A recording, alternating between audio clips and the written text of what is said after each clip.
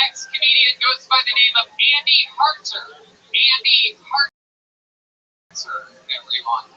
Here we go. How weird is that? There's a random pro wrestler walking around. Oh, okay. Here you are.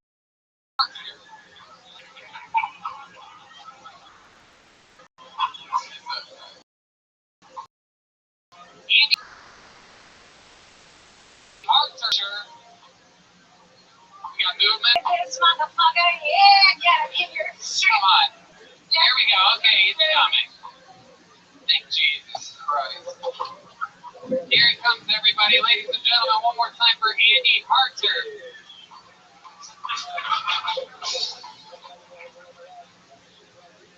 So I recently had to come to terms with the fact that I'm poor. I got fucking creditors calling me. You have a negative balance of $14,232.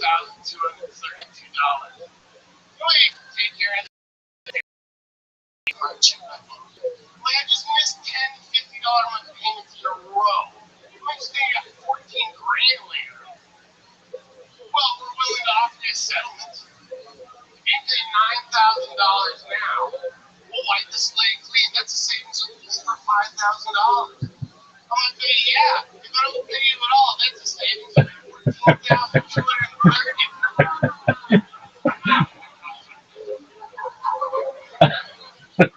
It's like, well, this negatively affect your credit score. My credit score? What are you gonna do, lower from 440 to 430? I don't give a shit. Take 10 for yourself, I am. I'm never gonna get there.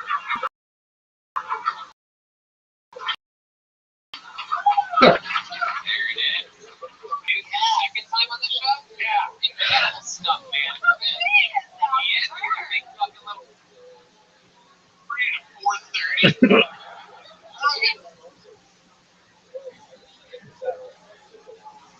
I got fucking creditors calling me. You have a negative balance of $14,232.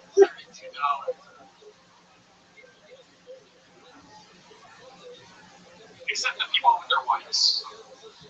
All right, ladies and gentlemen, your next comedian goes by the name of Andy Harter. Andy Harter, everyone. Here we go. How weird is that? There's a random pro wrestler walking around. Oh, okay, it works here. He works here.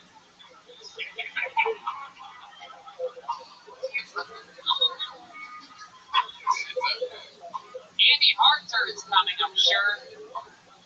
We got movement on an Andy. Larry, this motherfucker, yeah, give your shit. Come on. There we go. Okay, he's coming. Thank Jesus Christ. Here he comes, everybody. Ladies and gentlemen, one more time for Andy Harter.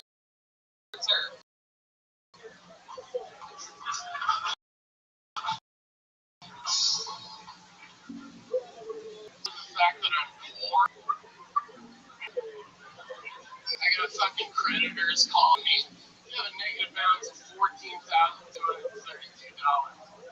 Wait, take care of it today. Visa, MasterCard, chip my money.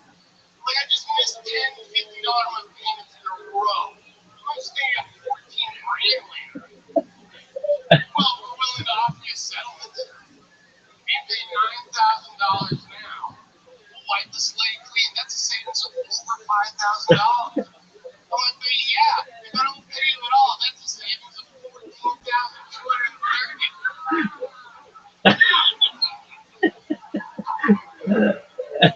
It's like, well, this negatively affect your credit score. My credit score? What are you gonna do? Lower from 440 to 430? I don't give a shit. Take 10 for yourself, I am. I'm never gonna get there. Andy Harter, always making it look easy. Second time on the show? Yeah. Incredible stuff, man. He is a big fucking little softy pie. Yeah, you had the confidence of a white guy before me, too. I like it. Yeah, old school. Old school. I think I once read it. Cute. Good. Not listening to the podcast, not watching. He looks like a young and healthy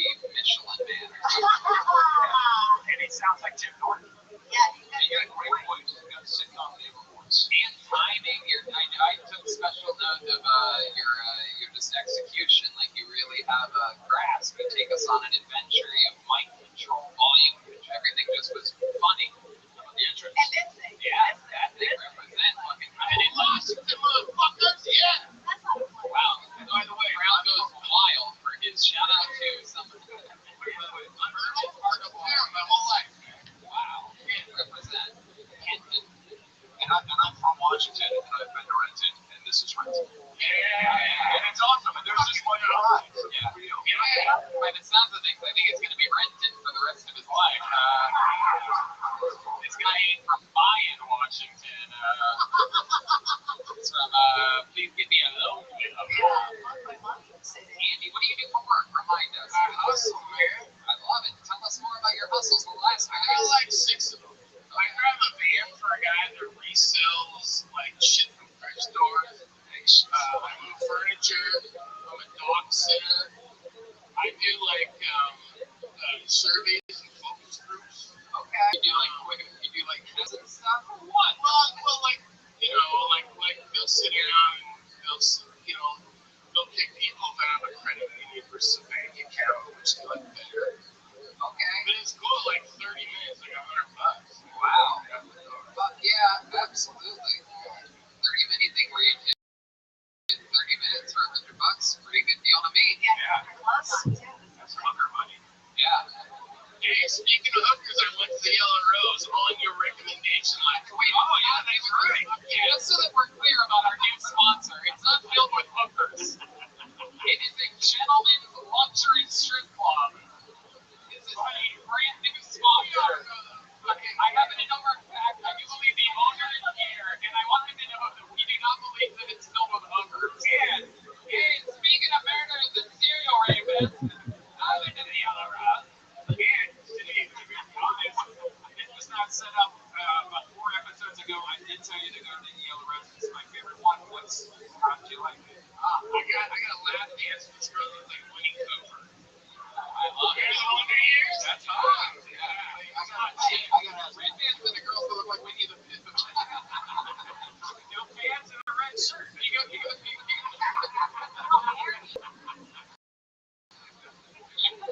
Wow. Reds for the cheeseburger. Okay, Tips the burger. Like, oh, you fucking dirty bitch. I get the negative 14,000 a year. You have like a really affable quality, even when you talk. I feel like there's info coming out that should, like, how many times have you done winning speeches where you've been like, hey, today, remember when we double teamed that midget in Cancun? Anyway, to the bride and groom. But people are like, I like this guy. You know, you're like, I mean, real life, like, I'm gonna sit in the car and we'll do the speech. right. Everybody else is fucking hacky. Yeah, but you should be right. Or you want better shit in your head. No. Okay. Let me answer you this, Andy. It's an interesting one. What's a time that you seem like such a likable, good guy. A time that you almost got into a fight or like really were like, yelled at someone? Well, real early into doing open mics, there was this guy. I don't know what it is about like guys that are like 55 and in that range. Oh, I know what it is. Like me. They're bitter.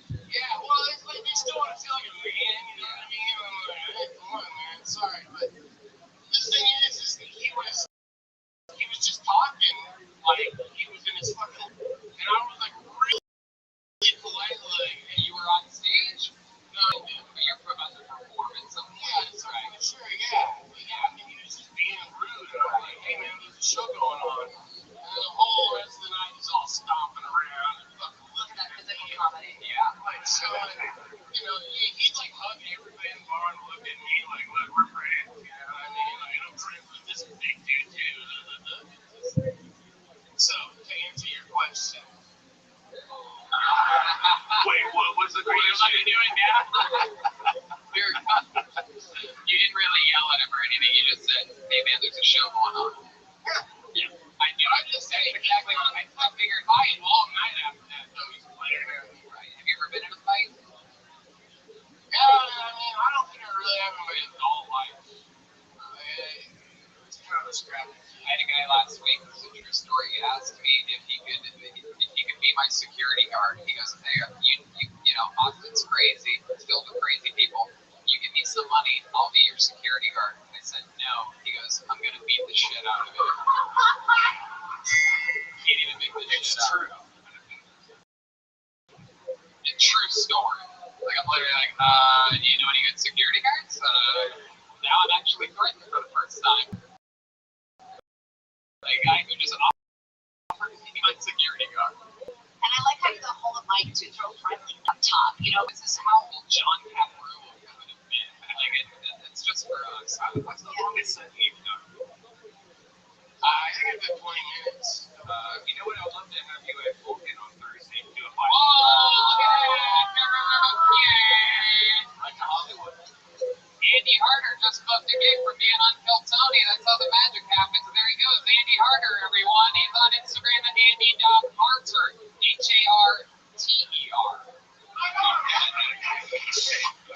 Yeah, you can let Fahim in. Hey, Fahim could be in my name. There you go. We got it. Okay, Fahim's in. so my name Mike. All right. Here we are. We're cleaning the microphone. How about one more hand for Keely? Again, you can find her at the Red Rose. Red Rose and Yellow Rose, they work together. What's the difference? They're doing Location. Yeah.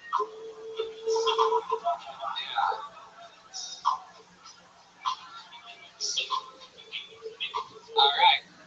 Moving it along, ladies and gentlemen. Your next comedian goes by the name of William Ray. William Ray. Should be fun.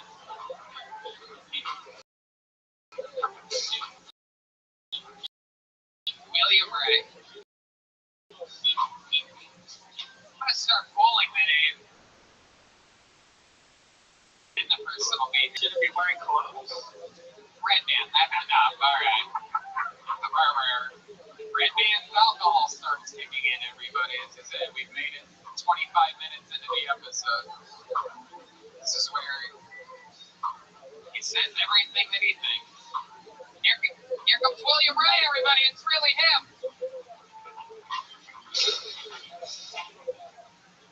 Thank you so much. What's up, Bill? It's great to be here. For me, it's honestly great to be anywhere. I was addicted to heroin for years, and I barely made it out alive. On 2 separate occasions, I was revived by Los Angeles paramedics. So shout out to those guys for ruining my buzz that day. A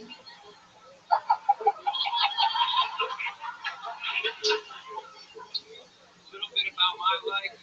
My ex, who's also the mother of my son, she was recently diagnosed with autism spectrum disorder.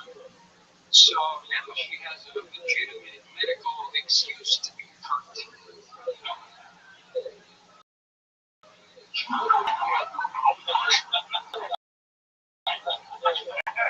One time when I was in jail, a cop called me. I just pretended like I didn't know what the fuck he was talking about, but inside I was like, man, this guy's roasting.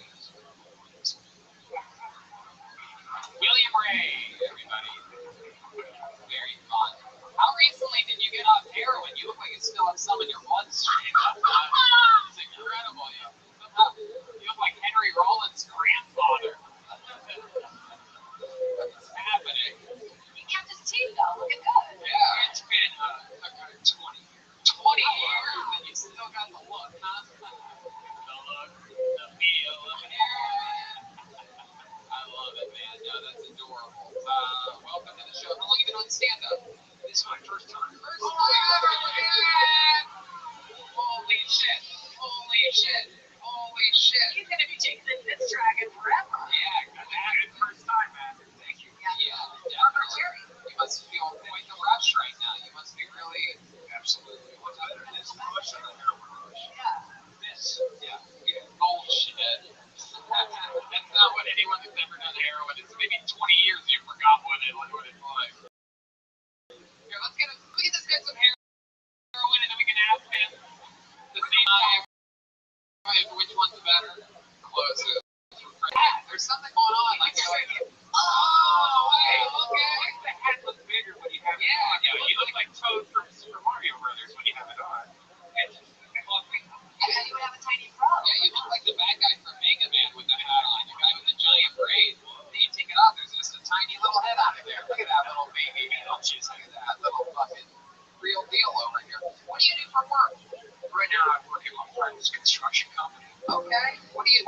construction are you doing? You got a wheelbarrow or something? Like hardwood floor installations. Okay, that's good. That's good. Good construction job for a guy with your build. Even the floors, because everything's low. You don't have to worry about things so much. I don't want you to get high. So William, this is something that you've always wanted to do, right? How old are you? 51. 51. Okay. Hell yeah. All right. Good for your age and the next heroin. Yeah. Yeah. It's good. Yeah. It's pretty good. You only look 60, so that's perfect. You've got kind of a Stanley Tucci leukemia type thing going on. No, thank you. Are you Right. still I with gotta be honest. That came into my head. I go, don't say that. I want to say that your jokes were the flow. I really enjoyed like the first one. I was left very kind of walking forward, walking back, kind of without a purpose, but it almost felt like there was room for a. There's probably too charactery, but like, was the first joke it ended on what again about killing my buzz? Yeah, they ruined my buzz. Yeah, and every joke felt like there was a pause for like a, and Cass, what's up? Some sort of like, and that's just me being me. You know what I'm saying? Like there was a little bit about the way you walked back and like, and fucking, hey, I'm in some shit, you know, like. or like I took that there. Azerbaijani footprint. Don't ever forget it, kid. Really? Azerbaijani So footprint. William Ray, tell us what Don't else in ever forget life. it, You kid. seem like a guy that's seen and done a lot. 51 years on the planet. What else about you? Yeah, man, I used to play rock and roll in Hollywood in the 90s. Really? Yeah. What kind of rock and roll would you do? You stand there with an electric guitar or something? Or? Yeah, I'm a guitar player. Okay, you sing it all? Jeez Louise, what do you think? What do you think you're doing? What's like the genre that you most are? Smash Mouth. Hold on, we're trying to get Somebody. hold on. When's the last time you took a shower? Like, What's like a shower? That's my question. An hour ago. Okay. How about some? Can we maybe spray his hands with some hand sanitizer? What do you think? You think of what I'm thinking? You down for this? How many of you guys want to hear this guy play guitar? Maybe song. How did it get for Matt Mueller sharing his weapon out here? Grab that mic stand right behind you. Throw the mic in there. Put it up to your. just a quick display where I play guitar left-handed. So I'm about to play this guy's guitar upside down. Oh, okay. Can you do that? Yeah. All right. Okay. William Ray, these former heroin addicts can do some crazy shit. I'm telling you. All the comedians I know that used to do drugs but are not drugs are the best. You can't fucking wait the sanitizer. Okay, there it is. Oh, look at that. Straight from rags or recto. All right, here we go. And the stripper just sprayed him. One more shout out to Matt Mueller for letting this happen. Follow him on Instagram and Twitter at Mutation, MUEHTATION. Very big deal for a musician to let someone else play their instrument, especially upside down, especially when they have done heroin in the past 25 years. You gonna sing too, William? No, you're just gonna play us a little diddly upside down. He's grabbing a stool. I guess he plays like Mark Maron. He's asking for some backup, too. Wow. Just in case, you know. Do they speak?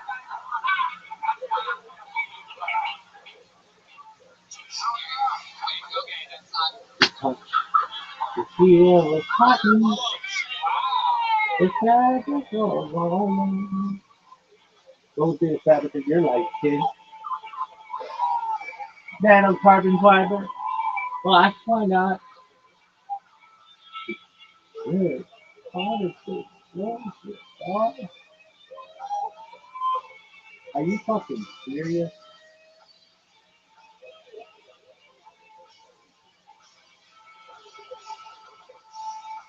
I love when I'm in the middle of a podcast, I look in the corner of the computer and I get that fucking globe. Fuck that shit. Wow. Ladies and gentlemen, The touch, his first time doing the stand-up feel, comedy. This guy fucking the shreds on a cotton, guitar. the fabric of You rip it home. like that, and you look at the camera and go, Really? Yeah, dog, I'm coming down, I'll cut down, 5 years to the Here we do that. well, this shit doesn't work. You're a part of the Ray Dude, family. I just realized Adam got Ray. this fucking jibber jabber back here. Hey everybody, just let you shut the fucking fucking. You're gonna eat goat? Fuck no, and I don't want to eat goat. Why? They suck.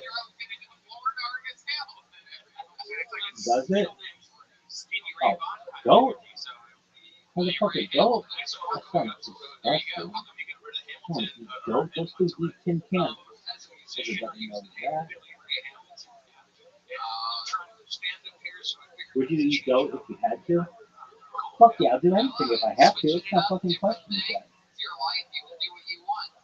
I'll tell you what another good question is.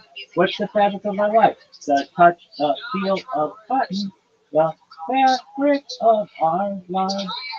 Really? Oh, dog, there's such a circus commercial.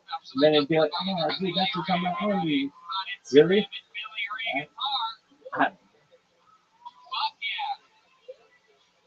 To touch the feel of cotton, the fabric of our lives? What the fuck is that shit, dog?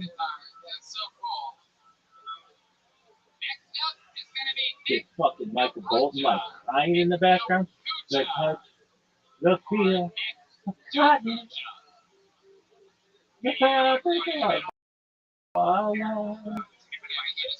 Yes, tell you who would like cotton. Cotton was a fucking. This is a really fucking funny fucking joke. Dark. Dark joke, but that's fucking funny. What's the joke? You know, when I was a kid, they always would say that cotton was the fabric of our lives, but it doesn't seem like it's as much the fabric of my life as it was about 100 years. Oh, that's dirty. Really? I mean, I want to eradicate slavery everywhere. For everyone.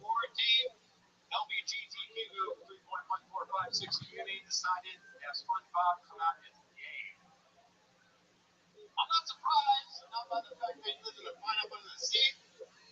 I just had no clue he's getting butt fucking in, dude. This changes the whole perspective of the show. I just wanted to watch an innocent kid show, get some laughs. Now I gotta think about Patrick behind SpongeBob. Are you fucking serious?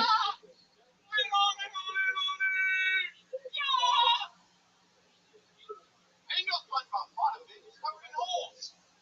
Gotta get the starfish and fight for the blood back. You know what's fucked up? I use a Washington Denny's, so I went a little bit something like, oh my god, it's butter. I'm gonna die.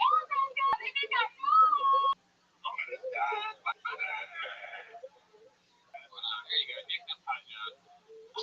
What's your name? Nick? No Puja. No Puja. What ethnicity are you? Croatian. Croatian. Have any stripper in you? I dated a stripper who was also a dominatrix. You did? How long did you date her for? 6 months. Wow, what was that like? Dog, have you seen this athleticism? It was like a drug I never experienced. Yeah. It's you really gave me the comedy. What's happening? It might be, I'm not gonna lie. What happened? Where'd it go wrong? What was the worst thing that happened? You said it's like hell. So there must be one example of a time that you remember it was like eternal flames. Yeah, there's one. This isn't why we broke up, but one day I was just like sitting down reading the book Sapiens. You know that book? Yeah. I know. No. I was just reading that shit, and nothing's going on. And Dog, did I get it? grabs the book and fucking throws it across the room. No. I'm like, I don't know if the stripper thing or yeah, across the fucking room. Yeah, they don't like what you say. They don't like books very much. I hate books, man. What are you trying to learn? That's what it felt like. What are you doing, dummy? I love it. So Nick, you're from Comedy, man. how long on stand up for? 3 years, and the past year was like the pandemic. So I've been trying to get up in San Diego, Las Vegas. What do you do in Las Vegas for a living? Teach yoga and do body work. Really? Oh. Wow. Yeah, we do like yoga, CBD, psychedelics, and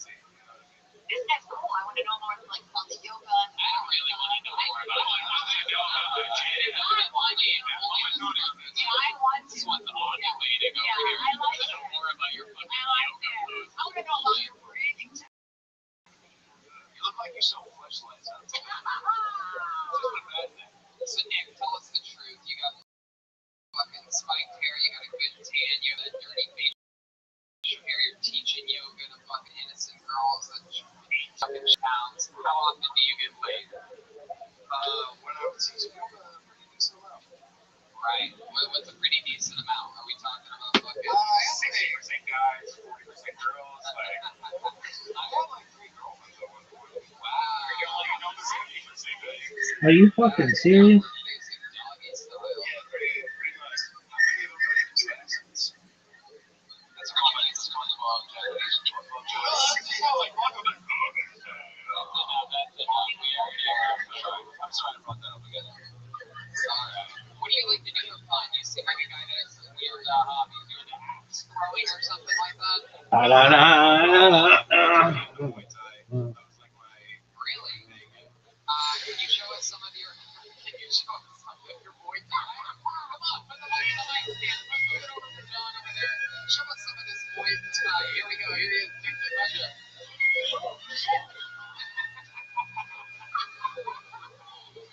How about yoga? Can you show us your toughest yoga pose? How many of you want to see the toughest pose to make yoga? This guy teaches yoga. I'm interested to see what happens here. That's a strong shot. Here it comes. He's about to do something. Come on. I can do that. I can do that. I think I can do that.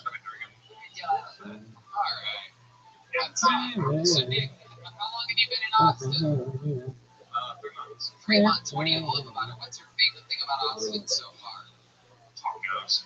Yeah, crazy, right? What else? What else other than tacos? Oh man, it's just such an active community. Like, I can actually go to the park, everybody's doing yoga and running and shit. Adderall is what he's saying. Everybody's into Adderall. Everybody's on uppers out here in Austin for some reason. Yeah, it's very, very bizarre. Do you have any other side, what was our man with the 6 side hustles name again? Yeah, do you have any side hustles? You have any side hustles like our friend Andy Harder? Oh, really? I mean, like, That was a suspicious answer. yeah, I don't know if I should get into it. Come on, yeah, you should. That's what's going to be interesting to the interview, or else you just come across as every other yoga instructor we've had on. It's not really It's like, so my side hustle was I would take groups of people, I would chop up psychedelics, I would put them into chocolates, and I would guide them through like a whole, I would just break down their body. I was like, so I would you would drug your client. I think that's the kind of experience I'm looking for. I was hired for it. They wanted me to. Where would you do this at? Las Vegas. In your apartment? No, just wherever they wanted me to. They kind of knew on the underground I did that, so I would do it. That's a group activity if I've ever heard one. Yeah, it's a group one. For those of you keeping track, 50% of the comedians sell drugs. And all used to date strippers. Yeah, And they're all white dudes. yeah. Well, Nick, fun times, man. Thanks for coming on the show. Thank you so much. Yeah. Stick to what you know. Stick to what you There you know. go. Take no punch, everybody. On to the next one. You guys having fun out there? Good crowd. I knew it. Right from the get. Riley Gilmore's going to be next on Kill Tony. Pull it out, baby. The great Haley. Again, you can find her in the Red Rose. RedRose.com, YellowRose.com. The man. She's going to get wet if she. What? Nothing. She has the spray bottle. You really don't have to be disguised every time. Oh, look at that. He's getting into it. What the fuck? Redman just came and farted at the same time. Riley Gilmore! Here he is. It's Riley Gilmore. So I've been dating. Makes sense. No, I just met my girlfriend on 23andMe. And we have a lot in common, actually. So I think it's going well. Thank you. Speaking of family, I just got into a fight with my aunt. You know, she keeps eating my food, but I keep stepping on her friends. She's an aunt. And a great woman, too. I got these jokes online. No, I'm bad at talking to people. The other day, someone told me they're on the spectrum. I said, I'm on the AT&T. But, you know, a great internet all around. I'm starting a Christian R&B group. It's called Men Into Boys. Check us out on Spotify and various porn sites. Thank you. Wow, Riley Gilmore, what a performance. Incredible. Everybody's bringing the heat today. Thank you. Hi, Riley. How long have you been doing stand-up? 2.5 years. 2.5 years old here in Austin, Texas? No, a week and a half ago. Sweet. From where? North Carolina. Awesome. Yeah. Raleigh? Yeah, that area. Okay. Raleigh, Durham. Yeah. Thank you. Absolutely. Yeah, great recovery. How North Carolina are you? Like, what do your parents do?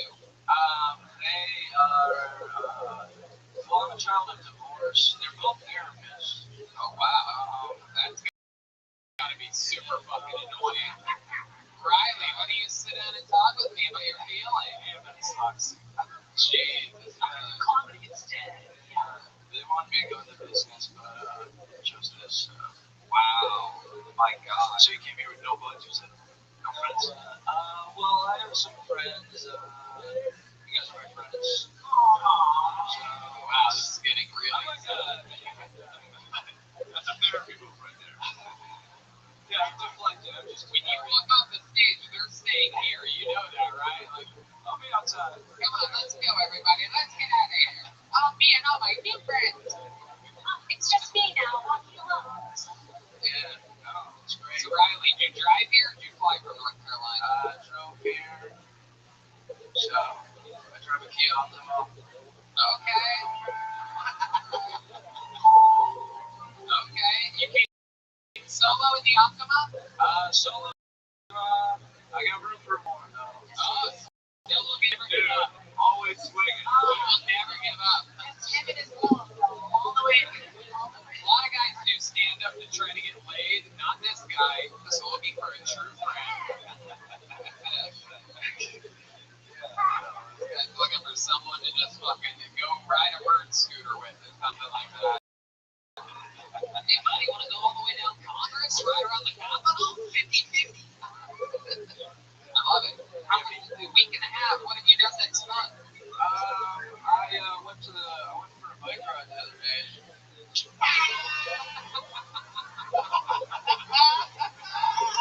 I don't know. I've just been doing like stand-up stuff. You got like stealing owl vibes. Owl? Yeah. Are you jam pets? No. What? You said he has the energies of an owl? Let's steal an owl. You know what I'm saying? Like, steal? Yeah, I think it's hard to steal an owl. Okay. Well, I think that's what you say before you do it. You gotta take risks. That's what I'm saying. Yeah. What kind of risk? You want an owl? What's it? You want an owl? You want to be best friends? It's a real whodunit. All right. What are you, Riley? We barely even got to know you. We're just having so much fun. My vlog later, more kids, but I'm like 22. I'm just looking to get, a job and 22. Yeah. How would you like to work at Joe Rogan's new comedy club? Oh, that would be great. Oh, yeah, I don't have any pull there. It's really, I just wanted to ask you. I wanted to ask to make sure that you wanted to. I'll talk to him. It's 22 with jokes like yours. It seems like that would be a perfect place for you. That would be good. That would be a lot of fun. It would be. The odds of it happening are almost non-existent. Especially since when I introduced you to Joe, your first words would be, "Will you be my friend?"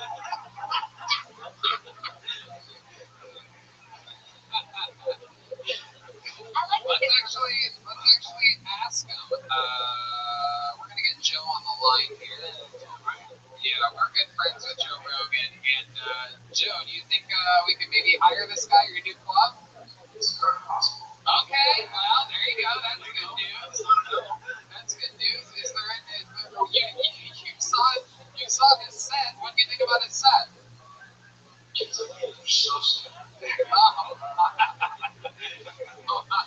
Wow, Joe.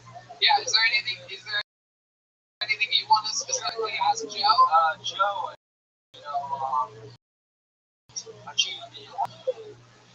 Jesus Christ. This will never work out for you. Can you imagine that actually made the real person listen to you. You're supposed to ask for a job, you fucking nimrod. I'm playing the long game. How'd you get that person to stay with you? Yeah. Guys like Joe love it when people play the long game. They just don't have enough friends, so they keep a bunch of buffoons around for as long as possible. Ask them for a job. Hey Joe, can I get a job? What do you think? Okay, yeah, I'll do good. Hey Joe, I've seen you around. I like. Wait, look up, man, look up. Joe, I like your stuff. I like your style, and I really think working fair.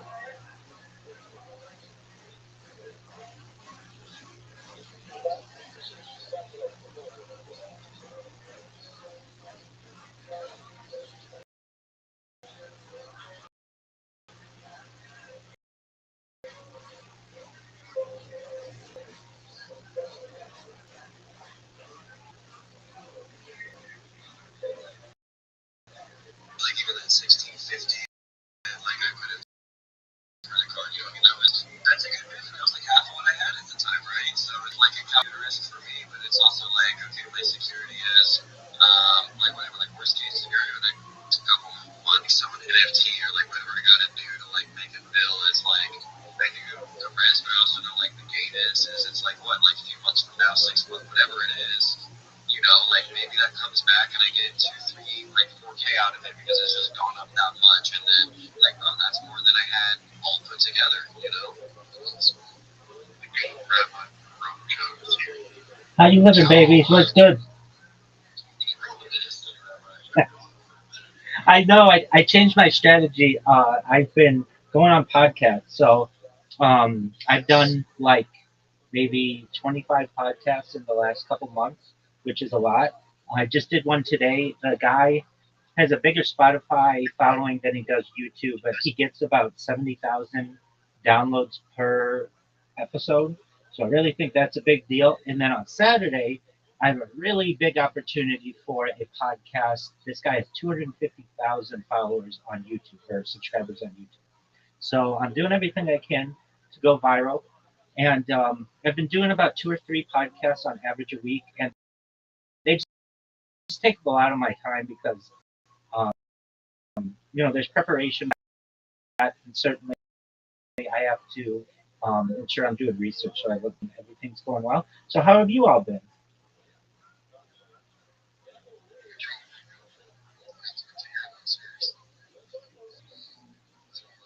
Yeah, definitely it has. I've seen a lot of growth.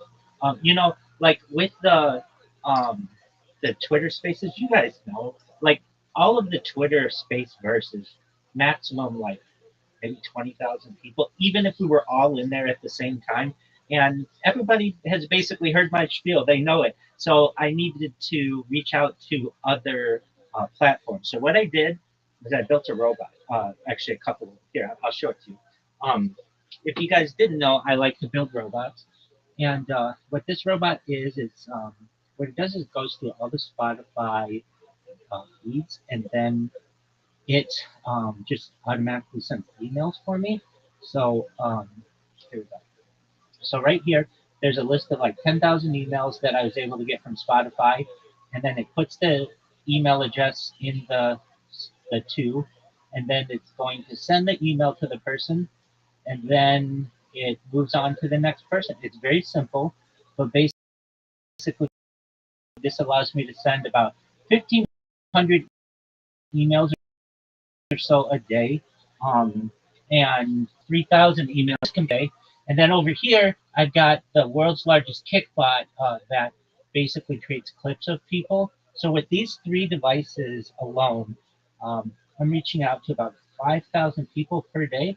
And if my emails don't necessarily always go to someone's inbox because they can be considered spam, usually a few days later, they'll get back to me like, "Hey, I was going through my spam and I see that you've got a request to be on my podcast. When's good for you or whatever." And so then I just start lining them up on a calendar, and I've got people lined up through like September or so, and these are big time podcasts. that have, hundreds of thousands of people. So what people do, I have all kinds of interests, and I do more than just live stream. One of my big interests is in futurology and ufology. So I love to talk about really alien disclosure, the alien abduction phenomena. Uh, 100%. So, like in today's podcast, I spoke about the former head of the Israeli space agency known as Haim Eshed, and his disclosure in 2020, and then most 26 kind of came out. He had been threatened by some men in black people to not talk about what he had been talking about. And, he's like in his 90s now, so he really has nothing to lose. So we were able to basically bookend the conversation there. And I saw the person's YouTube channel. It's like got 7,000 people. I mean, that's fine. But then he's like, yeah, but I have like 100,000 on Spotify, and every single podcast that I do gets about 70,000 downloads. So that's a big deal because, with my spiel, if I'm able to do it in full, that gets a lot of attention. And so I'm excited for people to be able to hear the podcast, and did run into some technical issues during it, but hopefully it was recording on my end as well as on his end, and we were able to upload it. So hopefully everything went well. And then if God willing, next on Saturday I've got one as well. And then I've been doing podcasts with some other people. I've got one on Monday. And here's the beautiful thing about it. It's not just like I do a podcast. They're like, all right, Rabbi, well, that was great. Take care. They're like, no, we want to have you back on. When can you do it again? I did with an Australian podcaster. We did a series of 5 podcasts because he liked everything that I was talking about. I did another series with a Czech podcast. We did a series of 4. So people are always wanting more. I did another one with some people in the United States. We did 2 3-hour podcasts. That's a lot to review. And it's just really exciting that people are hearing the message. They think it's really interesting. They think my project's really interesting. The guy today was going through my YouTube channel, and I'm like, would you please type Rabbi Rothschild into YouTube and filter by live? And he's like, I am. And I'm like, no, you have to filter by live. If you press the live filter, you will see all of my live streams. And then he saw it, and he was like, whoa, I've never seen anything like this. And it's very true. It's like I have cameras all over 24/7 that are recording my every activity, and it's just a matter of time until I go viral. And I mean it when I say I've been a part of some really great crypto and really great Web3 communities, and Big Steppers is certainly one of them. And with all of the discussions, every single time you've ever heard me in a Twitter space, those are all recorded. So you guys are in the annals of history as well. So there's something really excited to know, and that potentially in the future, when I'm able to monetize all this data, I'm going to take care of all of your hopes and dreams. I want to make sure that you all are able to pay off anything that you have, anything that your family has, and start charities and philanthropic organizations of your own. That's the goal. Yes, we are executing the mission. Yes, we got. That's Excellent. Have you guys doing the Twitter Spaces recently? Oh yeah, every freaking day, man. Locking in on that. I'm talking limits with that. We're out here in my buddy's 6 acres. There's like my business partner. We're doing sustainable living stuff. On the other 25 acres, we got double road. Got my e-commerce business. I'm setting up, but that's all kind of centered around the Native American church stuff. So as I start to make the gains in crypto and move it into that, that's going to get reinvested in things like cloud mining and sustainable mining solutions. So yeah, eventually just kind of literally making our own money printers. That's what it's all about. Yeah, so you already know as a church nonprofit too, like that helps if I want to go buy up like unused land and shit, like do cool stuff like the sustainable agriculture and resources for like real people. Cities can't tell me no because it's under a church, Absolutely. Religious organizations. Well, that's yeah, just fucking credit the Twitter spaces, man. Trying to connect as many people in crypto and builders as possible, and just watching that start to pay off. That's excellent. I, with I was spending a lot of time on Twitter Spaces, and not that I didn't enjoy it. It's a really great space, but I recognized that I needed to expand my audience a little bit, and so I think I mean I do actually really I've been in Twitter Spaces 24/7. I have two Twitter Spaces that go 24 hours a day, and I have since February of 2025. So over a year, I have on video Twitter Spaces as well. So I am on Twitter Spaces, but just not with my main account.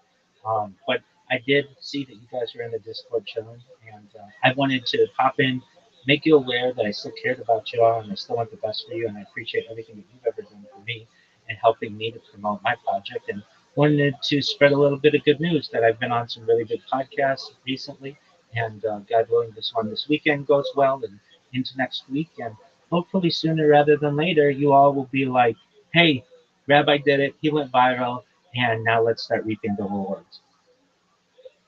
Oh yeah, but no, it's Excellent. really good to hear that, bro. It's really good news. I'm glad you brought us to share it with as well. Most certainly. I love your community.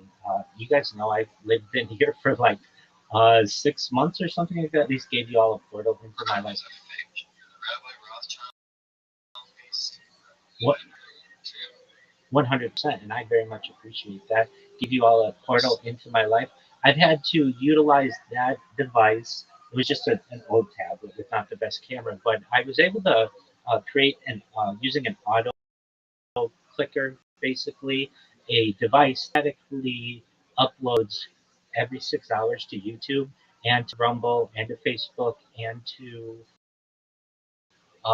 quite a few different platforms as well and others.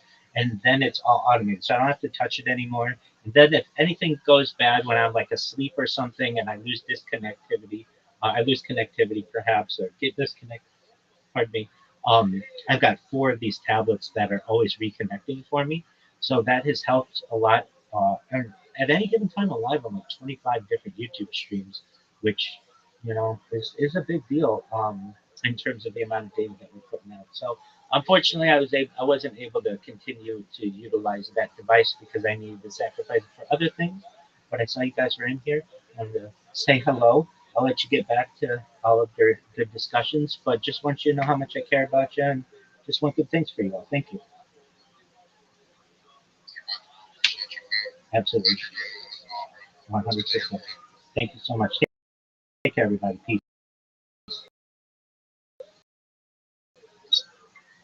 Shout out to Big Steppers.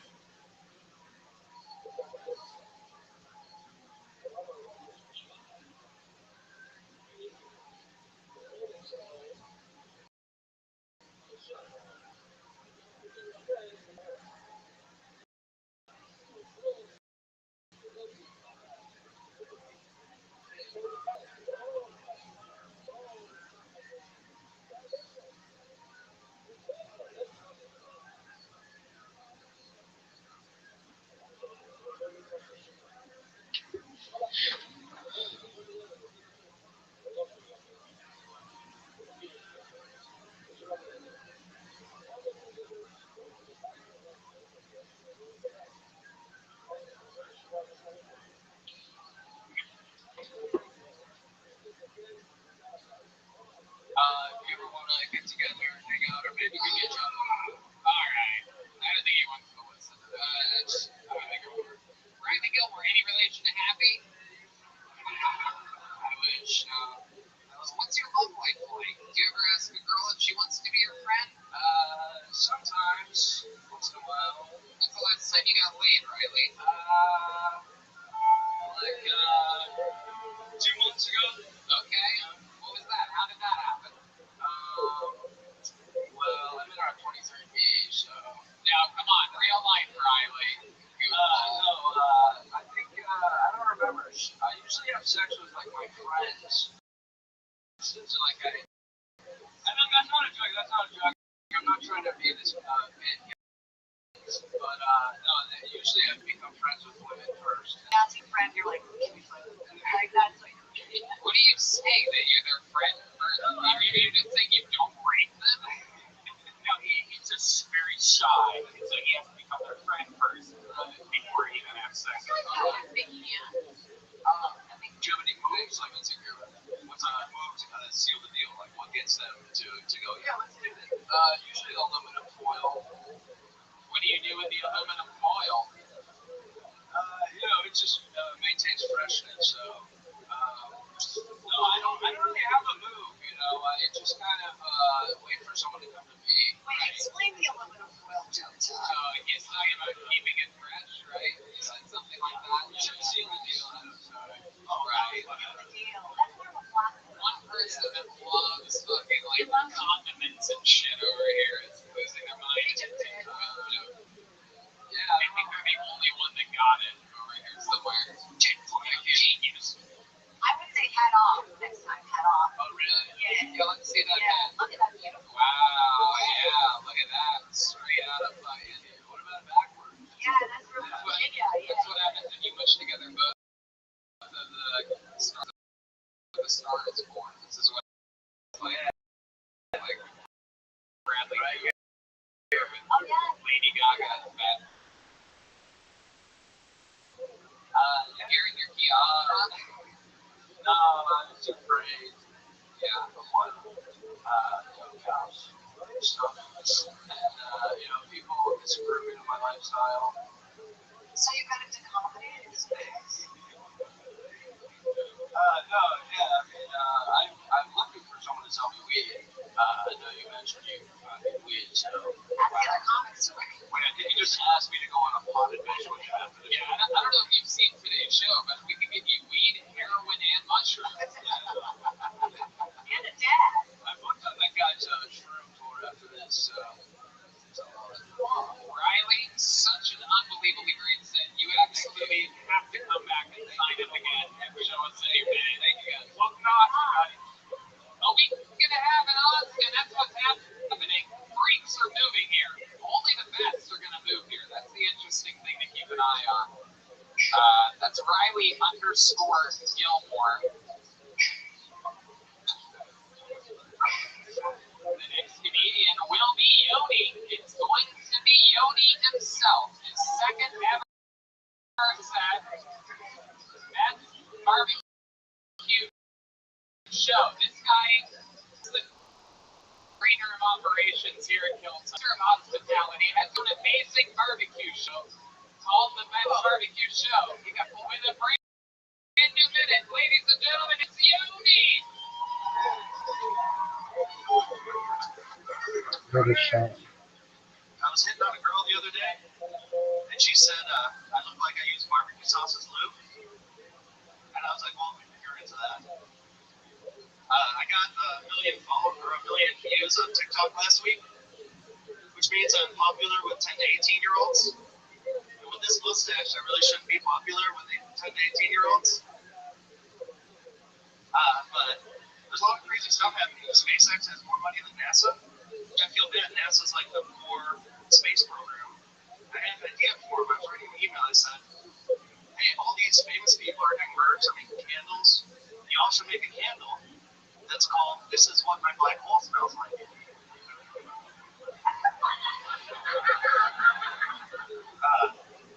pandemic just gives me too much time to think. I've been real disappointed in myself. I'm 28, and I'm not married. I don't have kids. I drive the same truck I've driven since 2005, and I keep going to take a dump, and I just end up peeing sitting down. Thank you. Is there more to that? Is that it? No, I just end up peeing sitting down. I love it. I love it. You feel like there's space for more. How about one more time for Yoni? One more time for Yoni. There's space for more. Your second time ever on Kill Tony. You've been doing open mics for a few months now, right? Yeah, I got a couple dozen under my belt. I love it. It's awesome. You're going a little bit, you're going a little bit fast. That's probably naturally you're nervous. You're trying to squeeze the classic mistake, trying to squeeze a minute 15 into a minute. You know what I mean? There's some fat to be trimmed on the setup for the being sitting down thing for sure. The pandemic's happening. I've been really disappointed in myself. I'm 40. I don't have kids. Like the reason why I didn't get it is because there's so much setup. And then in the end, you're like, I can't sitting down. You know what I mean? Accidentally. Right. So, Yoni is one of the few comedians that look like both Mario and Luigi. And Mario. John Dean's had that shit on lockdown. The hard left hand. Yoni, have you ever done any plumbing? A little bit. Not much. Wait, let me jump again. Wait a second. Can you do something else? Do the stuff. Maybe stuff. When you get the fireballs, right when you're running it. This is so stupid. And people at home cannot see it. How about that's the end of the level. Wait, how about getting a one-star? Hold on, what else can you do? You're getting a mushroom and growing into a watermelon.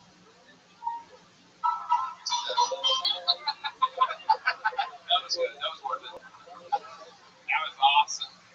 So Yoni, an interesting thing about Yoni is this guy, and a big part of the reason how we started working so closely together is this fucking guy loves food. I mean, this guy is a rolling show on the Food Network that just lives life like that 24 hours a day. Who's the lady that you cook with in the morning sometimes? You go to her? I go to Snow's. Snow's Barbecue, Lexington, Texas. Saturdays only. And that lady's been cooking for how long? Decades. I mean, her whole life. Wild, yeah. She real, like Mitzi comedy store. She's 85 years old. She wakes up every Saturday morning to cook barbecue. Yeah, incredible. Yoni brought me some on Saturday. We were talking about something. He's like, hey, we're going to bring you some chicken. I'm at this chicken place. Yeah, but anytime we've been flying in Texas for like the last 2 years, he's been bringing in parts. Yeah, you probably heard her pieces through every episode that she moved here to Austin. He took over for Vito's Pizza in Los Angeles. We've switched from Italian to barbecue. We good. Yeah, absolutely. What's your nationality? I'm half Lithuanian, half Israeli. Oh, wow. My goodness. You just look Italian for them, so it goes more with your brand. Well, I look Italian in New York. I look Mexican in Texas. Oh, that's great. That's a great job. The first week I moved here, people just walked up to me and started speaking Spanish. So I I love started how much learning. more comfortable you are now. It's just flowing out. Look at that. Do you know any Spanish? You fire back. Sí, poquito. What the fuck does that mean? Okay, fine. I love it. Yoni, tell us something else interesting about your life right now. I just got sponsored by a local edible company. Okay. Wow. I love it. It's called Early Bird CBD. They're the first edibles to have like actual THC and not legally sold in Texas. Wow. I'm not sure how legal that actually is, but I got samples. I love it, man. That's so cool. You eat edibles a lot? I like these because you can take one and just chill. Any crazy edible stories that Well, you just saw something right there. Please elaborate. I went to the creek in the cave. We were hanging out there before it's open. Some of the guys were nice enough to let us party there. Here in Austin, there's a new club coming, and yep. And there was a big bag of Sour Patch Kids on the table. Oh. And I was like, I'm eating a bunch of them, and then someone was like, "Whoa, how many of those did you eat?" And I'm like, I don't know, like a couple of handfuls. Those are all dosed. Oh shit. Oh shit. What happened next? We were just, they had like a microphone set up. I think I did some stand up. There was like this girl that gave me a spot, and I was so thankful that she probably won't give me another spot because I can talk her ear off for like 20 minutes. Right. Come to find out what's the girl, which is a lamb. Tony, this is one thing we've known him for a while. But have you ever had any female in your life? And what was the last girl that you? Yeah, you ever pick up a little fucking piggy at one of those barbecue pits? Alright, everyone groaned in piggy. I didn't get to finish the barbecue joke. It made me seem like a real asshole up here. It's a joke about how much barbecue he gets. Not that I'm not calling women not on my path that has sponsors. Go ahead, Johnny. You ever pick up a real slob? Yeah.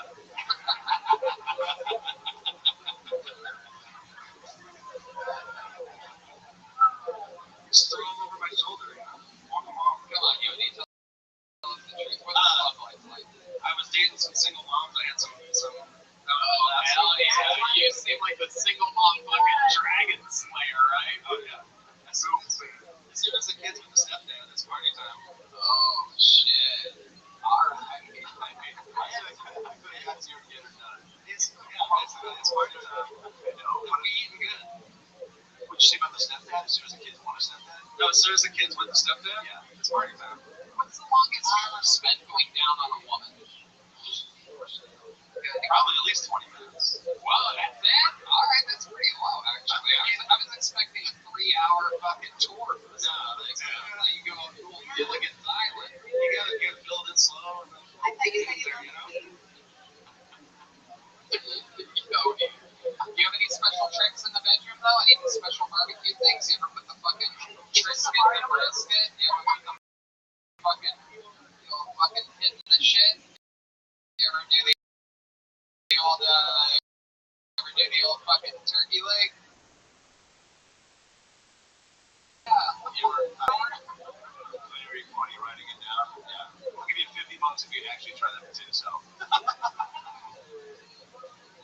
Any special moves? You keep the suspenders on the whole time? You just switch those over to your underwear? Mustache on or off. So I wear the suspenders. Hands come off, suspenders reattached to the underwear, penis through the dick hole. Very rare. I can see Yogi being one of these guys. Very rarely does the guy pull the penis through the dick hole to plug into a Yogi. Anybody that wears suspenders, you have to be suspicious. Most chaste nipples ever. He's got plenty of nipples, right? Alright, I got question at a time, I think, is good. I got these pants when I got fat over COVID and I lost weight. So I just dropped the straps. Everything comes down. Costco lets you return them. Yeah, exactly. Actually, I go to the feed stores by Wranglers. Wow, look at that. Alright. And that's what's up. Yeah.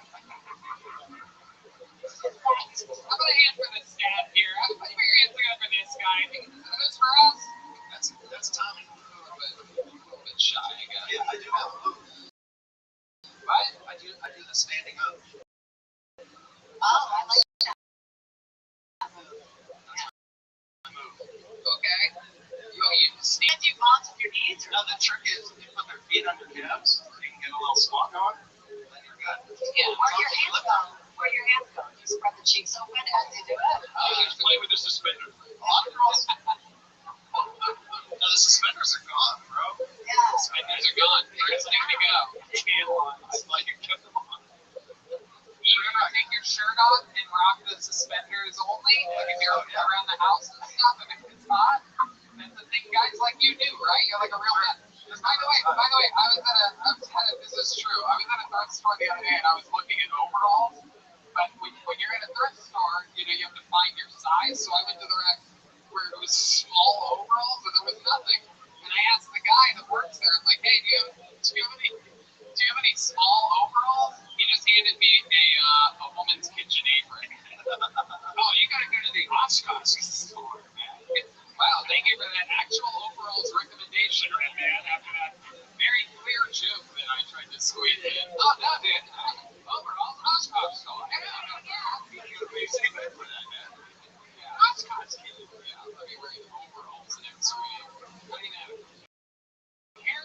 chest. Anyway, Tony's so much fun. I'm glad you got pulled out tonight. He signs up all the time. Follow my best barbecue. Million views on TikTok. Yeah, we haven't. Let's do a special treat. Martin Phillips is going to be next. If Martin Phillips is in the house, let's get him towards the stage. Come on over here. And then wait 1 second when you get over there. I'm going to bring you up again. Over there, get over there. Kaylee doing the magic. Again, red rose, yellow rose. When you guys come to visit Austin in this big comedy tourism movement's about to happen, make sure you go visit the red rose or the yellow rose. Don't do cocaine in the bathroom. Anyway, ladies and gentlemen, your next comedian is a legend in the history of the show. We have no regulars here tonight, unfortunately.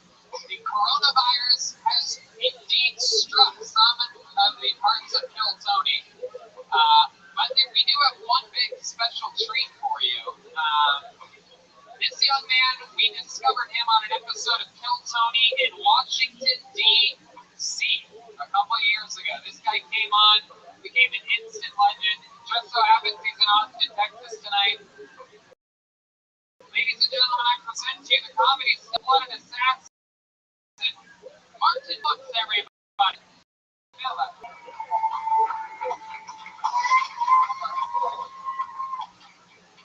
I haven't done any live things. I've been doing stuff through Zoom, like coffee, and therapy. Only difference between them two is in therapy, all the people are in my head. This person, killed their child as a joke, but now, because they Google how to kill a baby, which is crazy. You need to Google that, right? That's why that's what gang Google stuff is that you have to Google how to kill a baby theoretically. I saw this guy say, Alabama, sure, I was rolled up. And that is never comes to say white power. Wow, Martin Phillips still got it, baby. Perhaps stronger than ever. Wow, this guy has a 1,000% batting average in his history on Kill Tony. So people called you Austin, Texas. Hell yeah! Spring break, motherfucker! Yeah, dude. Come on.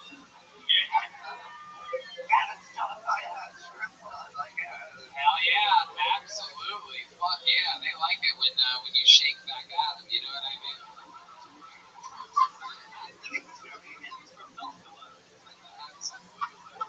When did you get into town, Martin? I love it. You're already up here smashing. I'll be one afternoon. Okay, quick little trip.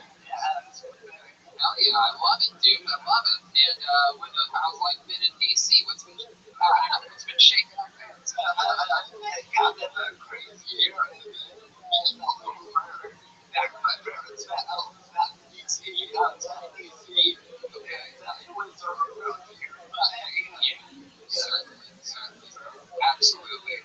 Remind me again, what do you do for work? I think it's substitute teacher. So a substitute teacher. Yeah, that's why I want spring break. Yeah. So all that out, yeah.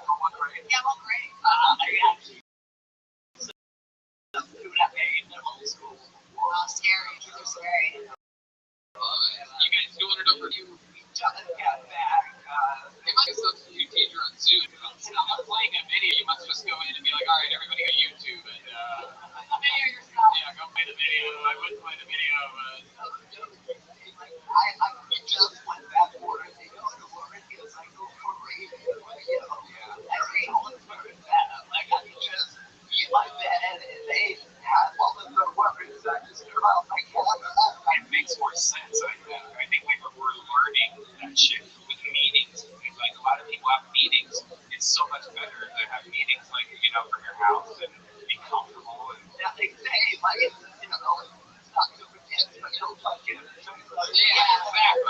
Yeah, they need to fucking grow up. yeah. But when I worked at the middle school, I used to get like kids and benefits and that. Some kids around, but I'm going to in middle school as I go. These kids who have It's incredible to me that tonight we've had some real talented people up here, and meanwhile, you come and your fucking jokes, and incredibly enough, with everything you're dealing with, your delivery and your just energy up here, it is just absolutely incredible. you never want to be a full-time teacher, or do you like the substitute life? it's very when you actually want to teach. It's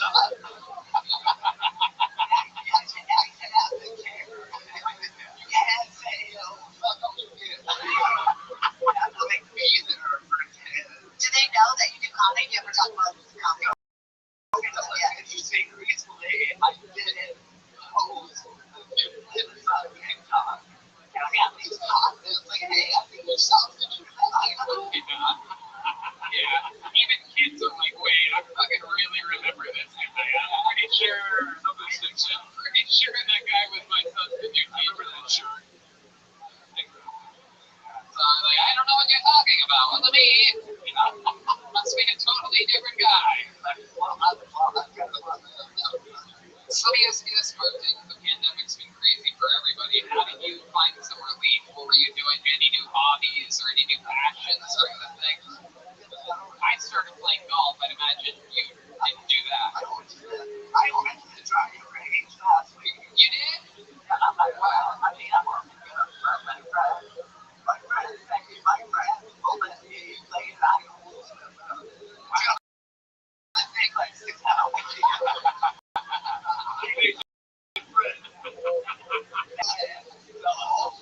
Love those videos that you in the driving range must have killed on TikTok. I can't even imagine. I love it. What else, Martin? Anything else during the pandemic that you did for fun or got into? Not for fun, but this summer I worked for a meeting. Oh, wow. I mean, I know I've always avoided census people when they answer the door, but if you came walking up to my place, I realized I would just every fucking lock the chain, like, nobody's home! Nobody fucking on the front of this door! That's honestly the job. And no one ever answers the door. So good when they just see you coming up. Hey! Just want to make sure you know it. Right? You just see the people through the window, like pointing for nobody. So that's just one person that lives here? Can you show me with your fingers? That's hilarious, man. Yeah, they're any joke is solid. I love it here.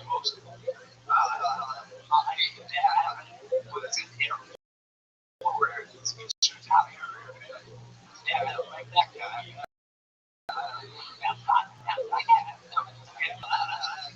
He's like a contractor. My mom's actually a history professor. Wow. It's okay. Super cool, man. How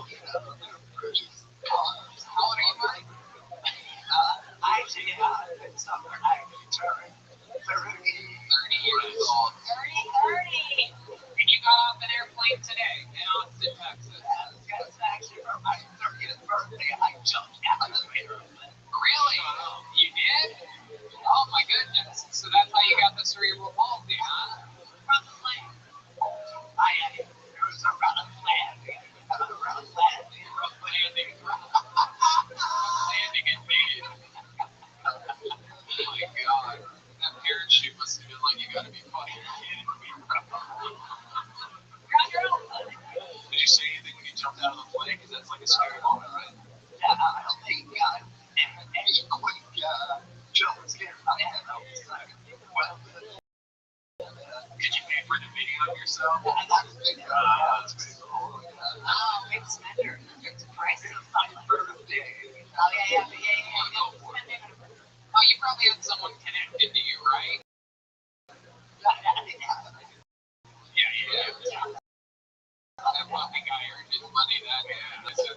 The funny thing is, the guy is a jump too. And like autism speaks. So I was like, okay, I understand why we're married together. It's fucking perfect. I love it. I love it. I was like, she's going right back. Oh, yeah.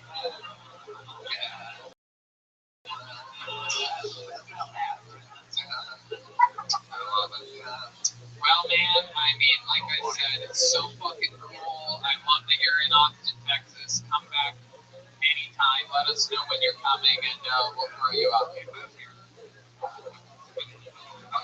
Yeah, man. Anything else? Anything else you want to plug or say or anything?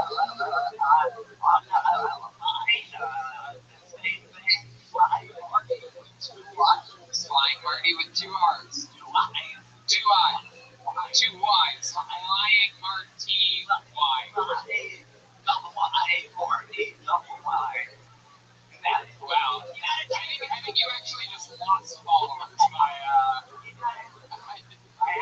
Fly with two Y's and then Marty with two Y's. All one word. There you go. I love it. When you were designing your screen, was it the cerebral palsy that did that, or I got Fly Marty Fly flew in today, came up and destroyed on the show.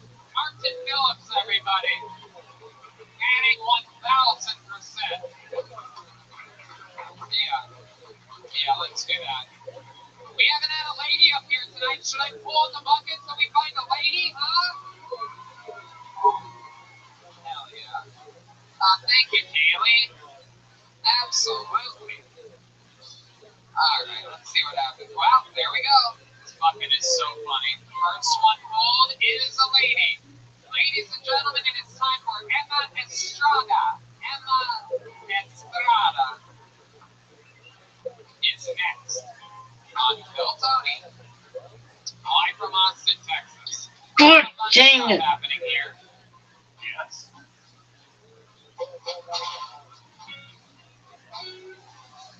Hey, remember how I talked about the night sweats last week? Yeah. This isn't a paid ad, but I tried a new mattress called 8 Sleep. Do you know about this? It's like a Tesla for mattresses. Alright, here's Estrada, everybody. Emma Estrada. Everybody, come on. Short.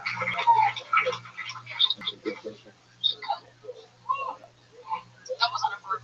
I love Latinos. Half my family's obese. Latinos are great. I love their parties. They have really fun food and dancing, and old men check out your ass. That's everything you want. Are you fucking serious? Party. I ran here. I was a mile away. I love Latinos.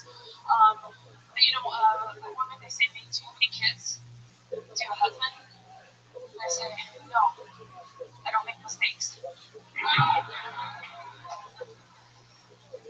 then they show me their young man of the group, and I say, oh, you're my cousin. And then we had sex. He wants to be a firefighter. Wow. Another very, very strong performance. Emma Estrada, welcome to the show. How long have you been on stand-up comedy? I've been doing comedy since high school. It's in my blood, but I started doing stand-up last. Okay. When you say it's in your blood, what do you mean exactly? Well, I'm Jewish, and we're very promoted, and Yeah, you have the look on your face like you just found out you were going to be strapped to Marty jumping out of the plane. Yeah. 9/11, yeah, you're actually the first person who's made eye contact with me here up here, so that's cool. We don't get too much eye contact. Let's square up in the audience. So Emma, that's so fun. So you've been doing stand-up for a year. What do you do for a living?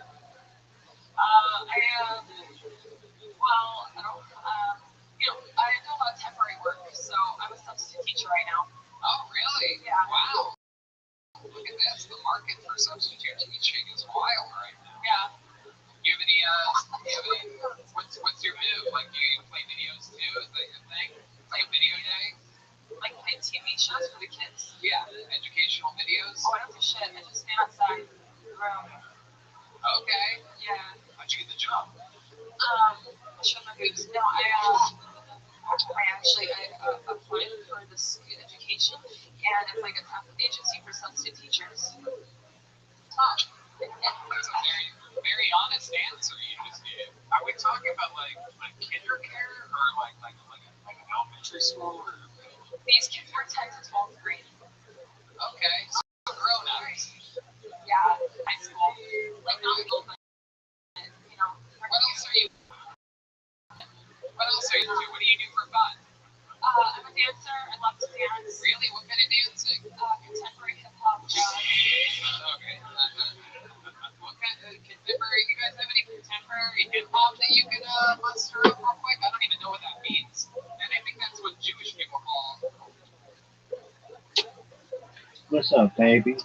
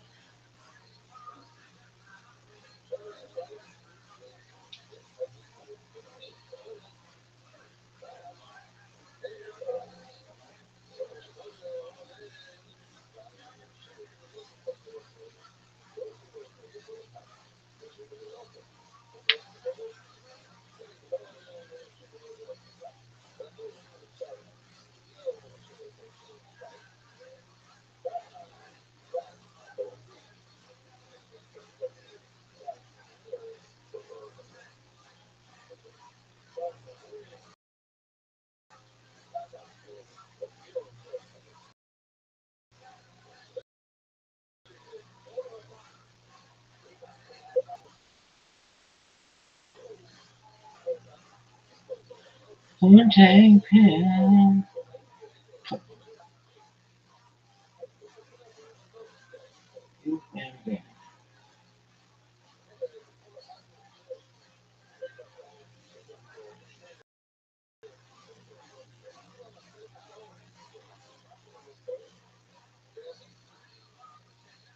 What are you doing? Oh, tight ears. Yeah, that. It's just audio bullshit.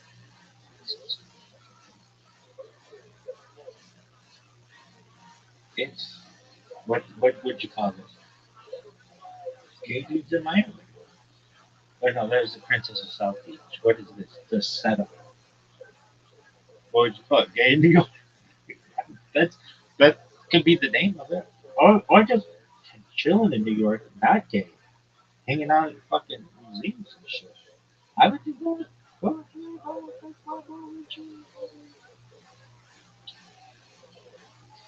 Really?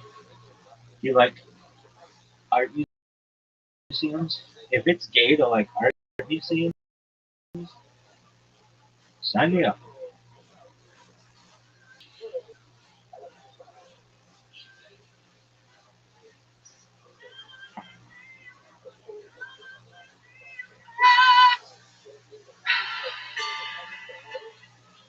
You did this one. You did this one. Now I remember. It's even like 35 seconds in or something.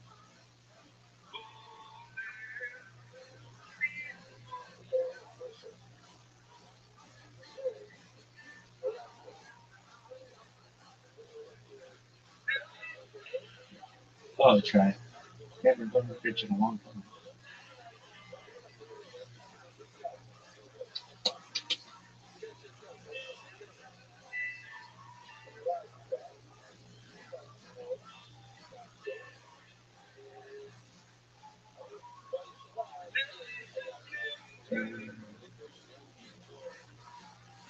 Are you happy or smiling?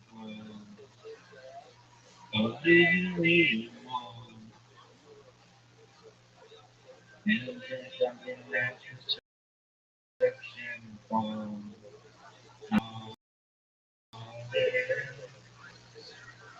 and all the time that you for change, and all the records I hear myself.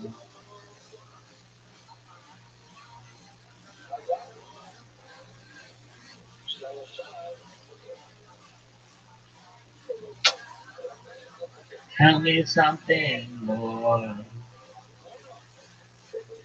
Many times I feel like more. What do you need more? Even if I give it so hard. Only in all the good times I find myself longing for change. In all the good times. Why would it cut off right there? Oh my word. Dude, you know how shitty this shit sounds. Did you know why you don't do this?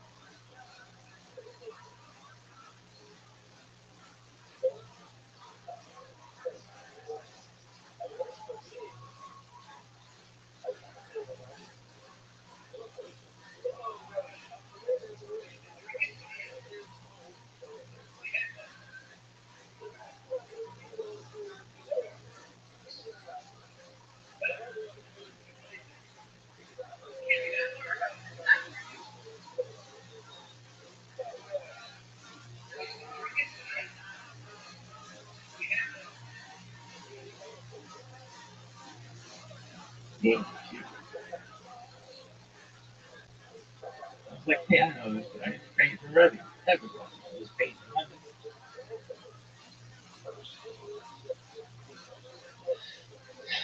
We got double barrels going.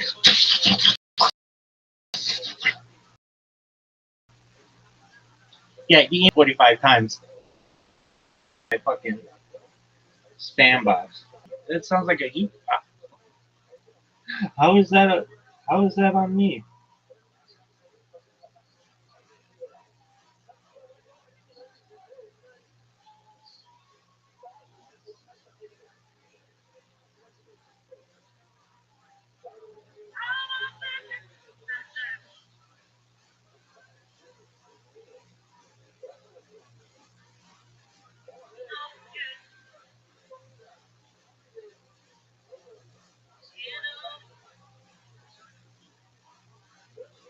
In all the good times, I find myself longing for change. In all the good times, I feel myself. I'm on the deep end, watch as I dive in. I'll never leave the ground. Nothing outside my house that they can hide. Can't fall from the shadow now. In the shallow, shallow. In the shallow. In the shallow. We fall from the shallow now.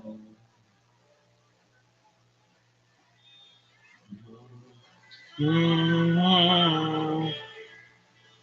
Ah, ah, ah,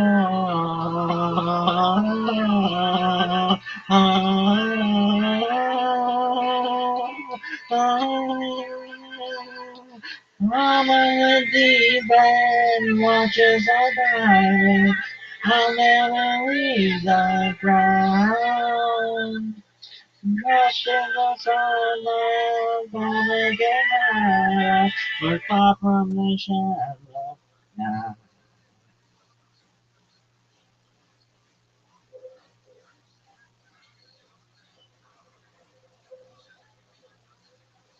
That was sick.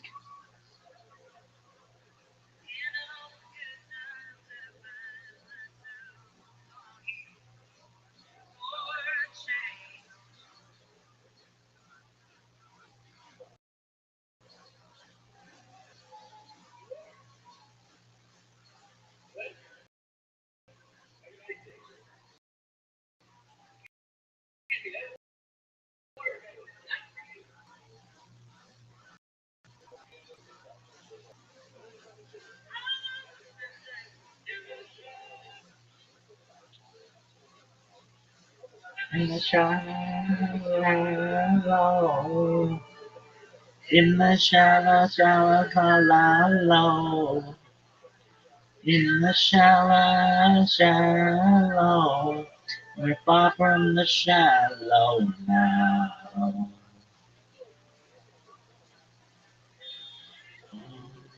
Oh, oh, oh.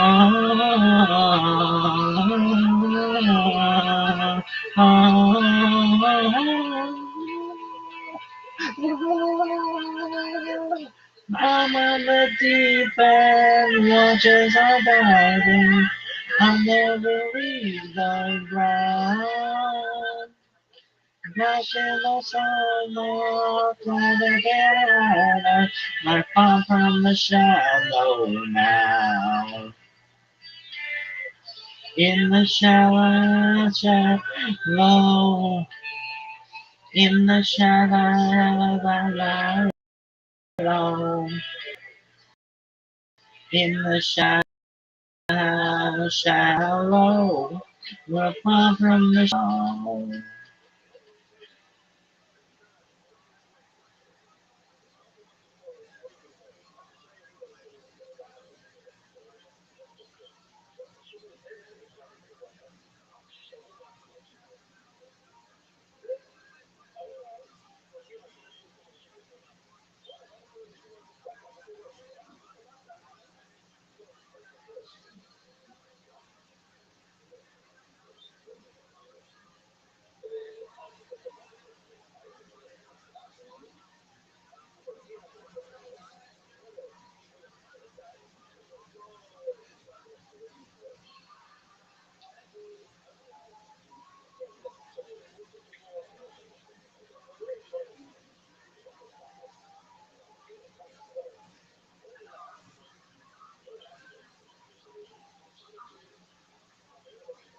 It was so sick.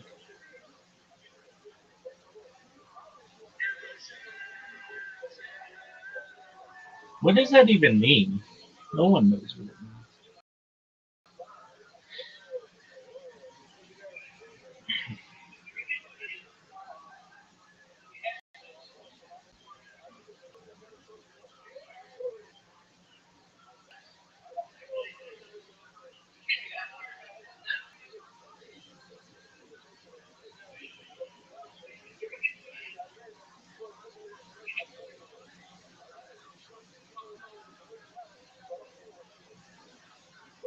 Oh, Chief Orthodox Jewish Rabbi? Yeah, who's going to say differently? Oh, how about the fuckers in Israel? Hey, I just have to ask them. Lau and the other guy, fucking Yosef or whatever. What's his fucking name? Itzhak Yosef, whatever. How many hours of your life do you have live stream? I'll wait. They'll be you even fucking Jewish? How do you know? Did you daven tefillin this morning? Did you don tefillin this morning while davening? They'd be like, well, yeah. But okay, cool. Show me the video. And they'd be like, well, I didn't do it on because I'd be like, are you even fucking Jewish? Back of the bus. But that's where all the fun shit happens. Oh, I fucking know. Where would you sit on the bus? In the back? Why? Rizzy? Oh, Rizzy?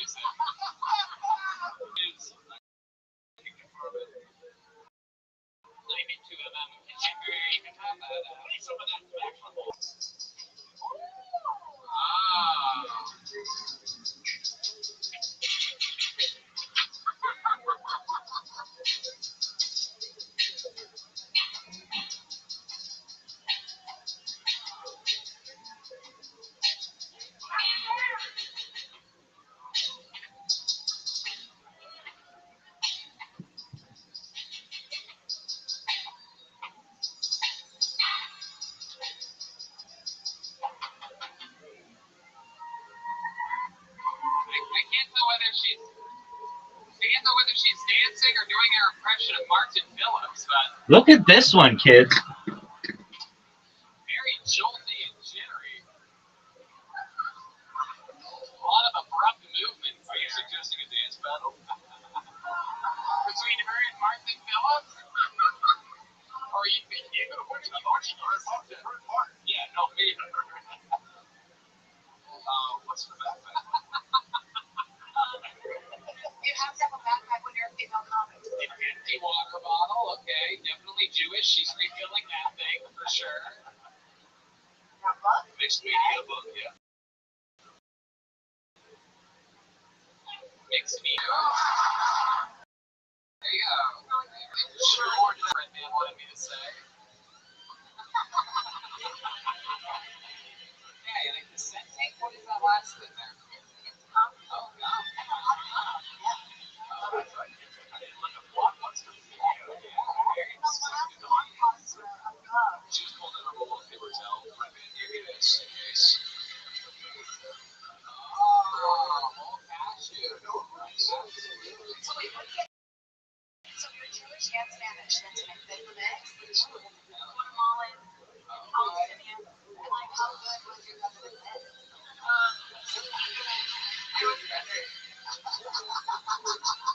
You have a very active sex life. Did you say, Emma? Yeah.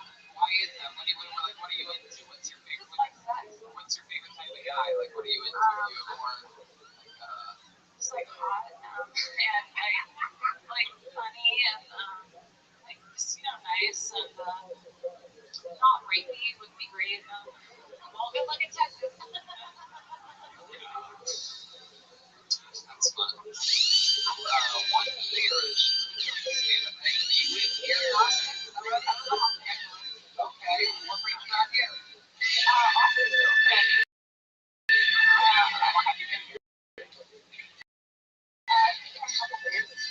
How long do you stay for? I'd say 24 Wow.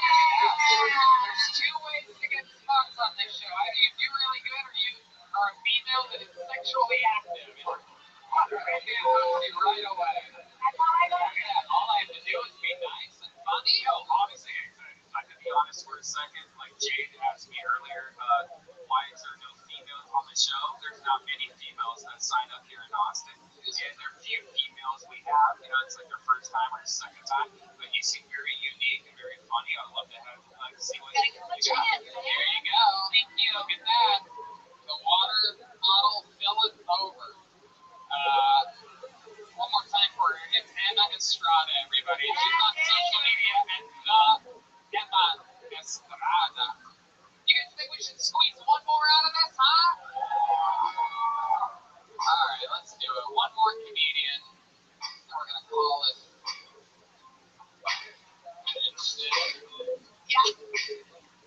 All right. Okay. Ben Nielsen is gonna close it out. Nielsen. So we'll see what happens here. It takes a little while to get to this stage.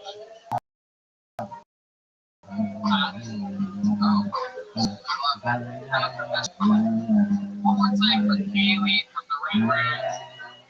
Sometimes in the Yellow Rose. Best shrimp foot that I've been at. No, you got a Ben Nielsen coming towards you, Hank? Alright. It's about to happen. This is it. Your final comedian of the night. You guys have fun tonight? You can Here he is, ladies and gentlemen. Ben Nielsen, everybody. remain on the left behind my head. But did you know the one snows my eyes become large and wide, but you can't be seen. Baby, I compare you to a kiss from a rose on the way.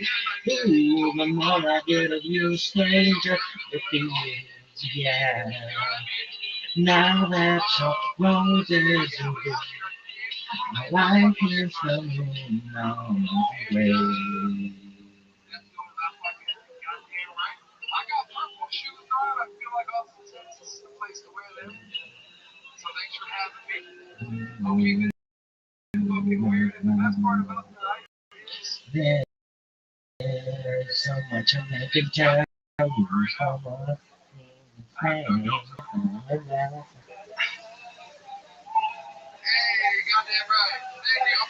Oh, are you fucking serious? This is bullshit. What's up, bro? How are you, man? How are you? What are you on right now?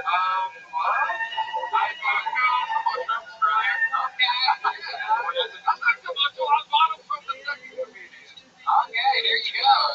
We now just witnessed a felony, everybody. I'm just leaving. It's a misdemeanor in Texas. I looked it up. Most people rat out the dealer after they get arrested, not this guy. Are you fucking serious? I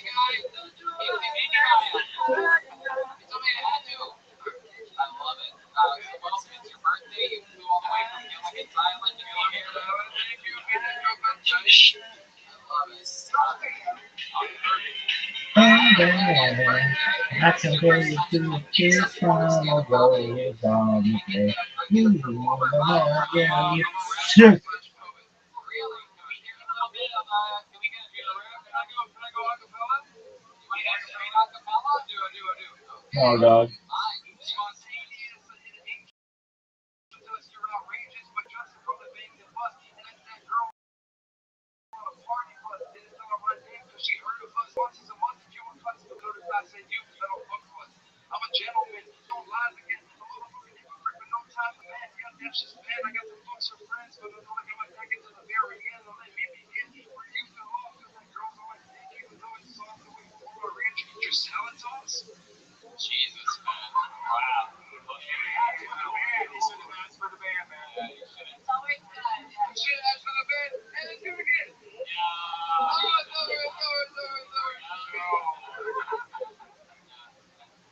That shit kills in Orlando, though. Always next to the mouse, bro. Florida shit. It is Florida shit. The crocodiles go crazy. Goddamn right. You got a question mark. Go Gators.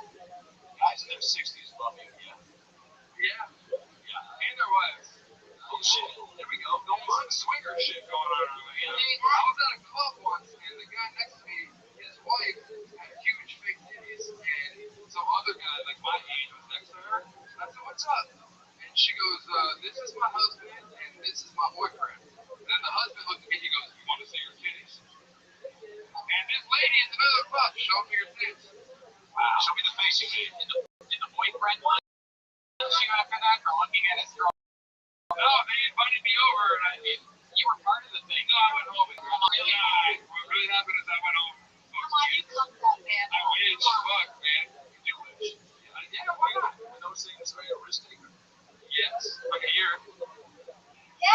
This was a fucking risk tonight. I'm not funny. I have no jokes, and I came on stage, signed up anyway. Like, I wrote so many jokes too, and then I got to Austin. I'm like, I don't think signing up for this show is really a risk. We were just talking with a guy that jumped out of a plane that has cerebral palsy, so that's where the bar has been set for the night. the bar's super high. Maybe that's what you should like the others are not picked up. And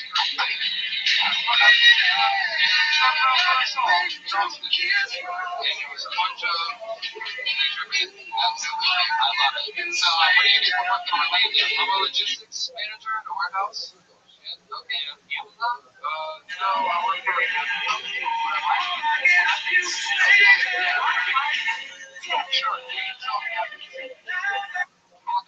Cabinets. Okay. Or windows, or there's a lot of home improvement shit. Okay.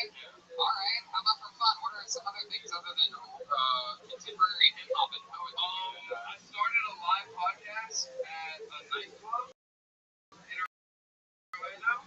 They do house music every Wednesday. We just sit in the back of the club and do a live podcast. You do a live podcast. There's an actual nightclub.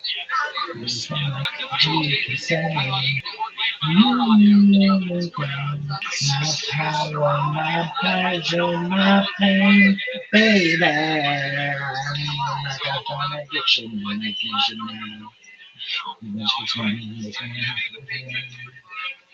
Did you know? It's not. My eyes become large and like the shine can't be seen. Baby, I'm ready to a kiss from the rose on the grave. Ooh, when I get a stranger feels. Now that your roses in bloom, life is standing on the day.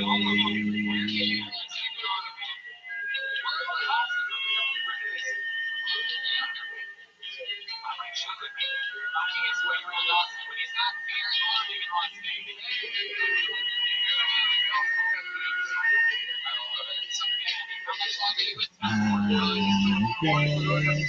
Kiss my rose on the grave.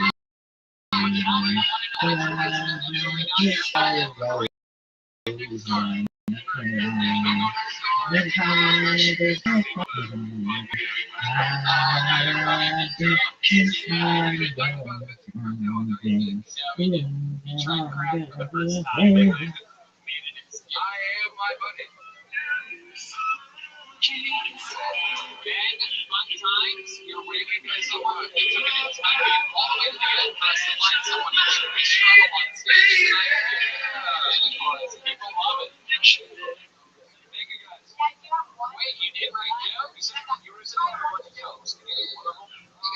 Face dancing. Motherfucker, I'm the person who's face danced the most of all time.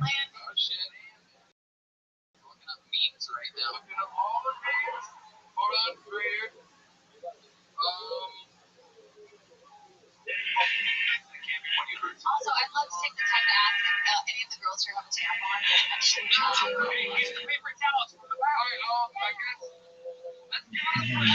She tell me that did you know that when it's snow, my eyes become alive and light that you shine can't be seen. Baby, I compare you to a kiss on a rose on the grave. Ooh, let me get a big stranger with you. Yeah, now that's all roses and blue. Light is coming on the day. Something baby, just like a rose on the grave. Ooh, the more I get of you, strength and I repeat. Yeah. Now that the roses and blue. My life is coming on the day.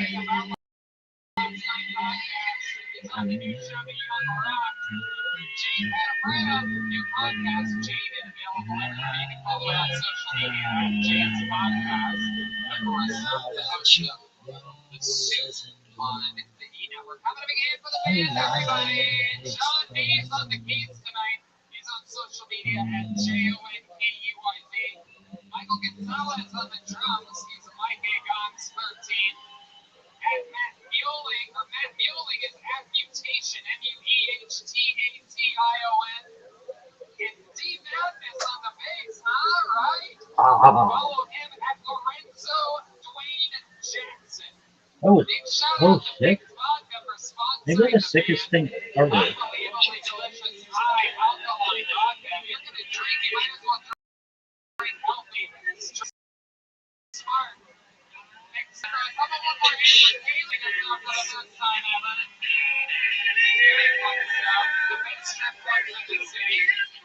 And yeah, we're checking in with the That German was Ryan sick. Mansfeld. Absolutely incredible. That's Adam Ray. That's Jake Canapretta. That's me. That's Red Band. Mind blown. RyanJEagles.com for all those prints, including the brand new Kill Tony 500 poster. Selling like hotcakes everywhere. The new Kill Tony coloring book. So much fun stuff happening. And yeah, every week it feels more and more like home in Austin, Texas here. I think we're having a lot of fun. Red Man, and don't forget, every week we have a show at Vulcan. As you see, two of the people are going to be on the show. We have a lot of surprise guests every week. Vulcan Gas Company. Thanks a lot, guys. Show at Vulcan. Live audience, you're the ones that make this a whole different ballgame, so we appreciate you guys coming out. We just got word that they're adding 4 more tables here for next week's show, so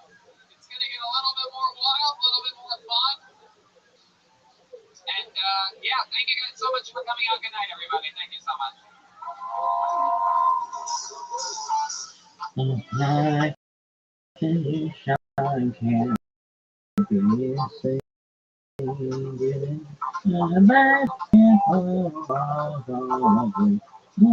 Are you fucking serious? Are you fucking serious?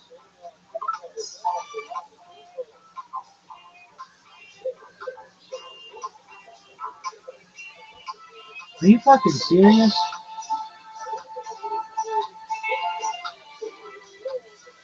Just before you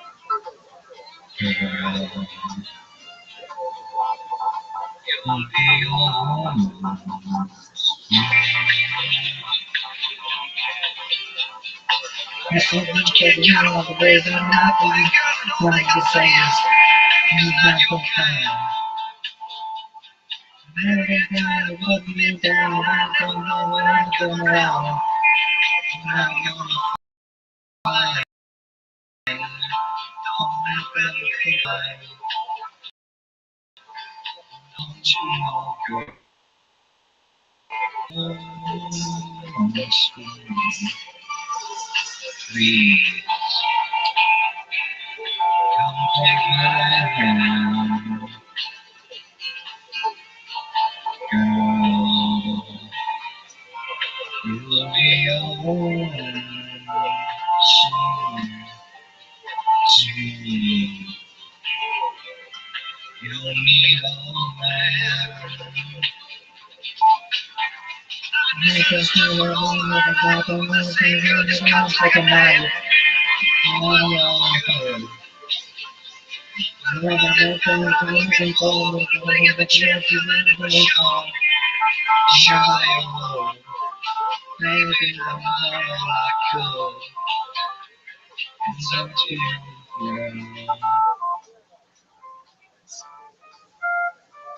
Oh, that was tight. I like, hey, Rabbi, I like your streams that are green. Oh, fuck you. Right? Oh, no, but that's tight. That used to be your favorite color. What is it now? It's whatever. It's everything. I love all the colors. Black, pink.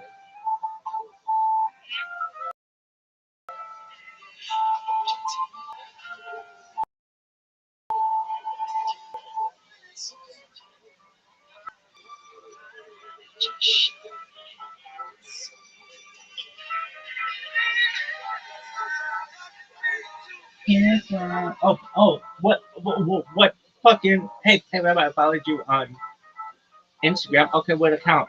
Poontang Pimp? Yeah, that's a good one.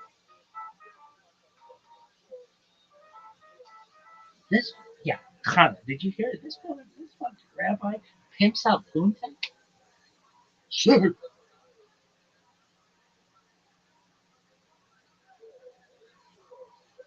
And he's fucking blind as shit.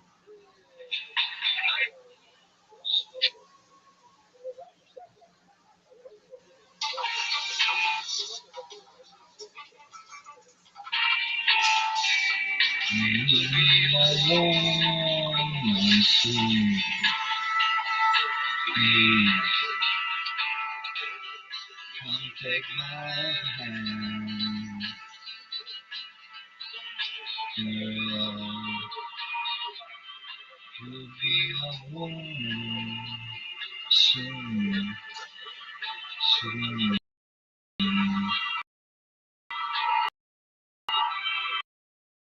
You'll need a man.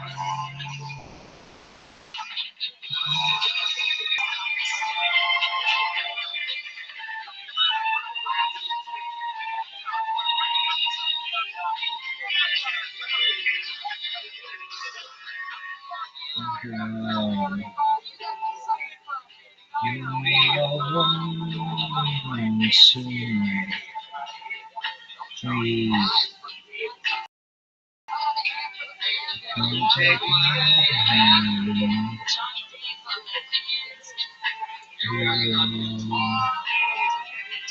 You'll be over me soon. Soon. You'll be man.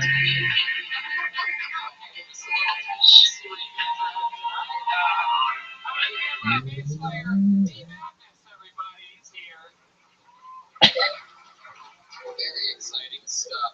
Oh, that was sick as fuck. Things are wild. The State of the Union is strong. Ryan J. Evil drawing tonight's episode from Los Cool. Angeles, California. He draws every Cool. episode. Dude, you're so sick. Well, yeah, no. Yeah. Well, I asked media what he said. Yeah, did it have like everything? Yeah, I think it looks like it. Yeah, there's a lot there. It's absolutely incredible. It's all available at RyanJevil.com. And yeah, he draws everything, including the new Kill Tony coloring book. How many of you, by round of applause, have the new Kill Tony coloring book? Yeah. Okie dokie. Really, really exciting to know that our merch is flying on the shelves. Flying on the shelves. Exciting stuff. Fix Vodka, too. Yes, how could I forget this? Is, of course, the official band of Fix Vodka, alkaline vodka. So less of a hangover, cleaner beverage, just an overall better buzz with Fix Vodka. Right, John? Thank you. Absolutely. That's all John knows how to say. This is shit. Feels good in here. You guys excited for a fun show tonight? Feels good. We have a couple extra tables that have been added. The pandemic is slowly weaning off of everybody's fearful antics. And so we have more tables here at Antone's. It feels good. Feels cozy. Before we start tonight's show, here's a little bit more about the amazing sponsors that made this show available for you tonight, right now. We here at Kill Tony are supported by some data shows that out of all the female-owned businesses, it is estimated that 1 in 3 is owned by a mom. And we love moms here, don't we, Brian? You ever wonder how these amazing moms and dads find time to hire for their businesses while juggling their families? Simple, with ZipRecruiter. And right now, you can try it for free only at ZipRecruiter.com/KillTony. That's right. CEO and founder Talia Goldstein is one such mompreneur. Besides being a mother of 2, her personalized matchmaking company, 3-Day Rule, is constantly growing, and she needs to hire several matchmakers a month. So she uses ZipRecruiter. Right, man? ZipRecruiter's powerful technology helps her find people with the right experience and actively invites them to apply. But Talia is not the only employer who loves ZipRecruiter. 4 out of 5 What's that bitch's name? Joanna? Zanella? Within the first day. And right now, you can try ZipRecruiter for free at this web address, ZipRecruiter.com/KillTony. This special offer is only good at ZipRecruiter.com/KILLTO. Thanks for the life advice, girl. I get all my life advice from this bitch. Smartest hire. Squeaky doors, clogged sinks, finicky engines. With break around the house, you take care of it. However, when something's off in the bedroom, you just try to not think about it. You think that's good? Take care of it. Go to GetRoman.com/Tony now. With Roman, you get a free online evaluation and ongoing care for ED. That sucks.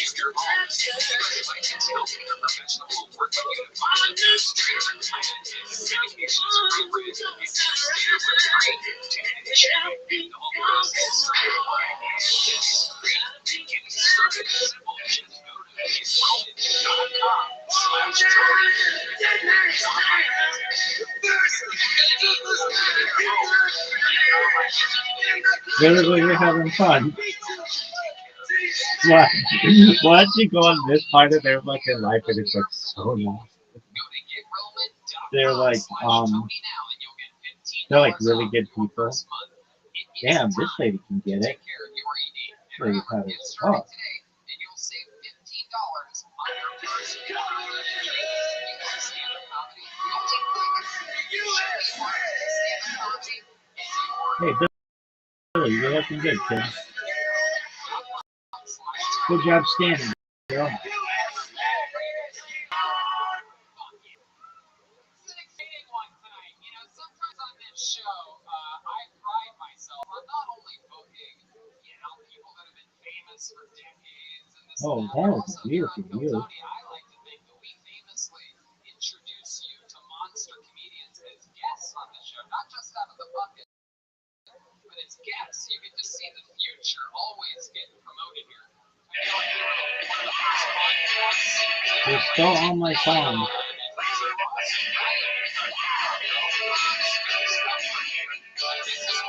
Dude, you're walking. Go see you, kid. Years ago, he was working the door at the comedy store, watching it. Got all the way up to regular at the comedy store. This guy's a monster. He's I wanted to be like they're really good people, and it's just this subreddit is just garbage. But yeah, I'm really Here good we go. stuff. This is the future. Hey.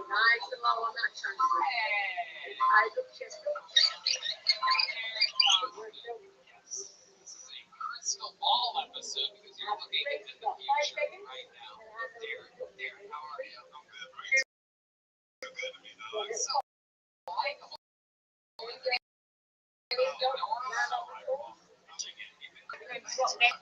Hey, you want to go do squats in my garage? What's your favorite thing about Austin, other than the fact that you can do live shows here? Oh, food. No questions asked. Food. Food, bro. Everything's good. Every single flavor, dog. Mexican, Thai, barbecue, all that shit. Like LA, except, you know, yeah, let's get it. A lot more cheese and butter.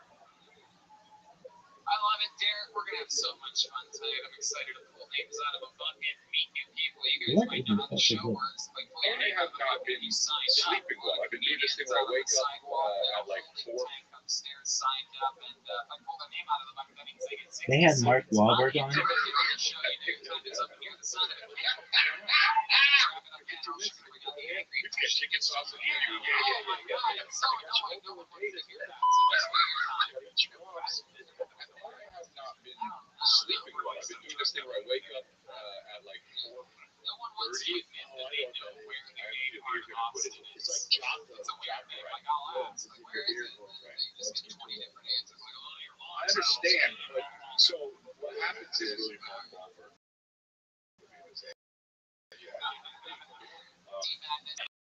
start pressure. Where else do you get a pair of rainbows? They're gonna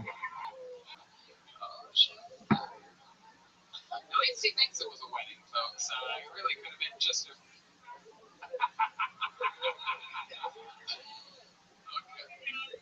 Oh, shit. I can't wait till the D Madness signs up one day. You think you'll ever sign up for the show, D? Alright. Keeping us waiting. You guys ready to start tonight's show? Yes. Anything can happen. One week we pulled out a very legitimately homeless guy. I mean, truly homeless. It was actually incredible. Like, somehow he just signed up. I guess he signs up for random things that have, like, sign-up sheets. He had no idea what was happening. It was pretty crazy. So anything can happen. Isn't that a fun thing to hear right before the show starts? Like, hey, homeless people could be performing for you tonight. Good thing you bought a ticket and came into a venue. All right, here we go. Tonight's show, we'll start with a comedy stylings. Hans Kim. somebody like my shit. My shit feeling in here Eddie. They're Oh, fake. here we go. Hans is moving fast. This Fake could be one of those people. cases where the comedian is out of breath immediately upon the start of their deciding to sprint through the room. Here we go. Here's Hans Kim, everyone. What's up, guys? My name is Hans Kim. A lot of the ladies that I date like to call me a premature ejaculator, which is ridiculous because premature to who? Okay. I came right on the perfect amazing. It takes maturity to know how to please yourself. I'm an Asian man. A lot of Asian women, they act like they're better than Asian men because they're sexier than us. But we look exactly the same, okay? Why are you bragging? I can throw on a wig and be a 7, relax. I goes King B. Bragging that you can fuck white dudes. I can fuck white dudes. We can all fuck white dudes. A lot of people make fun of Asians because we like to eat dogs, which I understand is very shocking because in America dogs would treat like family members, but in Asia we treat our family members like family members.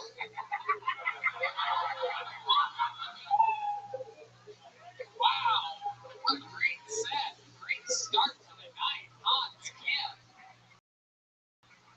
Well, you know, he even sounds like an Asian man. Look at that. That is welcome to the show, Hans. We don't stand up. Oh, yeah, man. It really shows. I love it. I love real comedy hearings that are really good at the show. Sign up because look what happens. People fucking find you and you feel like it feels good, right? Yeah, it feels amazing. This I watch the show all the time. I love it, man. You born and raised in Austin? No, I'm from Seattle and New York. Okay. Both of them? Which one first? How long were you in New York? 3 years. Okay, that's when you started stand-up? I started in Seattle for 5 and then moved to New York for my graduate program. Oh, so Asian of you. What did you study in your graduate program? Open mics and Brooklyn and promoting for comedians who are angry. How about for the is school? my What did you study? I'm a mechanical engineering at Georgia Tech. Wow. My goodness. Do you use that degree for anything? What do you do for work now? Fuck. I live in a van, so I'm unemployed. Yeah, I don't really do that. That's my whole life. I love it. Wow. So cool. I absolutely love this. It's so un-Asian to abandon a degree. What do your parents think about this choice that you made? Is my Progressive Asians are like the new The new age? Oh, yeah. I've seen the new line from Honda. It's very steep. Progressive.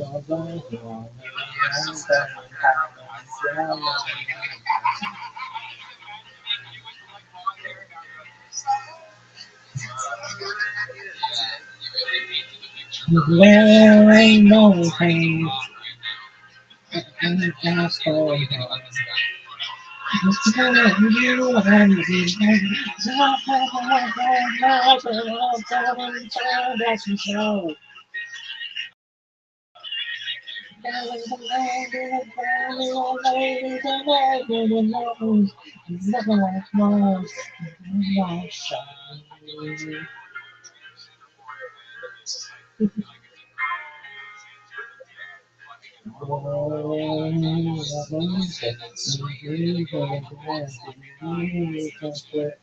All these homos are here watching dudes fucking chicks.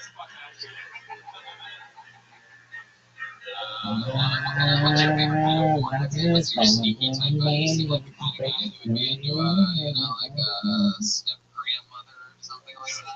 It's definitely toilet porn, right? No, I'm into tickling, man. Wow. Alright, man, it goes wild over here.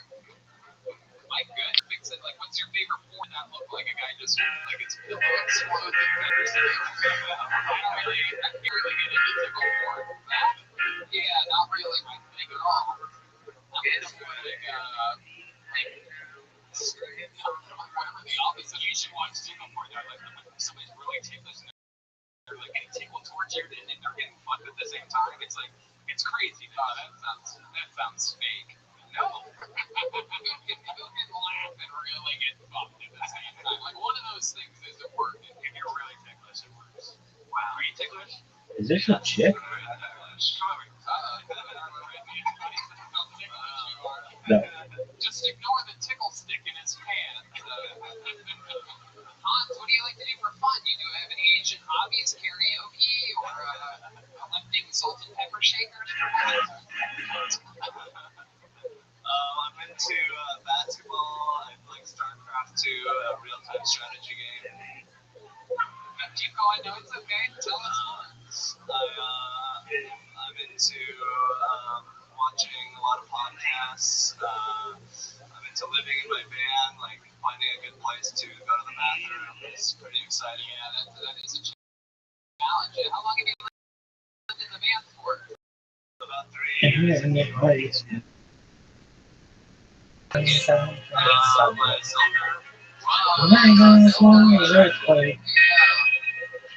And I realized,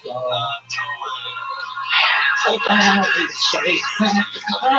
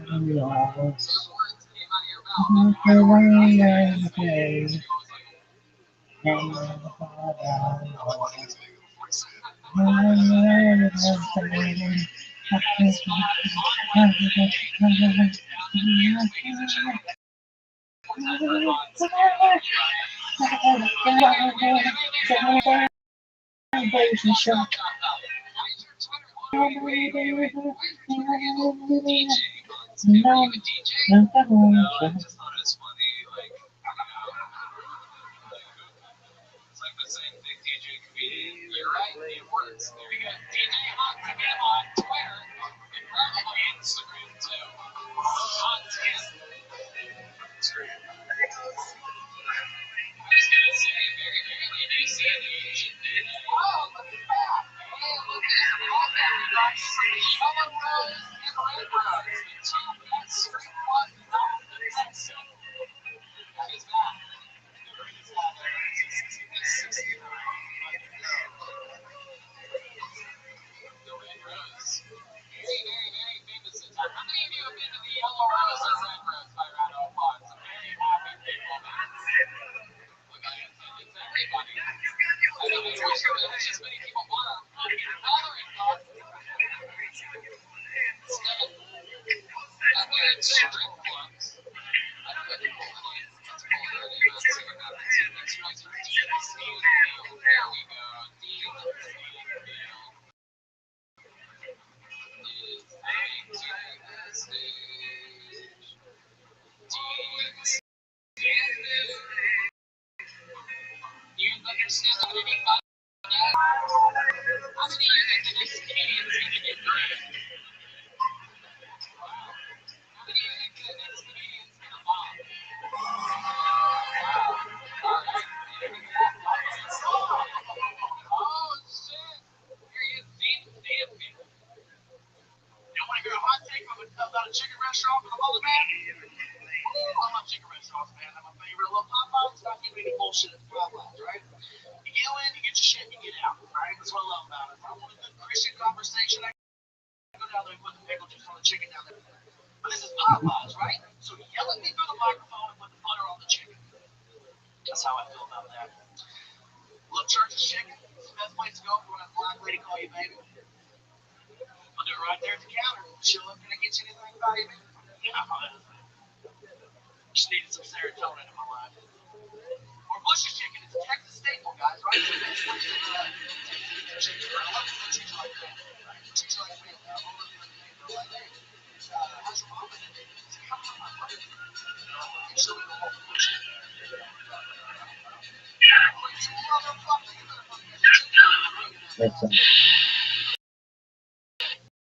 Do black guys from America look different?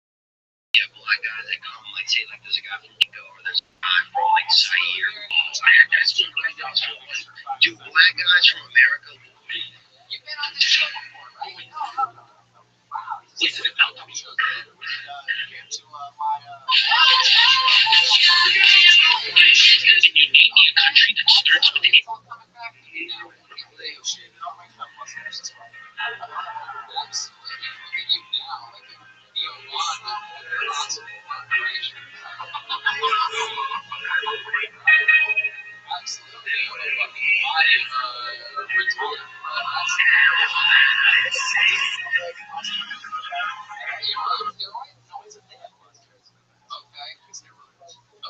What's your story, Dean? You look like you could be anywhere between the age of 17 and 75. 27 years old. 27 years old. You're a real Texas boy, right? Born in Alpine, Texas, and moved to Florence, Texas when I was 3. South Texas when I was sophomore in high school. I finished up high school, then I moved back here 6 years ago. All those places sound like they're at least an hour away from here.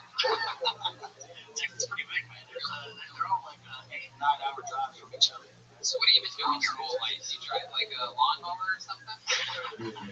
So I've been power line for 9 years, and then started doing stand-up comedy 3 years ago, and then just Quite your job, absolutely. Hell yeah. chasing a dream. You living in a van next to an Asian guy yet?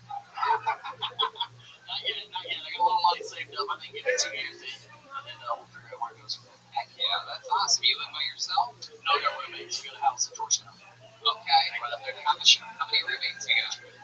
One roommate is girlfriend. She's living with me, so that's Jesus.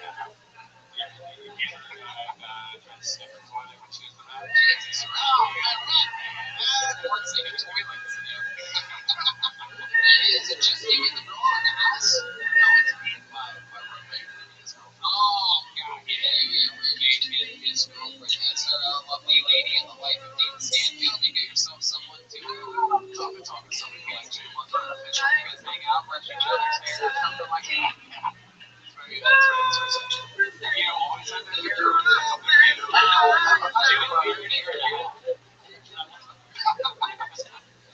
okay, you know, every year and a half. What do you do when you do that? My dad had looking for my hair out in Texas. So, it's a wild haircut in a Texas spot in the summer. Wow.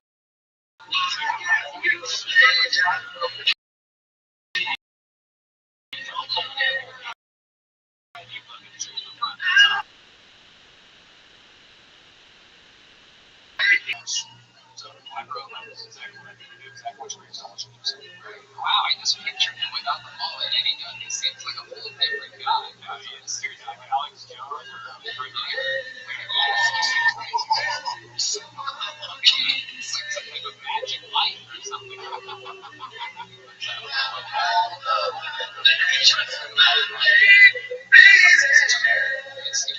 Son of a bitch.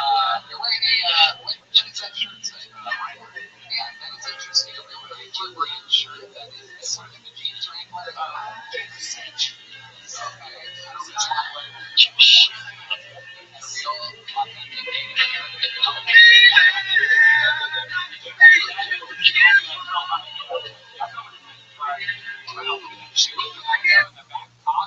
Absolutely. Texas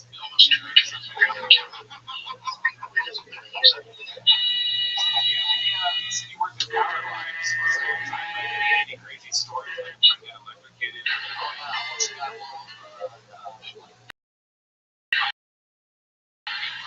Went to reach in the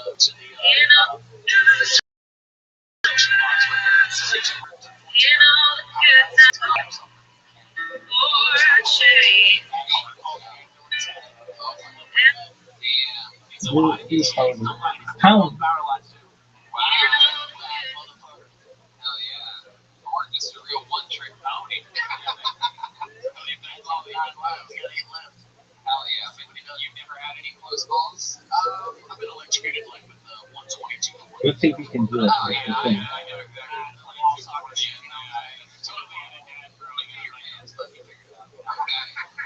Alright. Genie one. Derek, what are your thoughts on Dean Stanfield? Look at this guy. Can you believe this? I can't. You came out. You were like, check it out. Where's the fucking love, right?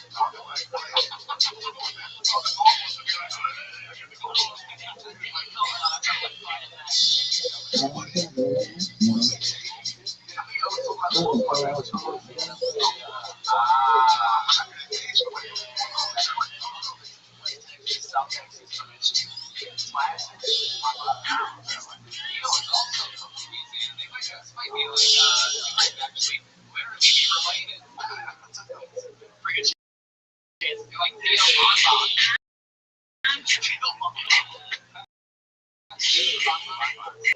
Your little chubby sunrise to his bomb. Big boy.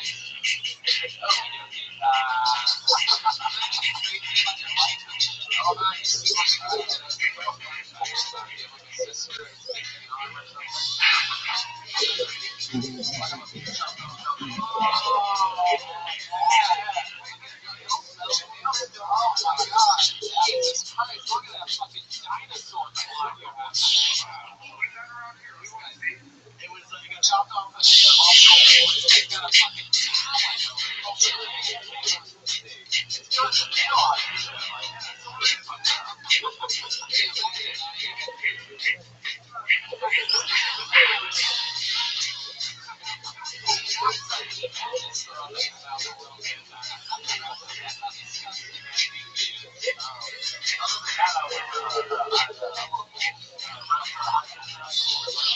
I'm just a bad girl, looking for a partner, someone who knows how to ride without me falling off.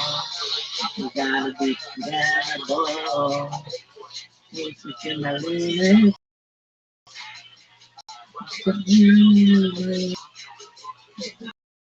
I'm a ceremony. Let's do it. Right. My home. My saddle. Great. Come and jump on it. Let's do it. Right. My home. My saddle. Come and jump on it. Sitting here for sale. Keeping your feet on.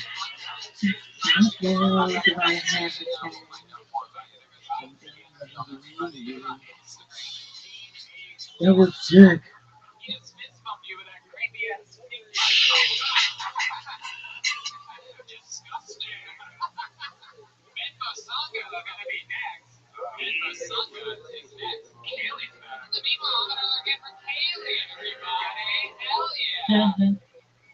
Are you fucking serious? They celebrate their 1-year anniversary Thursday, April 29th. South Congress, can I sniff that bottle? Austin's first tea crafty adult nightclub. Complimentary limos 7 days a week. And they have a world famous cheeseburger. What is this bullshit, dog?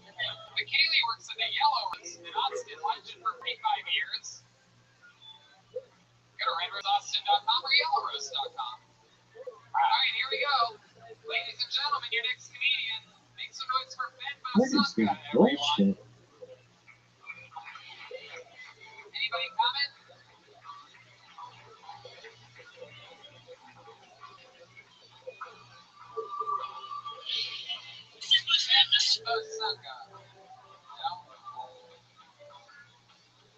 Okay, hold on. Hold on 1 second. Hold on. Nobody's coming because I called it before and after. Sometimes people are faster than us to stop. We'll just keep it moving. Ladies and gentlemen, your next comedian. This is a very interesting name. It's going to be interesting. You know, we're like this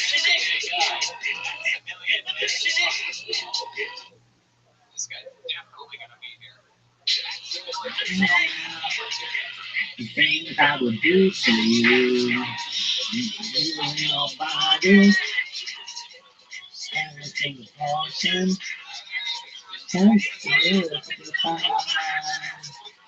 reaching down your side.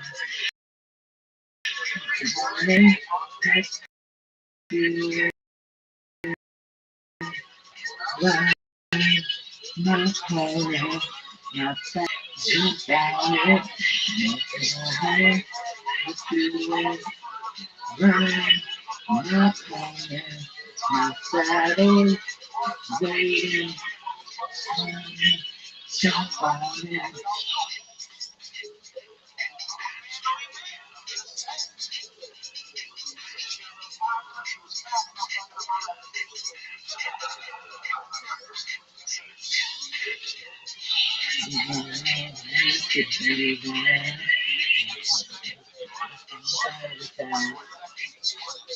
Reach upon his head.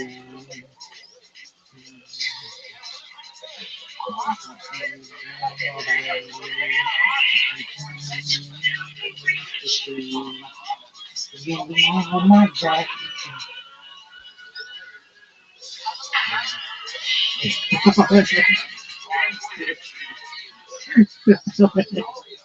Oh, that's fucking hilarious. Keep it. Keep it. New York City, went to San Diego, went back to New York, and now was Sweet. Absolutely. And is that true? You were always oh, people just wanna hang out with Derek, I guess.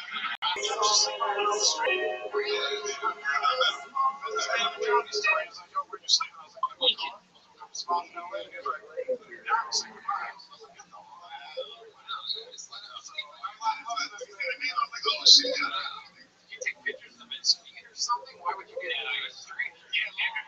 Everyone knows Derek forces his guests to give them a hard left-handed hand job. Are you fucking serious? That's why Maximilian's still wearing the braids after all this time.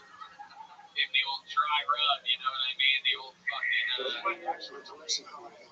oh, okay.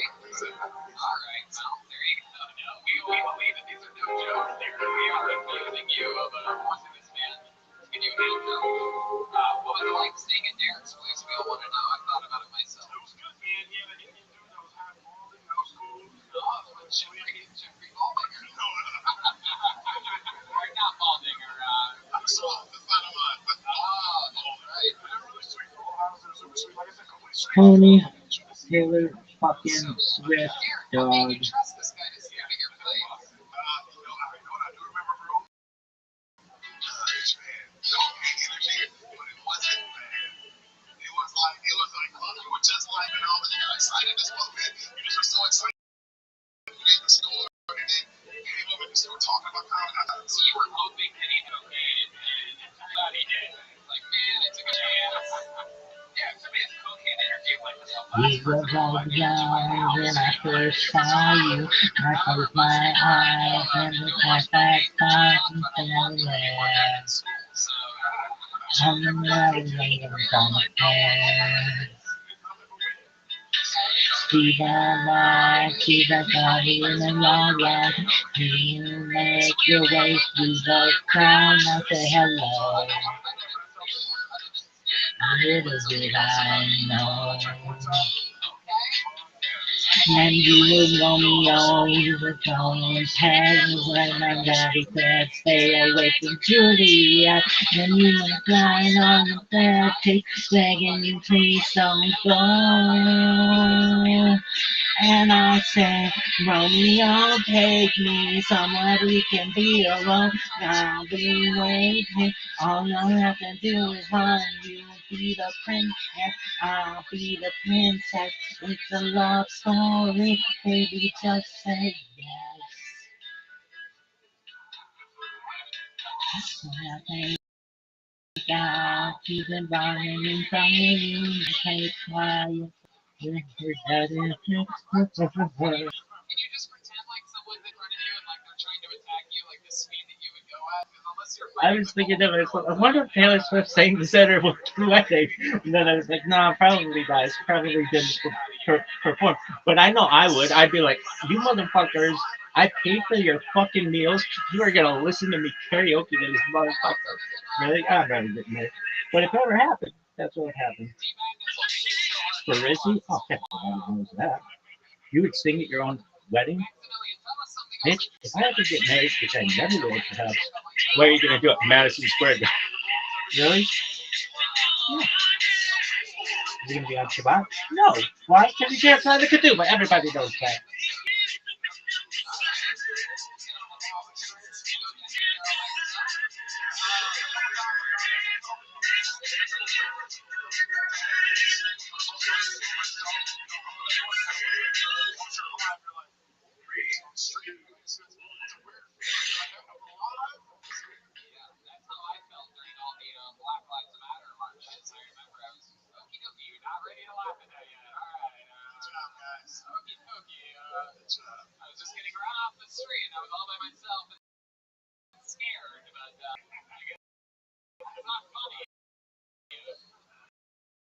Jeremiah. I guess for maybe that few more months. You'll see. I tell you. Am I running with the Bulls?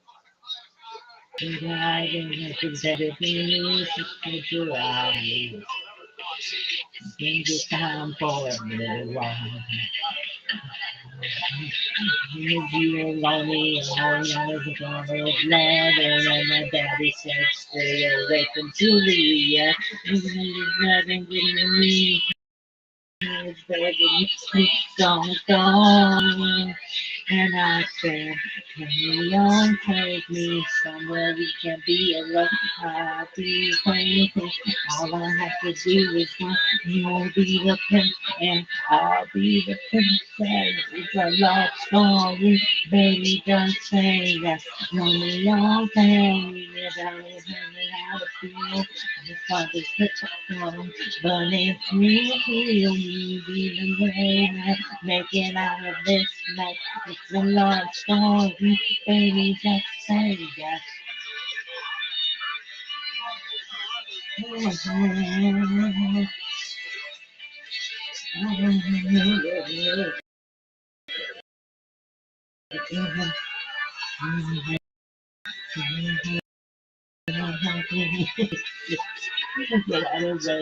You remember coming around, I thought you was fading.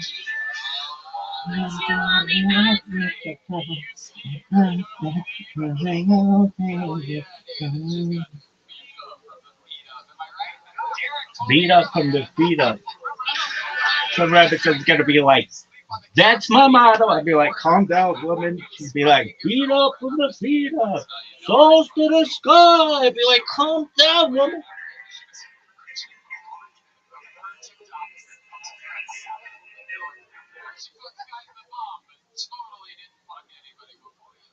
Beat up from the feet up. Maximilian, so much fun, such a cool name. What ethnicity are Is that what I thought he said? Yeah, I know he said it. But it's fucking weird. Derek told me earlier that that's why Derek, when you sleep on the couch, that he knew where you were. He was fucking your girlfriend. I'm just kidding, Maximilian. No one's fucked your girlfriend. No, nobody ever. She was a virgin before you did. A virgin doctor. Yeah. No one's done that. She fucked the guy in the mom, but totally didn't fuck anybody before you. I love it. Maximilian, cool name. What ethnicity are you? Tony Hinchcliffe, why don't you? Did she ever see you do good? And she's like, not tonight, man. It's not the man I fell in love with. I'm so picky at first and shit like that. I only like the first. Sorry, baby, just say yes.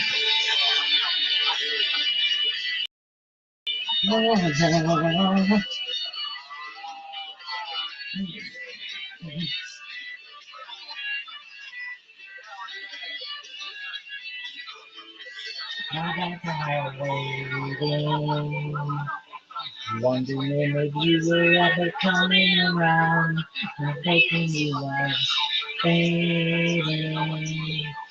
When I miss you on the outskirts of town, you always make me running through it so long.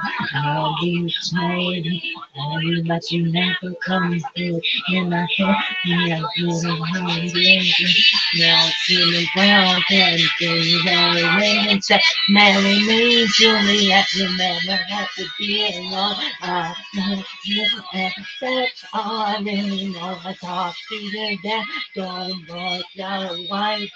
It's a love story, baby. Just yeah.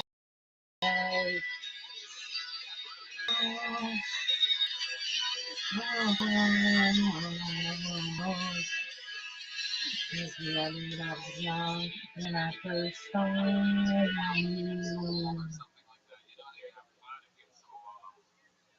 Okay, this name looks familiar. Maybe we've met this person before. How about another hand for Kaylee up here? That shit. Microphones. Our friends over. Yes, sir. You can watch her work in the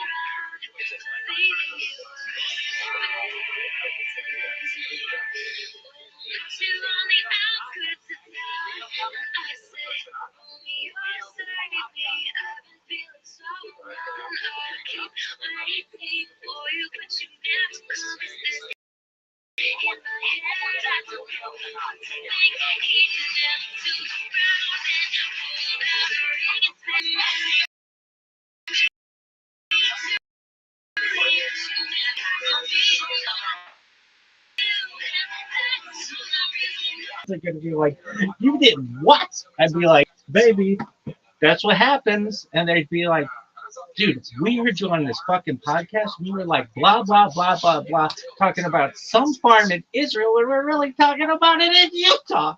Whatever. Shit happens, dog. I single-handedly blame Joe Rogan for the homeless issues here. Like, they migrated here because of him. And then because they all intermittent fast.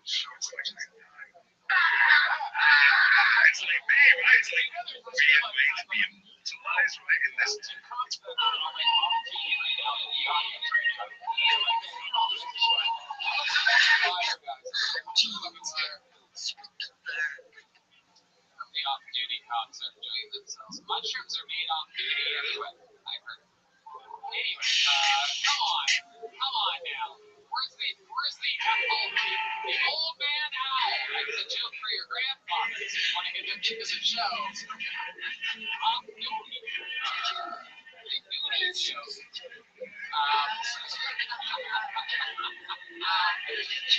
us something about you that we didn't find out. Oh, my goodness. Did I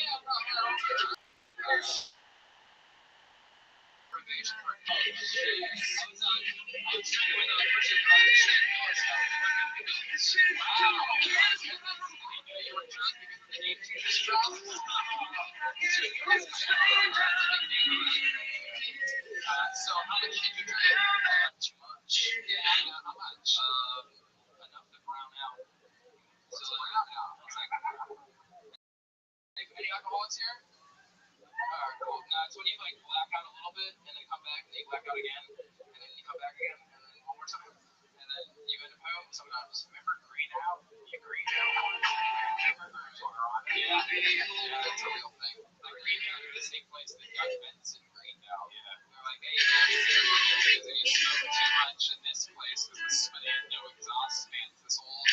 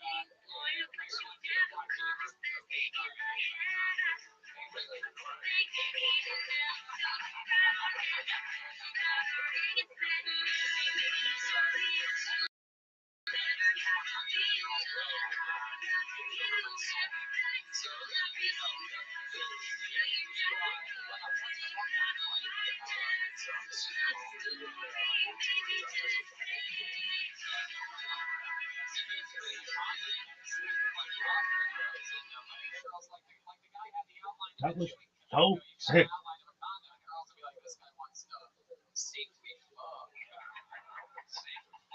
the girl, most first girl I saw that with your has one of those like rings in the bus. And like, she like, I hate those things. They pulled it out and showed me it and then put it back in. It was she had a removable one. That's how they got supposed to do that. No, that chick's a real dirtball. You right now. My God, she pulled it out and showed it to you. Like, look at it. This one's gonna stop you from getting pregnant tonight. Just fucking throws it back in. Yeah, exactly where you I just swallowed it. Even like a girl once that had her clit pierced with like a lot of hoops, and it was the worst because you always felt like you were hurting her, but it felt good. And one time a bubble came out of it. Shut the fuck up. No, I swear. She was creamy that much, she said. Landman, you're out of control right now. My goodness. So, when's this chick with that Nuva ring? When's the baby coming? Listen, I love it. Leo, how long have you been on stand-up? It'll be 3 years, April 17th. 3 years. What do you think about Leo, Derek? Any thoughts on this guy? This little bag of biscuits up here? Look at this little fucking tiny little young Babe Ruth. I like Leo's cool. He gave me a bunch of free mushrooms. Look at I swear to God, Derek has lived here 1 week. I can download everybody from some other city. Once I was in Baltimore, the boy needed a place to stay. Leo, congratulations on getting up so many times in such a short period of time. And we'll see you again soon. There was Leo Phenomenon. You got anything to say about Leo.comedian? Let's have some fun. You guys ready to, you guys want a special treat, huh? That was sick. Oh, that's what I thought. Like, seriously. I didn't know that had a name either. I'm learning a lot when you get so drunk that you shit yourself. I would call that fucking time to make a doctor's appointment. That's serious. Is that a thing that happens? Yeah, like when you die, you shit and piss yourself. sometimes when you pass out, the that same shit happens. Your brain just goes, Have you done it? I've never done it. I mean, I've done it sober. You're so gross. Ladies and gentlemen, here's a special treat for you. Kiltony regular, ladies and gentlemen. This guy famous for his incredible joke writing and roasting abilities. He's back from Los Angeles, California. Make some noise for the great and powerful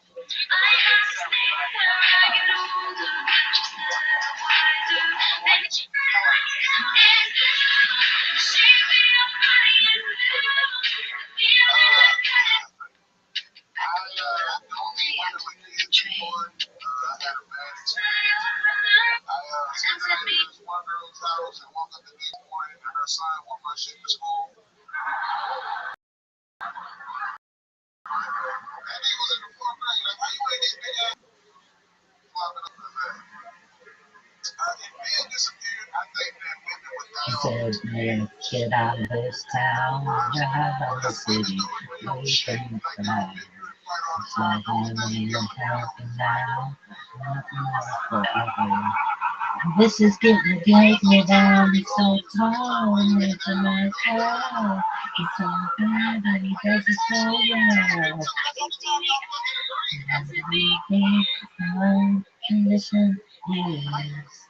Say you'll remember me, falling on a nice jump, floating up the sunset bench, red lips and rose cheeks, shining in the darkness, even if it's just in your smile, the stream,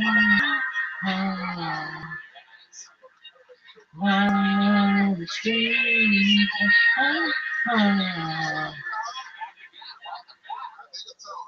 looking good this week, baby.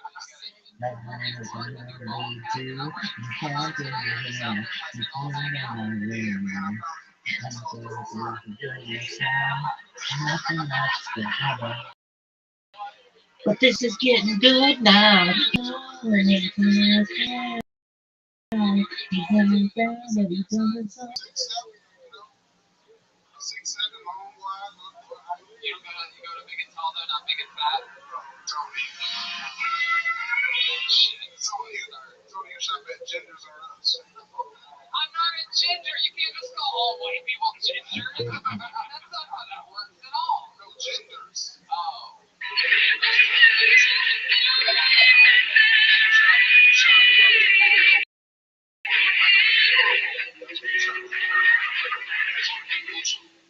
I was so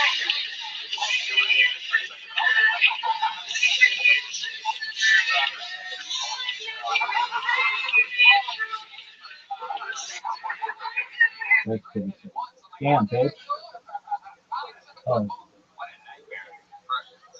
absolutely incredible. Yeah, you look fantastic. Like the marshmallow man from Ghostbusters got roasted once and for all.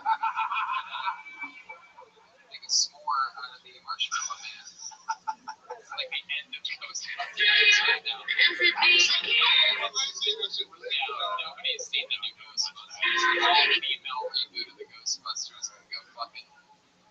Anyway, so I love it. What you been up to? What's been happening? It's been a couple weeks since you've been but does it so well?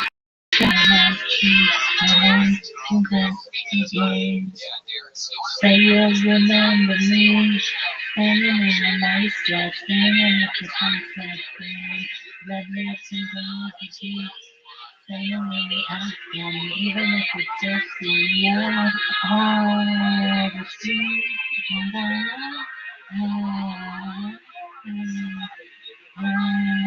the street,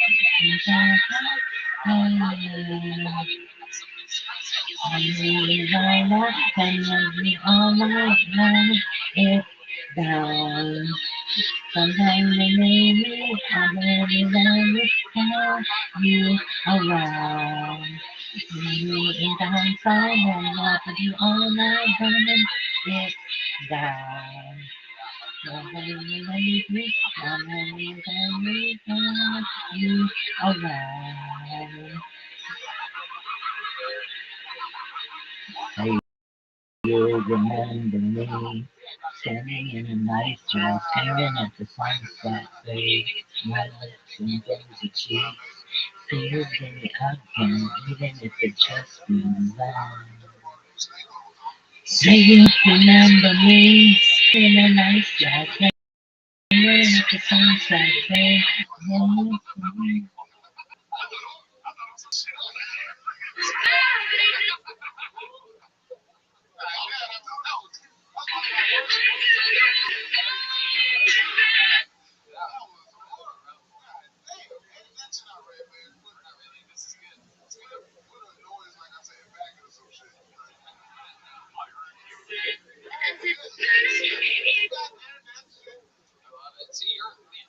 When it's brown, something you made me, I'm never gonna recall you around. See me in time side, hanging out with you all night, burning it's down. Something you made me, I'm never gonna follow you around. Say you remember me. Standing in a nice dress, staring at the sunset fade, red lips and rosy cheeks. Say you need it again, even if it's just for fun. Say you remember me, standing in a nice dress, staring at the sunset fade, red lips and rosy cheeks. Say you need it again, even if it's just for you. Why? See why? Ah, see, ah, exactly,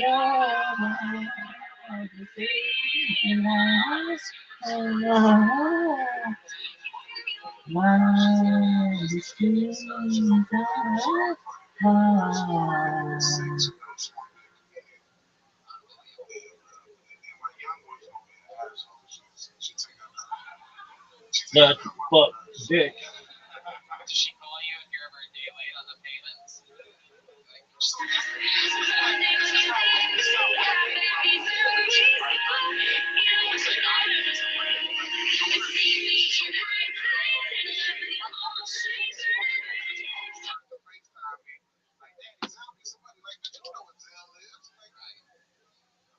She taught my daughter how to ask for herself. Oh my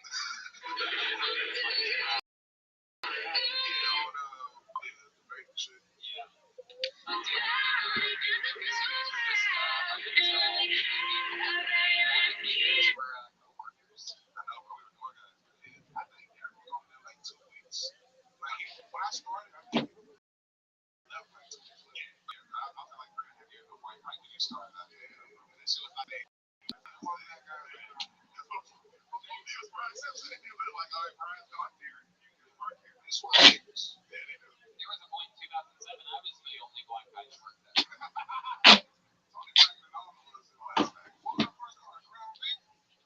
It was what they call a Supreme.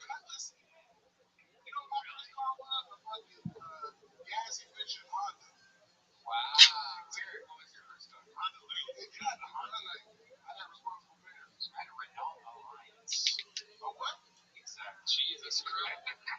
Where's that old timey car porn when you need it? The best I do, Renault Alliance, everybody. The best car with four wheels. It's true. That's one of the cars we had to go in the front and wind it up and jump in right there.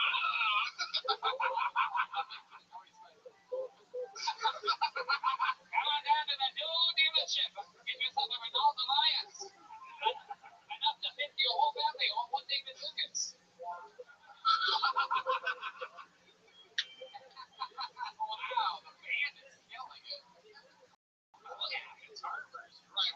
When Red Man got his car, black people weren't even allowed to drive.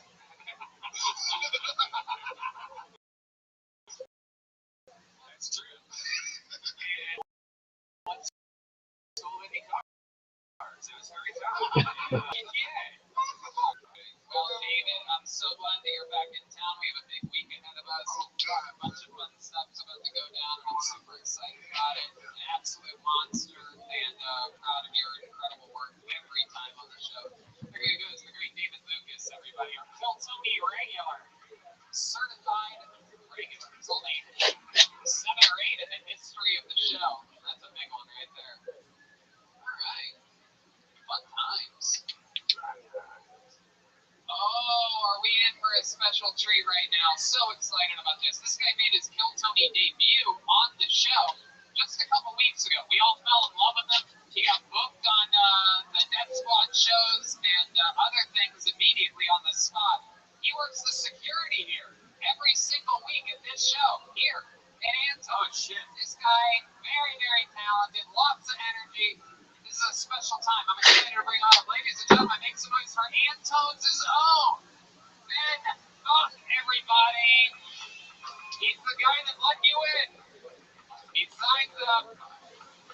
Here we go. Ben Buck, already famous from just one appearance.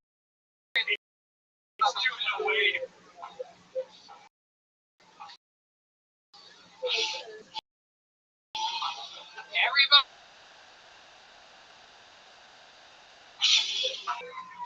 Check. Anton, say y'all feeling, make some noise one time. We share DNA. My friend's gonna be like, what, like you and the fucking orangutan? You'll be like, yeah, baby, we go way back. But it's a common ancestor. Richard Dawkins is gonna be like, that's exactly what he's right.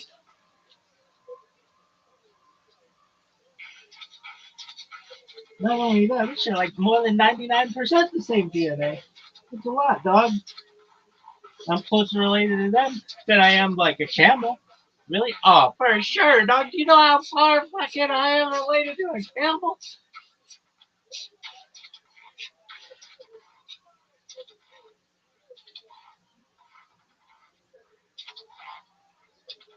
Oh, dude, this thing is sick.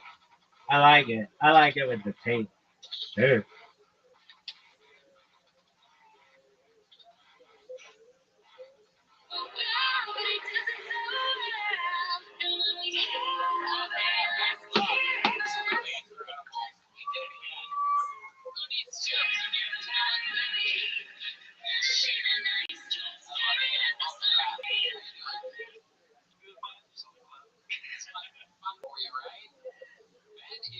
Ben is the security guard here at Anton. So for those of you watching the podcast, we are easily penetrable. Yeah. He's going to have a lot of big points of guns being loaded. Wow, Ben, you're almost like a young version of the cool black guy from Police Academy.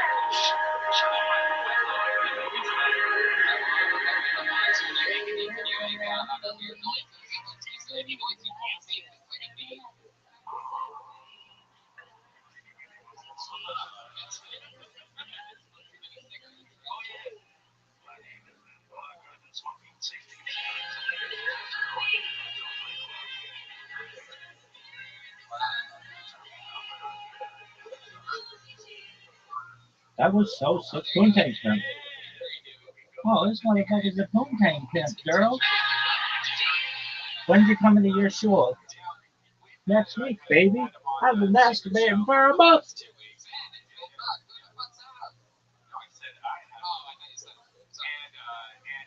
he's so good that now he opens up all the secrets. I have noticed though, when there's so many chances for you to company with what you do, and you have a few things that you do already.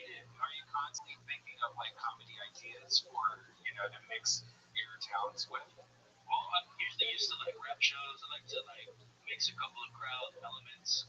Mostly like staples. You can do a killer knock-knock show. Funky cat. Do like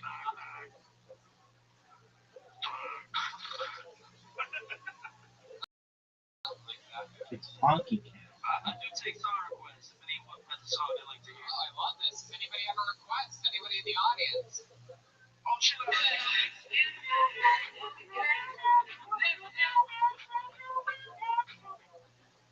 Can you just do it? Just do it.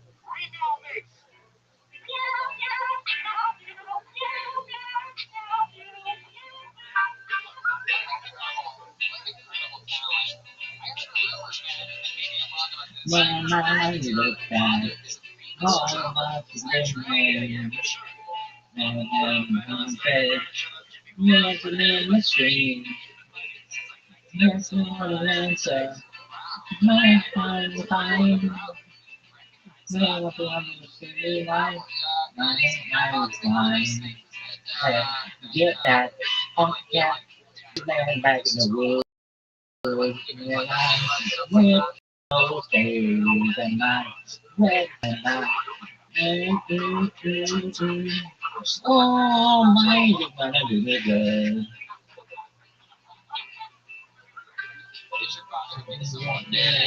Get that honky cat, then every side, side, trying to find still my mind is like finding it twisted. Oh, my mind. I read some book and I read some magazines on my love. I class the ladies down in New Orleans and all those folks back home. How I said I was a fool. Oh, oh,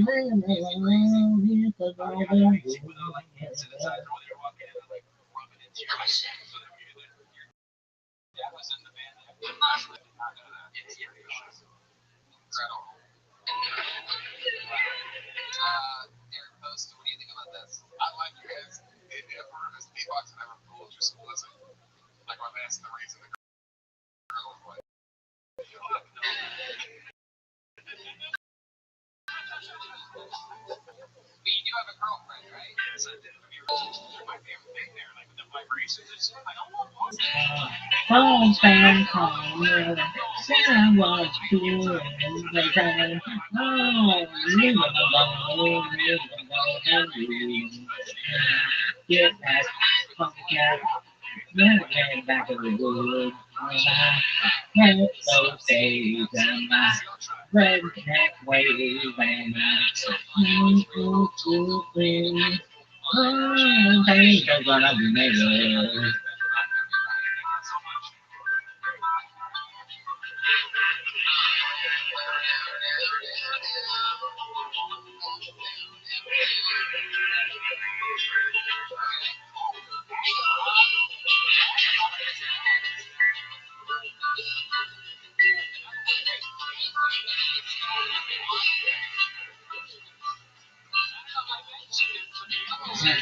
Get that funky cat, then again back to the woods. Yeah, with those days and my redneck ways and things are gonna be made good.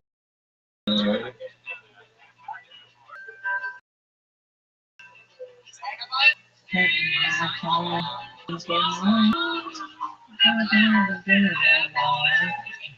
take you home. That was so.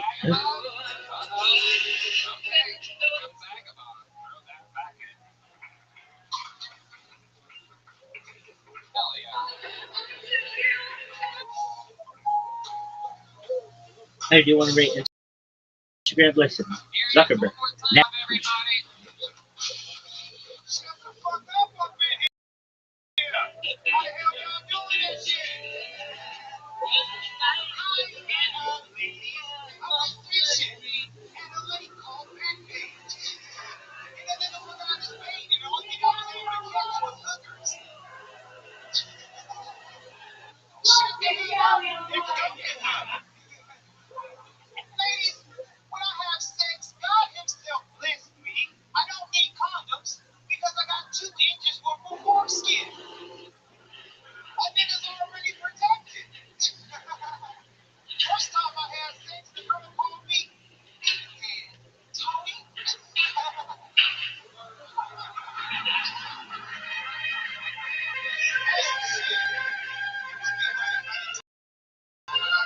stop. Coronavirus would have been there a long time ago. The dude that was drinking too many Coronas would have just wore a condom. My daddy snores and jacks off in his sleep at the same motherfucking Hilarious. Am I saying that right? Agamar. Okay, yeah, that's an R. Absolutely. Welcome back, Agamar. You've been on the show before. It's like you're dropping off resumes somewhere. Yeah, I have that compliment presentable and shit. My goodness, I remember last time you were not dressed like this at all. So I have to make a root of week. I feel like you just got to change some tees for service yesterday. I won't let you down. Will not give you up. Gotta have some faith in the sound. It's the one good thing that I won't let you down. So please don't give me up. 'Cause I would really love to stick around for you. Do it again. Rare black people from San Diego. Very, very rare breeds. Like a white man in Harlem or a Mexican in Canada. Okie dokie, Agamar. I won't let you have some faith in the sound. It's the one good thing that I won't let you down. So please don't give me up. 'Cause I would really love to stick around. Oh yeah.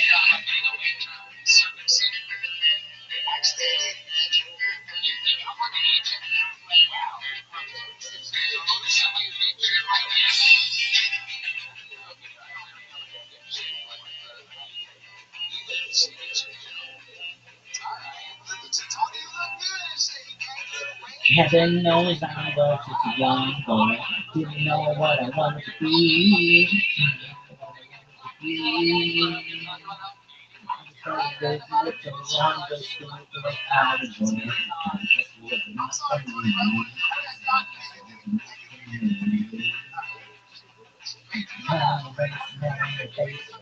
Then you go and play my friends and rock and roll TV.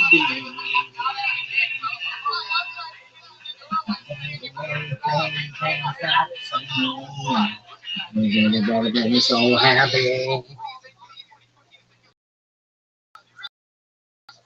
That was so true. This shit is the worst.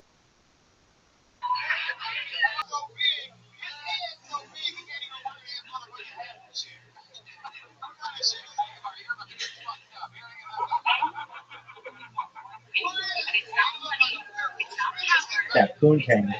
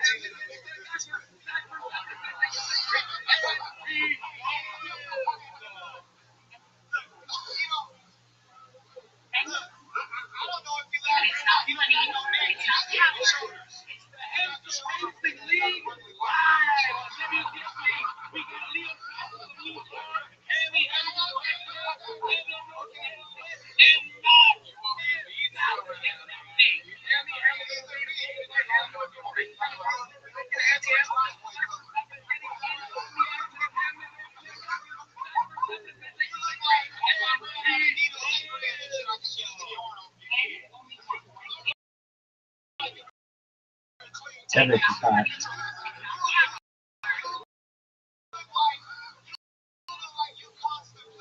That's beautiful.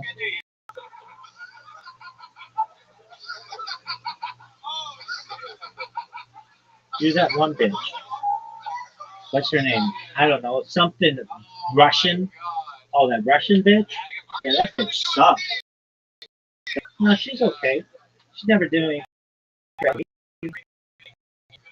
anything badly to you. No. You know, hot chicks treat me like a million fucking bugs. Yeah, but those are super hot chicks. Whatever. Sure. Are you gonna do that bitch's thing? Do the thing. Do the thing. Dude, don't get into this. This is such a fucking waste of time. Some bitch is gonna be happy that it is. Some bitch is gonna be like, Rabbi, I masturbate to that Freedom 90 video more than you'll ever imagine. I'll be like, lady, calm the fuck down. You are a pillar of your community. Be like, no, you don't understand. Heidi the squeegee. I'm like, woman, calm the fuck down. Settle down, girl. Calm down, girl. You think you can do it?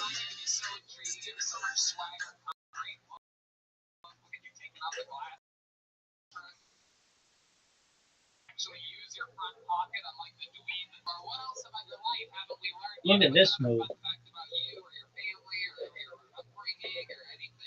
I mean, out of the country, I was in Egypt for about 3 years. Kid life. Teaching English. Yeah. Okay, and I Oh. enjoyed the Egypt women out there. You know what I'm saying? Sandy asses. The coochie was the closest thing to a camel's ass. The coochie was the closest thing to a camel's ass. Have you seen a camel's ass?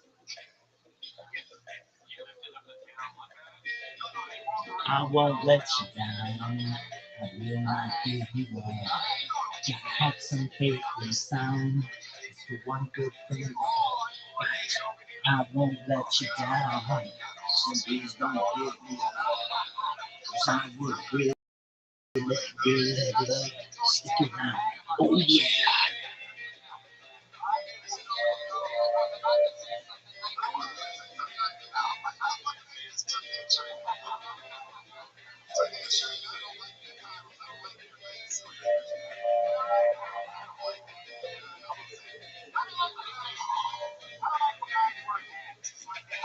Heaven knows I was just a young boy. Didn't know what I wanted to be.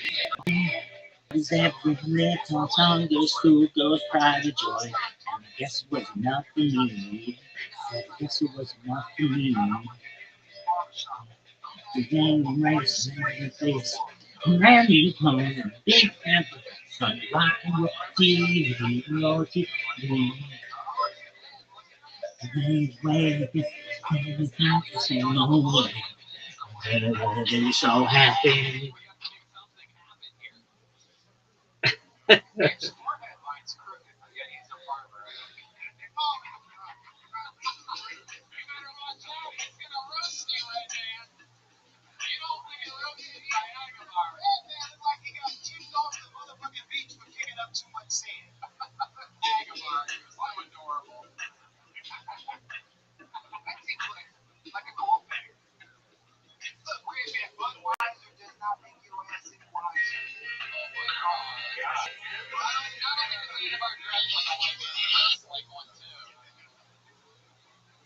You're so much fun, man. Please keep signing up. You're so interesting. I can talk to you forever. I'm no crap, that's why he has to buy it, right?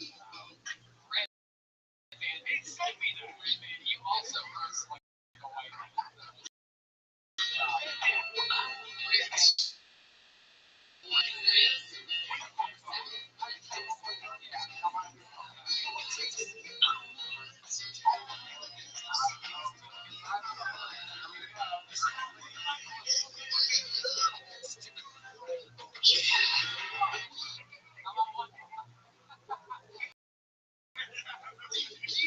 It's just a get show.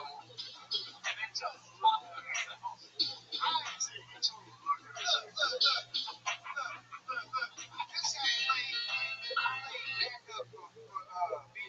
D-Madness knew when you look like it.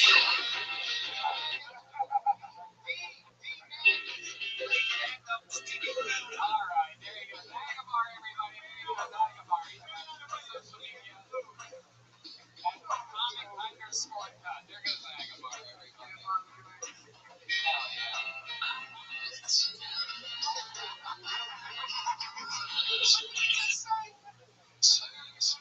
D-Madness just said I wouldn't even let you cut my hair.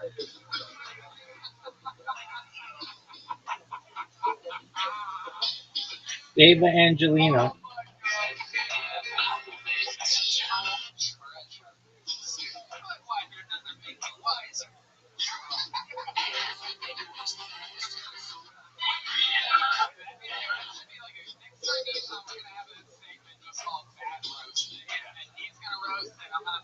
Cody roast bats. Because Lloyd knows I don't ever miss a joke, you know what I mean? Nick Corey is next. Nick Corey is next on Kill Tony, live from Austin. Where's my Buc-ee's people at tonight, huh? Where's my Mental Rancho people? Where's the HEB people? HEB all the way.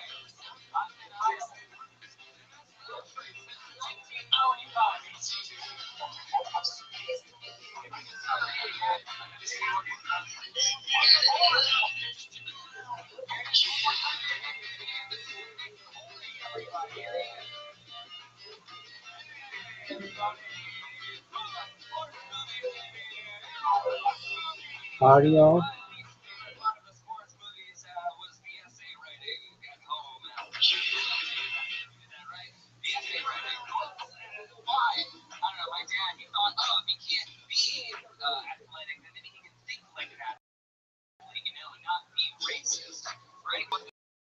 Sports movies. What was it? We are no. Remember the Titans? Racism, right? Bring it on. What was that? That was fun. Cheerleaders. Yeah, that was fun. Cheerleaders. Man.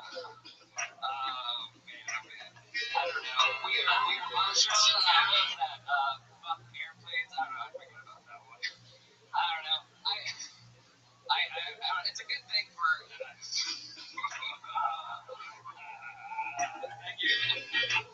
Fuck yeah, Nick Corey.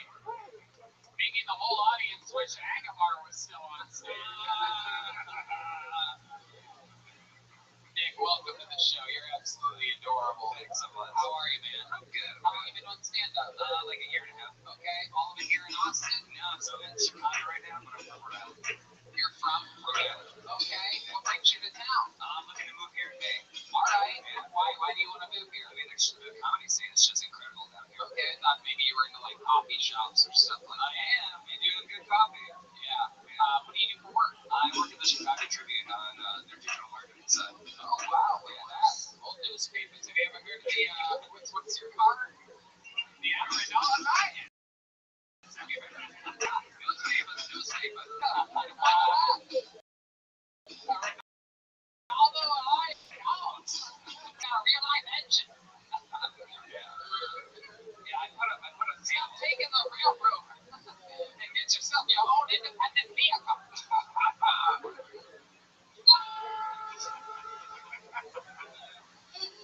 The train horn. Okay, so welcome to the show, Nick Corey. Tell us some interesting stuff about you. What makes you different than all the people that have been up here tonight? I really like interviewing people on the street. Just not necessarily in a funny way, but just like posting up something. We do that. No, just like hearing like what was it like for FSU, and then just kind of figure out. I don't know. I'm really big on just on this whole like political side. You know, just why does someone think this way? You know, like doesn't mean they're fucking stupid. It just means they grew up. And I feel like I would disagree with you on everything politically. Maybe I don't know. I'm open-minded. Really? Yeah. What's your what do you think about the new Georgia voting laws in Major League Baseball? Do you think the All-Star game? Oh man. You gotta, for those of you who don't know, to catch you up, you have to show your ID to vote in Georgia now. And well, show your ID, it's a little Jim Crowy. You think that to vote? For this voting, this is baseball, or what is this? Okay. Wait, what paper do you It's still waiting Sunday edition.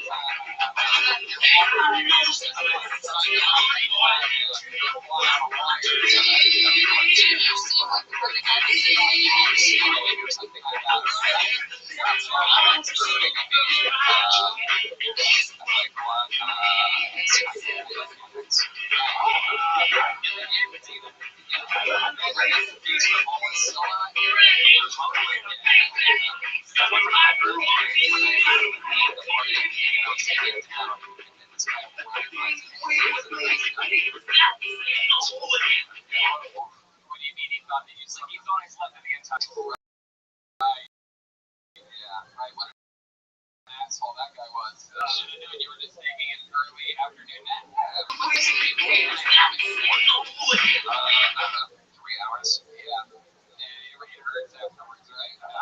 Yeah, no, it does. Oh, I want to use. I left it. Yeah, I told you. I told you on the show before. No, there was a time in which when I very, very, very first moved to Los Angeles, and I mean very first, like 19 years old. And I was living with my brother, who's a huge stoner. So we were smoking blunts, like blunts and blunts and blunts all day, every day. So I was just walking around stoned, having fun. And I had a small budget for a new bed, and we went to like a Costco or something like that, and there was a hammock for sale for like $45. I'm like, wow, if I get this $45 hammock, I'm gonna have hundreds and hundreds of experiences.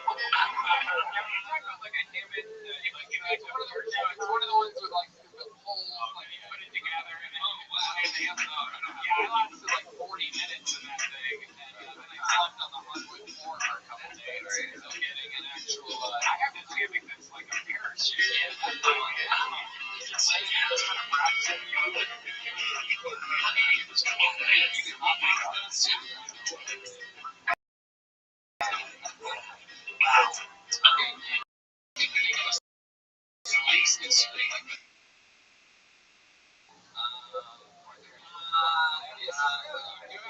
Jeremy vibes. Oh, fun. You look like Daniel Day-Lewis. I went to an all-guys Catholic school. Okay, all-guys Catholic school. That explains a lot. Yeah. No, I love it. What was that like? Anything crazy ever happened there? Honestly, not during, but like after I graduated, there was this one teacher called the rabbi who was not Jewish, and he was just outing all these principals, all these like different teachers. So one, like a French teacher, was always listening to gay sex, and then he like posted that shit. And then same thing with like a priest, and then our principal got outed for saying on tape like that way we take care of all the N's in the K's, and that was our like yeah. What? A slap that's you just hit it in the K word. People and Jewish people. That's how I take care of them. So that was like, and you had one teacher out, all these other like homosexual like Craigslist type of stuff. Wow. And then we had a bunch of brothers like teacher like Christian brothers, fucking a lot of kids. You did? Yeah. My goodness. You were the reaper, not the reader. Alright, Nick, what's your one now? I'm single, but I mean, I can have meet different comedians. You're sexually active. Not currently, no, not in the past few months, but okay. And then I'm supposed to go on like a hinge date tomorrow or so. Oh, look at that. You're going on a date with a girl. Yeah, real. Okay. What do you know about her? What do you know about her? I know that she has like really kind of short hair, like in bangs that are she has normal like bangs. I mean, personally, I know her real well, so she seems sweet. She seems like she's into woo-woo shit. Okay. What are you gonna do with her? There's like this outdoor open mic that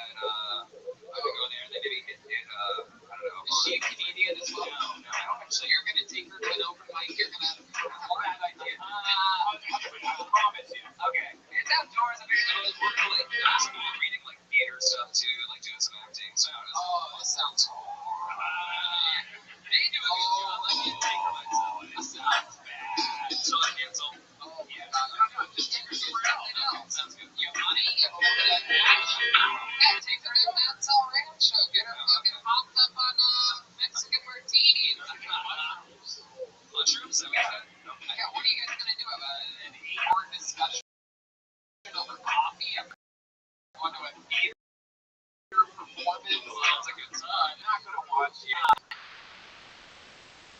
like go, oh my god. You're just gonna watch your comedy act and be like, oh, he's doing the acting reading thing that other people do. I love man butts. Alright. Anyway, okay, Nick, fun times. Good to have you. Thanks so much for everybody. It's absurd. John, we haven't had a lady up here to perform all night. You guys think I should pick until we get a lady, huh? Only the guys cheer for the ladies. The ladies just look back at, what? You wanna perform? Did you sign up? What's your name? Mariano. That's an L. What's your name? Okay, you get more first on all the ladies. And you'll be next. You're not Kyle, you're not Miles. Oh, I know Chewy. I mean, actually, I know Chewy. Chewy's got a Look at that Kelly performance, baby. Jesus, redneck. My God, what a monster.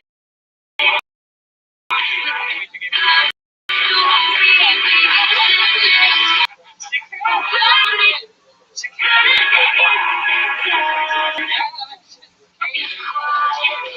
God.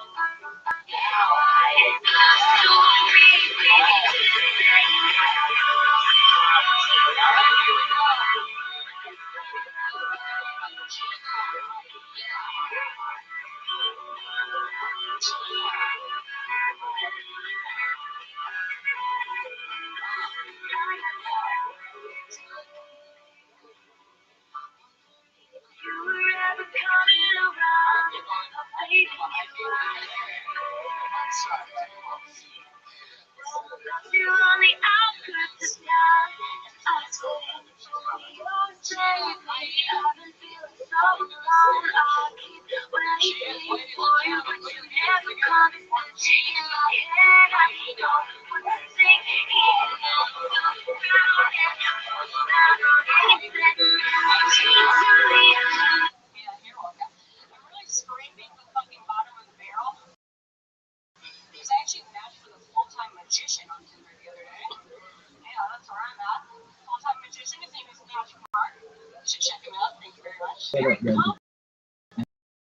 Full-time magician.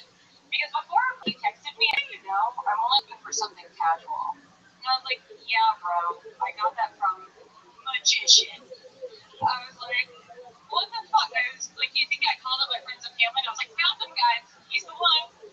Can't wait for the wedding. There's gonna be fucking doves everywhere. But the way he said it was, he was like, I just wanted to be honest. I didn't want to lead you down a deceptive path. And I was like, bro, isn't that your fucking job? Like, magic is just gaslighting with eyeliner. The fuck?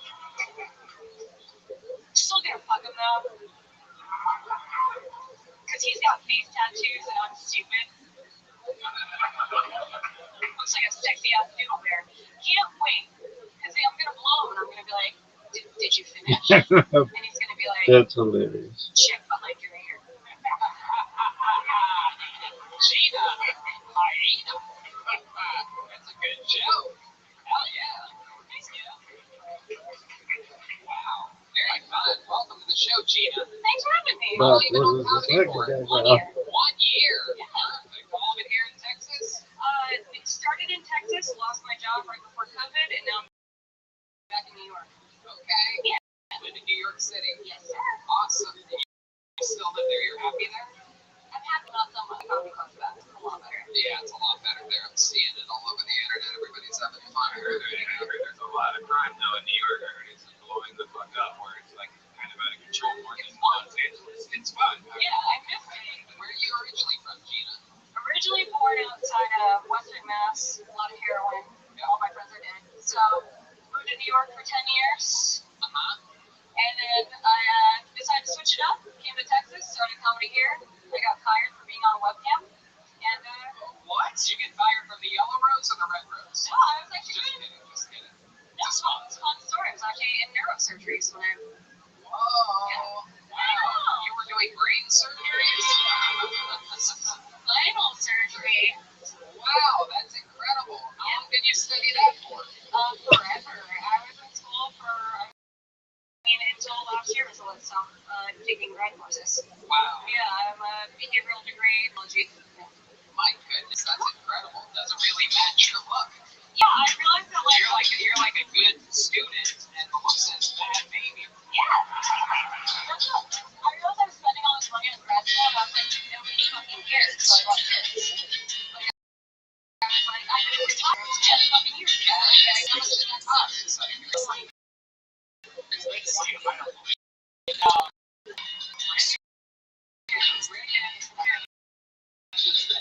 Today, Whataburger. It's way cheaper than that, Tony. Yeah, you only had to spend 10 a quarter of a pound. for my retirement plan. Wow.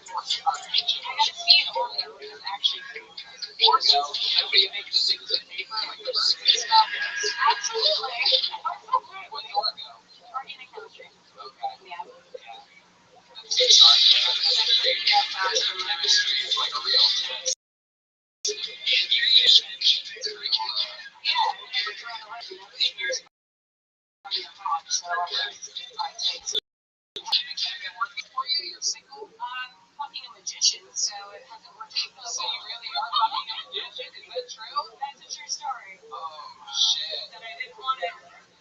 I was like, I'm gonna do the joke about him, but I'm not gonna make it about him, and here we are. Have you ever seen him like perform at one of his shows? He's like really good. Oh, It's fucking annoying. Does he fuck with you all the time with magic shit? Like, hey, my dick's out of here, coming out of your ass. Fuck me 6 times. Brandman, what the fuck is going on? What the fuck is happening right now? These people at Anton make these double jack and cokes way too strong. No, I'm gonna ask, because like, the last time he was like, I really want to see what you're into. So like, the next time he's gonna be like really interesting. The next one. The next one. Oh, okay. Yeah. If he's not, he's a fucking asshole. I wanted to make this about me. Ask me something about me. Okay, Brandman, thank you so much. He's the guy that you backed before the edition. Oh my god. So when I first met him here, actually, we made me follow each other. His name was Steve. Yeah, he's like, we built a foxtrot. That fucking guy up. Oh, yeah. He's from Fort Taco. True story. He's from Fort Taco. Yeah.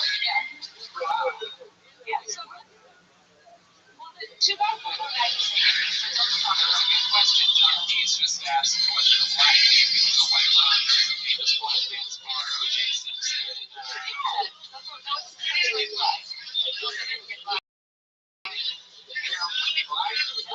Have you ever been with a black man? No, not yet. Whoa, look at that. Wow, that's right. Goddamn.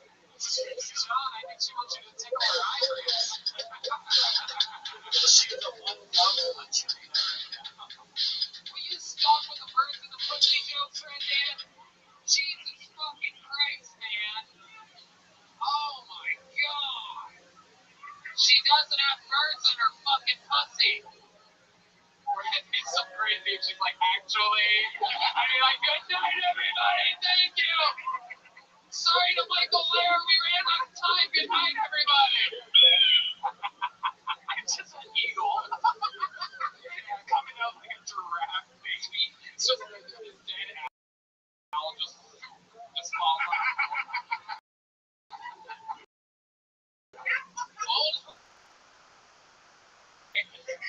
It's so funny, Gina. I mean, I'm gonna be honest with you. I really was not expecting it after being in this business for 14 years. When I saw a female wearing makeup, like trying it all, I immediately was like, wow, this is gonna be the absolute worst. And it immediately set you up so that when you hit actual punchlines, I was shocked. What's the longest set you've ever done before? 25. Really? Let's have you Wednesday.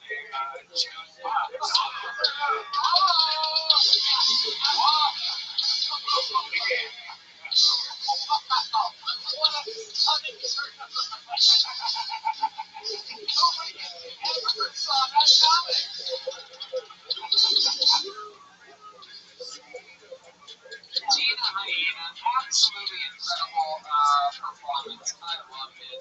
Thank you so much. I lost your piece of paper. Oh, there it is. There she goes, Gina Hyena. Follow her at eggs and hot sauce, all one word. Just the letter N. Eggs and hot sauce. That's the style. Gina, using her mythical brain to write jokes and hit the punchlines. Very impressive. Fun stuff. People starting to go by. Let's do one more and then get Michael Leonard up here. When I was in the melee,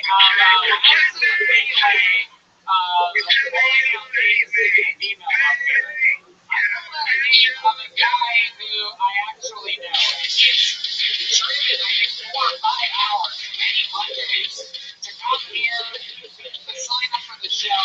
I made friends with him when I did crowd work one night at a stand-up show in San Antonio. I did crowd work on this guy. He was funny. He responded funny. We had fun. We hung out afterwards. We went golfing a few weeks ago. A guy from a random audience member at one of my shows did golfing with me. He's so likable, so cool. I can't wait to see what he does up here. For the first time in Philtony history, make some noise for my pal, Chewy. It's Chewy, everybody. We go. It's 1 minute 10. He's excited. Hell yeah. I do believe this is his first set ever. How about you guys give him a big welcome? It's my friend Chewy, everybody.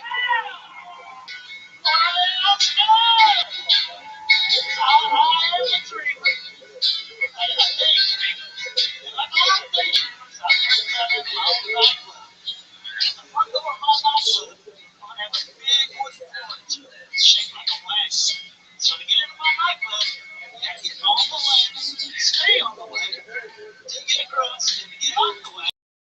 You gotta go down the staircase that has 12 steps to get into my club. That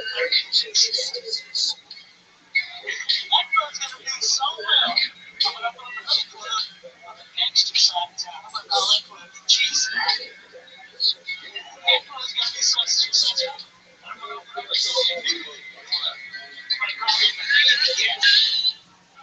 I'm not going to forget about my hood rats. I'm going to open up a strip club on the ghetto side of town. And it's pretty ghetto over there. You're not going to see any Porsches, Mercedes. You're going to get coming up to the main stage. Put your hands together for Kia. And on the backstage, give me a hell yeah for Elantra.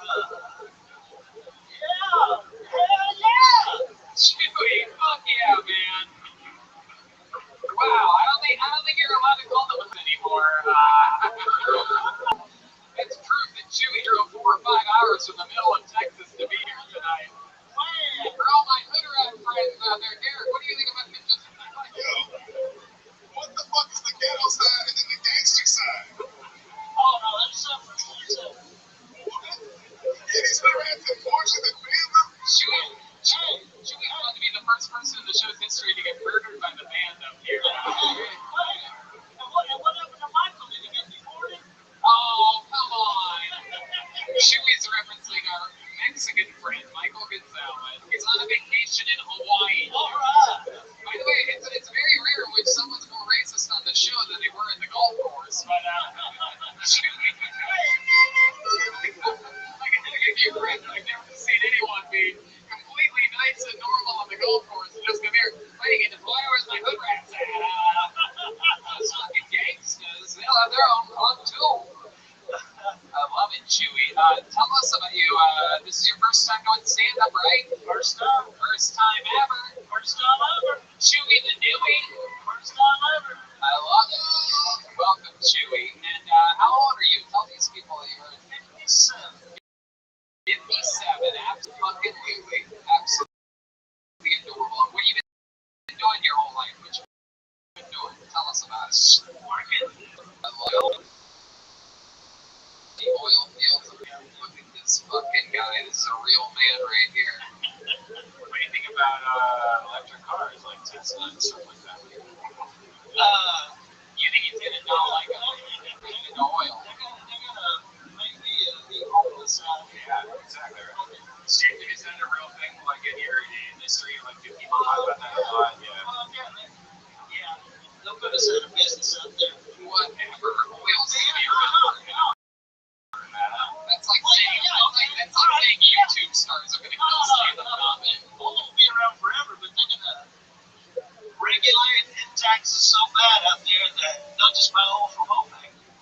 So, and it's easier to get that kickback from a foreign company than it is an American company. Oh shit, dude. Alright. True. I like how you did that handshake, like, yeah.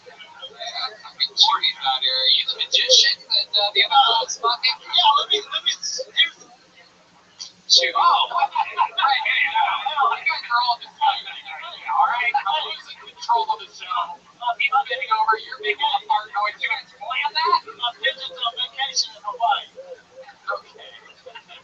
Chewy, tell us something very interesting about your life or your history that we can shop. What happened? Dating's been hard. Yeah, has it been? Yeah. How do you go on dates? What do you do? Farmer only or? It's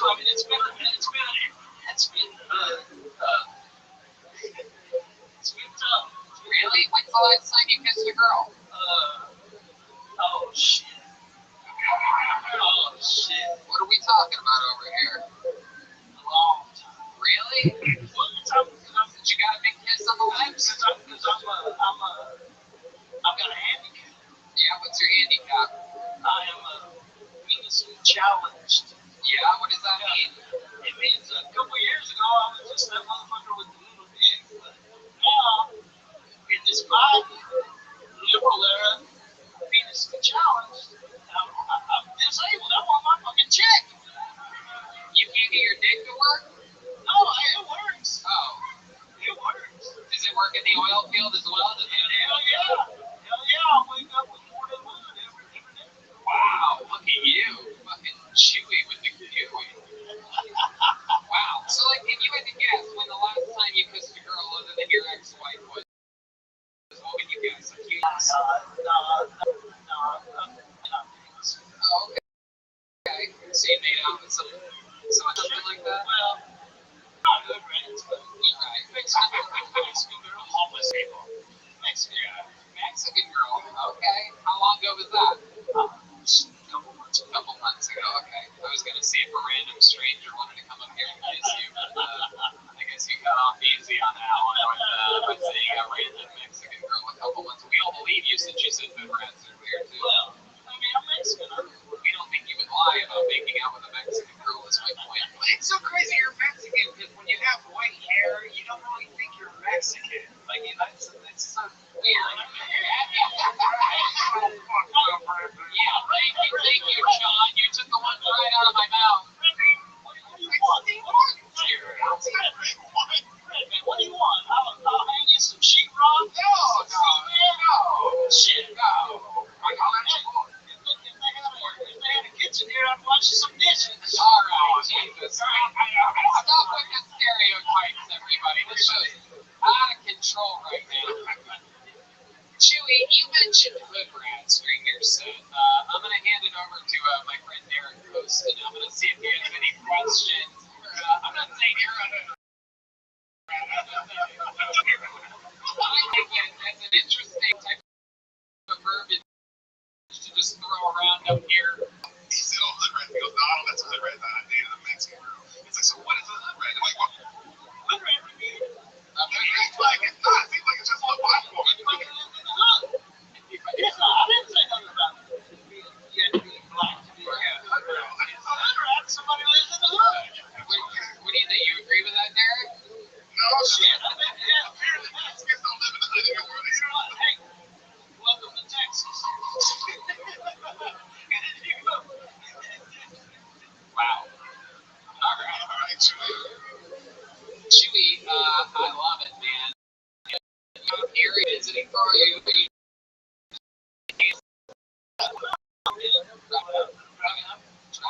You have a 5-hour drive, is that right? Well, Yeah. Straight west. look at this weather system. Yeah, straight west. I love it. You have a truck? Yeah. What kind of truck do you have, son?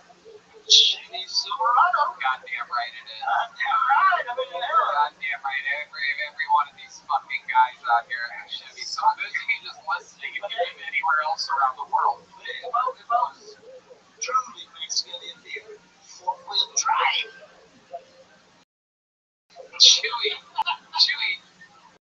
Something you notice. You're a racist, Chewy. It's an intervention for racism. Thank you, Jeremiah. Again, Jeremiah from Los Angeles, California. He's got a baby on the way. He's still talking about it. I love it. All right, Chewy. Well, you're just such a good soul. You're so likable and fun. I'm glad that you got to have your first time. This is something you've been signing up for multiple times. I'm glad we got it out of your system. How do you think? You think it's going to be something you're going to do again? Oh, yeah. Hell yeah. Look at that. Facebook. How about a hand for Chewy, everybody? Give it on social media, Chewy Meskin, CHUYMESKIN. You guys ready for your final comedian of the night? Ladies and gentlemen, this guy, a regular on Kill Tony, freshly, brand newly recovered from the coronavirus. He beat it. He got it. He beat the shit out of it. This is his return. Diagnosed with ALS a few years ago. Gave up his 2 decades of improvisational background to chase his big dream of being a stand-up comedian.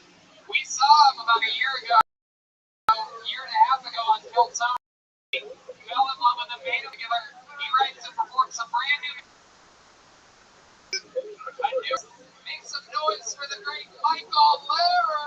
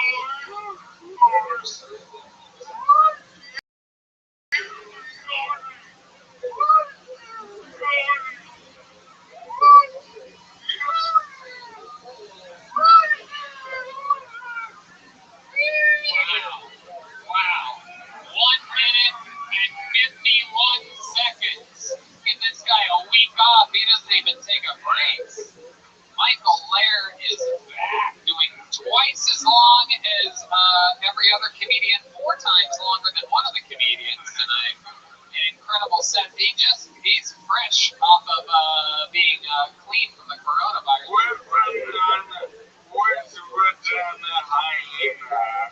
Where's Vagina hyena? Vagina hyena. I should imagine classify walking. I love you, vagina hyena. Wow. Gina getting callback power from Michael Blair. By the way, Michael, I think anyone that saw last episode, everyone's very concerned, very worried, because you really made almost everyone cry. Yeah. But here's the truth. I wasn't sick. I'm an alcoholic drug addict. That's true. But the coronavirus. Yeah. So I apologize, and I'll return all the GoFundMe. Alright? Look, no more cocaine for me, alright? Yeah. But they have a new thing I want to try called double cocaine. What's double cocaine? It's like, you know how cocaine makes me on top of the world? Yeah. Double cocaine, I can fuck too. It's my Viagra with cocaine. Yeah. Oh, I see. Wow. I enjoyed my sobriety. It's been very fun. I picked up hobbies like instead of bird watching, I do hooker hunting. Now, this is great when you're in a restaurant. We're always curious, like, is that a hooker? There's an easy way to tell. Does she order off the menu like she's hibernating for the window?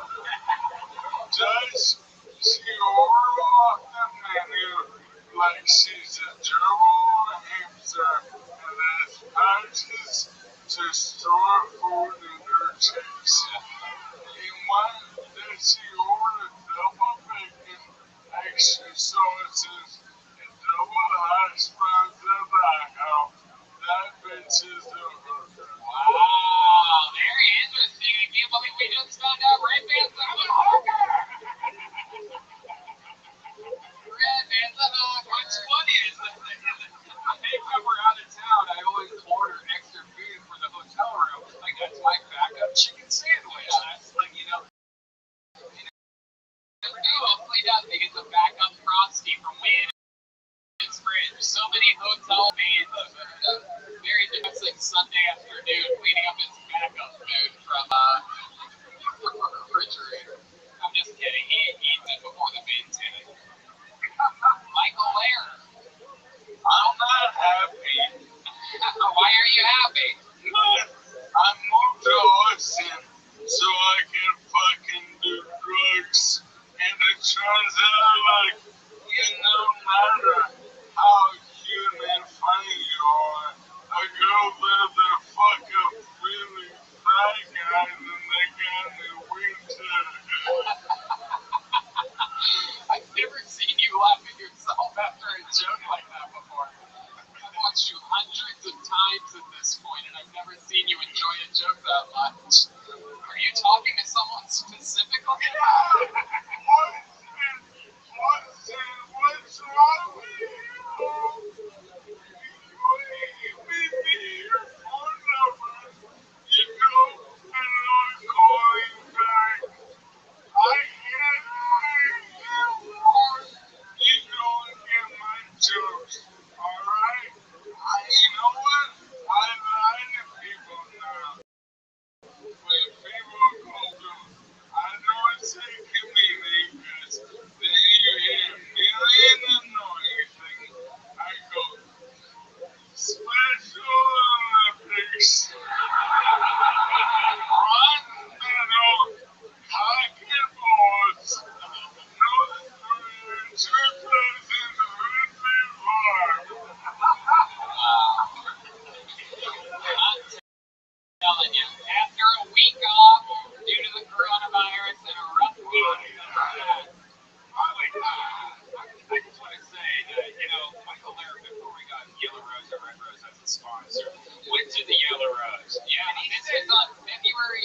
Yeah, by the way. He sent us a text message. Yeah. And his text message is, seriously, y'all, working for, because Yellow Rose is all I've ever wanted. By Felicia. Yeah. Yeah, he literally told us he was retiring because he went to the Yellow Rose. I don't know, because he was just planning on spending the rest of his money there. Again, this is definitely during the months-long cocaine bender that he went on. Again, he retired from doing what he loves to stay at the Yellow Rose at one point. He said just this one more time before that.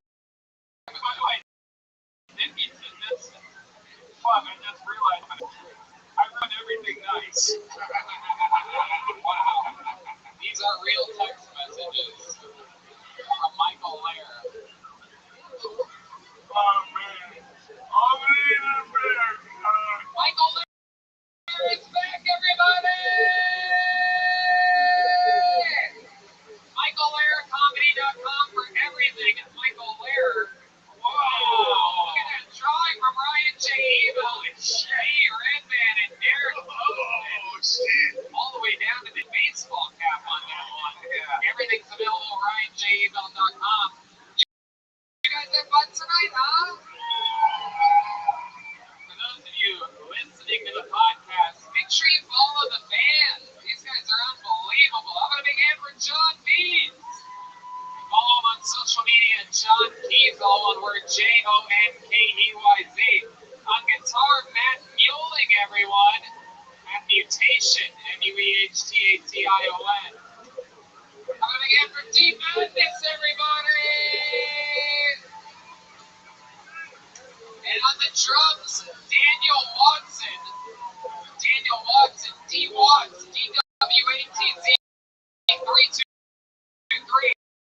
Him and Matt Mueling on guitar and a band together called Alchemy Band. Mixed vodka, the alkaline vodka. Literally the best vodka that you can buy. For those of you that drink vodka at all. I've been making screwdrivers lately to cure my hangovers. Using mixed vodka with stomach acid. It's really good for that. Yeah, I just like it because it's just a nice clean buzz.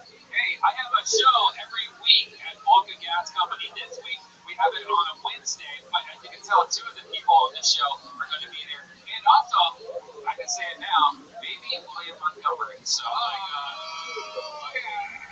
guys, how loud can this place get for my guest? His first time as a guest on the show, Derek Poston, everyone. He's got a great podcast. It's called Spoil the Beans. Listen to it. Follow him on social media at DERICPOSTON, all one word there. Fun times, man. The most fun time, man. To every comic listener, man, get serious with it. Bro, just keep going. I was working this show. I was a door guy. Working this show, being like, man, I'm going to be on that motherfucking show. And 3 years later, bro, I'm on that motherfucking show. So goddamn right you are. Going. Don't stop. Goddamn right. Keep going. And Derek's on the show also, so come see him kick ass. He tells me to also, with to keep going, it also means work hard, think about it. It's one of the best podcasts ever. He does it with his girl, Sam, and it's amazing. You have to check it out. Follow it on social media, all one word, Spoil the Beans. I absolutely love this guy. Like I said earlier, he's the future. You're going to remember you found him here. Oh, and how can I forget? We ate tonight by the amazing food of CM Smokehouse. Thanks to our friend Yoni at Best Barbecue Show. Absolutely incredible. They're going to be with us for 500 at Paramount on Thursday. Unbelievable food. If you guys haven't had a chance yet, check out CM Smokehouse at Bolden Creek. Is that right? Bolden Acres. That's right. I get them on Barton Creek, Bolden Acres, blah, blah, fucking farmland bullshit. But their place is unbelievable. An unbelievable setup and incredible food. And let's look at the art from Chris Rogers' art tonight. He did it in person. That's a real drawing of The Undertaker, Austin resident. He drew that while you all sat there doing absolutely nothing. It's a real drawing of The Undertaker. And I got every one of his art pieces in my... That's true. I'm friends with The Undertaker now. No big deal. And we all, you know what I mean? Thank you, audience, so much for coming. Austin has become our new home. It feels like home. We love you guys. Good night, everybody.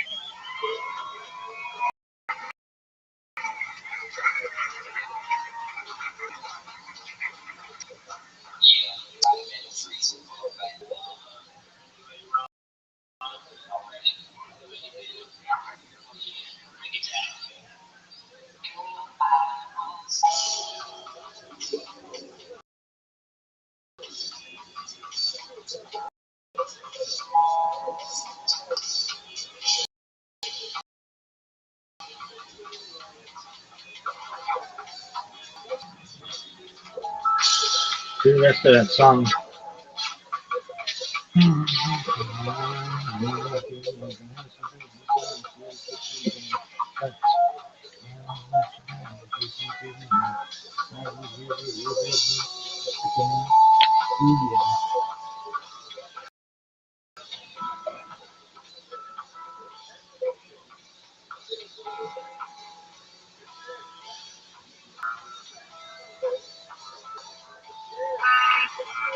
Who the fuck is this guy?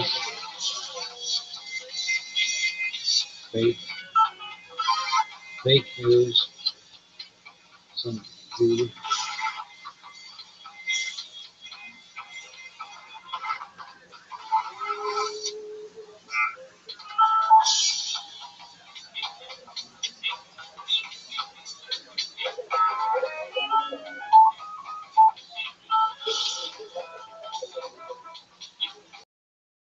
I am Patriot. That's my favorite shit. Really? Oh, I am Patriot all day long.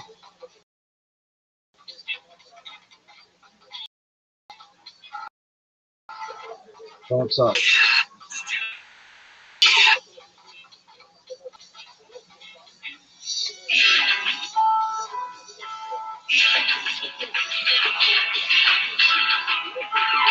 I think there's something you should know. I think it's time I find the show.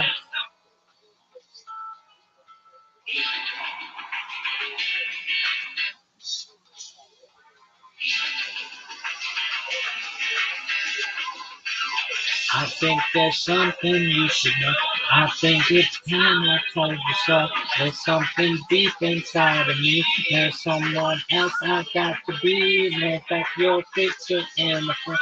Make everything in the rain. Don't hope you understand. Sometimes the clothes do not make the man. All we have to do now is to take these lies and make them true somehow. All we have to see is that I don't belong to you and you don't belong to me. Yeah, yeah, freedom, I won't let you down. I will not give you up. Have some faith inside me. It's the one good thing that I got. I won't let down. Really love, stick around. You haven't known that you're having fun, boy. You're looking at somebody new. You're saying what you want to me. You haven't made that trip and found no line, boy. And you're living in a fantasy. You're living in a fantasy. You're the race, you're not in the place.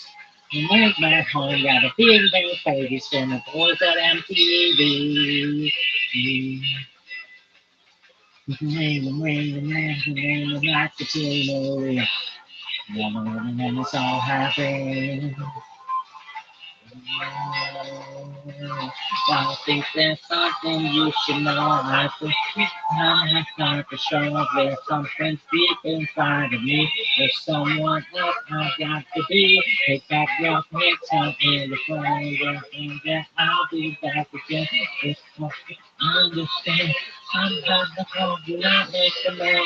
All we have to do now is to take these lines and make them true somehow. All we have to see that I don't belong to me. Won't let you down. I will not give you up. Gotta have some faith in the signs. It's one good thing that I've got. I will not you down. Please don't give me up. I will bring feel of love to stick around. Megan Feeling hated that whole thing. It's the best vodka out there. First ever alkaline vodka. So if you like vodka at all, That was sick, dog. straight up now tell me. I'm gonna hand for the great John Deeds on the keys, Matt Mueling on guitar, Dean Madness on the bass, Michael Gonzalez on the drums. And look who's behind us, everybody. The original master of Tony Ryan J. Evil. All the way from born and bred here in Texas. He's back home.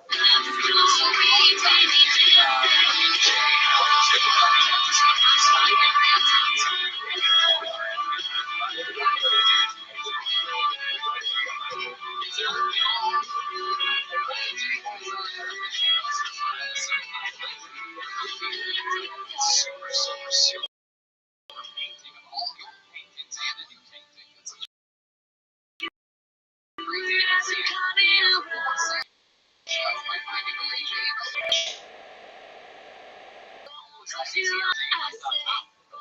Oh yeah, this is gonna be a banger tonight. I'm so excited. Before we start, here's a little bit of the amazing sponsors we made tonight. So to go right now for free.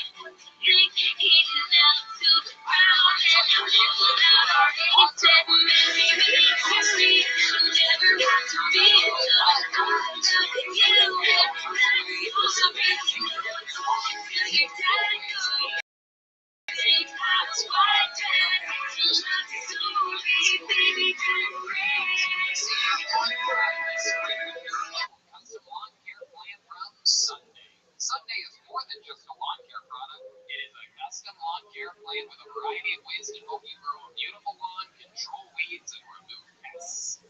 They take out all the guesswork and unwanted chemicals so you can grow a beautiful lawn that's better for That people, was pets, sick, and the dog. planet with Sunday. Red Band, Really? you just use this on your brand new lawn. Yeah, it's my first lawn. I've never had a lawn before. It's a fun hobby. When I moved in, my lawn had not been taken care of for a few months, and there was dead grass. There was places where there was no grass, and tons of weed. I put in my address on Sundays, why not like data to find exactly how big my lawn is based on my location, exactly what my lawn needed.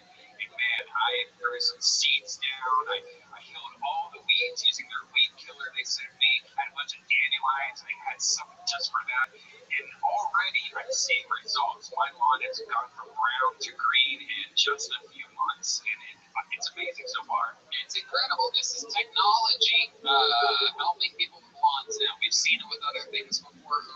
Folks, look at this athleticism from the big him. Where's Exactly. This is basically the 23andMe for your lawn. Sunday makes taking care of your lawn easier than ever. Just go to Sunday.com, you put in your home address, and their free lawn analysis takes care of the rest. They use climate data to create a tailored nutrient plan so you get all the stuff your lawn needs and nothing it don't. You absolutely will love it. Everything is waiting in your door when you need it when you go to Sunday. Very, very good stuff. Best of all, it works. And your grass will look better than ever. It only takes like 15 minutes. You know, you're not working on it the whole day. They have everything super easy for you. Incredible. Let Sunday take the guesswork out of growing a greener, more beautiful lawn this spring. Visit getsunday.com/Tony to get $20 on your custom lawn plan at checkout.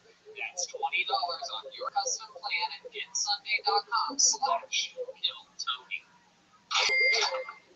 Mudwater is a coffee alternative with more adaptogenic mushrooms and ayurvedic herbs. With 1/7 the caffeine as a cup of coffee, you get energy without the anxiety, jitters, or crash of coffee. Each ingredient was added for a purpose. Cacao and chai for mood and a microdose of caffeine. Lion's mane for alertness. Cordyceps for support.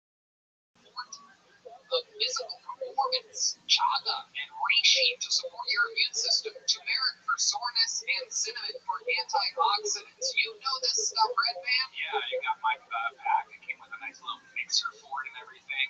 I mix it with some nut milk, add a little bit of honey, and it's great. I've been trying to find an alternative to coffee for a long time because I've been addicted to coffee for so long. I drink so much of it all day. This doesn't give me the jitters, but it does give me the energy. Mine is Whole 30 approved, 100% USDA, organic, non-GMO, gluten-free, vegan, and kosher certified. I'm telling you, this mud water is something else. You know, it's different. That's for sure. It's sort of like I would put it somewhere between tea and coffee. But the feeling that it gives me is that of like, let's get work done without too much anxiety. Go to I need a hat. WTR. So they spell it differently. So one more time, that's MUDWTR. You do Tubi? /Tony to I support passed the it all show the networks. and use code Tony for $5 off. So that's mudwater.com/Tony and use the code Tony for $5 off. You guys ready to start the show?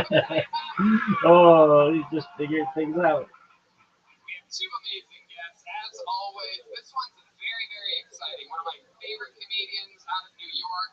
A return guest, a fucking cold-blooded assassin. And joining him, one of the most famous regulars in the history of the show. Someone built right here in front of the Kill Tony fans. Make some noise for the great Mark Norman and Ellie McCoskey, everybody. Oh, yeah. Come on in. Hell yeah. Mark Norman, Ellie McCoskey. Hi, guys. Welcome, welcome. Good to be here. We all have very distinct voices. Yeah, we do. All right, the band got blacker. Yes, that's a good thing. The new band since the last time you were here. Oh, yeah. Basically, sort of this plain white electric guitarist that we always have. Oh, we always have. Oh, yeah. And Yoli over there, like little vanilla soft serve. And we have D Madness. Look at him. Wow. Questlove looks like shit. Fridays and Saturdays are tough, man. Yes. D Madness. Comedian. These are definitely tough. So welcome back, guys. Of course, the great Mark Norman of the Tuesdays with Stories podcast. We might be drunk with Sam Morrell and my favorite special, Sierra 2020, Out to Lunch, available on YouTube. A wild viral success. Thank you. And of course, Ellie McCoskey filmed here. She became a regular. She was on the show under the age of 21. Yes, sir. Started at 19, right? Yep. And now absolutely killing it, opening for Joe Rogan all around the country. She's on JRE today, right? Yeah. Awesome Wrestling Bitch podcast available everywhere. Ellie McCoskey, former Kill Tony regular, with us tonight. Great podcast. We're gonna watch some comedians or people trying to be comedians. Maybe they're unbelievable comedians. Anything can happen. We've been finding some real local legends here as of late, and business is booming. Sign up. You guys probably know how it works. If not, they get pulled out of a bucket. They sign their names beforehand. So they pull their name out, they get 6. You know, the time is up and you sound of a kitten. Let's wrap it up then, or else you're gonna bring out the angry 5th Street Bear. There it is. A little sheep and an elephant for good measure. You guys ready to start the show? Yeah. How many of you have listened to the show before? Big fans of the show? That's a lot of you. You guys want to start it with a special treat then?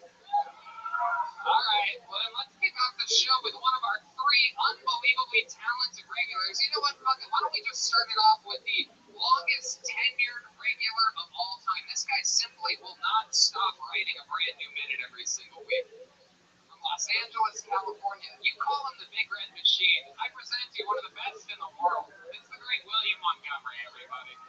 Just debuting another brand new 60 seconds for us. Come on, make some noise for William Montgomery.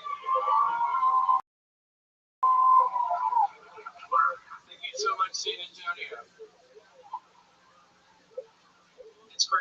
Texas where everybody's not all woke. Hell, now you got Delta Airlines being all woke and Major League Baseball being all woke. About the only thing not woke these days. And I would like to thank my father, Larry Montgomery, for sending me that joke via text message a couple days ago. And then in the text, he said it's funny because DMX OD'd and was in a coma and is now dead. I hate to say it, but if you were watching C-SPAN 3, you were officially gay. Let's give it up for C-SPAN 3!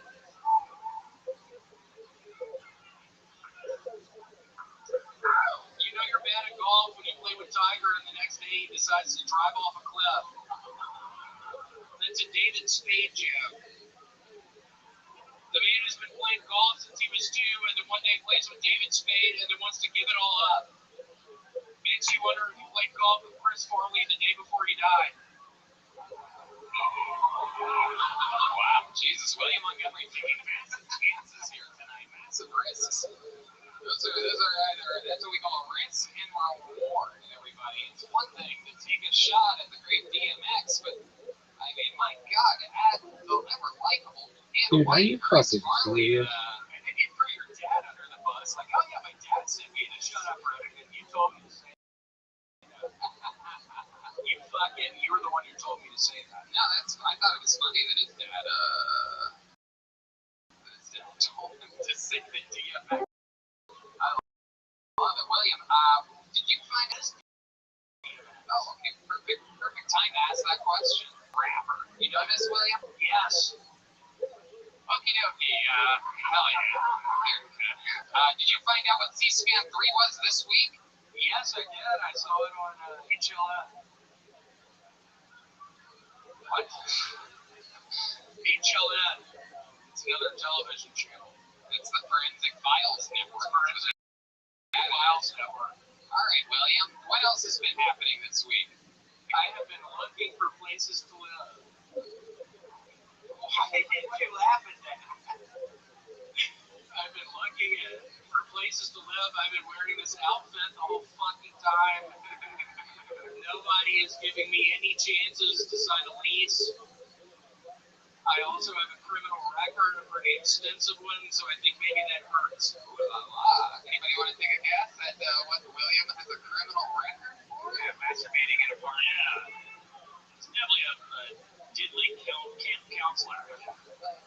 What do you guys think of William Montgomery's performance here? I can't hear it over the brightness of his legs. You can kind of see my pink skin underneath his white shirt. What? Yeah, you kind of see my pink under this white shirt. I have very pink skin. Yeah, it is pink under there. That's very interesting. See what you're talking about. It looks like someone called the fire department. Thank you, Michael. Okay. All right. William, have you been eating a lot since being in Austin? Yeah, I ate some pizza yesterday. I ate some pasta the day before. It's going around in circles around the block, it seems. I don't know. I don't know what's going on there. It's really fucked my son. That's what they did. I was here to ask Mark if I could start opening for him, and then my fucking set just got sabotaged. Mark, I'm here to ask you, when can I start opening up for you? Oh, shit, I didn't know you did comedy.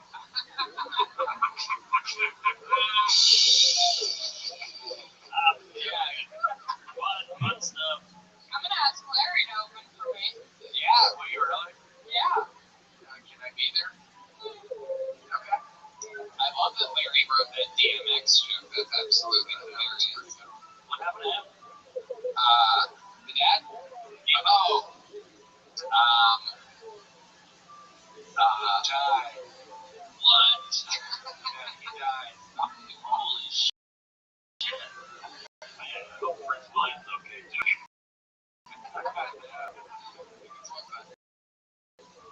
Philip, right? Philip, sorry. It's okay, right? I'm totally fine. I'm already in Mark, I know you're a big fan of cars. Are you familiar with Hyundai Elantras? Oh, yeah. Have you ever driven one? Yes. What color? Blue. Yeah, I used to have a blue one too. Alright, this is the worst speed date of all time. Yeah, really is. William, thought bringing you out was going to be better than taking a chance of pulling a name out of the bucket and starting the show. Boy, the surprises never end on a show like that, I'm going to tell you. For you to come up and... William, I saw you yelling at this guy the other day, and I made me think, have you ever been in a fight before? I have not. There was this kid named Kevin Cook at Memphis University School where I went to school with, and he used to borrow my pens, and one day I started putting pens in my butt and gave it to him, and he put it in his mouth, and he didn't show up to school for the next couple of days. When he showed back up, he almost beat me up. What did he say anyway? He was angry I had stuck the pen in my mouth. Do you remember anything that he said? I just... All right, William. I'm going to be candid with everybody. It's not easy writing a new minute every week. One of the hardest jumps in show business. If you don't believe me, rewind 6 minutes and rewatch that. William Montgomery, everybody. Make some noise for William, everybody. This must think it's called. I never really make fun of William. I like William's set. Yeah. I like that Larry's his Ghost Rider and DMX is his Rough Rider. There we go. Thank you. Hello, look who's that. Uh-oh. Make some noise for Kaylee, everybody. From the Yellow Rose. Sometimes the Red Rose. The 2 best strip clubs in all of Austin, Texas. You should have seen what she did, episode 500. Crazy. I'm sure there's going to be more fun moments in the future with Kaylee. Alright, this looks like a new name. Let's see what happens here. How about Forge, Cortez, or Verge? Perhaps Barge? Or I think that is Forge. Your name begins with a V and ends in Cortez. I'm going to say that you're next. G-O-R-D. Handwriting is always telling on this show, too. The wilder the handwriting. So this should be interesting. We just got confirmation this person is coming from upstairs. Coming Forge Cortez. You guys excited to be here, huh? You guys get it? Anything can happen. Any second. You're going to see what I'm talking about. Okay, here we go. All right. Pull a name out of the bucket. It's Forge Cortez. Yeah, Forge.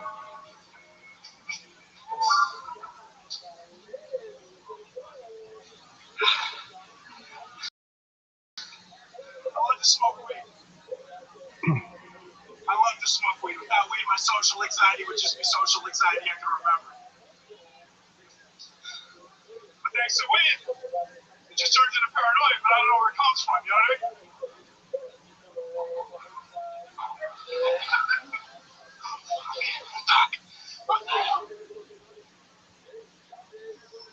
Who's there?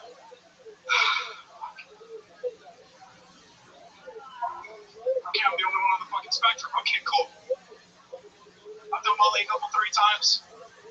And people say Molly's a sex drug. But every time I'm peeking on Molly, my dick doesn't do shit. So the only reason I'm interested is getting my hair brown. Take it to the next level. Put a Q-tip in my earrings on my chest. Okay. Wow. Very intense set. How about one more time for Forge Cortez, everybody? There he is. A lot of energy. You want fucking HGH, bro? What's going on here? You got that fucking UFC fighter energy. You seem genuinely angry, but you got paranoid. You seem like a weird guy to smoke weed with. I would be frightened. Yeah, you make Brennan Schaub look pretty damn good. Fuck yeah. What is your name? Your handwriting matches your body muscle ratio. My name's Jorge Cortez. That's an H. It's a J. Oh my god, it's a J. No way, that's a J. I know you're laughing because you thought that I thought Jorge spelled the J, but if you look at it, there's no way it's a fucking J. No, it's reacting to the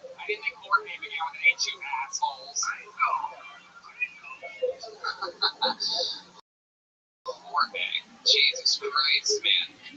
Wait, you gotta shut the fuck up. Yeah. Fuck. It's the Adderall that happens here in Austin every once in a while. Once every show is one out of their mind. Somebody put a dick in her mouth. They've been partying since Thursday. And just fucking, they were up and down rainy straight. They smell like Indian food at this point. And fucking barbecue sauce on their fucking flowery skirt. Look at her, she's not even listening. She's yapping to another friend. She's so cooked up, we got a real Hunter Biden over here, huh? Real fucking sloppy mess. Alright, Jorge, where do we begin with you? How long have you been doing stand-up? 6 years. 6 years. Oh, shit. Anybody notice how hard he just started sweating after I asked him that? His forehead is now soaking fucking wet. Wow, 6 years. All of it here in Austin?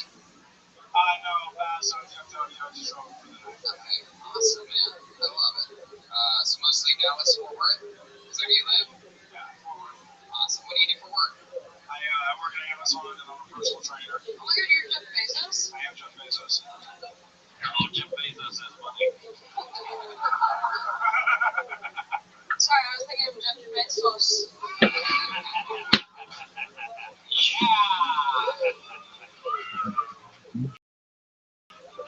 I want good work. See, working like one of those Amazon warehouses. Got a tough job. We hear a lot. There's a lot of restriction. You're peeing in glass in your house or something like that.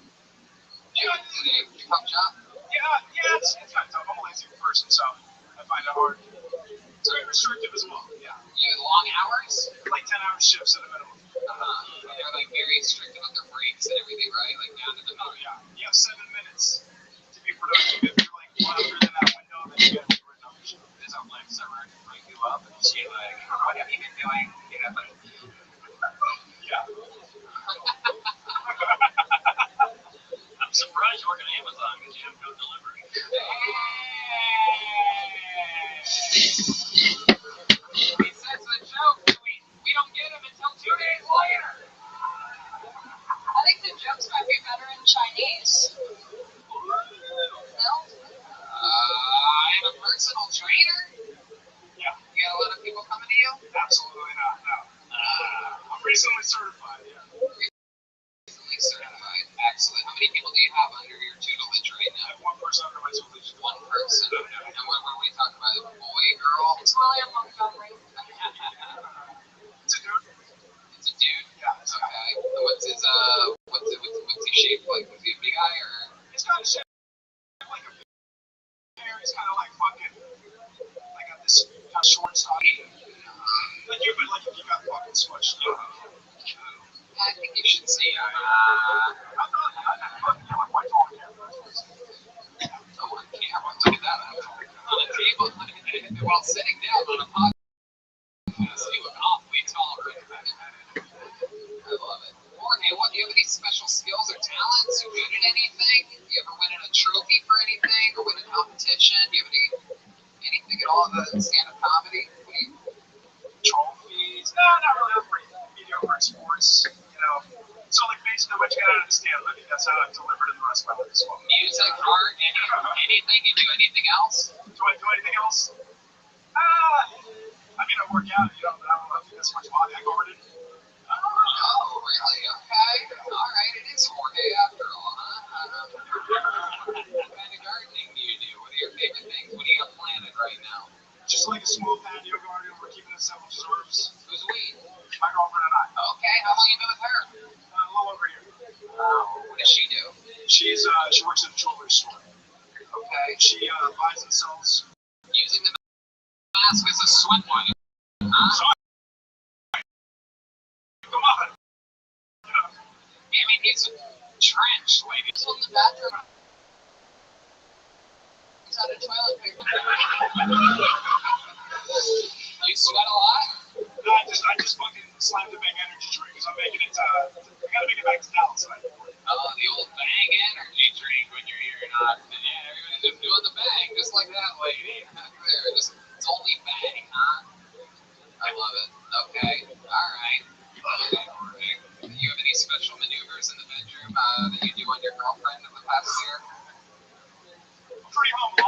ass. You know, I'm like pretty quick to get ass. I'm not trying to fucking act like I'm a miracle worker out here. I'll leave my, you know. Right. You say that like you just go straight for that first.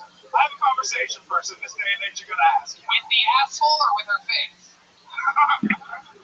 Because you said I eat ass, like that's just like, hey, how was your day, baby? Good to see you again. Well, you had a cock tonight, so I'll only.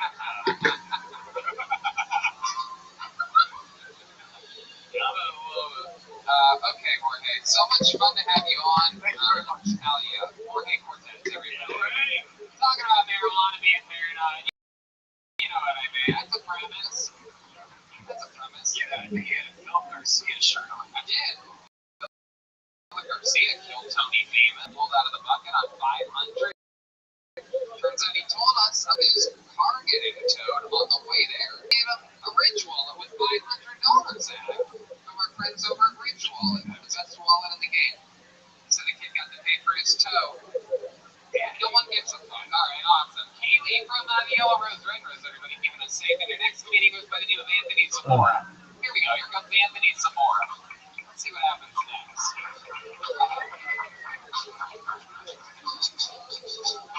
Anthony Zamora, I do believe I've seen this name before. Yeah, it's not heard of someone. How many of you at this Super Kill Tony live? People. Like the blood crack. Anthony Zamora is coming down the stairs. Here he comes. Put your hands together one more time for Anthony Zamora. Alright, there he is.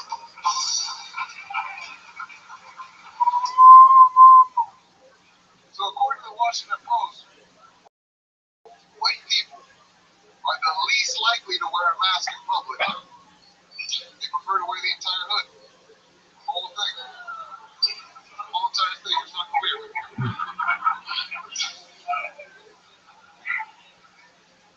Sir, real quick, did you know the difference between me and a chick cake? I've never paid to have a house.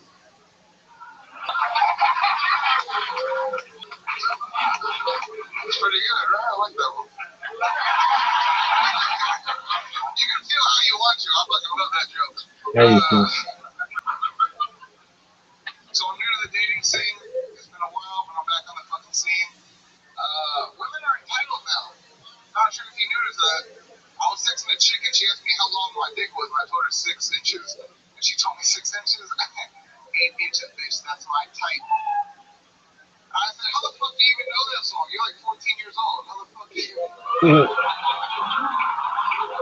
On that. Wow, look at that. Little Beatfield just likes to get out on a hard grill, everybody. One more time for Anthony Zamora. I said I'll get out on that like he's got a standing ovation. Thank you, good night. Everybody's like, oh, disgusting. All right, Anthony, you've been on the show before. Once before, yeah. Hell yeah. Welcome back. Sure. Are you the Bucky's mascot? Anybody? I swear to God. It just hit me now. I know I didn't think of this last time you were here. You said I had a Richard Nixon mask on. You're pretty good. I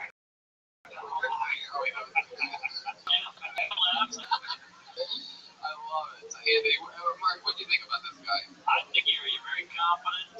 You got a good charisma, but you did do a standard run-of-the-mill street joke. I mean, one of those jokes is like textbook joke book. Yeah, I got it from some homeless people telling me for a quarter. That's why. Look at that. From homeless. Yeah, such an honest speak we have, everybody. All right. I mean, that's very interesting. The chickpea thing, that might be the most, that might be, what I mean, right? You know that other people have done that, right? Yeah. I had to give a shout out to my friend Swatch and Annalise. But you didn't give the shout out until we just asked you about it. That's the problem. You would have been cute if after that you were like, the homeless guy gave it up. Like, I mean, it wouldn't have been funny, but it would have been cute had you given the homeless guy credit. I mean, who's your hero? Is Carlos Mencia? I feel like he loves that shit. Look at this fucking giant Boy Scout. He lives for this right now. He doesn't even care that it's not going well. He's just so happy to be in front of the stand 101. Like, do not not steal jokes, but do not use street jokes. Make them your own jokes. And if you don't, where are you in this? Are you right now? Okay, yeah, we are way too far to be. You gotta, especially on the show where you're going 60 seconds. Like, I mean, you have to summon you have to show it.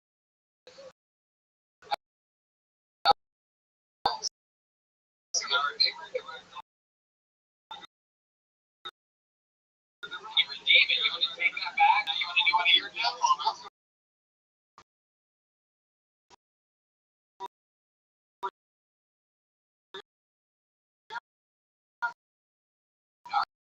And then the chick.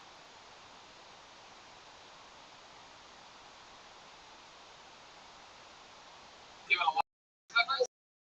It's like we've done this on the show. You have 11 seconds, and you will hear the sound of a yeah,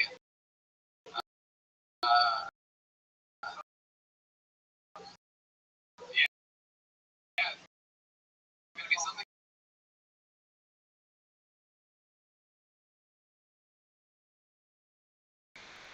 There's 22 million people who practice stand-up comedy. It's all right. It's all right. It's in 11 seconds. You I was like 5. yeah. That's what happens when you don't steal jokes. Ahs and groans. And stuff in your cheeks right now. We all want to know. It's coin. Some people saying that it might be some of those mini recipes. We want to know what is cheese.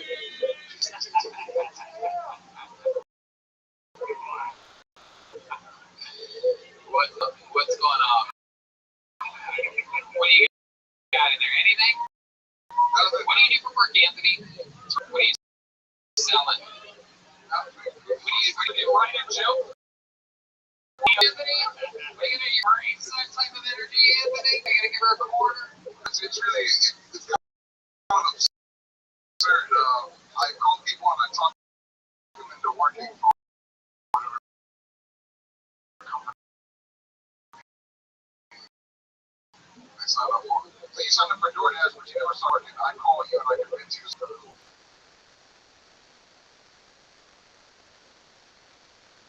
And more of you're getting punched in the cheeks.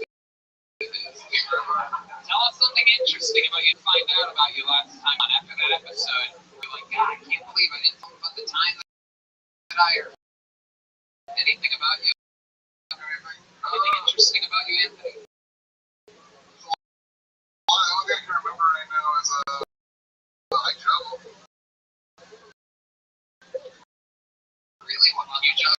I juggle. What do you got? What do you got from you? Lemons or something like that? Lemons? Lemons? Yeah, we got lemons. Lemons can you juggle? Let's do 3 right now. Any chance you have a hand for the great staff here at Anton's? Think I can buy a few lemons from you guys, huh? Here we go. You get lemon tossing music. If you haven't heard the official song of juggling, I will do anything to make Anthony Zamora seem somewhat talented. We're going to juggle some lemons. It's a real Monday night party here at Philtonic. You can see them, 3 lemons. Hell yeah.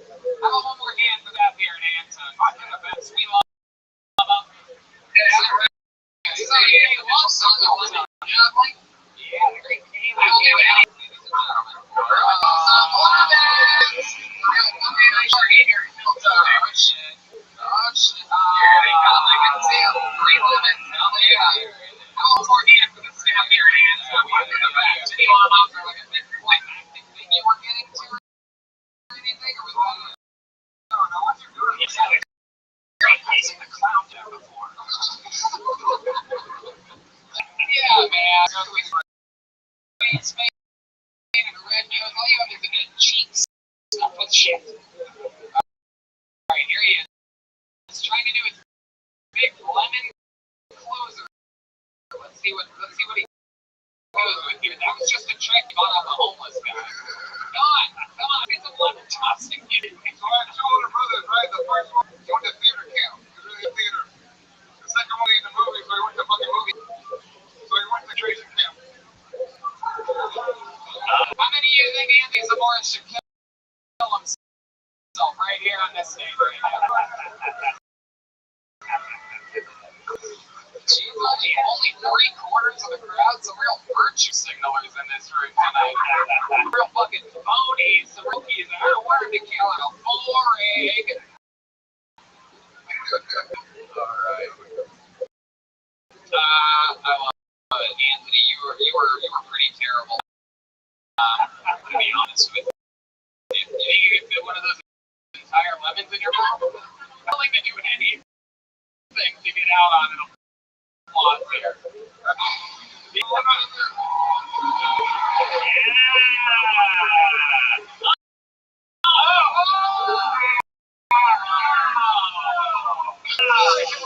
That's pretty good. Wow. That's pretty good. Just like, that could be one of the lemons that ends up on your next drink, everybody.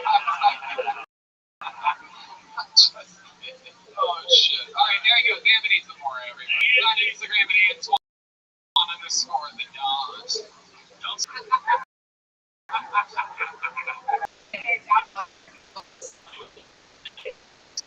Hold on, he just himself, and it's not what a twist. Alright. Mariano DiVincenzo is next. But not before Kate.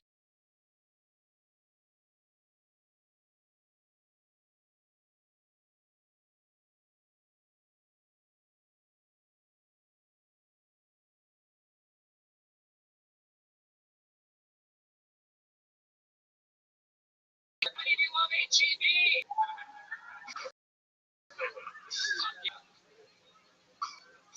Where's my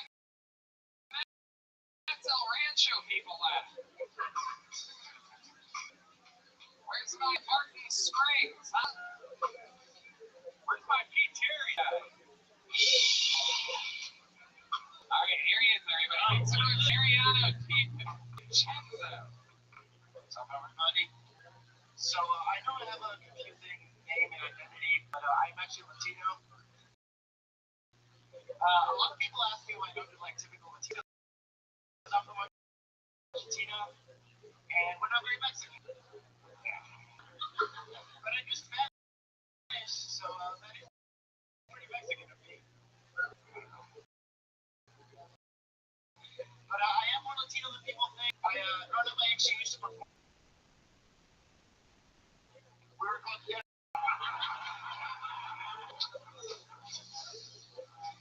But anyway, I do identify as Latino, or Latinx.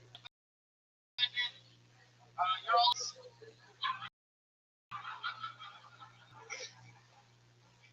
Anyway, here in America, most people are Argentinians, unfortunately, for soccer players, or Nazis. And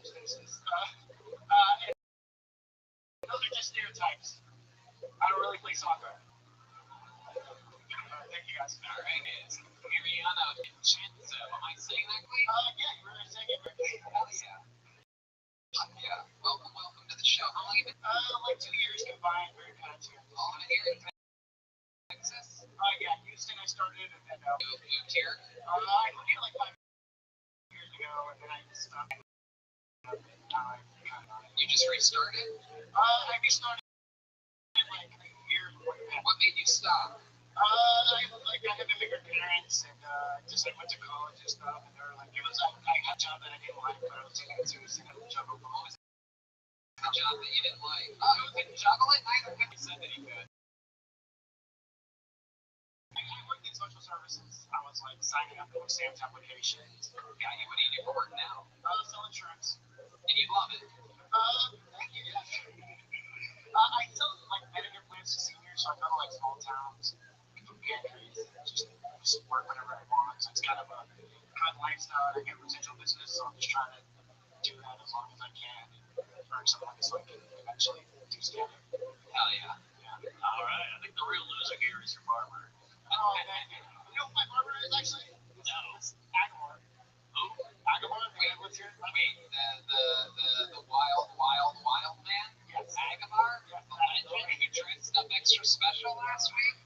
That's your actual barber? Are you serious? Well, he cut my hair twice. Yeah. Did he do that one? I'm overdue for a cut though. I'm gonna get it done. Are you being serious or are you kidding that No, Agamar? Agamor. Oh my god, that is hilarious. For those of you that actually knew who Agamar is, we thought to ourselves just a week ago in this very room, I can't imagine the type of person that lets this man cut their hair. And here he is, there's someone a week later, and that is what it looks like. It just couldn't be funnier. Can you cut only one side of your hair? Like, you look like one of the plants from the middle of the Edward Scissorhands movie. Like one of those single mothers like yards, and it's like. I mean, I let it go. It looked okay about 2 weeks ago. It's really leaning left politically. That's true. That's Biden hard. So, when you say that it's been a long time, how long has it been? And what's going on there anyway? Like, how do you do that? I was born in the pandemic and I did like a curl over and then I just wanted to grow out like the curls. And it did for a second, but then I just, It's adorable, dude. I sort of like it. So what are you talking about? It's like I'm a grown man. Remember that one medicine commercial where the people all look like the dogs, like they had the same haircut? You know what I'm talking about? It's like years ago. It's such a bad reference. I know exactly what you're talking about. Like a shanty or something or something. Yeah, exactly. It would be matched up with like a black doodle. It's for the 4 people that know the old commercial that I'm talking about. This is, after 500 episodes, this is what you're stuck making jokes about. He's got an interesting look, though. He looks like he got Me Too'd in Bollywood. Really does. What else about you? What do you do that is Argentinian? You talked about things that you aren't Argentinian. I do actually play soccer. Are you good at kicking lemons? Not particularly. I also injured my knee, so I have to just unfortunate. It's a big thing over there. Okay, alright. Any other special skills or talents? You seem like the kind of guy that likes to, sing or something like that. You have a... What's your favorite cereal? What's my favorite cereal? I don't know. Special skills or talents. Not everybody does Red Band right there. I see if this guy, like a grape nuts guy or something crazy. I don't know. I don't have any, especially I speak Spanish just the same as I do English. But that's entertaining these folks. Okay. How about your love life? What's your love life like? What are you into? But it's slow right now. Trying to get out there on the dating apps. What dating apps? All of them. All of them? Oh, not the like the really cute ones. Hollywood actors date. Love it. What about the last date you went on? What was that like? Well, I actually met someone I know from like 2 months ago, which is cool, and then we went out. It was kind of fun. What happened? So it was actually cool. It was like when the Vulcan shows were cool, so we met at airport and we hung out. Then there was a bunch of free shows. There was like, God, you talk really fast sometimes. Do you know that? Like in the middle of sentences, you really just like, dial it back. Right at the end of the sentence, you go like slow again, and I'm like, fuck, I feel like I should have heard that. when I get nervous, I talk over myself. Yeah, do it again. Tell us more. I want to know more. So anyway, we went out and we got to see, I think, Red Hearts had a live show that we just walked in on. So that was really fun for the beginning of the pandemic. Yeah, we want to know about the fucking you guys banging your private parts together, bro. We don't want to know which comedian you saw it on. Then what happened? Then we went home. We banged actually really fast for that. That was shut into the kind of pandemic. I'm not embarrassed about it. I was just like, it's been a year since the pandemic, and I'm just gonna be Is that what you said right after it happened? Yeah. What else was I gonna say? I mean, I wasn't like, I'm not gonna be embarrassed about it. Are you the kind of guy that like goes again really fast after something like that? Since it had been so long, were you immediately turned on again? That time I was, but not generally. In a while, I was like, I was saying that. Where did you come? Good question. So he seems like the kind of guy that would panic and come in his own hand for some reason. You know what I mean? Like, oh, I'm sorry, this never. I barely pulled out and came looks fucking good. Wait, did you say you came in the sheets? Is it the sheets that you sleep in or the sheets that you use over the windows? Is that what he said? He just came right on the sheets? That's his answer. I'm sorry. That was my answer. I love it. Absolutely. Just came right on the sheets, huh? I try to pull out. That's what the tits are for. I know. Man, are you talking about yours? Come on your own tits, push them together, make spider webs when you pull them apart. Oh, Jesus Christ. What? How do you think of this disgusting shit? Charlotte's web. Oh my God. Jesus. Mariano, you ever commit a crime? Aside from like smoking pot, not really. Okay, not really. Think of What? Huh? nothing. No, not really. Come on, you must have done something. You ever throw like an egg at a cop car or something? I have nothing. All right, Mariano. So no favorite cereal. You don't have a favorite cereal, not one of them. Like if you go to the grocery store, what cereal do you buy? Not everybody buys cereal. Somebody has to. Like Cheerios? Cheerios. Cereal. Do you really get Cheerios though? You really do? What the fuck is wrong with you, dude? You get plain Cheerios? Not Cheerios. For your parents or for you? For myself. Oh my God. You're just saying honey nut to cover up your back. That's right. Like, no, but it's cool though. They're honey nut. You know what I mean? Like they're good people. It's a good one. Mariano, I love it. You mentioned, before you go, you mentioned your immigrant parents. What do they do? What are they like?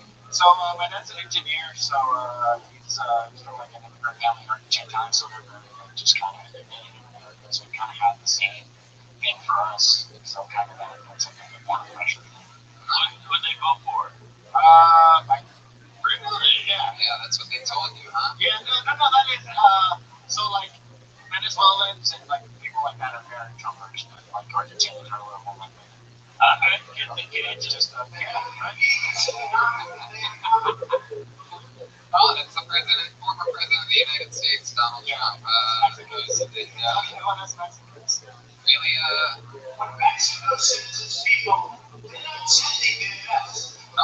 okay, thank you very much. There you go. Don't the call.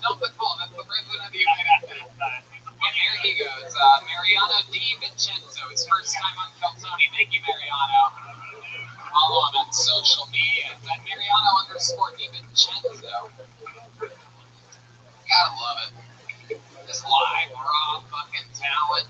Anything can happen here. you guys ever have like crazy haircuts like that? Like you? I once did when I was in like, I think I was a freshman in high school, me and all my friends, it was like the lamest thing I ever took part in, but it was like 1999, and that was the time where like everybody did like the top of their hair bleach blonde, but the bottom was like the same color. Yeah, I used to do the flat top. Yeah. You ever bleach it or anything when you were growing up? I did the peroxide while I was a skateboarder. Hell yeah. Alright, let's keep it moving. Bradley Yandel. Bradley Yandel. Coming up from inside. Look at this. From right here. Hold on. There it is. Bradley Yandel, everybody. One more time for Bradley Yandel. There he is.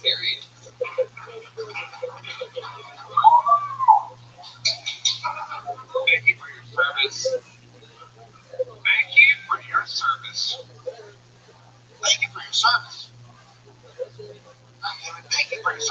We really support the troops. Well, ma'am, sir, if you'd like to support the troops, what are we going to do? I'll tell you how. The clock is striking on. The clock is ticking on. Eat some ass. If you want to water a better baby, just go out there and support the truckers died in Normandy on the beach of the bay. Sir, if you want to cover, anyway, if you don't do that, you're not a dirtbag for a degenerate like me. It's absolutely fine. You can meow. Oh, you're the worst. What's up, Bradley Handel? Why'd you sign up for this? What did you think was going to happen? I've been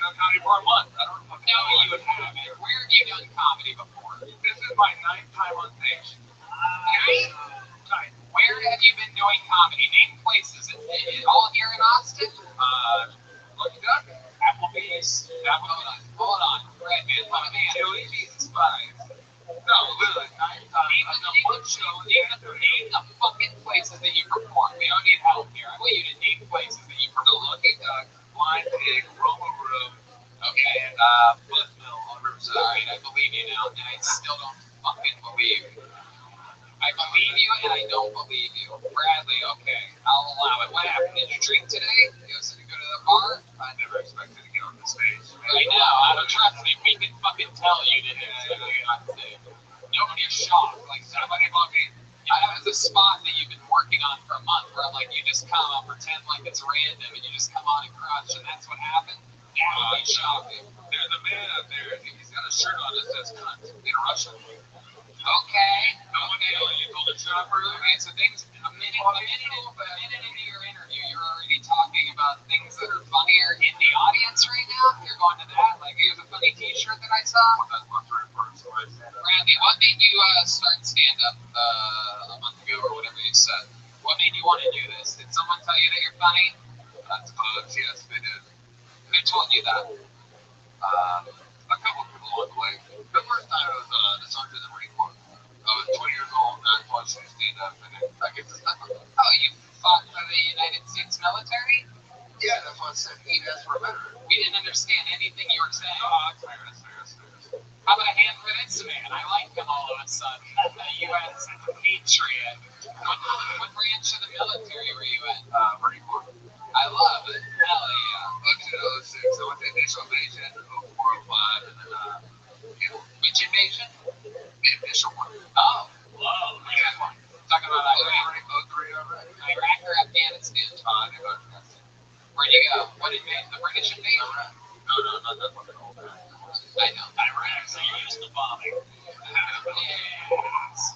That was a layup. That was a layup. Yes, yeah, the Chris Helms worst. You really are. You're something else, Bradley. Why does every comic in this town dress like they're going to a picnic? Just in case they get invited to one. That's what it is. I guess so. Bradley, is this where you're born and raised? Nashville, Tennessee. Nashville, Tennessee. Love that goddamn city. What are you doing out here? I was there to play rugby 8 years ago. I graduated from Ole Miss. They asked me to come play rugby here, so I played for 6 years. I fucked off a couple years ago, and then now I'm just trying to figure shit out. So I'm at home. Okay. Wow, one of those Iraqi drones just came right in today. You say Iraq, and they're zipping right through. All right, Bradley. So what do you do now? What do you do for work now? I'm one. Okay, good to know that our servicemen are being taken care of. Yeah. You know what I mean? Nothing better than hearing about a good old I unemployment. applied for being team director with people at a restaurant. Oh, how the heck were you? There we go. We just stumbled across a little pile of gold, didn't we, everybody? I told the manager she'd do this fucking job, baby. And I had a bucket mask on. I told you about Red Man. I saw you. I told you you had a bucket mask on, and I cut someone out in a bucket mask. And He can make it move with his mouth, so it looks like buckets. you inhale the mask just a little bit, and then you're talking just like Luigi.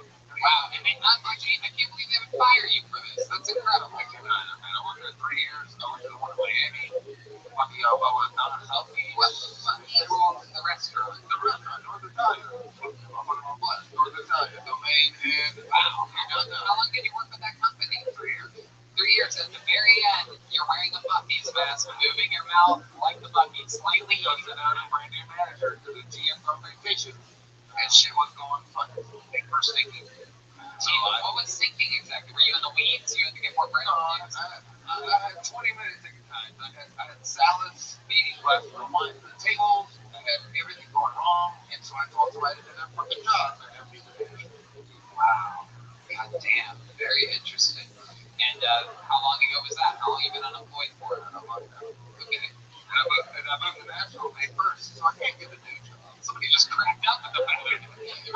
Whatever. Really fuck. Do you have any PTSD from all of it? Yes. Did you see his set? I mean, yes, he has PTSD. Like real PTSD. Like you wake up, like making cold sweats and no. I better sleep over there. So Jesus. We really tee him up for a big. You asked, brother. You asked that question. So yeah. When's the last time you got your ass handed? Yeah, I mean, I know you get mad when salads come before wine, but yeah, when's the last time you got your ass handed? It's been a couple of years. And a lovely woman here. Bubble and this, and I mean, she's happily engaged with another brain. For now. Oh wow. But I don't know. I was a listen guy. I got out as a sergeant, so. Well, you wanted your ass hard, eh, Will? Yeah, that's for sure. Where did Jorge go? She was cute. Yeah. She was real cute. I met her first thing. I told her Snoop Dogg sucks. And she said, why? I said, because he's got like Coke Brothers to build a weed empire. She said, whatever, let's Coca-Cola. She said, no, the Coke Brothers is an OCH. And he fucking ran away. Wow, CH, right? I was going up to their house. I saw the big K. Another win for Iraq right there. Another win for Iraq. Brother, dude. I love it. I mean, very, very interesting stuff. What else do you do for fun? What else about you? You seem like a guy that's. I'm a rugby guy. I love work. You seem awesome. You seem cool. It seems like really cool stuff. Not funny. I seem cool. So what's going to happen? Are you going to bang this married Marine's wife or whatever? I guess I never really followed up with that. Now I'm interested to know. I didn't imagine life to be so bright, but I can't see how rare Listen to the voice of that fucking lady. Come on, give me my pussy. Jesus, lady. You don't really have the voice for heckling, huh? Maybe whisper your ideas in someone else's ear and let them realize this. Anyway, I'm not here. See, I'm crazy low here. Jesus Christ. People getting lit up in the dark tonight. Look at that. Hold that candle right in front of your face so I can make fun of you some more. Just kidding. I'm kidding. Bradley, what's the funniest thing you think you've ever done in your entire life? You ever prank your old bunk mates or anything like that? Or anything crazy? Never really a pranker. I'm the kind of guy that said, put me in the nuts, put a hold over your head forever to make you suspect. What else? I shoot in the nuts. How do you get nuts way up there? We sleep on bunk beds. You ever heard of a soap party? So you're a bottom. Oh, well, It's a bunk bed joke. Hell yeah. One in the bunk, two in the skunk. You know what I'm saying? All right, there he goes, everybody. Come on, make some noise for a real U.S. hero of the greatest country in the world, the United States of America, everybody. Come on. You guys aren't going to get loud for the United States of America? And we hit that big of a lull in the show tonight. Here goes Bradley Yandel. Follow him in the I can't read his handwriting. That's another one with bad handwriting. You would have guessed that one. How about a hand for the great Kaylee? All right, Kaylee. What is it again? Kaylee Bunk 73 or something like that? Kaylee Dot Bunk 73? Kaylee Bunk Dot 73. Dash. Kaylee, not fun. Kaylee Dash Bunk Dot 73. You gotta write it down. We always have to write it down from now on. We're gonna get it right. Probably more people will follow you because I got it wrong, believe it or not. It's one of those things. It's a podcast work. And they'll be like, I remember the time Tony got it wrong, so I'll follow her, because other people probably didn't follow her. Anyway, you guys having fun out there? Anything can happen. It's Kaylee.Bunk.73. How about DL? We got eyes on DL. Anybody see him? No? Anybody? Yoni? Number 2, did you see him at all yet? Put your hands together for your next comedian, Joshua Miller, everybody. Joshua Miller. Zach Bogus here? Zach Bogus with an earshot? Alright, here comes Joshua Miller straight from the back. He's on crutches. This is going to be good. Come on, guys. Make some noise for Joshua. He's on crutches. He's out here fighting. Waiting on the sidewalk for an opportunity like this. He's moving. Waiting for at least an hour, hour and a half. It is his time. The bucket of destiny has spoken. Here he is. He's moving faster than the people with operational legs. Absolutely incredible. Here he is, sneaking around. Come on, one more time for Joshua Miller.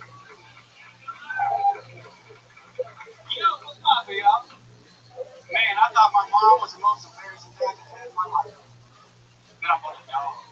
This motherfucker's a dick. It's hard 24/7. Y'all think I'm playing? We gonna take a shit.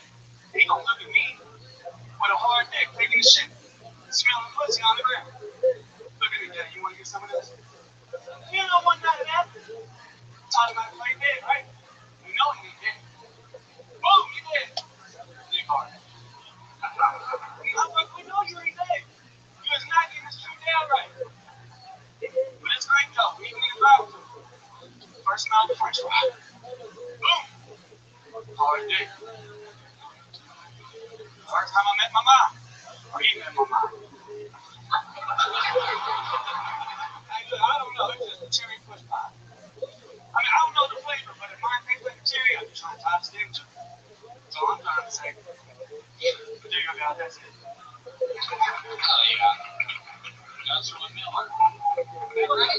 Yes, sir. Joshua Miller, first time on the show, correct? Yes, sir. I remember you. Look at you. What the fuck are you? Can't figure it out. Are you? That's what everybody else says. What's your ethnicity? Are you a white boy born in the hood? What is this exactly? Am I right? I've been asked about 6 times if I was Creole. Yeah, is that right? Is that what you are? I'm white as shit. What's the eternal gum that you're chewing right now? What is that? Is that just, what is that? Your regular old spearmint? You always chew gum on stage? No, I was actually outside smoking a cigarette. Wow, you were chewing gum while smoking a cigarette. Wow, double your mint. My goodness. Yeah, you look like William. Yeah, you know. Yeah, I was gonna come up here when y'all called in. See if I can beat him up here, but I couldn't on fast. Yeah, you got a lot of dog boner jokes. You can almost say it's a crutch.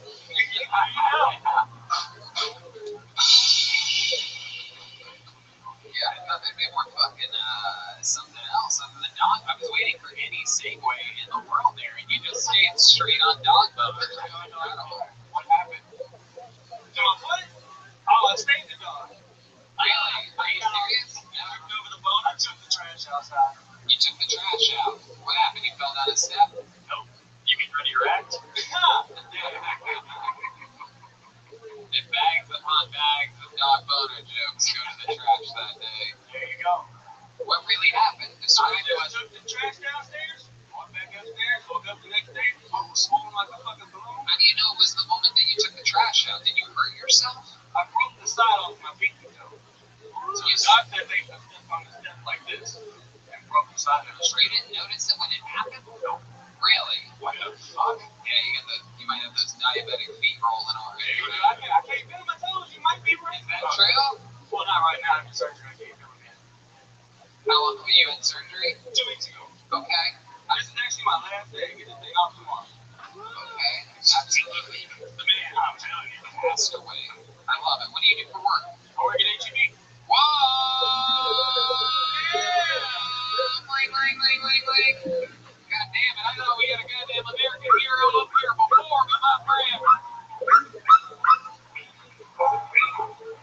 Yes, dogs. Perfect timing for the dog sound effects after the HEB announcement of all the dogs. All the dogs. They're all hard as fuck. Absolutely. That's it. How long have you been working at HEB? About 7 months. 7 months. Heck yeah, and I bet they took good care of you when you broke your toe. Actually, yeah, they're taking all right care of me. Absolutely. When I go back, I get a promotion to be an assistant store manager. Whoa! Look at that. That's one of the tricks of moving up the corporate ladder at HEB. Great move. Good. Move right up. What location? Woodland. Sweet. Oh, Woodlands. The Woodlands is one of my favorite blunt wraps. There you go. Absolutely. All right, Joshua, what do you do for fun? Usually just play golf and get drunk. You play golf? Since I was 8. Wow. You must be good, huh? No, I suck. That's what people that are really good say, though. Yeah, I'm just there for the drinking part. Okay, I believe that. First place I can go and drive legally and not get pulled over. Okay.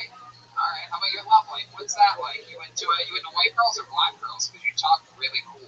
You talk like you have the confidence to shoot for black women, is what I'm saying. There you go. I'm definitely on that train. Really? So, okay. How's that been going for you? What's your white girl to black girl ratio? Oh, it's probably like 2 black girls to 5, I don't know. It's interesting how you would start the one number without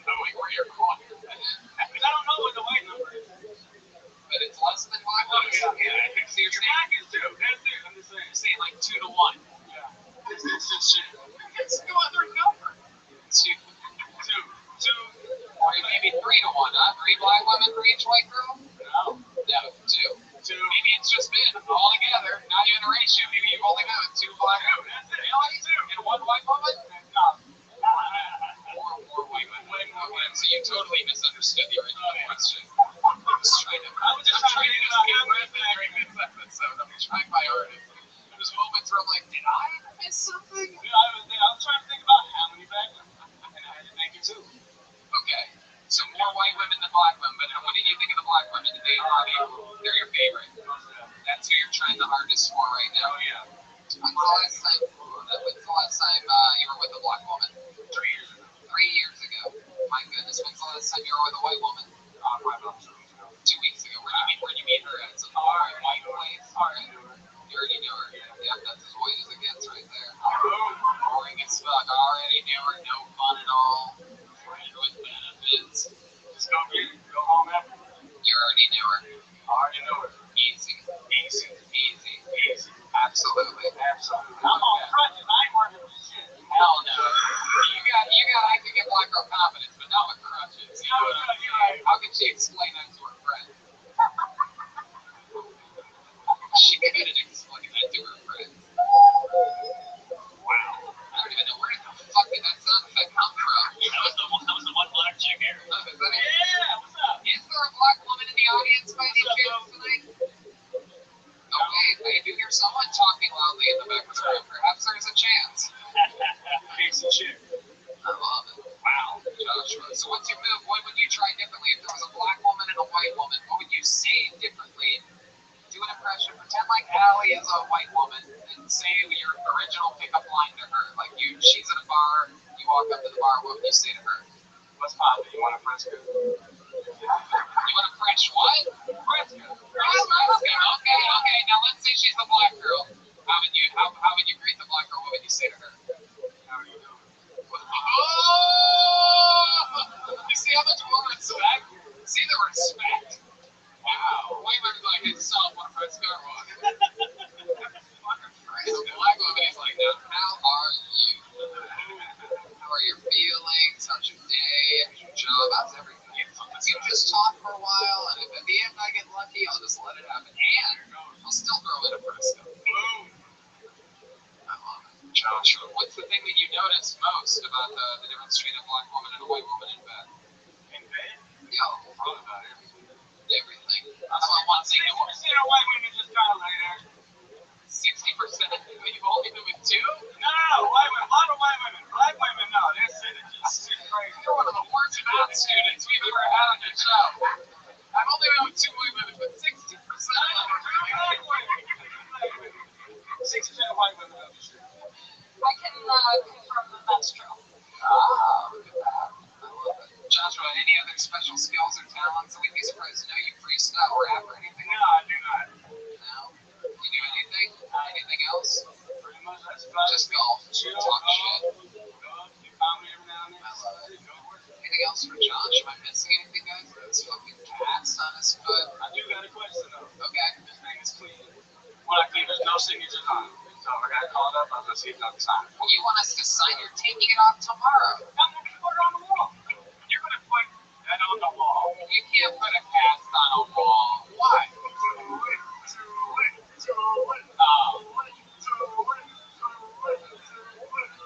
Alright. We'll sign it after the show. You got your name. You know when you take that shit off, it's gonna smell. It's like bone marrow. Like you're gonna want to throw that away. All the soft stuff comes out, and the hard candy is still there. There you go. We'll sign it. Absolutely, we'll sign it. That's it. Since the crowd went wild and they're not going to find out that we didn't sign it anyway, we're going to sign it after the show. Here he goes, Joshua Miller, everybody. He's on social media, JFL Comedy 68. So give him a follow. Seems like a cool guy. Let's go golfing sometime. I'll go golf with you, dude. She sounds like he can roll a blunt. Shut the wall. What you talking about? You know what I'm talking about. Oh, shit. How about a hand for Kaylee, everybody? Your next comedian's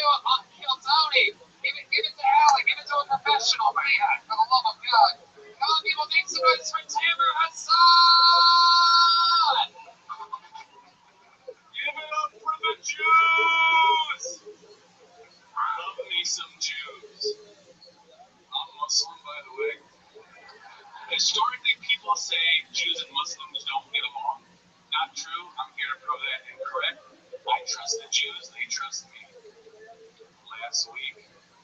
Goldman Sachs, $10,000. No questions asked.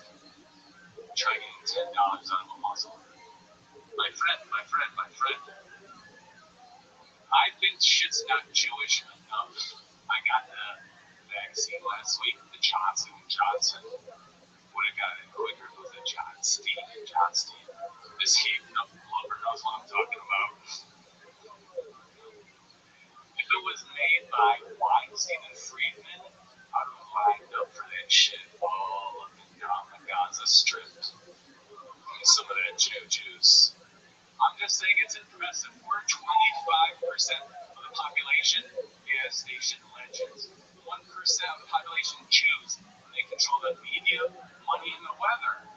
Impressive. Tamara Hassan, my God, barely, really not that many jokes. More like when somebody says right before they shoot a place up with an AK-47. There are no weapons on it, though. We do have security here. My God, what do you guys think about Tamara Hassan? Hold on a second, Tamara here. I'm just glad he has better ratios than the last guy. Fair. You might be Muslim, but you smell like a Persian. Yeah. Well, Miami, Cuban, California, Mexico. Are you just naming places right now? I'm always short. I'm better for the area. I'm better for the area like me. So here, Boston, What? Tamara, what the fuck is going on right now? What exactly region of the Middle East are you? Does your what type of blood runs through your veins? 100% Egyptian. Parents came to Detroit in 78. You were born in Detroit in 78? Yeah. Okay. And how long were you in Detroit for? Born and raised in Detroit. Born and raised until when? How old were you when you moved out of Detroit? I'm still there. I honestly just came for 500. Put the microphone right next to your mouth. My bad, bro. There you go. I came for 500 a couple days ago. I'm just a big fan of stand-up, you know. Have you ever done it before? You know what? Honestly, this is my first official set. However, I got the cosign of a lifetime, believe it or not, in 2011. If you Google, we're not going to. I know. Go ahead, just tell your thing. 2011, Sarah Silverman, she came to Detroit. I'm a big stand-up fan, obviously, everybody. She had like a little Q&A after the show. Cameron Hassan seduces Sarah Silverman.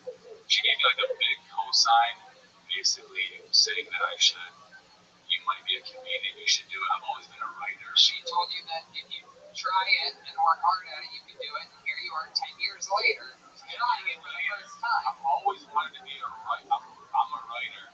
Are you? Written scripts and shit, you know? Okay. But I'm a big fan of you, obviously. I saw you at Oddball 2016. I've always just been good at getting tickets and shit, you know? Oddball was like, I saw you there. I was a little late to Kill Tony, so like 3 years ago, like my mind was blown. What's the plot of your best script? Honestly, with scripts and shit, I have an awesome script. I mean, I would need to reveal it. A couple of sentences. He doesn't want to give away the plot. Name. You know what? I'm actually gonna. Does it end with planes hitting the World Trade Center? You know what? It ends with a tragedy. I appreciate that. It ends with a tragedy. I'm actually gonna say this. Believe it or not, I'm gonna reveal the name here tonight on Kill Tony. What are you revealing the name of what? The script. Okay. Even though I tell you the name, you'll never see it coming, but it's gonna be one of those foreshadowing. I don't think we will ever see it coming anywhere near us, but. Final party. Foreshadowing in the title with the writing, where when you see it, it's obvious, but it's one of those things. Wow. I'm pushing for the Muslim ban. Yeah, exactly. It's like Long Night Shyamalan up here. Fair. What's the big twist? Is there a big twist in the movie? It's literally the final party, but literally revealing that final party. Like before the end of the world. It's literally like a comedy. I'm pretty sure the James Franco did this a few years ago. Stop saying the word literally. It's a final party? Yeah. It is the final. I'm not going to say the microphone. It's a final party. I can't believe you're here. Party, so it's all I've been waiting so long for you, Paul. What's up, Tim? I'm sorry. How long have you been waiting? Oh, I'm just pulling your leg, my man. Just playing. What's good, son? How the pizzas? You beating up that dough like it owes you money? Yeah. All right, excellent, excellent. Just give me one moment. I'm gonna use the restroom, and then I'm gonna tell you Yeah, you're fine. all about what's going on. Tell me about it.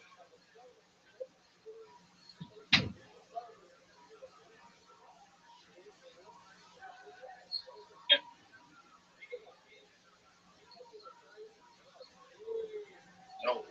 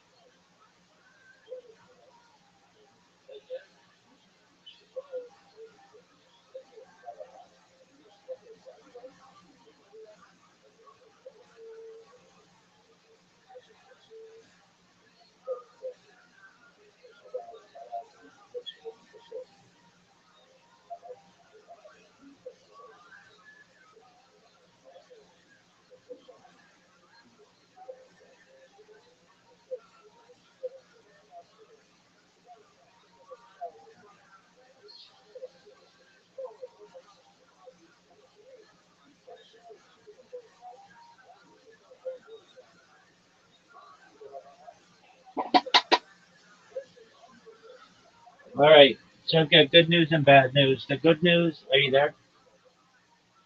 Yeah. Yes, sir. Excellent. The good news is I did the podcast. The bad news is I had some connectivity issues during it.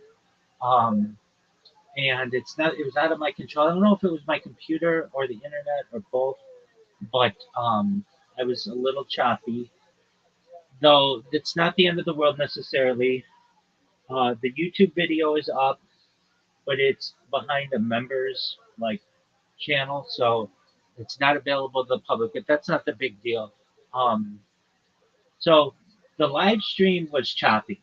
There's nothing I can do about that. I'm live streaming from 25 different YouTube channels, and the question is, well, you could just turn some of those down, but I still don't know if it was because of the internet or my computer or whatever.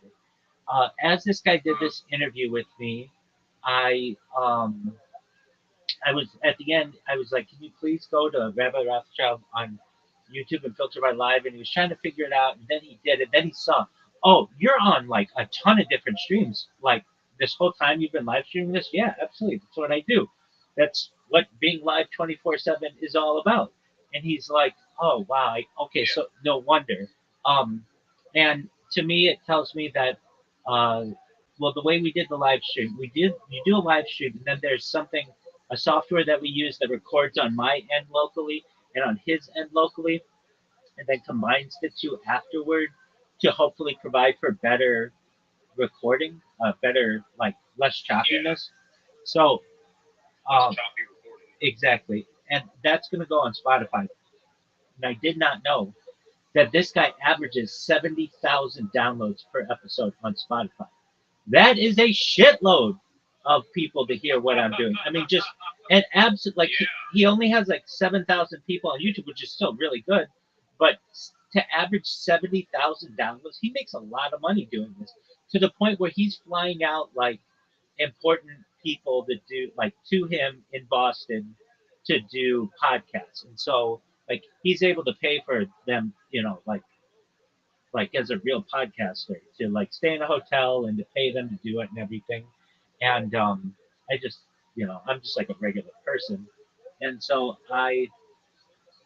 um, I'm not too down on myself because frankly, Paul, I did everything that I could. It's not like I slept through it. It's not like I misscheduled it. No. At the end, it was like, well, he could hear me. It's not like he was like, okay, well, we just can't do this. Sorry about this, bye. He was like, no, I want to have you on again in the future, and hopefully we get the technical issues figured out. And I completely understand. And so that was good. And the thing is, it's a good practice for Saturday because Saturday is a really big channel. And so I was able to go through my notes with him, and he didn't know what we were going to talk about, and that's fine. If you just like are like, okay, go ahead, I will just go because I have enough information to fill enough time, and then I will give you up an opportunity to ask me questions. Then I'm going to continue going into my notes. So we talked about what you and I talked about yesterday, Shed and this Israeli space program, and he said on his end, he's like, I hope that it came through, and I can't watch it myself because it's behind this member paywall or whatever, which I think is interesting. Like I can't even watch my own stuff. And even on the one this weekend, the guy's like, I do not authorize you to repost the stream on any of your social media. Like, oh, okay, you're like really strict about this stuff. So I get it. These guys make money, with this content, and it's no big deal if you want to show it to if it's going to be on your channel, then you do with it what you want. Um, and but what I will do is when I do get access to it, I'll at least archive it so that in case anything ever happens, I can I still have it for my sake. But I would have liked it to go smoother with the technical aspects. But again, there's nothing I can do. You've got to think like if you are live streaming for 2 hours and you've got 25 separate streams going, um, there's just sometimes things are going to go, a little not as smoothly as you want. But the good thing about go ahead. I was saying, can you request like a copy? Well, you are the one like being interviewed. Yeah, I'm sure I could, but I'm not too worried about it at this point. I mean, I have my answers because I have all my streams, and I'll be able to listen to it right away on Spotify, which is good. It's just I wouldn't have his video, and I'm sure if I asked, hey, is there any way? I mean, I could just join his channel too for like $5 and then just get it too. So it's not like it's a huge deal to me. But just seeing who this guy had interviewed, he had like the previous person or two people ago, he had interviewed like President Eisenhower's great granddaughter. Like that's a big get for this industry. That's a really big get. And with mine, I'm just like just a creator. I mean, I do a lot. I mean, I'm the biggest pimp of all time. Everybody knows that. I have more data archived on the internet than anyone has ever done in global history. We know all those kinds of things, but right now I'm still small.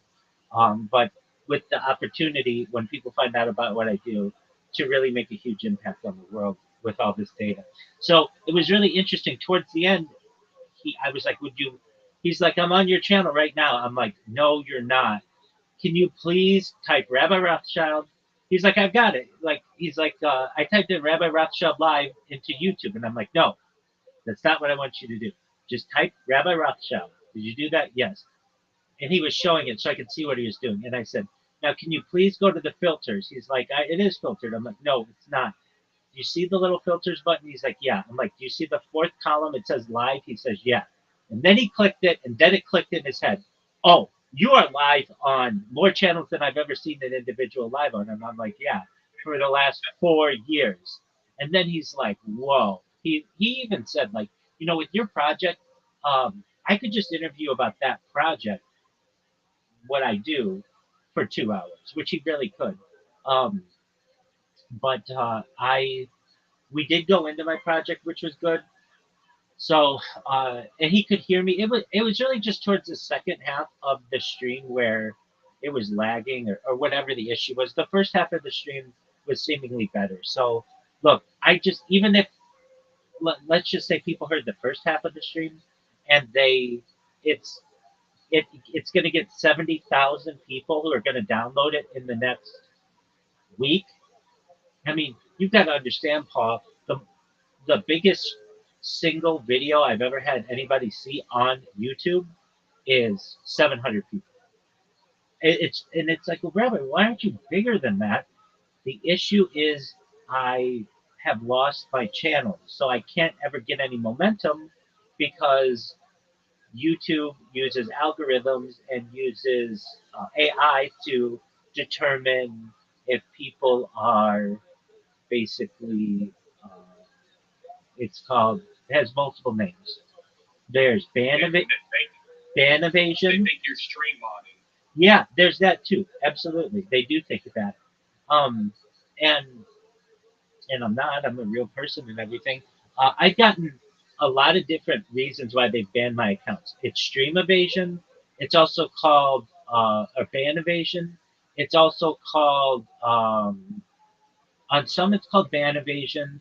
On other it's called what is it?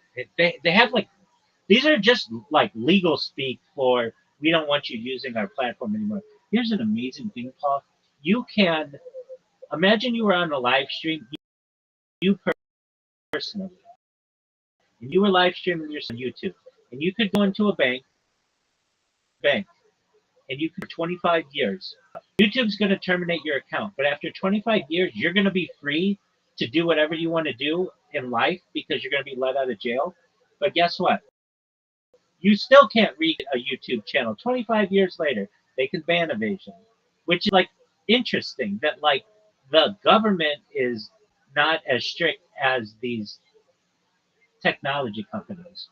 Um, and so I've gotten ban evasion, I've gotten medical misinformation, I've gotten this is one that I love. It's called uh, spam and deceptive practices. Well, what is it? Is it spam or is it deceptive practices? That's two separate things. Why don't you have a category for spam? And why don't you have a different category for deceptive practices? Because frankly, I don't know which one you like. If you ban because of that, I don't know which one it is. Um, and so anyway, I've never been able to get momentum on my YouTube channels because the I have so many of them as well. So it's like I can't be like follow me on YouTube. I don't care if you follow me on YouTube. Come to my Discord certainly, but I don't care if you come to follow me on YouTube because literally it's just always going to be a stream that's going on your page, and unless you're like a diehard, which I've had, especially some women who are like who just like to watch a guy all the time, but unless you're doing that, then it's not going to be perhaps that it it it it it may not be that interesting, but then there are conversations that I have that are really interesting. And here's the beauty of it. I don't really know how to describe it, but like if and when I do go viral, then it's the journey of going viral, and that becomes really interesting. That makes every video, every second of every video, really, really interesting because it's like, wow, I know who this person is, and now I get to watch them in the past and see what happened with their life. So, it would be like, uh, what's an example? Um, it would be like if somebody it's like home movies basically, and home movies of just a regular individual, it's no big deal, but home movies of a famous person, then those become really, really interesting. When nobody cared about it before they became famous, then once they become famous, that information becomes really, really interesting to people. What up, Rose? How you living, girl? Hello, hello, welcome. Rose, can you Yeah, yeah, she can. I know her. oh, you know her? She can hear you. She just, yeah, yes, I do. Um, yeah, it's that's a lot though, man. 70,000. Like, how many monthly listeners are gonna be? Well, he says he averages between the highest he's ever had is like 89,000 or something like that for a show, and he averages 70,000. Look, if I can get 1/70th of that, that's already more people than have ever heard what I've done. When I first started, and this is just the name of the game. Imagine you just start your channel and you don't really have, like, at the time I had just accomplished 1 year 24/7 on YouTube, and so I wanted to celebrate that by being on a podcast, but I didn't know any podcasters. So how do you get on a podcast if you don't know any podcasters? Well, you can make requests and things like that, but I wanted to be on one sooner rather than later. So I went on Fiverr. You know what Fiverr is, Paul? Yeah, yeah, of course. I've done work on Fiverr, and I've also done some work on Upwork. I've done like beta testing. Okay, excellent. So you're familiar. So you could go on there and for like $20 you could be on someone's podcast. And I paid like 3 or 4 creators to be on their podcast, and those are my highest rated videos. And the reason why they're my highest rated videos or highest viewed is because they're on somebody else's channel. They're not on my channel. If they're on my channel, there's a like a 50% chance that they would have gotten banned by now. But because they're on somebody else's channel, a lot of people generally have seen it and they view it and they check it out. But just this interview that I did yesterday is perhaps more views than I've ever had in all my streams combined. I'm not saying that because I do get a lot of views because I have so many different streams, but it's like 2 or 3 per channel, per view per channel, or per 12-hour video or something. And it's usually people just like, what is this? And they don't know. If I'm not talking or I'm not singing or I'm not perhaps watching something that's of interest, generally it's just video of me just sleeping or something like that. And that's not always that interesting to people. Um, but the good news is Yeah. it could have been worse. The podcast could have totally cut out. I could have had a power outage. I could have had no internet. He could have had no internet, all of those kinds of stuff. He could have said, you know what, I just don't want to publish this at all. Um, it's published. It's a live stream on his channel right now. He could have, or it could have been like the software we were using didn't upload. So I think that I'm overthinking it, and I just have to be like, calm down. Even though the stream wasn't perfect, it did come through, and on my end, uh, I have the video that gets uploaded, and even if like the worst case scenario, I was live streaming on 25 different YouTube streams and Twitch and Twitter and a bunch of others. I could literally just go to one of those and edit myself if I needed to. If he was like, we have nothing, and nothing came through, I could be like, fine, that's all right, because I know I have it archived. That's the beauty of my archive project. And so, like, out of 100, how did it go? It's probably, in my opinion, like a 65%. I would say it was just the technical issues were made it difficult, but we made it through. Again, it wasn't like he was like, "Yeah, we're gonna have to cut this one short." It was 2 hours, which is a lot of time, and the first hour I know came through better than the second hour. I don't know exactly why. That is a long time. Yeah, so I'm not too worried about it. Like I do occasionally have this issue. Like I did a podcast 2 or 3 weeks ago, and it was for like 3 hours, and throughout it, the I think I cut out one time, but then like the one I did the week after was for 3 hours and it was fine, so I didn't have that issue. It just depends. Now it's like, well, why don't you have your ISP looked at? ISPs looked at it. They're like, there's nothing on our end that we're seeing. Though I know that there's some kind of issue, I can't prove it. And when I go to like troubleshoot it online and stuff, people are like, this is just something that happens with this ISP. You can ask for a new router, you can ask for all this other stuff, but it's like doesn't always solve it. I don't know the answer to it. And then at the end of the day, I'm live streaming so much that I don't want to get in trouble with them. I don't want them to be like, wait, you're using like petabytes worth of data upload per year. That's like way too much for any single individual. And so I don't want to get in trouble there. So for the time being, I just have to be okay with it. And I just have to recognize that if, let's just say, 50,000 people listen to that podcast, That's 50 times more than any other video that I've ever had. Now I have had other things that have quote unquote gone viral, like on TikTok and stuff. I have like one video with like 160,000 views. The reason why it had so many views, it was kind of a hilarious thing. Um, I was just on TikTok myself, and I was watching this news anchor.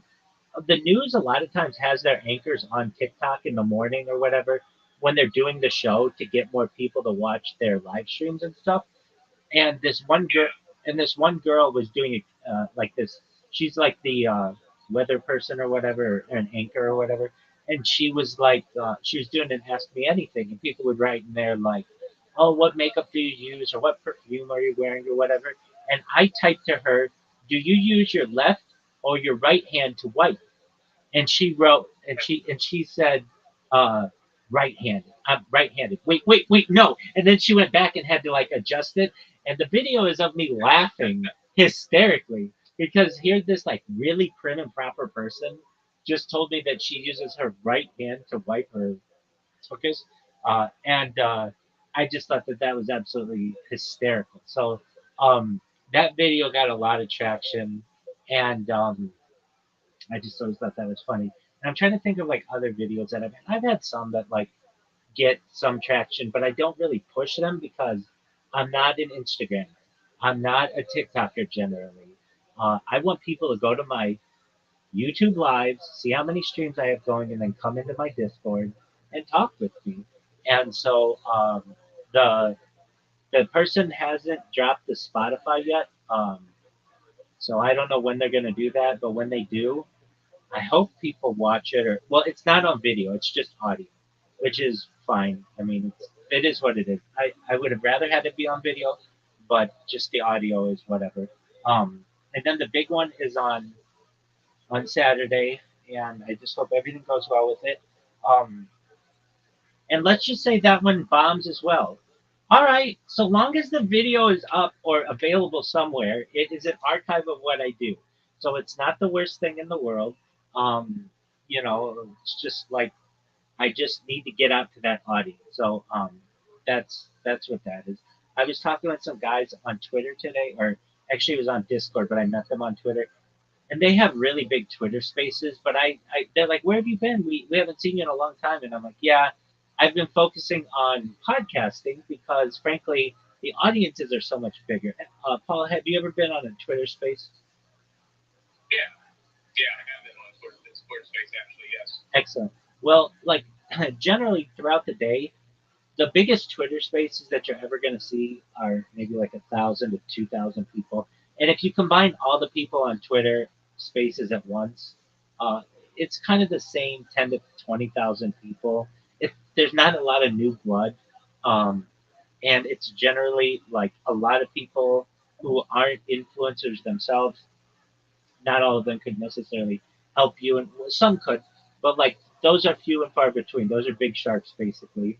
And so I have moved from Twitter Spaces um, to just doing these podcasts and focusing on that.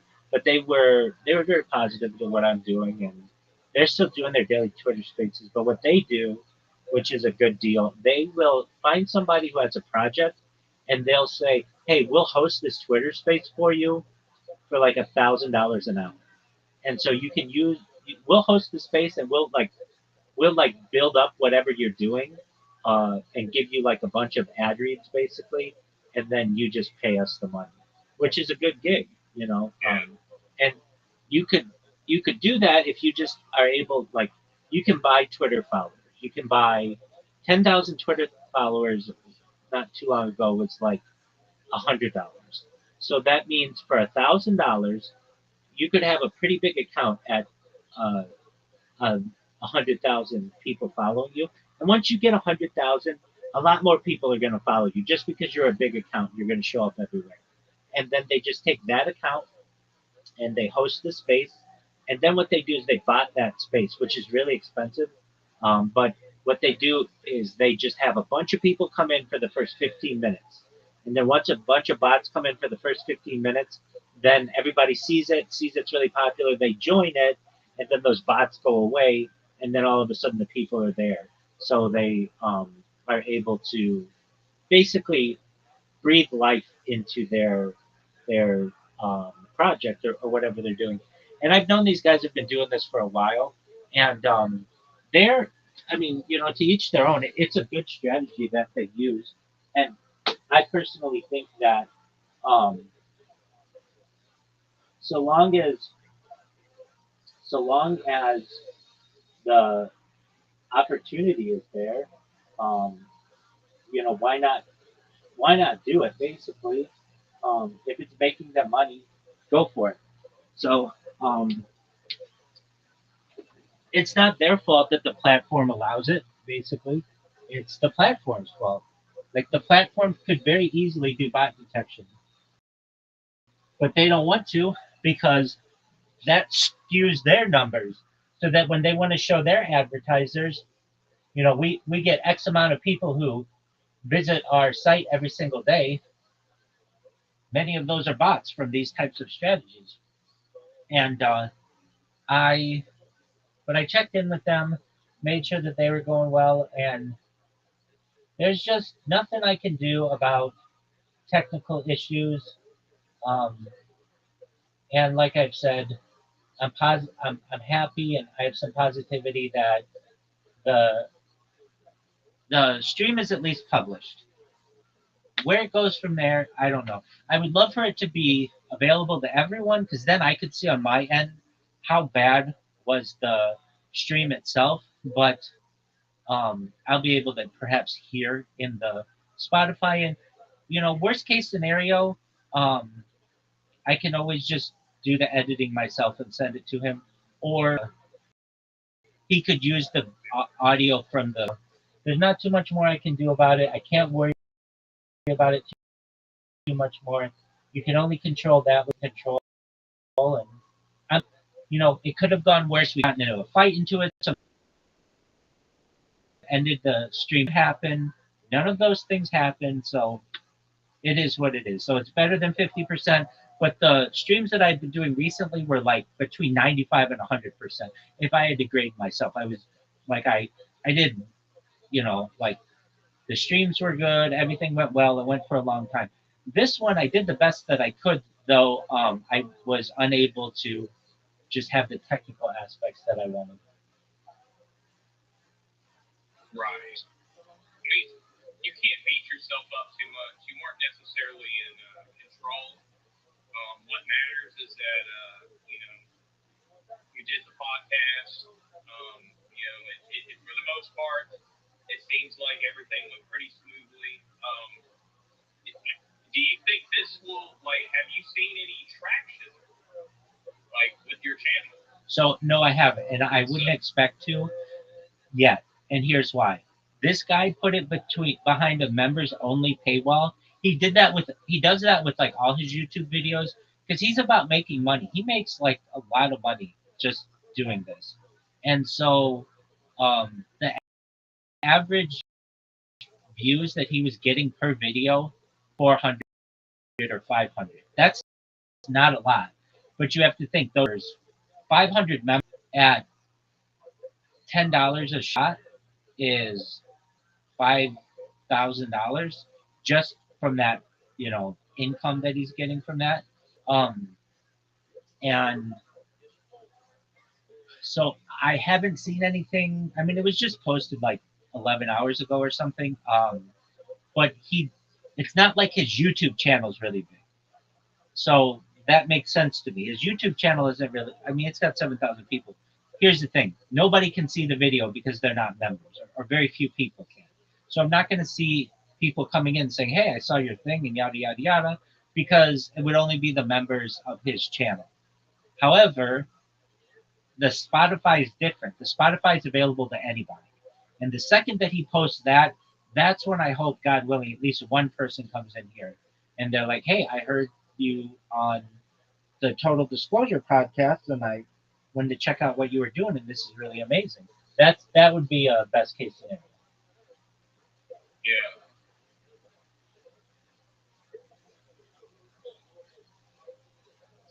Yeah, I hope so too. Like it still surprises me that you haven't gone viral with all the live streaming that you've done, and I've seen you like big, like not just social lives, but I've seen you at Aiden Ross's server. I've seen you in I Show Speed server. I've seen like it's just crazy to me. Yeah. Maybe someday you get noticed by I Show Speed. Well, I was noticed by Aiden Ross when when I first started streaming in his server. But believe it or not, Aiden Ross is a huge botter, just like all these guys are. And so he brought like 30 people into my YouTube, but it wasn't 50,000 people. Like maybe his numbers on Kick say 50,000 because he's botting himself. But he really only has maybe 100 real people watching him, and that's across all of Kick. Kick is notorious for botting. Um, you can go to a website. It's called botted.wtf, and if you look at the top, basically 30 creators on Kick, they have like a 99% botted rate. So that means they're just botting themselves completely, and then then it's just basically a competition. Who wants the most on bots to be at the top of the homepage? Does that make sense? I don't think I don't think I Show Speed stream bots. Yes, he does. I mean, do you think he does like? Yes, everybody like, does. Like, Everybody does. Mr. Beast does. Everybody does. Do you think he does it heavily, or do you think? Because I mean, he's got like a massive like ratio. I mean, like people active in his chat. Like, Wait, so we can talk about that. Everybody stream bots to some extent. It just depends on how much and how they're doing it. And it's like, okay, what proof do you have of this? Well, I can tell you that I've had people come in here and try to sell me stream bots. And I'm like, no, I don't want to do that. Like, I want to know how much it is, though.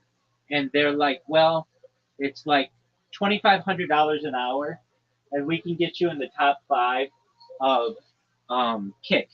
And I'm like, yeah, but $2,500 an hour, and I stream. Yeah, and I stream 24 hours a day. So that right there, like over that's over $100,000 for one day. Nobody's gonna pay that. And they're like, oh, you're streaming that much? Oh, well, you're never gonna be like. They're talking about like, like the normal streamers who are like, okay, we're gonna do a 2-hour stream, and we want to be pushed at the top. I'm playing the long game as opposed to the short game, and but what they will tell me, I'll say to them, who do you who are you, who's buying your services? And they're like Aiden Ross and Kai Sinat and I Show Speed and all these guys. So I've heard them tell me that. Now, that is one piece. Like one of the big ones is Neon. Neon does that. Okay, so then and you can tell. And if you're like, well, how do you tell? If you read their chat and they have random emojis that just make the chat go really fast, or random like gifs. Nobody in real life is sending 5 Patrick from SpongeBob gifts that are doing whatever. Like they want their chat to go really, really quickly. So what they do is they create, or they have somebody bot them with like 10 bots consistently, and they won't tell their moderators don't ban. Those will make the chat go really, really fast, which gives the impression that when in reality maybe 50 or 100 real people are watching. With that much activity, it makes the chat look like it's got tens of thousands of people who are chatting actively because it's just going so fast. Okay, another more evidence of this is just the botted.wtf website. If you look at Neon, he's 99% botter. Aiden Ross, 99% botter. Amaranth, 99% botter. XQC, 99% botter. Ice Poseidon, 99% botter. Like, And if it's not 99, it becomes 98, sometimes 95. It's like a huge. It's not like 2%. It's never that. Um, okay, and then what? Then there's a streamer Fusi. He actually wanted to just prove this point, and he was like, "Look, I'm streaming right now, and I've got like 84 people in here. Those are 84 real people. But guess what? I'm gonna make one phone call, and I'm gonna have 20,000 people in this." And he just makes one phone call, and he's like, "Yeah, I'm streaming. Can you give me some juice?" And then all of a sudden, he's got 20,000 people in there. He's like, "That's all I have to do." Now, this guy's got my credit card information, and he's charging me for this, but this is basically yeah. He comes in here every once in a while, and uh, he like I asked him like, is there any way to get these bots at a cheaper rate? Because if it were like, so here's one thing that I did.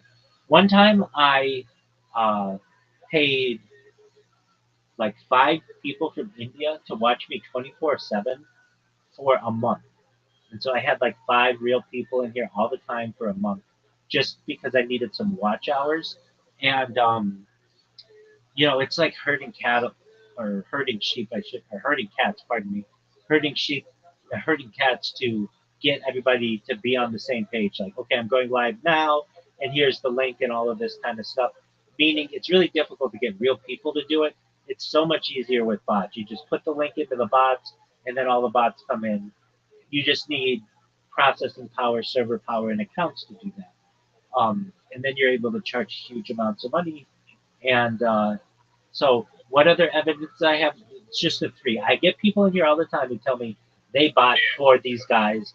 Secondly, there's the website botted.wtf that tells you um, real figures.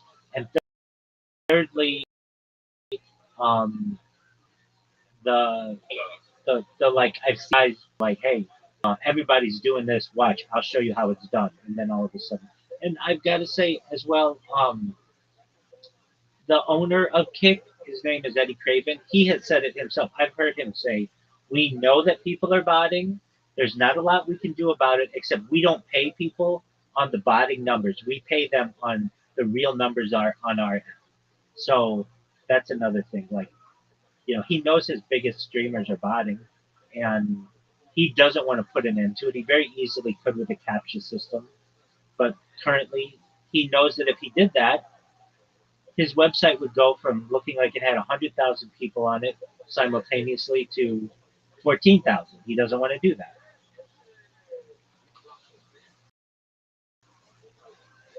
Yeah, I see that on Wanted.ptf. I see Aiden Ross only has like 500 subscribers. Are you sure that's not 500K? No, but like 500. I mean, like subscribers. Like I guess like people that like pay him, like that subscribe to his channel.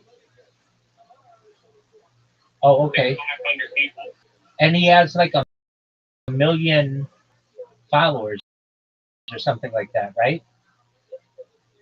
It's about 27 people on Kick, but I see on Wanted.wtf, Aiden Ross's flag is one of the inflated like streamers, and then you can see who's legit. There you go. Okay, so I'm going to it now as well. And okay, so yeah, I see exactly. He's flagged. Let's see here. XQC is flagged, and there are some people who are like legit that I see on there. Yeah, and I'm not saying that. Okay, so but they could have a better system too. So um, there's you can't necessarily guarantee anything of who's doing what. Yeah. They could probably just have better bots that can't be detected so easily, especially XQC. I mean, that guy's worth like what, probably at least like 100 million now. Perhaps, and that's exactly. And you know what though? They don't really care because they know your average person doesn't know about botted.wtf. They just care about the number that their viewers are seeing. That's all they care.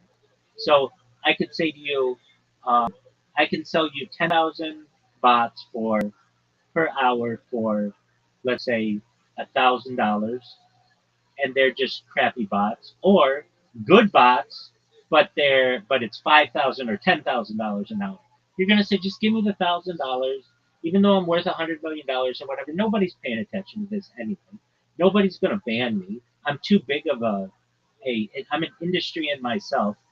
All I care about is the number. I don't care if they're legitimate people or not. And even still, what botted.wtf may consider to be legitimate, some other kind of service may see it to be illegitimate, if you get what I'm saying. Yeah, I get what you mean.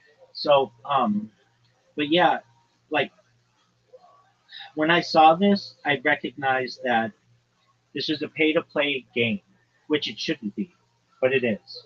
And that's why it's so difficult for me to get in there. Like, um, the thing that happened with Kick with me, I thought Kick was going to be a really good opportunity for me, but they don't like the way that I stream.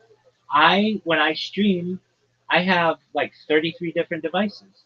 I want each one of the I multi-stream from each of the devices, so that means I need 33 different accounts. They don't like that. They like one person, one account. Well, guess what? When I first started streaming, I was doing account per device that I had, which is like anywhere between 10 and 30 devices at any given time. And they had to change their terms and conditions to basically say one person, one account.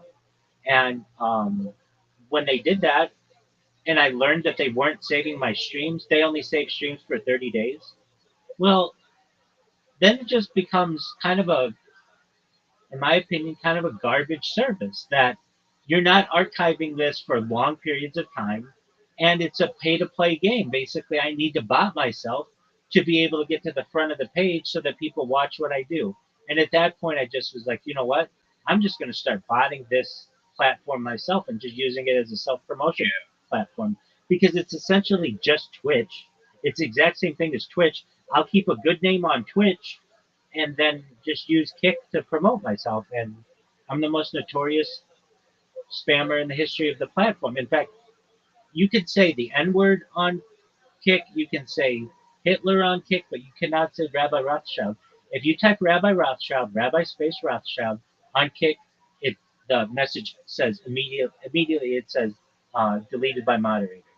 For anybody, that's not one person. I've been black, like my name is not published. That's a compliment they could pay me. Like I'm big. But, Yeah, you're worse than that. exactly. And but I don't spam people. I just create clips on them, which I feel is in its own way more devastating because I can put links to my Discord in there. I can promote myself on YouTube, and those links, those clips, get picked up on search engines, and it's not like just spamming somebody's chat where somebody can just ban you and let you go or whatever.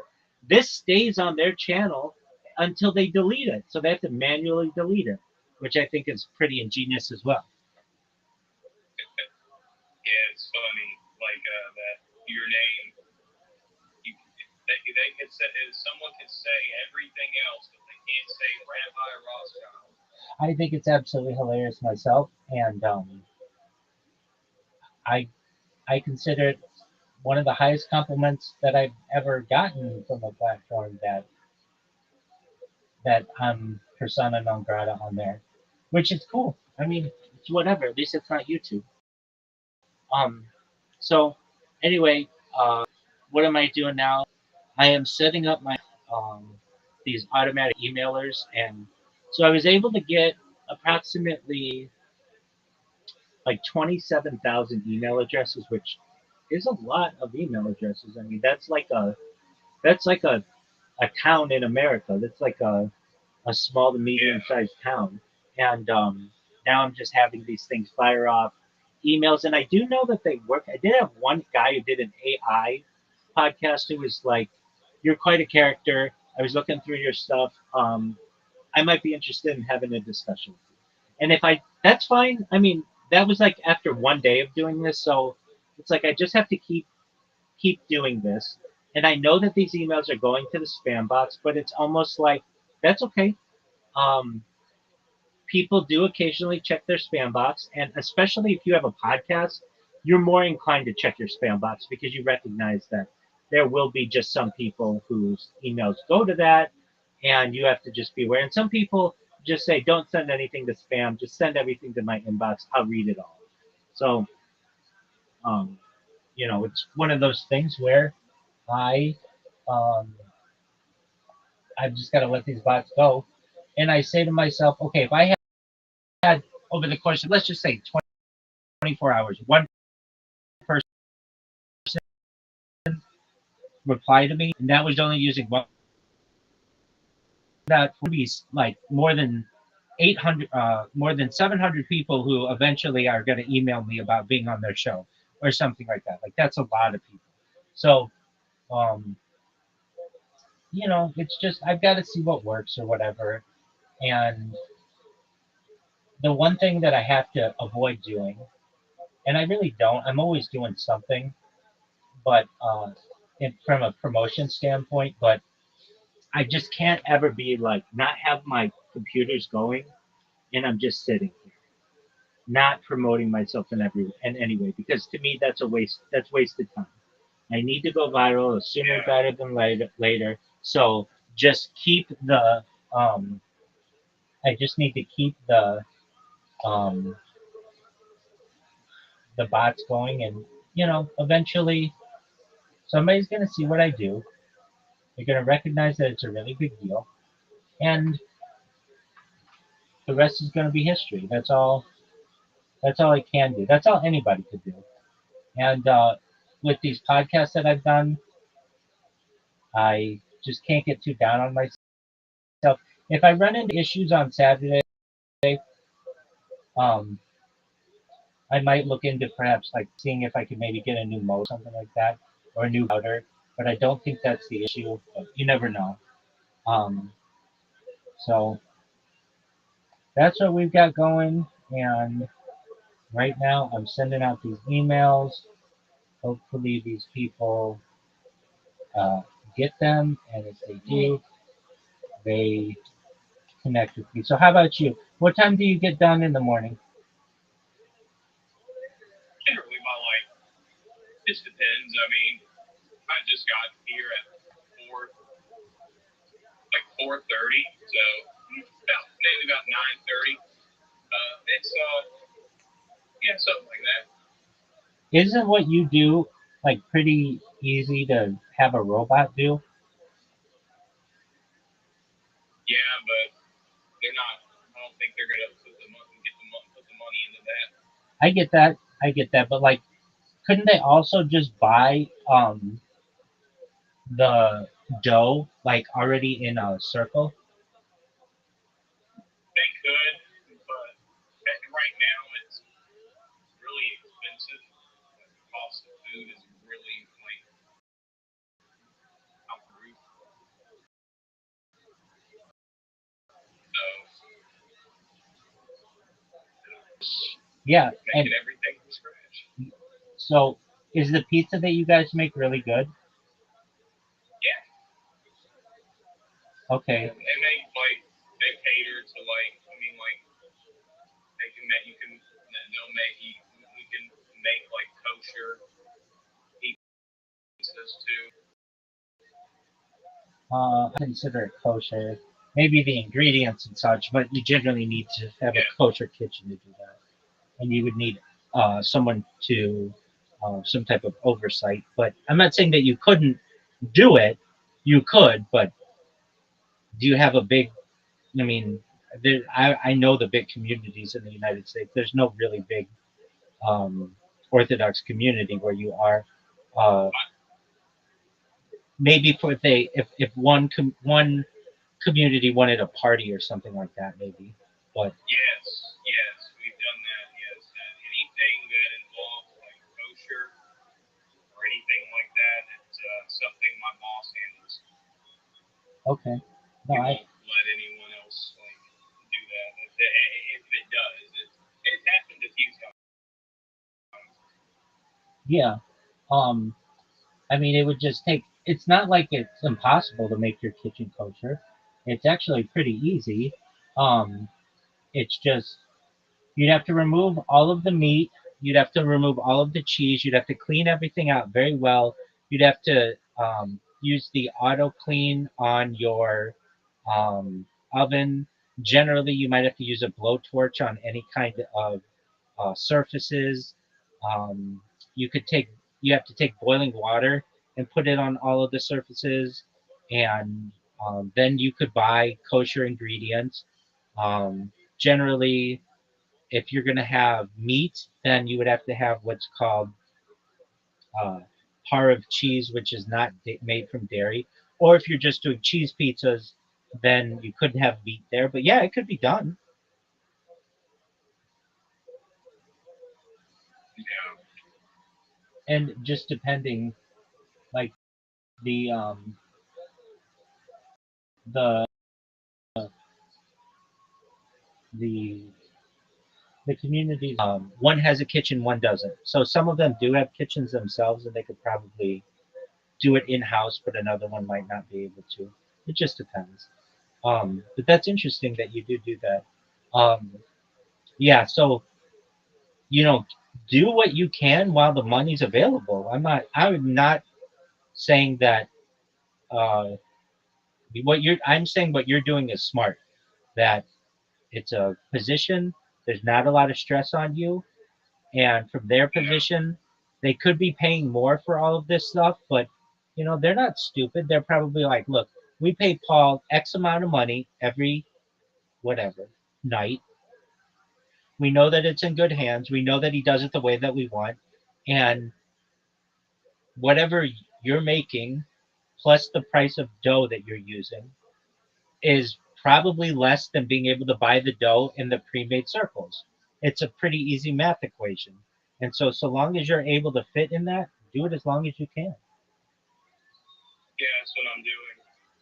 I'm also about to finish my degree in electrical engineering.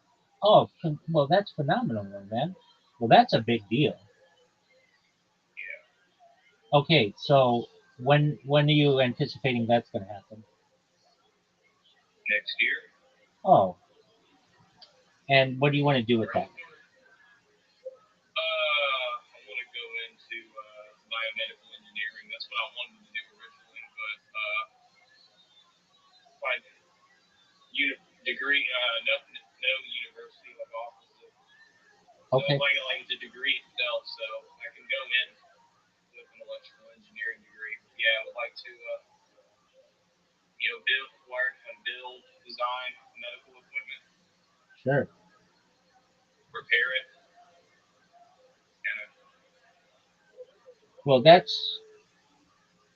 that's something long term that you can build on and um, have a very successful life. So that's great. Do you find the work is hard? The electrical engineering work? that. Yeah. What did you say? Oh, do you find the electrical engineering work to be difficult? Like, is it hard to study for all that stuff? Yes, yes, Okay, but you're yeah, getting, but it you're, can be. but you're getting through it. Yeah, getting through it. Not with the best grades, but I'm doing it. Okay, well, you're making it. Um, I have like a C plus average, so C's get degrees. exactly. So I'm not as long as I pass, basically. Once you pass, nobody cares about what your GPA was, unless it's a. Exactly. Um, um, Exactly. I can tell you this: I've hired in my time. Um, I've hired hundreds of people, just in startups, in the corporate world, and academia, in a lot of different roles. And I have never once asked a candidate, "What was your GPA?" The one time, maybe one or two, just a handful of times, maybe I've seen somebody with like a 4.0 and they'll put that on their resume. I think I've even seen somebody with like a 3.99 or something like that. Like, okay, that's an impressive GPA. Aside from that, nobody cares. Yeah, I agree. Are there ever times where like you miss like your life before starting this streaming project? Um, yeah, uh, it was just different.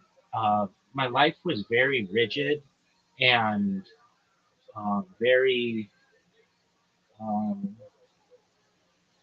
how would I say? Like, I go to shul at, well, I would wake up, I would pray, I would go for a run. I'd wake up at 3:33 in the morning, so like really early in the morning.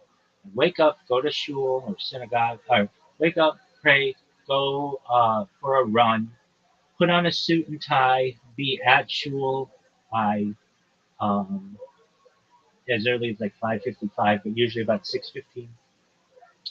Um, Shacharis or morning prayers start at 6:30 and usually go to about 7:40 every morning, at least Sunday through Friday.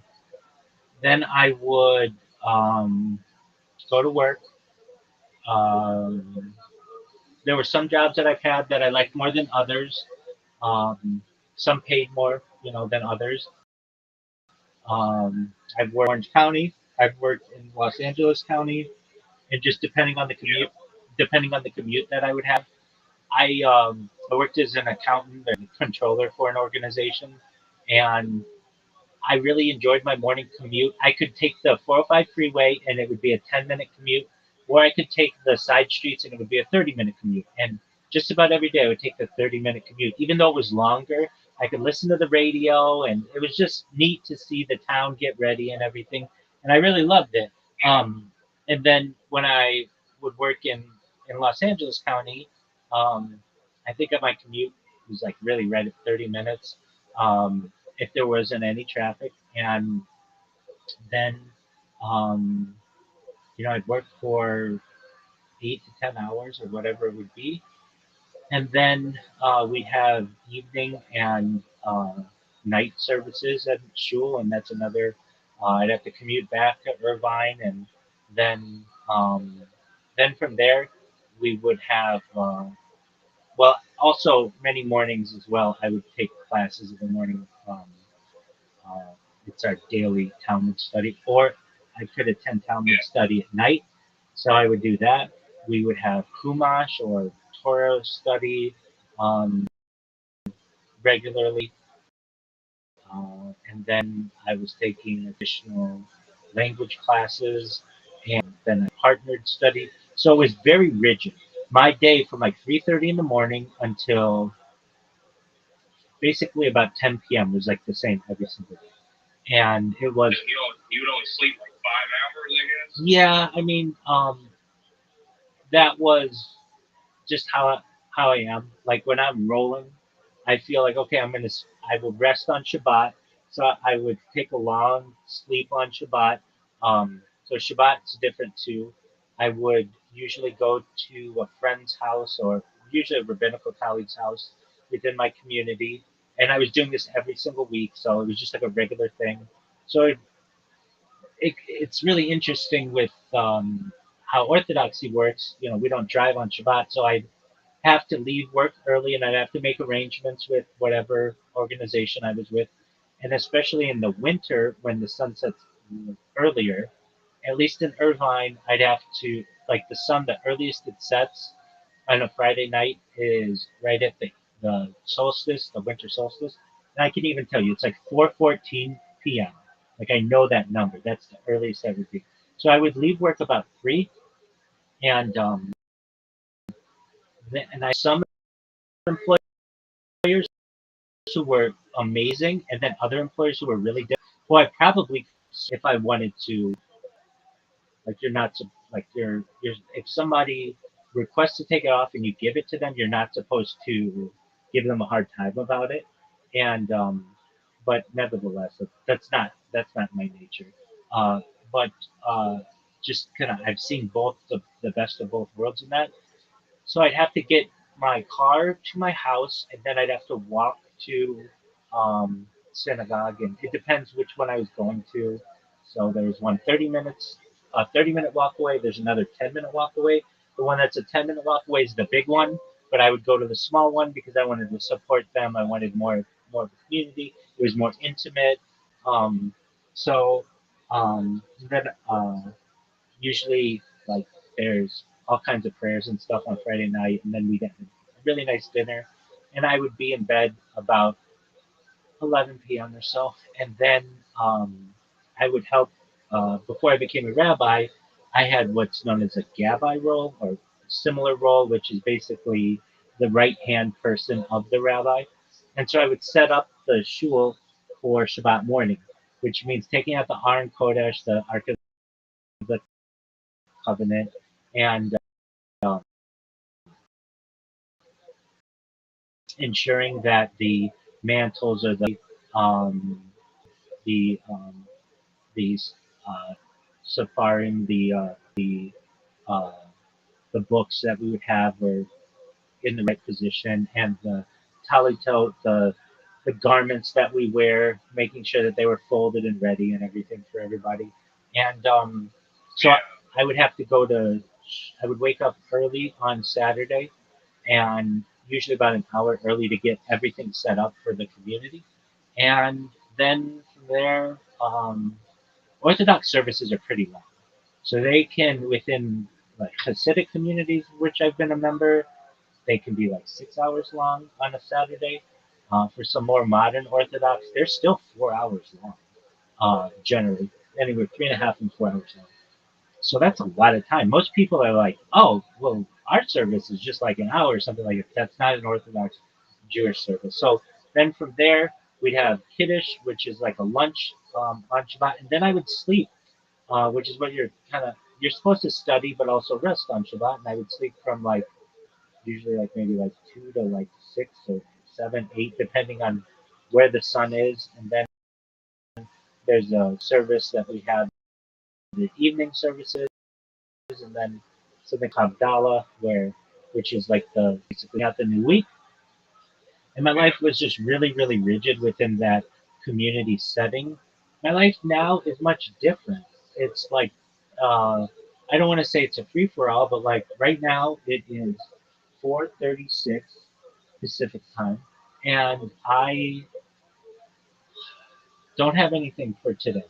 So what's my plan for today? I will sleep in a little bit, hopefully God will. Actually, I'll probably pray because I pray at sunup. Even if it means I'm going to sleep during the day, I'll get my prayers in, and then once I awake, I have to make sure my streams, I don't like like the my first priority is prayer, but my streams are really important to me, so I have to make sure that they are going. That's something I didn't have previously, um, and so at least every 12 hours I have to restart them and I have to babysit them a little bit, and my life is much more open and free.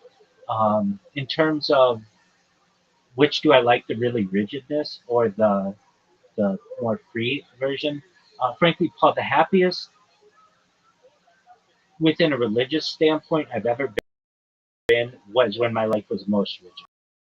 I really enjoyed it. Um, it was like predetermined, basically. And I really loved that environment. But this is fine too. Um, in the back of my mind, this is how I see it. When my life was really, really rigid, I was a controller of an organization, which is like that chief accountant. And I was making okay money, nothing crazy. Um, People get surprised that many accountants don't make that much money.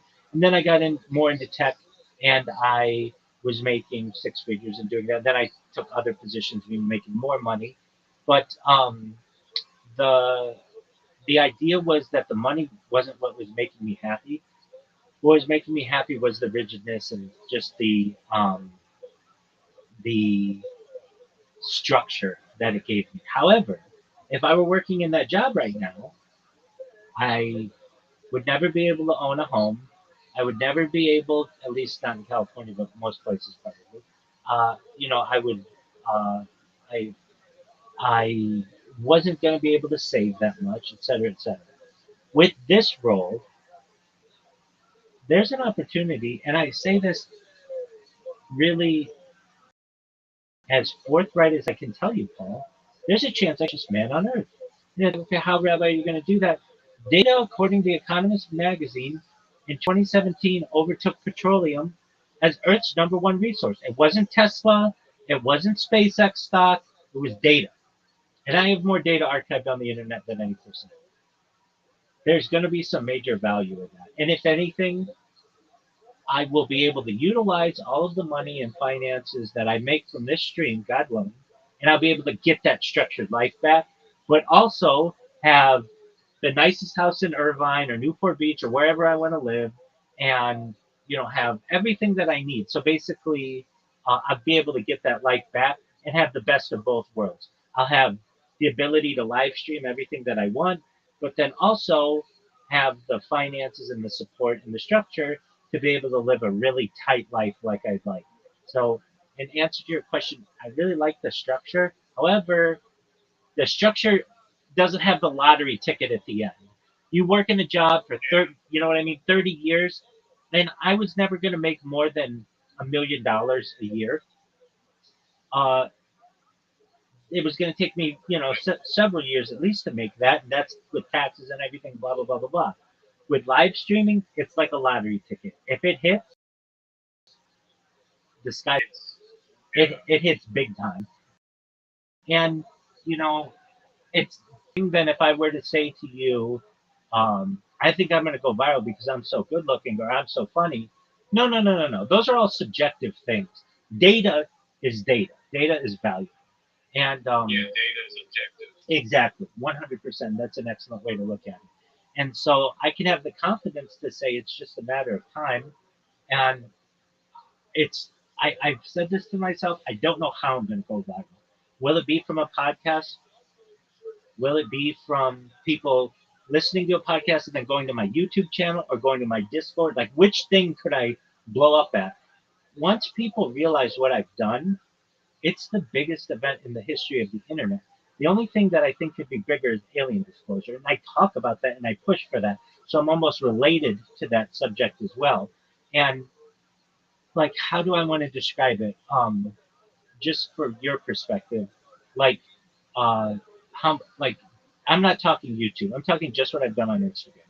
I have over 200 Instagram accounts, over 1,000 TikTok accounts, and on those accounts, I literally have years of my life archived just on Instagram, which is like a really interesting thing. But it's like, okay, well, aside from just long form video, what have you done on Instagram? I have a lot of IRL content Instagram where I'm at the beach or I'm at the pharmacy or whatever. Because when I do short form videos, usually that's easier for me to do than on YouTube.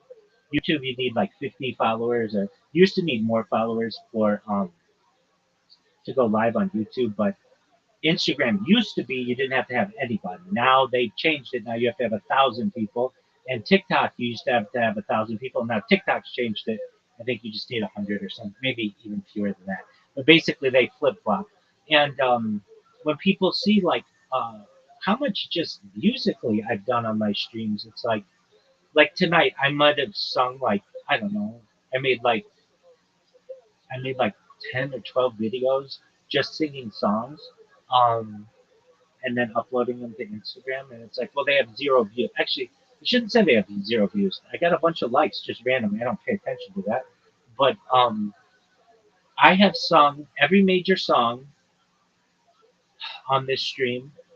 And also, I made a robot that would, for months on end, I've created over 20,000 videos using random songs. Every song that you can think of, every Taylor Swift song, every Elton John song, every Elvis Presley song, even like really small rappers who just randomly got their stuff uploaded to.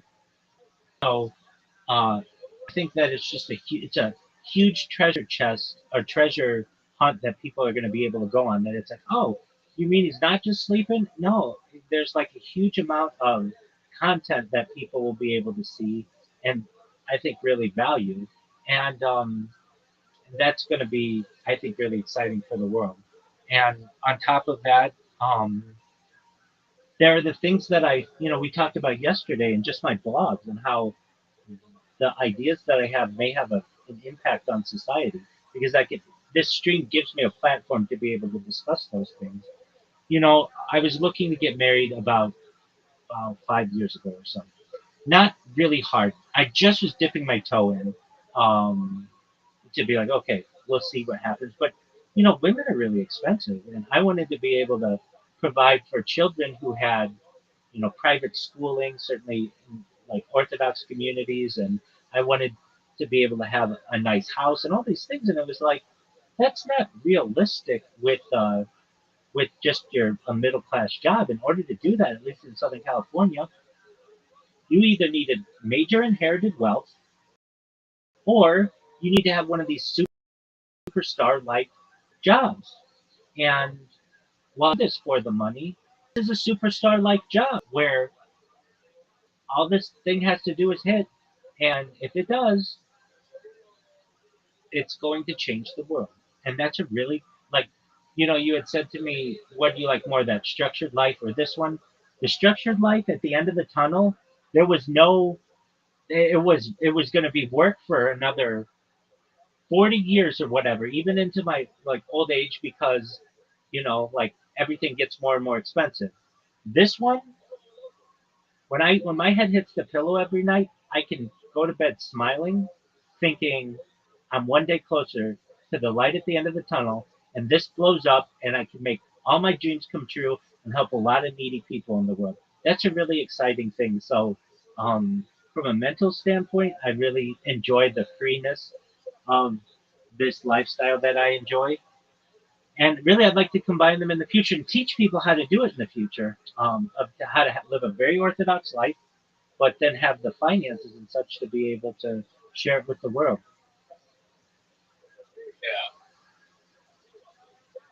So that's a really interesting thing. And as for the body.wtf, that's the answer why I haven't gone viral because I have all these people, and but what I've on all of them that they don't have on me is my streams are archived. I have data for AI to be able to study it, the biological data, the biometric data, the circadian rhythm data, the behavior data. Plus, I'm very funny. If I may not be super funny with you, but immediately upon awaking, I say some prayers, and then I'm making jokes to the camera because I know I'm on camera, and I pretend that I'm doing play by play. Like John Madden and Pat Summerall, or John Madden. Yeah. Like okay, so I pretend like, or Kirk Herbstreit. I'll be like, when I get out of bed, I'll be like, look at the athleticism on this athlete. Look at the agility. Look at this footwork as I'm like, like groggy and just like walking around. But that's going to be really funny to people because, it's like even this person who just awoke is able to make jokes about whatever they're doing. And would I normally do that off camera? No, I would be quiet.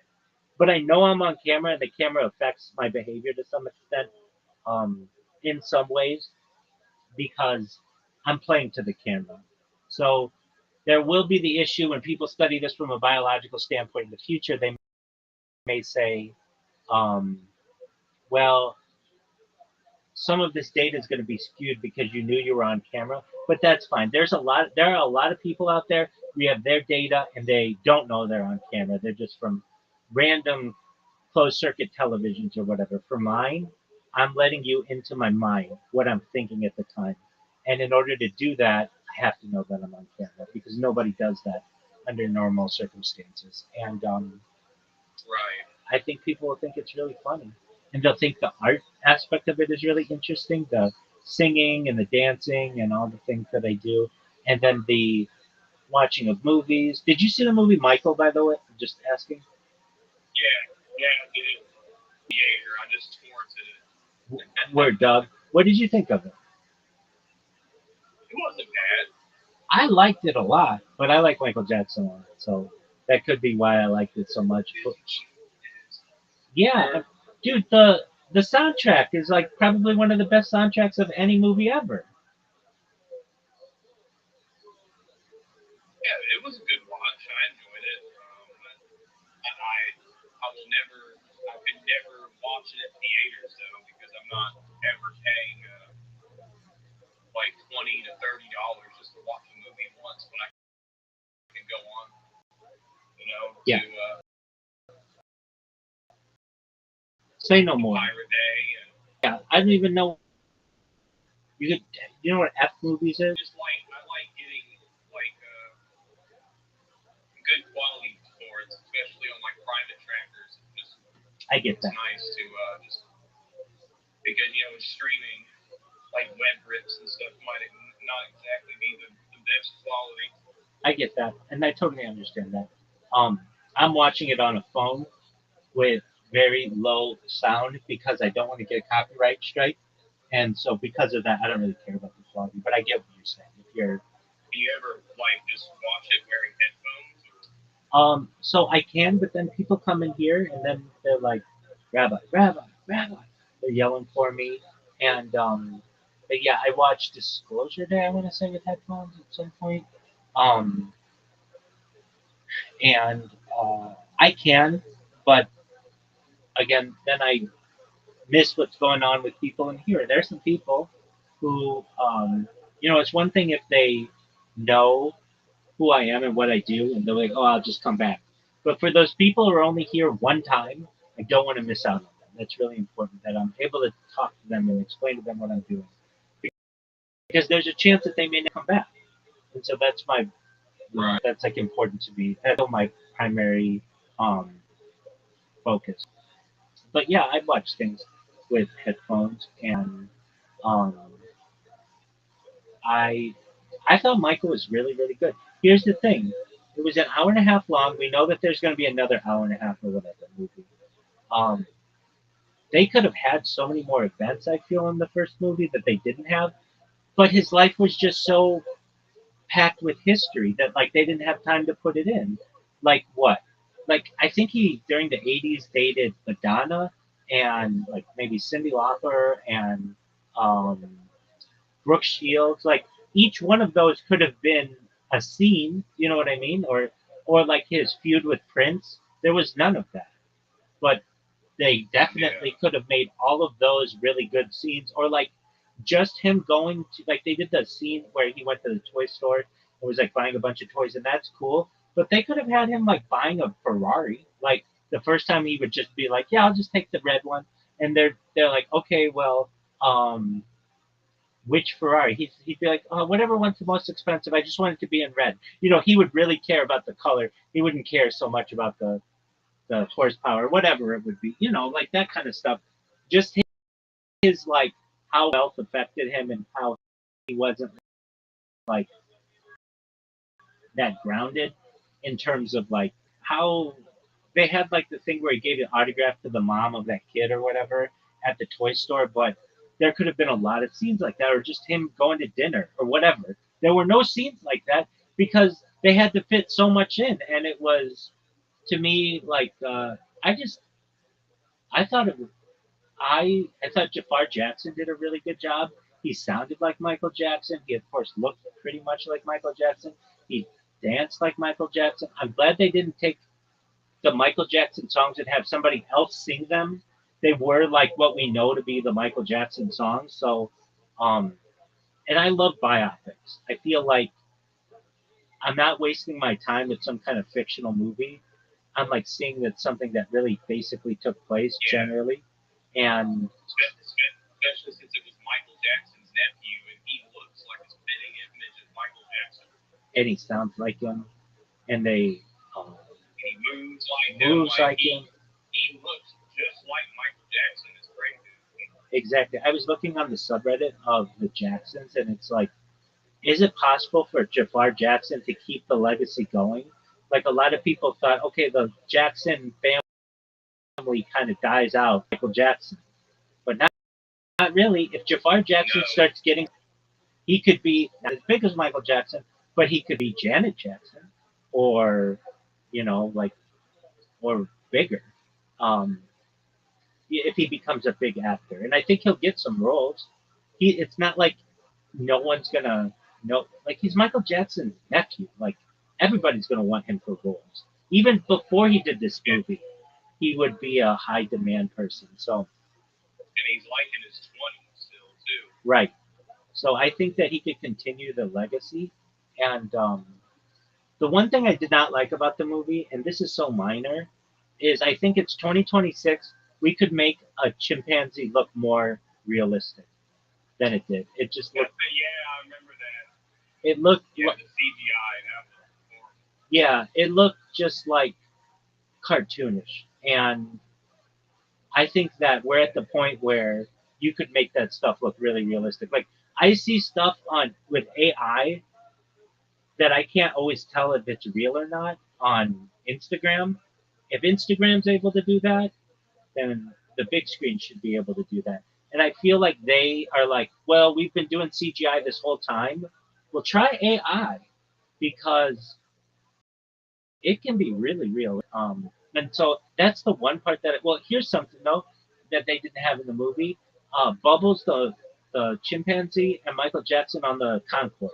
There were always these discussions that they had where Michael Jackson would buy like a $10,000 seat for a chimpanzee, and people just thought this was ridiculous. Like that could have been a scene, you know what I mean? Like flying intercontinentally on a supersonic aircraft with a chimpanzee. That would have been a cool scene, but it's like they just didn't have time for it. And I don't know. I'm gonna be interested to see how the second one goes because this one was just all roses and sunbeams. You know what I mean? It was not. There was really nothing negative about his life that I saw. Did you see anything negative? Like No. it was all like perfect, and that's cool. But you can't do that with the second movie. So it's almost like I really enjoyed this movie, but part of the reason why I couldn't like it even more is because I know that bad stuff's about to happen. And um, but from a music perspective, I think it gets a 10 out of 10. From an acting perspective, I really thought, in addition to Jafar Jackson, Michael Jackson's parents, Catherine and Joe, the people who played them, Long played the mom and I played the dad. They did a really good job. Like the Joe Jackson, the guy who played Joe Jackson, made you really not like him. The brothers did a good job. There were no romantic interests for Michael Jackson, which they could have played. They could have said like, he went on a date with so and so or whatever, because he did go on dates, but it was very. He was married. Yeah, he was married. Well, they didn't. They didn't. That was that happened in the 90s. Yeah. So there was something that was a point that was brought up. Will Priscilla Presley or no? Will what's her name? Not Priscilla. Priscilla is Elvis's wife. What's the daughter's name? Who Michael Jackson married? Lisa Marie Presley. Will Lisa Marie Presley's daughter, who's like a grown woman now, play Lisa Marie in the second movie? Which is a good question. Um, I think there could even be three movies, frankly. I know that they're just saying that, but you know what I mean? Like, there's a lot to cover still. There's. Go ahead. Do you think his, like Michael Jackson's children are actually like actually violent? They don't really look like him, but they don't. Like they look, like fully, they look fully white. Like they don't resemble Michael Jackson slightly. yeah, and I've heard rumors that they weren't, that he basically um, maybe I don't know exactly what happened, but basically he had that relationship with that lady, and she was going to be the surrogate or whatever, and then basically give those kids to Michael Jackson, and that's what seemed like it happened, and then he raised them. Like it would almost be like you go to a dog breeder. I don't want to say they're like dogs by any means, but like you go to a dog breeder and you say, Yeah. I want these designer puppies, and even though I can't be their father or whatever, I want those dogs once they're born, and I'll give you X amount of money for it. Tammy Rowe, I think is her name, something like that. And they don't look like Michael Jackson, uh, and that doesn't necessarily mean that they're not his, but there was some kind of discussion that I've heard that maybe he had like they something like she she was doing some weird stuff like um and she's dealing with Michael Jackson at the height of all of his stuff. Let me look up the theory on this. Are Michael Jackson's children not his?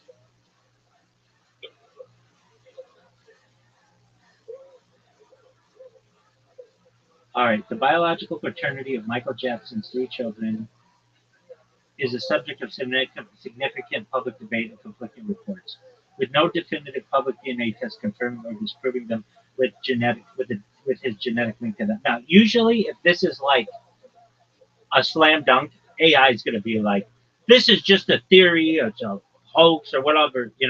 But this one, they're like, well, maybe. Um, so reports suggesting he's not the biological father. In 2009, shortly after Jackson's death, TMZ and other outlets reported that Jackson was not the sperm donor of any of the children who were all conceived via in vitro fertilization. Oh, it's not Tammy Rowe, Debbie Rowe. His ex-wife, Debbie Rowe, mother of Prince and Paris, stated in a 2000 interview that their marriage was a sham and that they never had sex and that she was artificially inseminated by an anonymous donor. So that's what it was to me. Like, why wouldn't you be like sperm? Um, Rumors have persisted that Jackson's dermatologist, Dr. Arnold Klein, or actor Mark Lester were the biological fathers of Prince and Paris, though both men have denied or provided vague responses to these claims. Some sources claim Rowe was also merely a surrogate and not the biological mother of her two children. Reports and statements suggesting he is the biological father. Michael Jackson himself stated in a 2003 documentary Living with Michael that he used his own sperm cells for all three children, using a surrogate only for the third child. Legal experts and some sources agree that because Jackson was married to Rowe when Prince and Paris were born, he is legally presumed to be their father regardless of biological origins. Prince Jackson has also publicly defended his father's paternity, stating, my dad is my dad through and through, same with my siblings. Yeah, but you don't know. I was alive. You were alive, but these kids weren't. Recent articles as of 2024-2026 often assert that the children are biologically his, attributing doubts to stereotypes about their appearance rather than genetic evidence. Look, I don't know, but I know what Michael Jackson looks like, and they don't look like him. I'm not even talking about the skin; they just don't look like him facially. And I They understand. just don't look like Yeah, not the face, not the skin, hair, nothing resembles. yeah, exactly. And and so I think that if you were to ask me, they're probably not his kids, and but he loved them and they loved him, and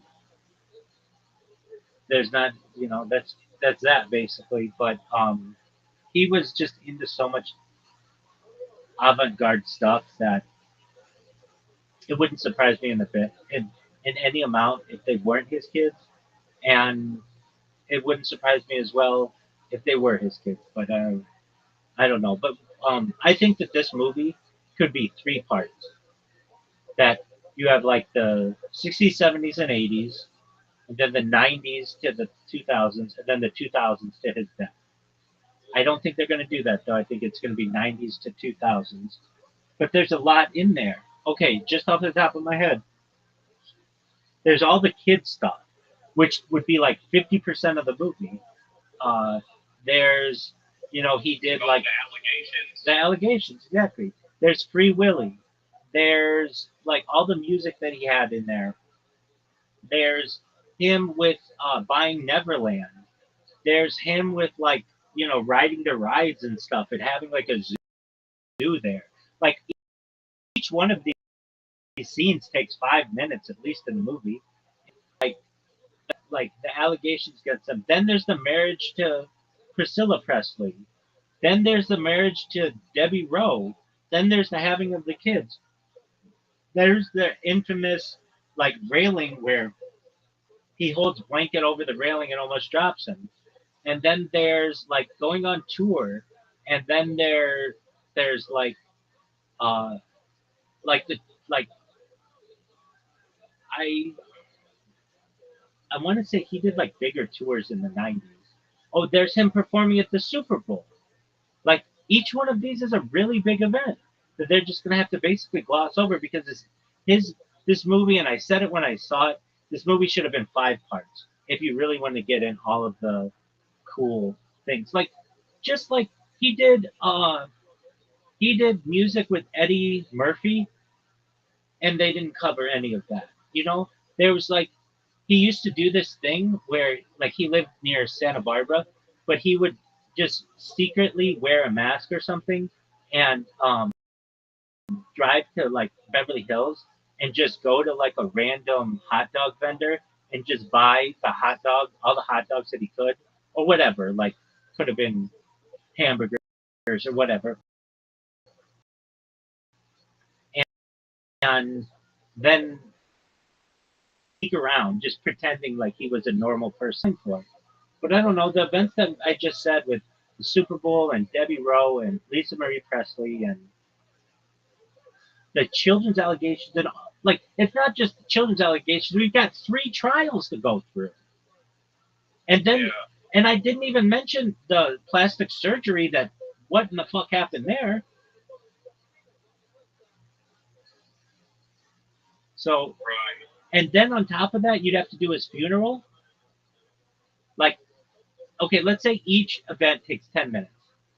There's him buying Neverland Ranch. That's 10 minutes. Him riding on the rides and let's say like with the zoo there. That's 10 minutes. The first like sign of like children coming over and stuff, whatever, that's 10 minutes. That's 30 minutes right there. Marrying Priscilla Presley, that's 10 minutes. Divorcing Priscilla Presley, that's 10 minutes. So we're at 50 minutes right now. We've got the first trial. Let's say that's 10 minutes.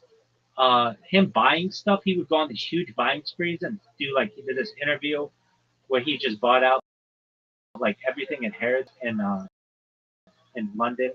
Uh, that's 10. Him going on tour throughout the world. 10 minutes. We still haven't got a single song yet. So we've got Free Willy. That's 10 minutes. Right there, we're at 90 minutes. So that's a movie right there. We've got and no children have been born. We've got the second trial. That's 10 minutes. We've got the plastic surgery. That's 10 minutes. We've got his disagreements with record labels. That's 10 minutes. We've got the birth of his first child, second child, and third child. We'll just combine all of those. That's 10 minutes. We'll say Debbie Rowe as well, but that's a lot in there. Okay, so we're already at 130 minutes, and then we've got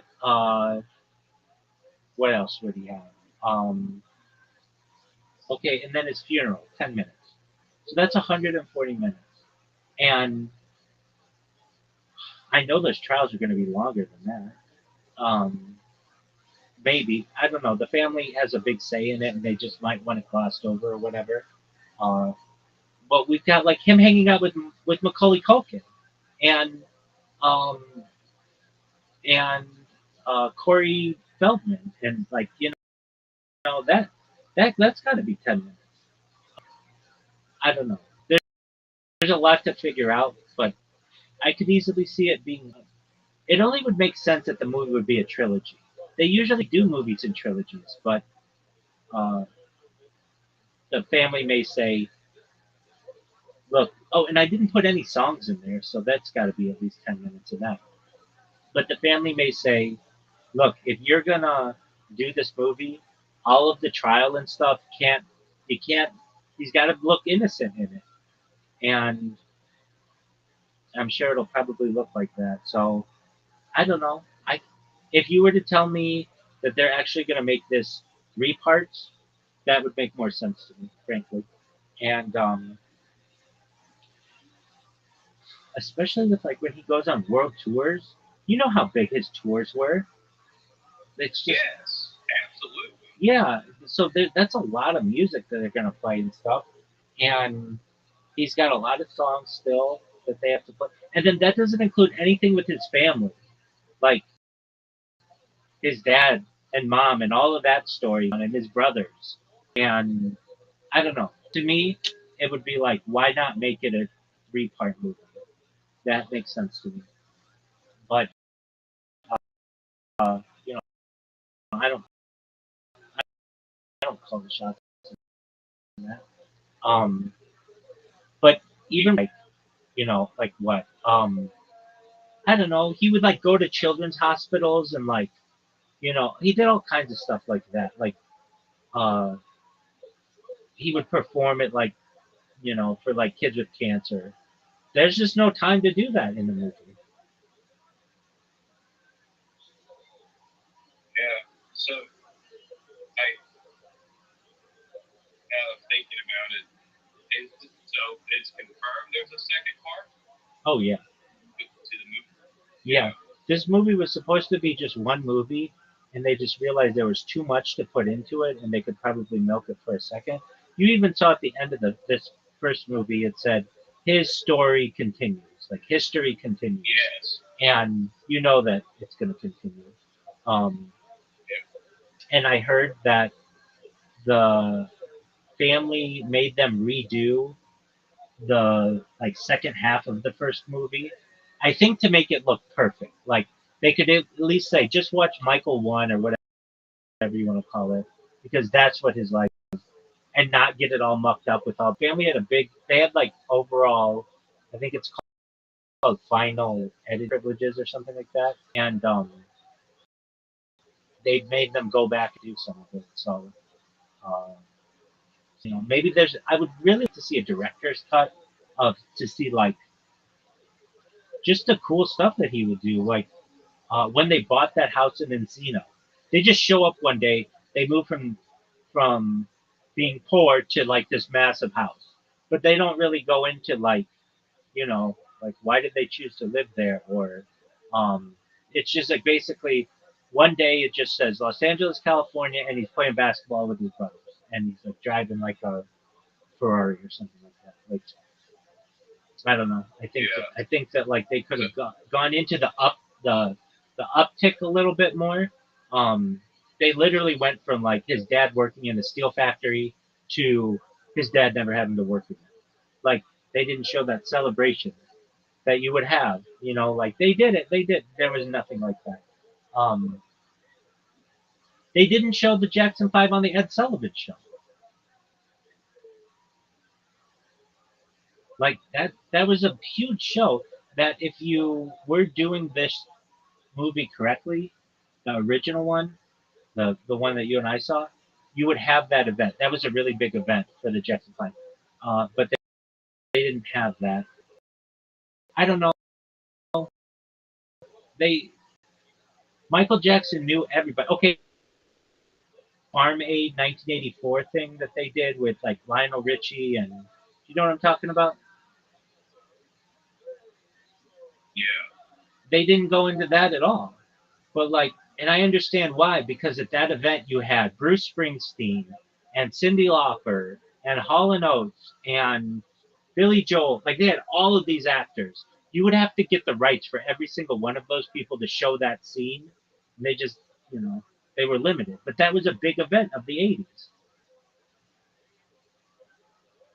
So I don't know. I just think that they did the best that they could with the first part of it.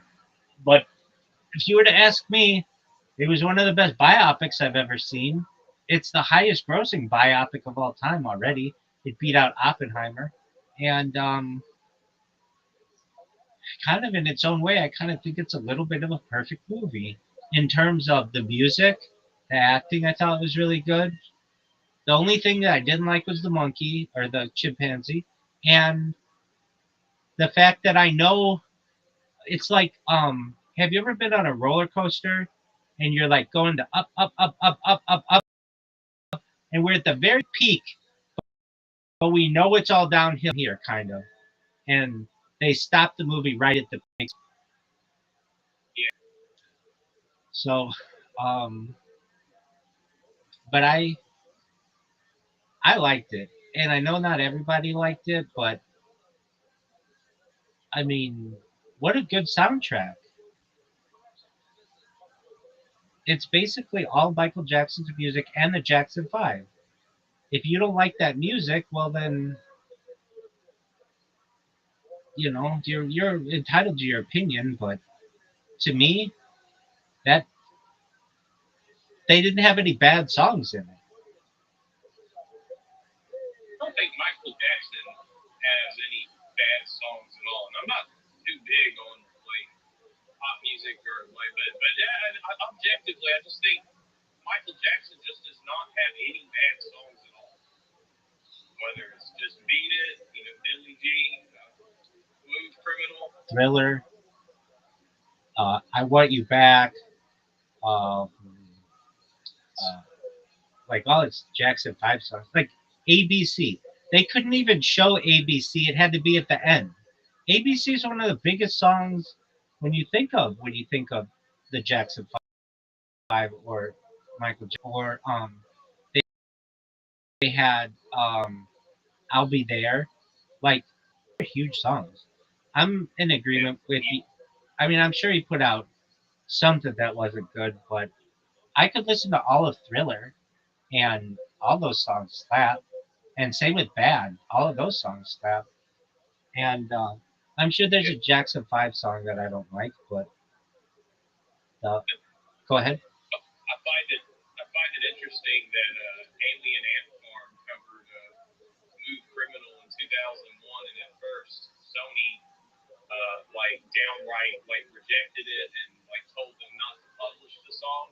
But then somehow one of the managers for the band like sent Michael Jackson a cover of Smooth Criminal, and he liked the pop punk like cover of Smooth Criminal so much that he gave him the green light and gave him money to make it like a music video. I'm sure you know about that. I wasn't familiar with all of that backstory. I do remember the music video. I think that's fascinating. Yeah,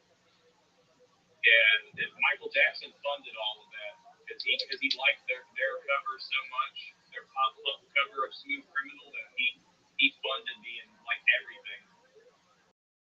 Right there, that could be a scene in a movie.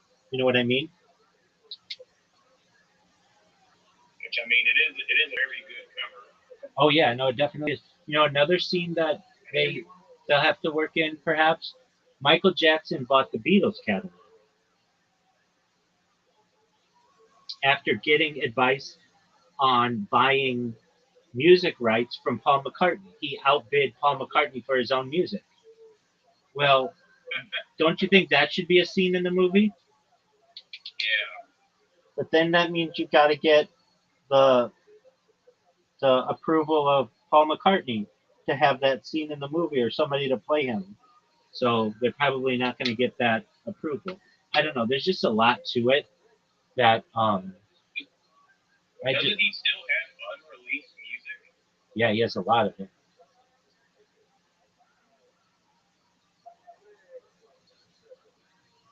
Does his music still get released? Like they still release like unreleased songs from the vault? Well, I think there are a lot of remixes that they do. I haven't, to my knowledge, I don't remember an unreleased song, but I think they're still squeezing out his current tracks, and then eventually, 10 years from now, they'll be like, oh, we found in the Michael Jackson all this unreleased music. And then they'll put out another, um, you know, uh, album about it. They did this. Which they had already had all those songs to begin. Exactly. Exactly. Do you remember, like, I don't know, 20 years ago probably, they put out an Elvis song called "A Little Less Conversation"? No. Okay, so Elvis died allegedly in 1977, but then 30 years after his death, they put out a new song of Elvis Presley's, which did really well. And I think they'll do the same with Michael Jackson. It just takes time. All of the Elvis being like in his early 90s. He was still alive. We'll get the exact date. Just He died in like his like 42, something like that. 1977. Elvis would be today 91 years old. Yeah, so 91. I was right.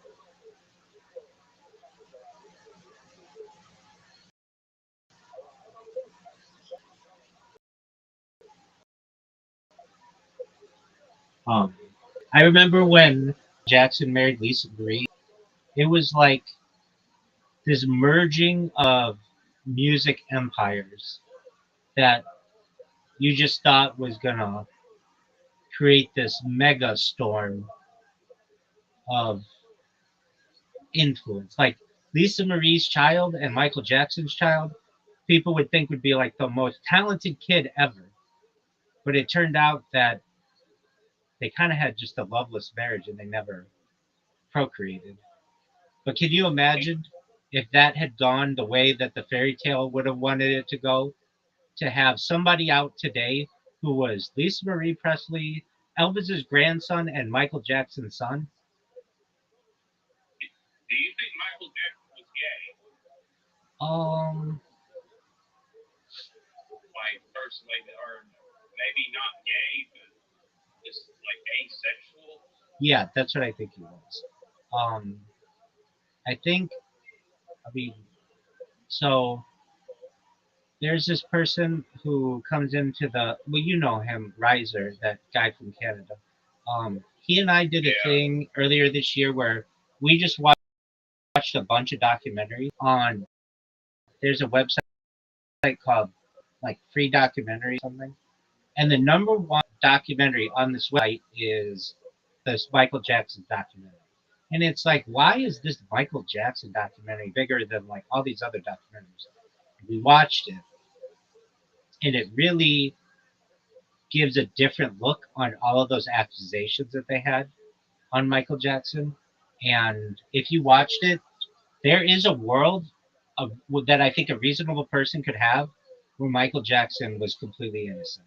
And like, what's the documentary about? It's like how there were these people who had a really messy divorce, and in New York City, and the father had a lot of influence on the son. And Michael Jackson met this family at the at like some music signing or something, some record signing thing, and um, the dad was really pushing the kid to like hang out with Michael Jackson, and uh, basically they saw this as a really good opportunity to make money, and basically pushed the kid to say that Michael Jackson had abused him. Then the kid went back and said that it wasn't true. And I know about that. Of the man, like being, I guess, I think maybe he's being secretly recorded saying, like, yeah, I'm going to say that Michael Jackson, like abused my kid. Right. And there's somebody else who hung out with Michael Jackson's or with that kid. They went both with the NYU or something together, and she was like, he told me that it wasn't true or whatever, but his parents put him up to it. There were just some things like that. And then, so once you could see that they were trying to set him up that way, and then subsequently, everybody saw it as a cash grab. And Michael Jackson paid like $20 million to get that to go away because his lawyers basically said, if you fight this in court, it's going to cost you $30 million. So just write it off, basically. It was like a business decision. Now, you would hear Michael Jackson had a button in his room. He had like a 2-story bedroom, like a really weird bedroom. But he was Michael Jackson. And he had a button that you could press that kept everyone locked out of his room. And he would go in there with kids or whatever. But then you would hear that Michael Jackson would sleep in his room with children, and Michael Jackson was on the floor. But then I also would hear like people who would say that he did them as well. And I don't know what happened. If he was going to abuse anybody, though, don't you think he would have abused Macaulay Culkin or like Corey Feldman or like one of like I don't know the people who they made out to be really close to him or Emmanuel Lewis? They didn't go into any of that. All of those people said he was only the nicest person. He was a kid at heart. He loved children, but that was because he felt like his childhood was taken from him. And I think it was. He was playing in strip clubs as a young person, and they didn't even go into that in the movie, but I think they should have if they were really telling the truth. They just basically had him in clubs, but he was really in strip clubs. And and like I remember he like people would say like he would the strippers would like take care of him basically because he was a little boy performing on this stage and they would like look out for him in the dressing room and stuff. And he just basically had his childhood taken from him. And there are rumors, that his record label put people up to him or because he was the most bankable person basically in the music industry at that time.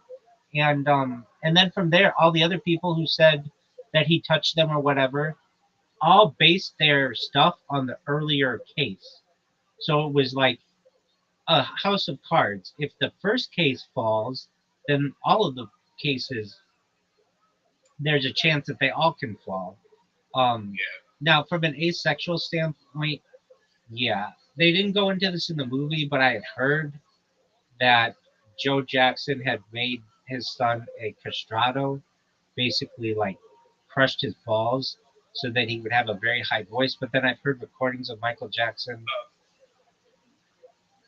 I've heard Michael Jackson, yeah, use a different voice that's a lot deeper than the voice that you think of when they have Michael Jackson. Um, I he would go on these dates with like the biggest women in the 80s, Madonna, Brooke Shields, you name it. But he was never they were never his girlfriend. They were like friends of his who he would take his arm can to the Grammys or to the Oscars or whatever, the Radio Music Awards or whatever. The he never had anybody. Even the when he married Lisa Marie Presley, they kissed in public, which wasn't like a big thing to do in the '90s, like to have that public PDA, and it was very much like a for a for tabloids for like a photo shoot. It didn't look like they were really in love. Frankly, Michael Jackson didn't seem like he was like a person who wanted to be in love with a woman. He Though he very well could have. We, you know, I want to look this up. Uh, who did Michael Jackson lose his virginity to?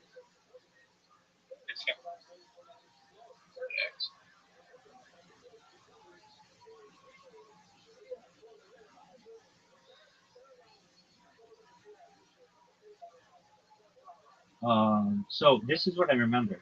Michael Jackson was still a virgin at 35. Lisa Marie claims, and Still a virgin at 35. yeah, and she said that Lisa Marie was the first person. He had only kissed Tatum O'Neal and had non-physical relationships with Brooke Shields and Madonna. Jackson also allegedly told Presley that Madonna had once tried to hook up with him, but nothing happened. Other accounts differ. Jackson once claimed in an lost his virginity to Tatum. She later contradicted this. Additionally, some sources suggest a friend member attempted to arrange for prostitutes to take his virginity when he was 15. Found he was on sexual activity. So I think that I would believe Lisa Marie Presley on that one, though, because like it just that just seems how it was. So he probably tried it with her. They were married or whatever. He didn't like it. He just seemed very asexual, and um, asexuality was not like a thing that was really at all talked about. That you were weird. Everybody thought you were homosexual at that point. That's another thing they didn't go into in the movie was at anything sexuality based around him. But I remember when I was a kid, people would talk about he was a girl, or it was like that. That was those were like the insults that they would give him. Anybody who calls him a girl is stupid. Ye- Blatantly tell he's a man. yeah, but they would just say it because of his voice and he just didn't have that machismo, manly kind of look. Usually, as a man gets older, they become more manlike, and he became more feminine, which is like the opposite. Um, and his just look changed so much, which he had uh, a psychological issue where he, uh, I forget what it's called. What is it called? When you're addicted to plastic surgery. Body dysmorphia. Thank you. Absolutely. Absolutely. He had body dysmorphia.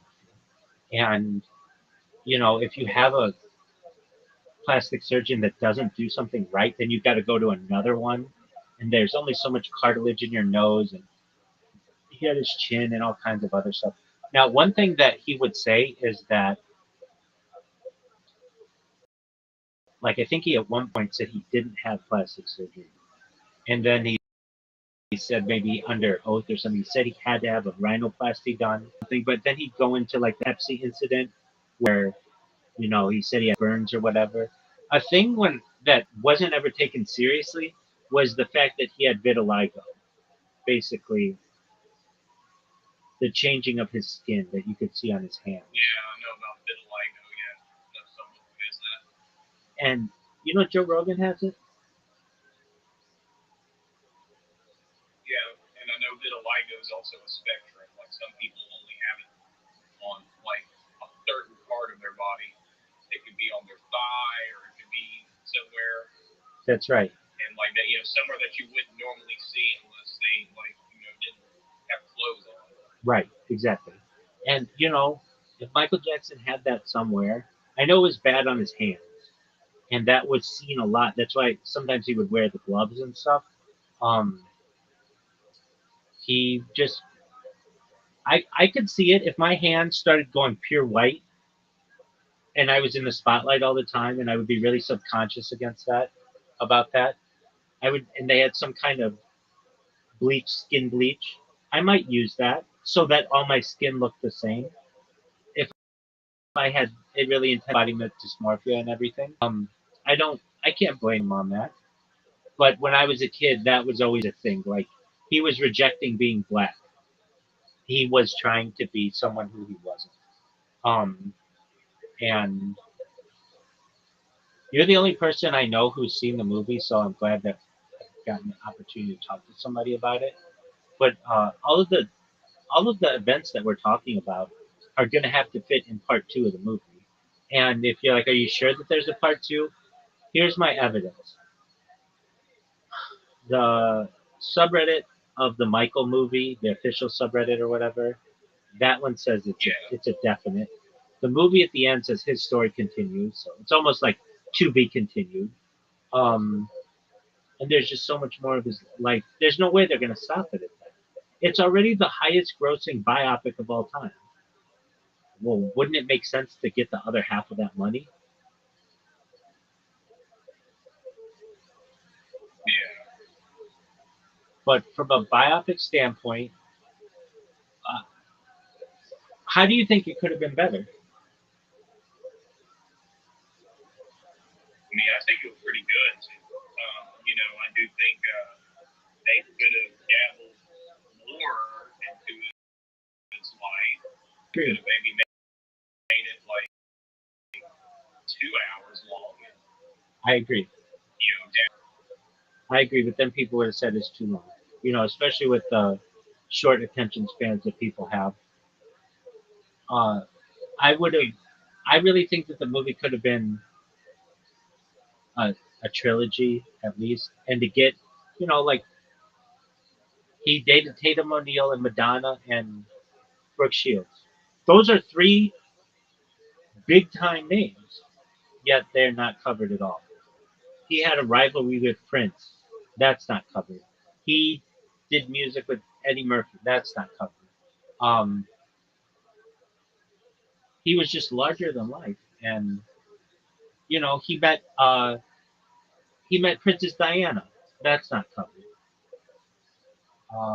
And Prince Charles, King Charles now. You know, these are like big events that literally you could make an entire movie just about him, Michael Jackson meeting Princess Diana. That could be an entire movie, but they don't even cover it in this one, and they could have. So I don't know. I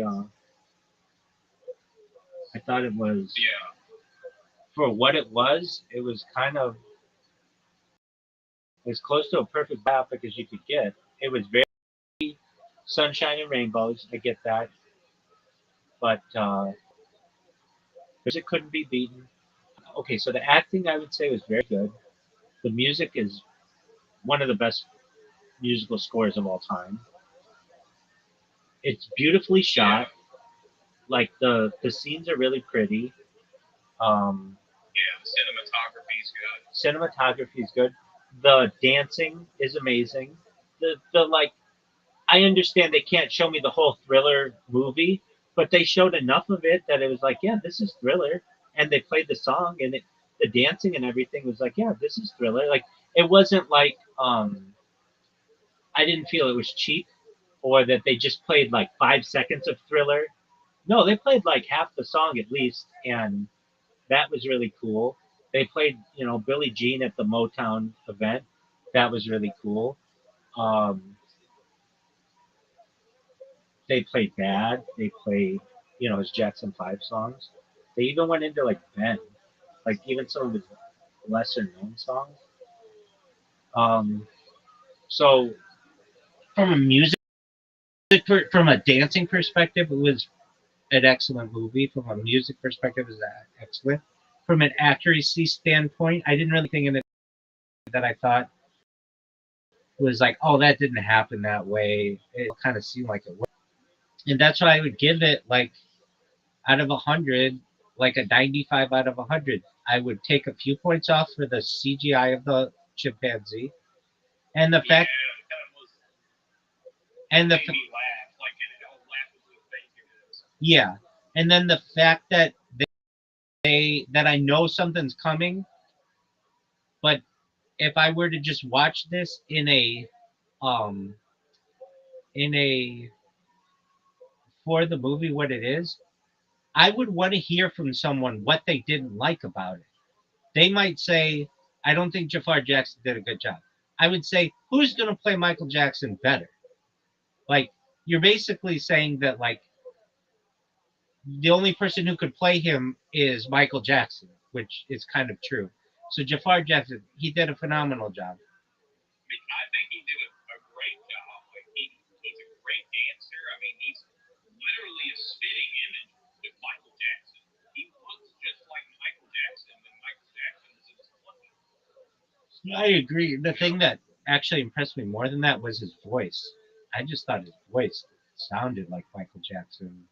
That just like it's crazy, and he looks like even like I know that's Michael Jackson's nephew, but he actually looks like he could be like Michael Jackson's son. That's what you expect Michael Jackson's son to look like. Crazy how like they're you know uncle and nephew, and yet like he looks more like Michael than he does like his own dad. But I do get that that the kids had a white mother, so that's going to cause some issues. But nevertheless, when I look at Paris, I don't see any of Michael in her. Like, I can't say like her nose looks like that. She has these like bright green eyes, which like Michael Jackson didn't have. He had brown eyes, and that's a pretty dominant trait. And so I don't know about Debbie Rowe or whatever, but it's just like um, I don't want to take anything away from her because I know she loves this person who she considers to be her father and everything.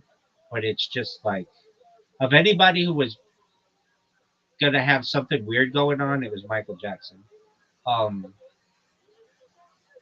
so uh, I I I would ask someone what didn't you like about it, and if they were like they could have to the trial kind of stuff, I would say that's not what the movie was about. This was the beginning of his life until like basically like 1990. So from like the 50s to the 90s, or 50s to the late 80s. What did they cover? Like it had like like the acting was very good. I don't think you can deny anybody did a bad job in it, or anybody did do a good job in it. The monkey, that's so minor. I'm the person who's like thought that was bad. The music is amazing. The dancing is amazing. The cinematography is beautiful. The cars are cool. I could see somebody saying, "Well, there's not a lot of action." It's not an action movie. It's a biopic, and even still, if you want action, he's got the best dancing of any movie that you're gonna see. So, what more could they have done? So that to me makes this like a very very good movie. And I'm really tough on movies. I saw Disclosure Day, and I was interviewed about it multiple times, and it's like, frankly, as a disclosure advocate, I thought it could have been better. But the Michael Jackson movie, and my somebody, and I'm biopics are generally my favorite kind of movies, aside from like Goodfellas or Casino, like real crime movies. I really love those, even The Godfather and stuff. I love mafia movies and stuff, but Yeah, me too. so, and this is controversial because I don't get really into comic book movies and that kind of stuff. I like realism. Yeah, I like I realism. like actual comic books. I don't care for the Marvel movie. I get that. I get that. So my and this is controversial, but at least my favorite movies have been biopics, and I really from 2015 to 2020, my favorite movie, at least from a biopic standpoint, but perhaps just movie period. I love the movie The Founder with Michael Keaton as Ray Kroc. From 2020 to 2025, I love the movie Air, the Michael Jordan shoe documentary or shoe biopic, which they don't show Michael Jordan in it except from behind. But I thought that was really well done, and that has Ben Affleck and Matt Damon in it. And then there's Michael from like 2026 and on that I thought was really good. Now, the movie Air, did you ever see the movie Air? No. It came out during the pandemic and it was on Amazon, but it's one of those movies that could have been in the theaters.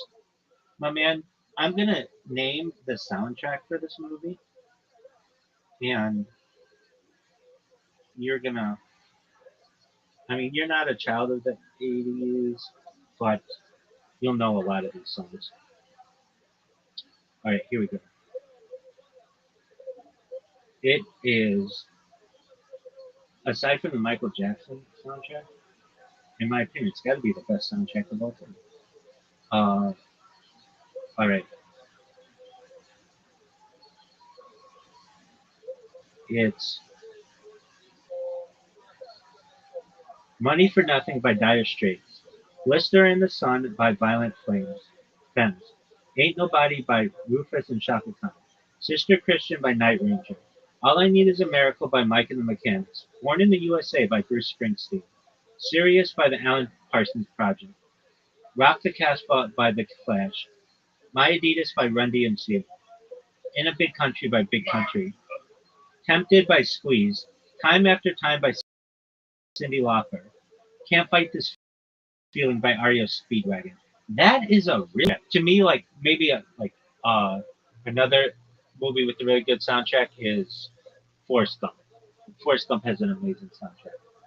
Soundtracks to me really can carry a movie in a lot of ways because it makes me think, oh, what a cool scene or whatever. And I really like that. I really like. Yeah, I mean, I agree.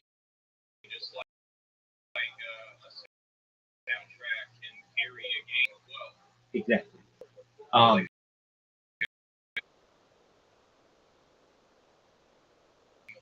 Which this isn't a mediocre game, but I remember the first time I played Grand Theft Auto Vice City. It was on a PlayStation 2, and do you know what the first song that is playing in Grand Theft Auto Vice City on the original PlayStation 2? I forgot the original song, the GTA Vice City. That's okay. It's Billie Jean by Michael Jackson. And I could not believe that Michael Jackson was in a video game. Like, how did they get the rights for Billie Jean, arguably his biggest song? And you're cruising in Miami in the 80s listening to Michael Jackson. I thought that was the dream. I played that game so much. I had 100% completion on it. It's the only game I've ever played with 100% completion, I think. And I just remember being like enthralled. That game had one of the best sound. That game, in my opinion, has the best soundtrack of all time on it. It is. Oh yeah. Another, speaking of Michael Jackson, I also like the on the Sega Genesis. I like Michael Jackson's Moonwalker. Yeah, that was a good game. That was an interesting game. Yeah, it's a good beat 'em up. Yeah. So with I for anyone who didn't like the movie Michael Jackson or the movie Michael, I would just want to ask them why. And I'm somebody who doesn't really like movies. I think movies are kind of, frankly, old technology, especially with the ability to stream series that get really deep into stories. Movies are basically a thing of the they're um they're in many ways just like outdated. That, oh, I have to go somewhere, I have to spend $20-$30 for all this stuff, and then for whatever reason, if I want snacks or something, they're just inordinately expensive for whatever reason. Like nowhere you have that where you like a store and it's just like, oh, inside this place it's 30 times an up, like, or like, I don't know, for popcorn. Like, where do you get popcorn normally? I don't know. Like, or just even candy. If I go to a gas station and buy a, let's just say, Sour Patch Kids, it's like, I don't know, $1.50 or something. But in the movie theater, it's $5, and it's literally like across the street. That usually doesn't happen anywhere else, where you could just really price gouge people. Usually, there's like some kind of legislation against that, but for whatever reason, because of the power of the movie industry, it just is what it is. But like, I usually I would just think that a movie like Michael, it just it could have been a 5-part series on Netflix or something like that. It doesn't have the same panache. It doesn't have the same carry as that, and certainly wouldn't have made $1 billion or whatever. But anybody who Yeah, did, they're looking to maximize profit. Like,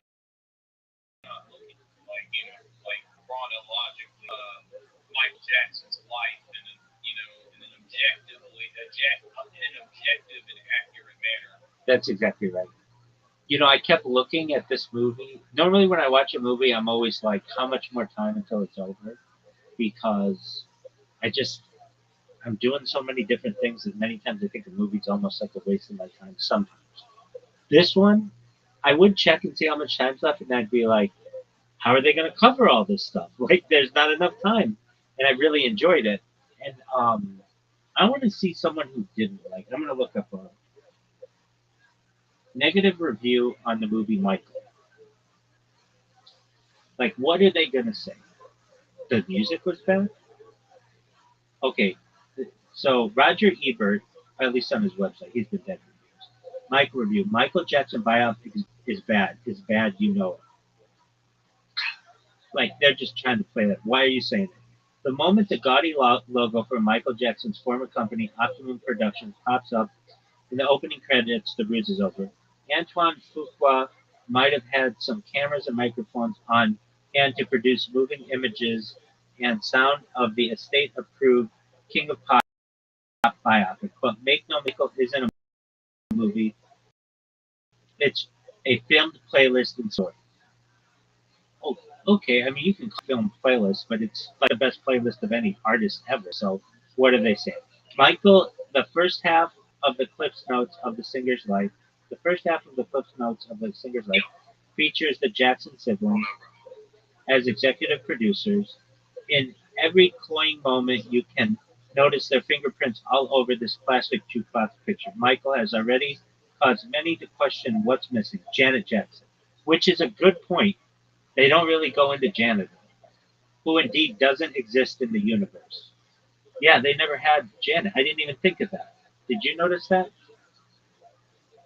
Yeah. And any reference to the singer's legal troubles, though that bankrupted moral and narratively cowardly positioning by Fuqua certainly doesn't help either.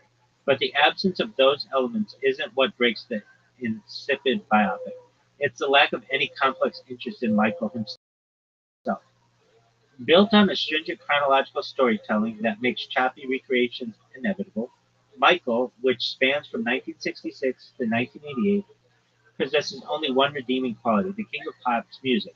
Fuqua wastes little time deploying this precious asset, snapping viewers away from opening images of the black-clad singer awaiting a chanting audience back to Michael's humble beginnings. Michael, an adorable person, plays the young artist Julio Cruz Valdi, and his older brothers are in the living room while practicing. Yeah, we know that. Contrary to his dogmatic dad's orders to look him in the eye, okay, we know that. The repetitive biopic is afraid to navigate the singer's anxieties, traumas, and frustrations, and its flat characterization prevent it from interrogating Michael as a creator or person. Michael leaps from one event to the next without reflection or pause. I'll give them that. They do just go from one thing to another. Hastily attempting to summarize an accepted mythology of the singer's unlikely rise to stardom in a surprisingly tight 127-minute runtime. I agree, it is tight. Fuqua seems to care little about quality control.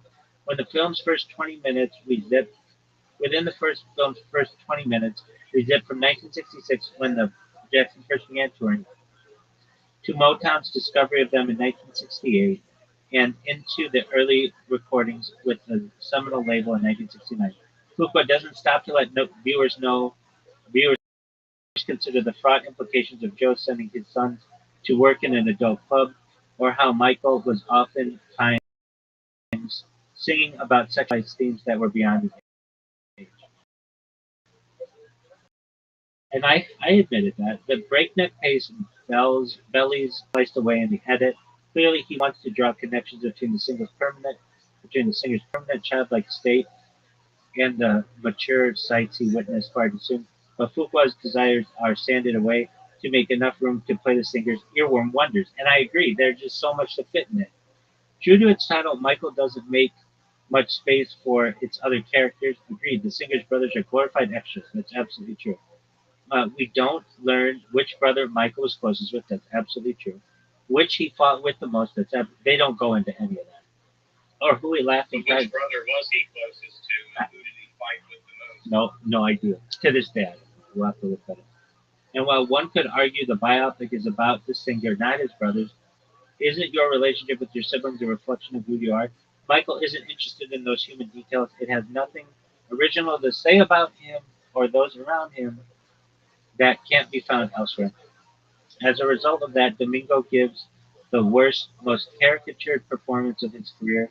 He's not playing a real person. The talented actor is relegated to portraying a boogeyman. These underwhelming characterizations undermine the potential emotional impact Michael's Arrested Development should have. Michael getting Bubbles the chimp be the best drawn character apart from the singer. So this guy thinks it's the best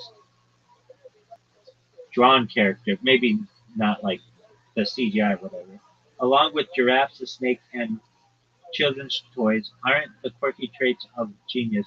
They're a cry for help because Fuqua often plays these scenes for laughs as if we're meant to guffaw at Michael's absurdity rather than to sit with the obvious pain. Jafar Jackson, Jermaine's son, offers a few momentary glimpses of his uncle's soul. The singer's decision to reduce the size of his nose to more accurately match Peter Pan, his favorite character, carries a mournful weight because of Jackson's unexpected emotiveness. Jackson's sturdy character work helps scenes around Barry Gordy, Lennon Tate, and Michael's steadfast bodyguard Bill Bray, Keelan Durrell Jones hit the mark by showing how the singer often sought father figures than others, but there's little else he can accomplish with the biographic material, which can't help but make viewers aware that Michael was kind and charitable toward children. Whether Fuqua is able to follow up a sequel and gives these scenes greater context beyond myth making remains to be seen. Michael is only portrayed as didn't endure truly horrific events. From his father's abuse to the Pepsi incident, which is depicted in the film, rather, he possesses no flaws, personal opinions, or definable traits. He only exists to overcome Joe's physical and emotional uh, violence against him. Michael is hollow. Even the musical sequences leave much to be desired, largely due to the incomprehensible camera work. Fuqua takes the time to find intriguing compositions like his focus on Michael's nimble feet during the Motown 25 performance of Billie Jean, or Michael's working through the choreography of Beat It, only to opt for an inane inane pans behind the crowd. Such nauseating movement blunts whatever power and evocative photography might hold by committing the one sin the singer even chastises the cameraman about in one scene. You can't remove the energy from the dance. The King of Pop's potent songs will certainly paper over some of these technical deficiencies, but they can't obscure the fact, unlike its subject, Michael isn't artistically unique, immediately entertaining, or boundary pushing. It's beyond safe, so unchallenging. You're better off either queuing up the Jackson's miniseries or marathoning Michael's incredible music videos than watching shouting because Robert Daniels thing, like the thing that stands out the most is um, Michael, the movie is beyond safe, that it's unchallenging. I get that. I get that. So you think it's unchallenging, as in they they didn't want to be controversial, Exactly. and yeah. Exactly. Oh, who's Tony? Tony's my friend. He does a podcast. What up, Tony? How you living, fam? Hello, I am okay. Tony, what's new? I nothing nothing here same Okay. shit every day. You ready for Same shit every day. You ready for updates, big man? Update? We have some updates? Yep. Okay. Okay, so I did a podcast yesterday. The guy has 7,000 people on YouTube, but he averages on Spotify 70,000 downloads per episode. Ooh, that's huge. Yeah, it is huge, and they haven't published that yet. I did run into some technical issues in the second half of the podcast. I don't know if it was my computer, but I was getting choppy. But that was just the live stream. We did it on StreamYard, which does localized saving. So hopefully the version that it saved on my end is better for the the audio. But like I was saying to this guy, we were talking about the Israeli space program, and I was going into like this deep knowledge that I have of this one individual, and we got into talking about my project, and I was like, "Would you please type in Rabbi Rothschild into YouTube and filter by live?" And after some prodding, he finally saw what I was talking about, and all my live streams, and he's like, "I've never seen anything like this. This is a really big deal. I'm a filmmaker. You've been doing this for 4 years," and I'm like, "Yeah, it is a really big deal." So when he publishes that, God willing, that interview on Spotify, I think that that might be really big because, frankly, like the biggest um, the biggest podcast I've ever been on basically has like 1,000 views on it. It has on just one of the channels. It's uploaded a bunch of places, but um, to get 70,000 people, that's a big deal. And then get this, Tony. Remember that big fish I was trying to reel in at 250,000 YouTube subscribers?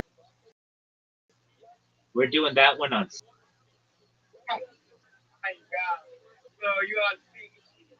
I'm happy for you, brother. Thank you, man. So I've been working hard on those, and so like I was telling Paul, I did everything that I could in this podcast. I was professional, and I did my best to ensure that I could do everything I could to control. I can't always control the internet. I can't always control technical issues. Yeah. I know the first part of the podcast was good. From a technical aspect, perhaps the second part was a little choppy. But again, we haven't heard it from the perspective of the locally saving on my computer and uploading it, and I'm thinking that will be a better version. And as I said to the podcaster, uh, even let's just say all of the sound sucks, I have it recorded on my end.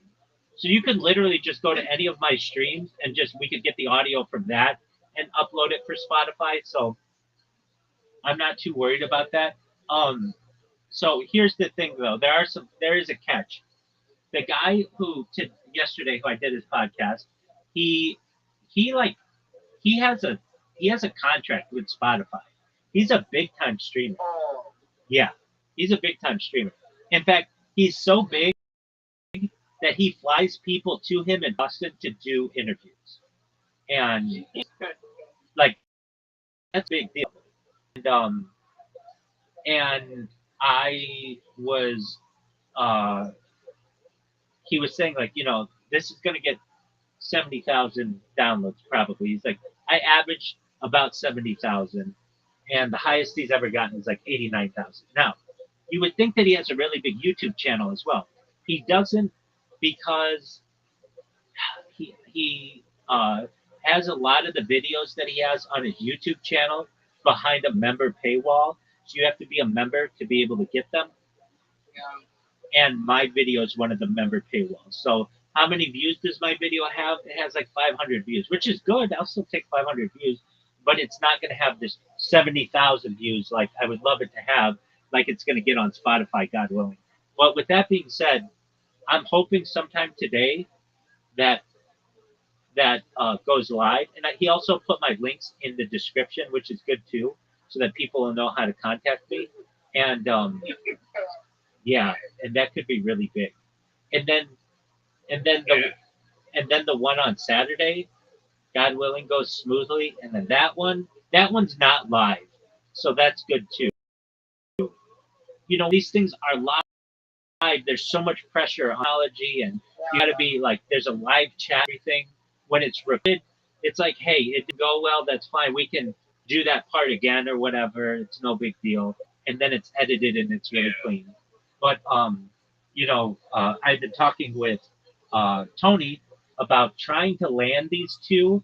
And I mean, God willing, it works out on Saturday. But the one yesterday, I think I could go. I'm not guaranteeing anything, but there's a chance, a small chance, maybe 1% or 2%, but I could go viral just from that one. Bro, I'm so happy for and he's gonna win. He's winning. Yeah, exactly, exactly. So Tony, we've got Paul here. Paul works nights. He's just working his job. We were just talking about the movie Michael. Tony is a podcaster, and Tony is currently in the interview process for some jobs. Where do we stand there, Tony? Have you been applying for a lot of jobs recently? Yeah, I did like almost 30 jobs and still nothing. So I will do more today. Okay, but what did I tell you? Do the one-click apply, and then you can apply to like 500 jobs a day. Yeah. You don't? Do you know how to do one-click apply? No. No. Okay, so that's what you need to do. Go into GPT. Go into ChatGPT. Okay, well when you get home, go to ChatGPT and ask, how do I do one-click apply for ZipRecruiter and Indeed? And it will show you. And then when you know how to do it, you'll be like, oh, this is so much easier. It took me all day to do 30 jobs on this one using this one method, but I did 30 jobs in 30 seconds using the second method. Does that make sense? Yep. Okay, good. Excellent. So I'm glad you came in, Tony. I was excited to tell you that. And God willing, that all works out. And in the meantime, gentlemen, feel free to stay here as long as you want. I have to use the restroom, and then I've got to get some sleep as well. So, you know, if you'll see me when I come back. But Talk to you soon. excellent, excellent. And I'll be right back. Talk amongst yourselves, as they say.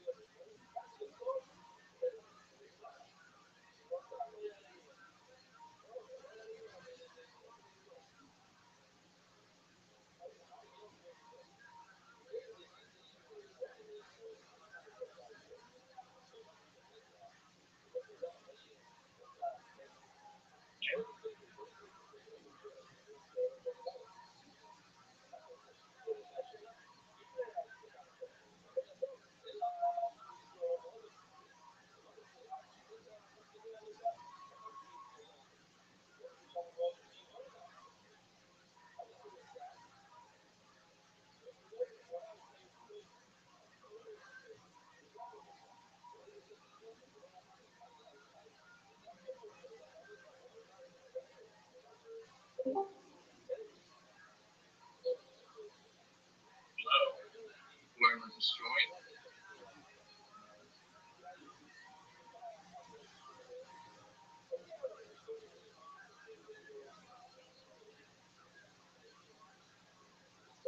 Not look at my phone right now, so I have no idea who it's from.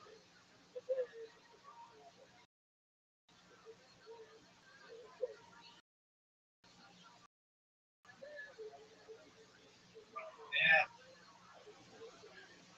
Taking joined.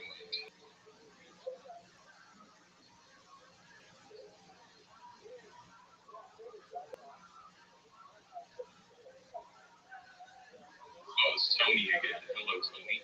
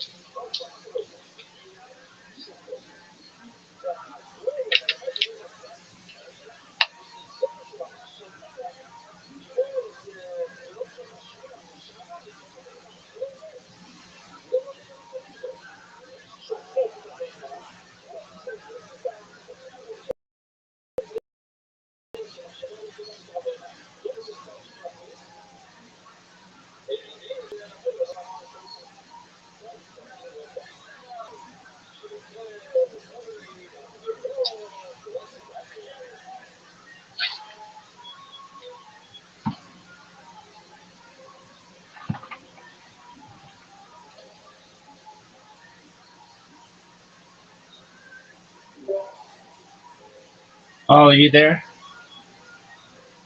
Yeah. Excellent, my friend. Well, I'm glad you got to meet Tony. He's a nice guy. And He from India? no, he's from Czech Republic. Wait, where is he from? Czech Republic, Okay. like Eastern Europe. Czech Republic. Yeah. Is podcast big? No, I just started. It's small, but I was able to do four-part podcasts with him on futurology and stuff, and he's been a nice guy. Um, let's see here. We were gonna look up who was Michael Jackson's closest brother, and which one did he fight with, and what was his relationship with his sisters.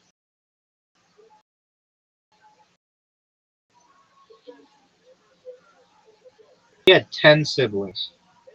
So Randy Jackson is considered Michael Jackson's closest brother in the later years, particularly during the 1990s and 2000s.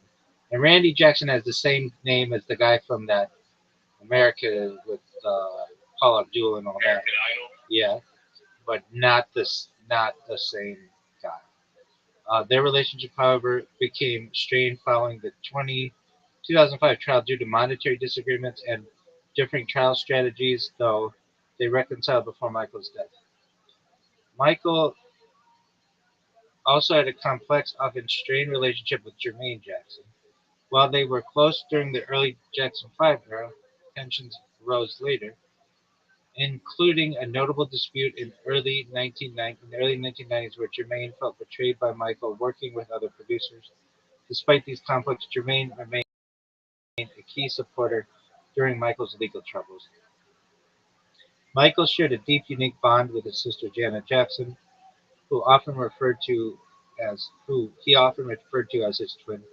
They were inseparable as children and shared a profound understanding of the pressures of extreme fame through their though their business fluctuated as both careers skyrocketed. He was Berkeley's childhood, played Jackson, living with her for an extended period, though their relationship suffered a significant rift during her abusive marriage to Jeff Gordon.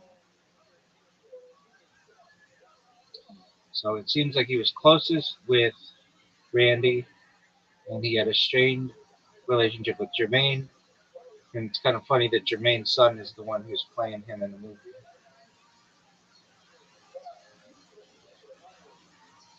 Do you think Michael Jackson was murdered? I mean, like as in, like he was intentionally, like killed intentionally. Yeah.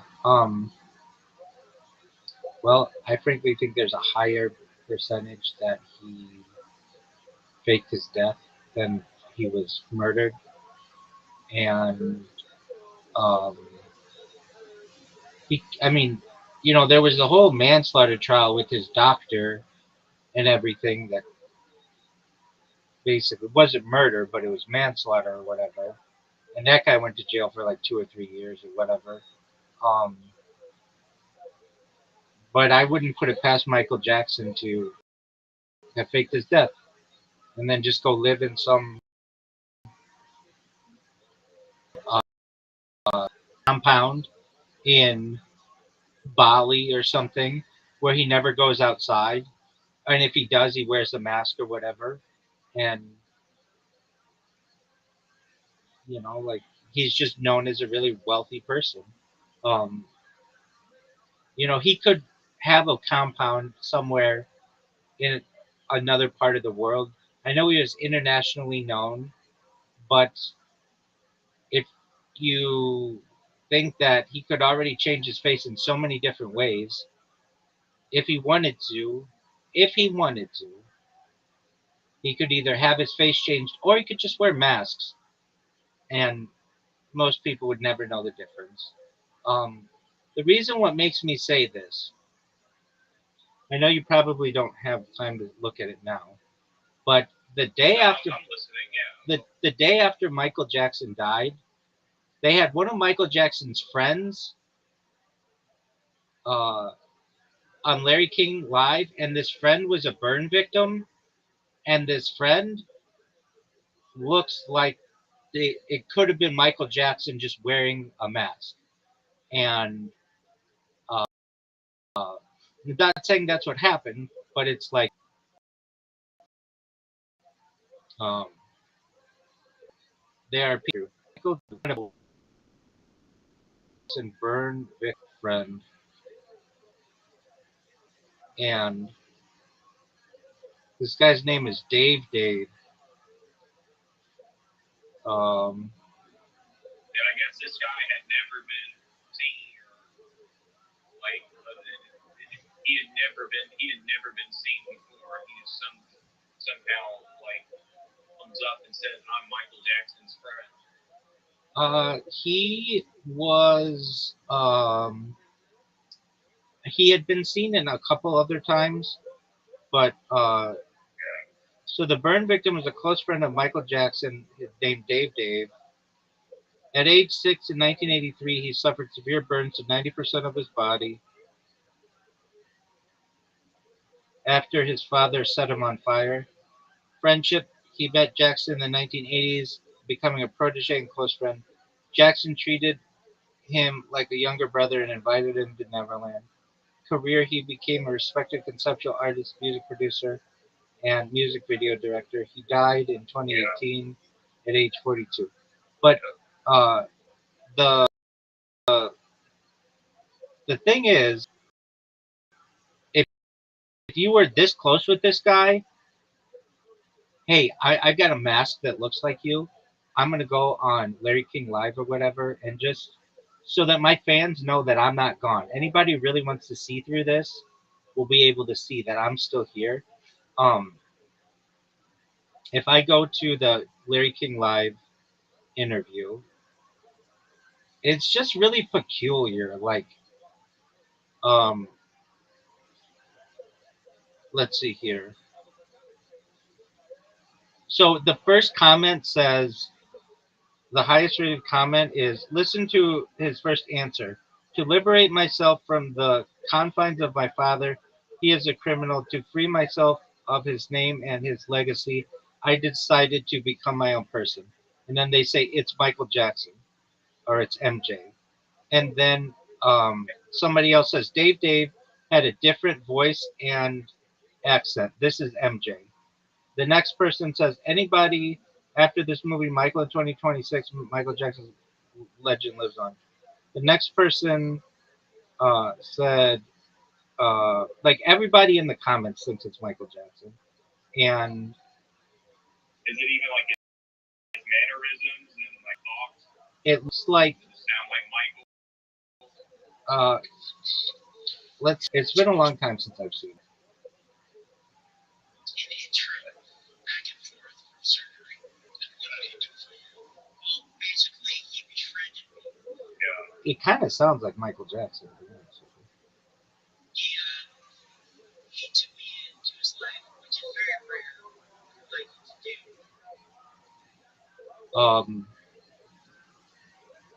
But like everybody in the comments, I know they're wishful thinkers, but this was just such a weird thing for this random person to do the day after the death.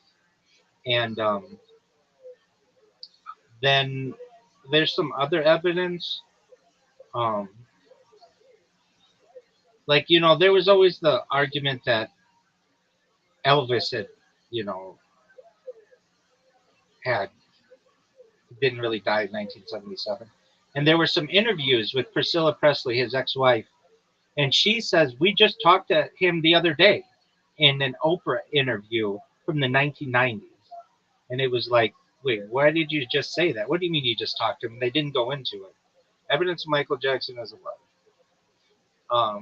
Was it like probably like a subconscious slip up? It could be, and They're like, she's a very spiritual person, but so there are people who say that he is in Brazil. Other people say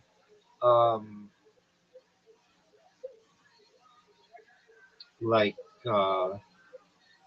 there's just it has its own Wikipedia page. Um, it's one of those things though that Michael Jackson was worth more dead than alive, and when an artist gets to that point, they can just they have enough money. Why would like it's not like we ever saw his body. You know what I mean? It's not like he was assassinated in front of a bunch of people where it's tough to hide that. It was just like, oh yeah, he's dead. yeah. And I don't know if you've ever seen the masks that the CIA has, but they're like Tom Cruise has worn one in a Mission Impossible movie. You can't tell that it's not that it's that it's Tom Cruise. You cannot tell. They've even worn these things. The chief of the mask department of the CIA one time wore one to George Herbert Walker Bush in an office, and he could not tell. Like you can't tell these things until you're even if you're really close up. They have like every hair is manually put in and everything. So the mask could, but I mean, uh, you could just have a bunch of people in Brazil sign non-disclosure agreement for some rich billionaire. They don't know who this is, and it turns out that Michael Jackson could shave his head or dye his hair or just wear a mask if he ever wants to go out, and nobody's going to really know any differently. And he lives in a big compound, which is what he did at Neverland Ranch anyway.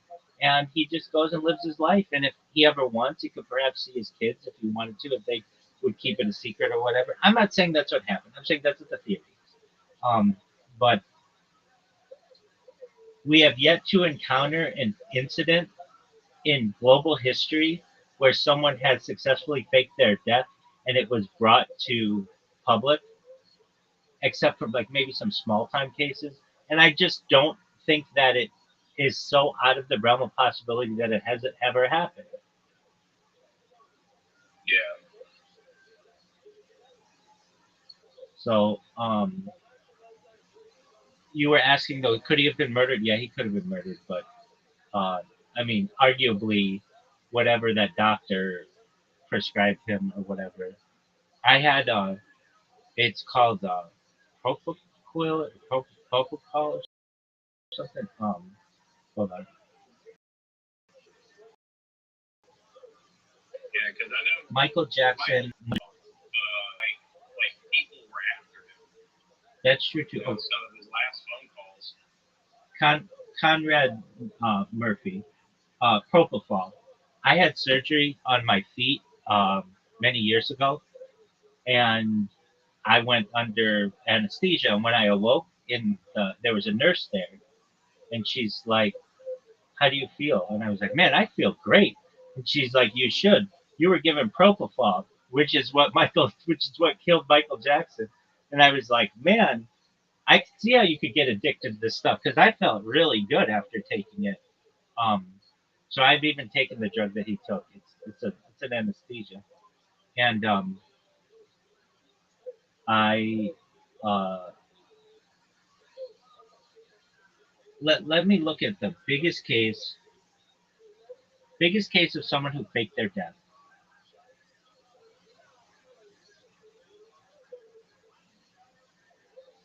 Like John Darwin, a British former officer who staged his own death in a canoeing accident. Like that's really small, and it was British. Like somebody did it in like a Russian journalist, and like nobody's done it as a big person. Um, a Georgia banker who faked death in 2012. I mean, none of these have ever been of the level of like a household name. We've never known of like Prince to fake their death, or um, I don't know, Elvis, or um, Tupac. Tupac is a good one. Yeah, definitely. Biggie, or Kobe Bryant. Like, there's never been anybody like that. And I've heard that there's basically an equation that's done, and you become where your estate is worth more than what you'll ever bring in ticket sales. And when that happens, you just bounce. The argument's made with Elvis, and there's all kinds of evidence towards that Elvis theory. A lot of evidence. Of there's pictures. Allegedly, he was even in Home Alone. There's a guy in Home Alone that nobody can identify that looks just like an older Elvis. And like, what's the evidence of Elvis? Elvis was going to go on tour the next day. How about Michael Jackson? Michael Jackson was just about to go on his history tour. And it's like you get all these people to buy up tickets and all this kind of stuff. It's like at the peak, you want to bounce. And there's, like the thing with Priscilla Presley saying, we just talked with him. There are allegedly, like Elvis was in the DEA as a narcotics agent, as like a secret narcotics agent, which is true. And so it's very easy. He already had connections with them. He was a sworn officer of the government to eradicate or try to eradicate narcotics in the 1970s. It's pretty easy that they could have just said, okay, now you're going into witness protection. It's not that strange. Um, I don't know. I don't know exactly what it is. I don't know what happened to Michael Jackson. All I know is that there's been the argument that he's like the third most famous person in all time. There's the Nazarene, there's Muhammad, and there's Michael Jackson. I guess who would be after? I wonder who would be after Michael Jackson. Hitler. Yeah, he's probably up there. I mean, as in like most famous. Yeah, recognizable. Um, and it depends who you poll. Um, but yeah, he's got to be up there. Um, Michael Jordan. I wonder if Jordan is more famous than Hitler. I think he is, especially with younger people. They would like they know the shoes, and you only get into Hitler when you get older.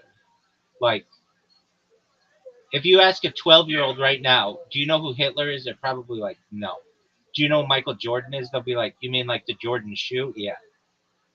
There's an argument to be, but then there's an argument to be made of Messi or like LeBron, Ronaldo. Yeah. Um, those athletes kind of come and go.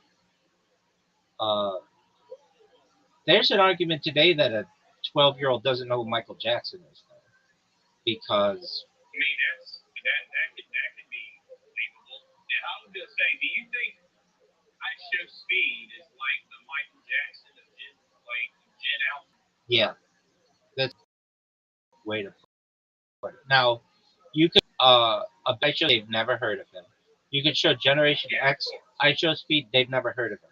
You could show Millennials I Show Speed, they've never heard of him. Some have though. You show Generation Z, they've heard of him, but Generation Alpha, Mr. Beast, and those guys, any YouTuber, that to them is Michael Jordan. Yeah, I mean, I was born in 1994, so I guess I'm a late millennial. Right. So who would be the big person for you? Well, it's probably Michael Jackson. I would say when I was like, well, actually, when I was like a kid, it was more like elementary school. I mean, you already know, like Bam Margera and the Jackass Crew. Yeah, but they're not like they were big for you, but like global appeal. I'm saying global. I mean, probably Kobe Bryant, Okay. Yeah, or LeBron. Michael Jordan, LeBron. When he was that was still young. He was still young. LeBron is still big. Right. Um Spears is big. Yeah. Was really big during the 2000s. Um, How old are you? I'm 40. I'm a man. I'm 40. Okay. So I was born in 1985. So I have a few years on you, and thus like my timeline slightly shifted. But so to me, the biggest person of the 80s was Michael Jackson. The biggest person of the 90s was Michael Jordan. The biggest person of the 2000s was probably, people will say Kobe. I could, but okay, if you want to say that, people could say I'd probably, just to make it easy, maybe say Kobe.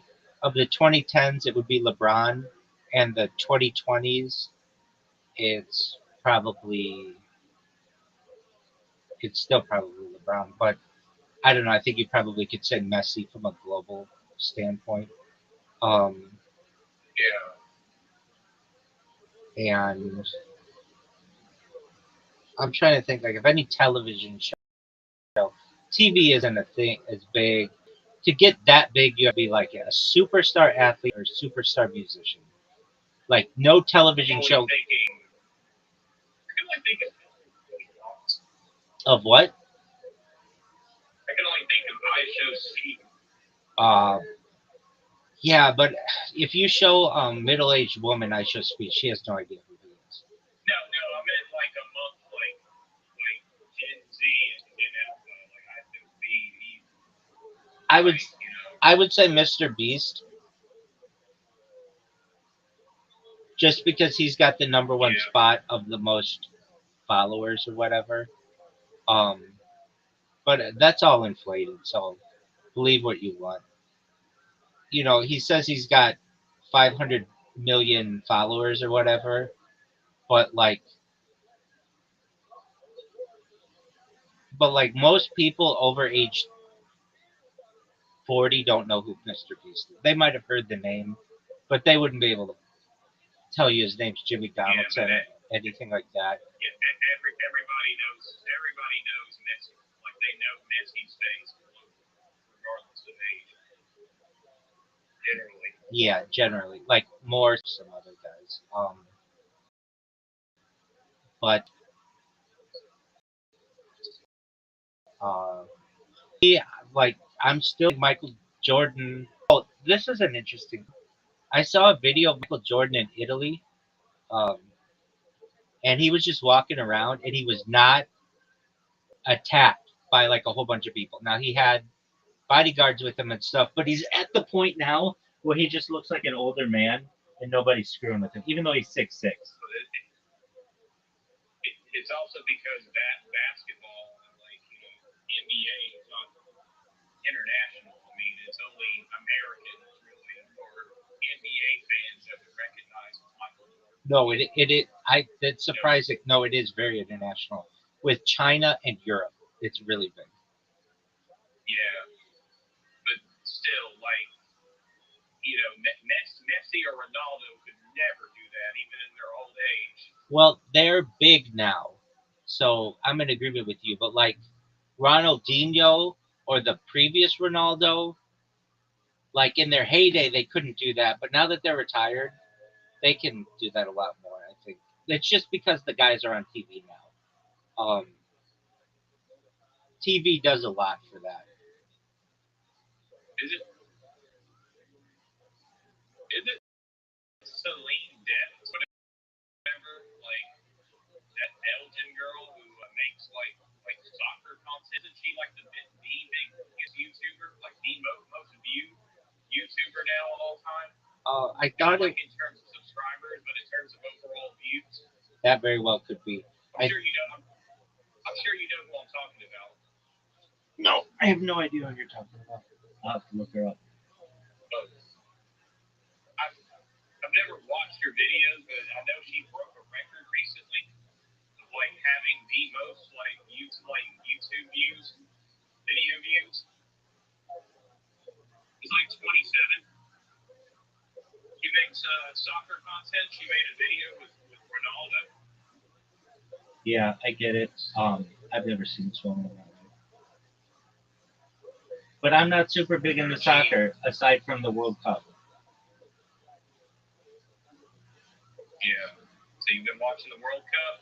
Yep. Probably missed the games today, but yep, I've watched United States lose on Monday, and you watch Argentina play Egypt? I was asleep during that. I heard it was like rigged though. I watched the second game, which was Switzerland. Uh,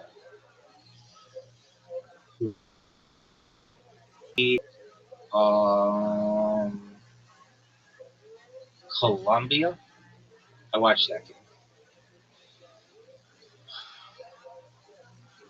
But speaking of which, their games today, we've got France and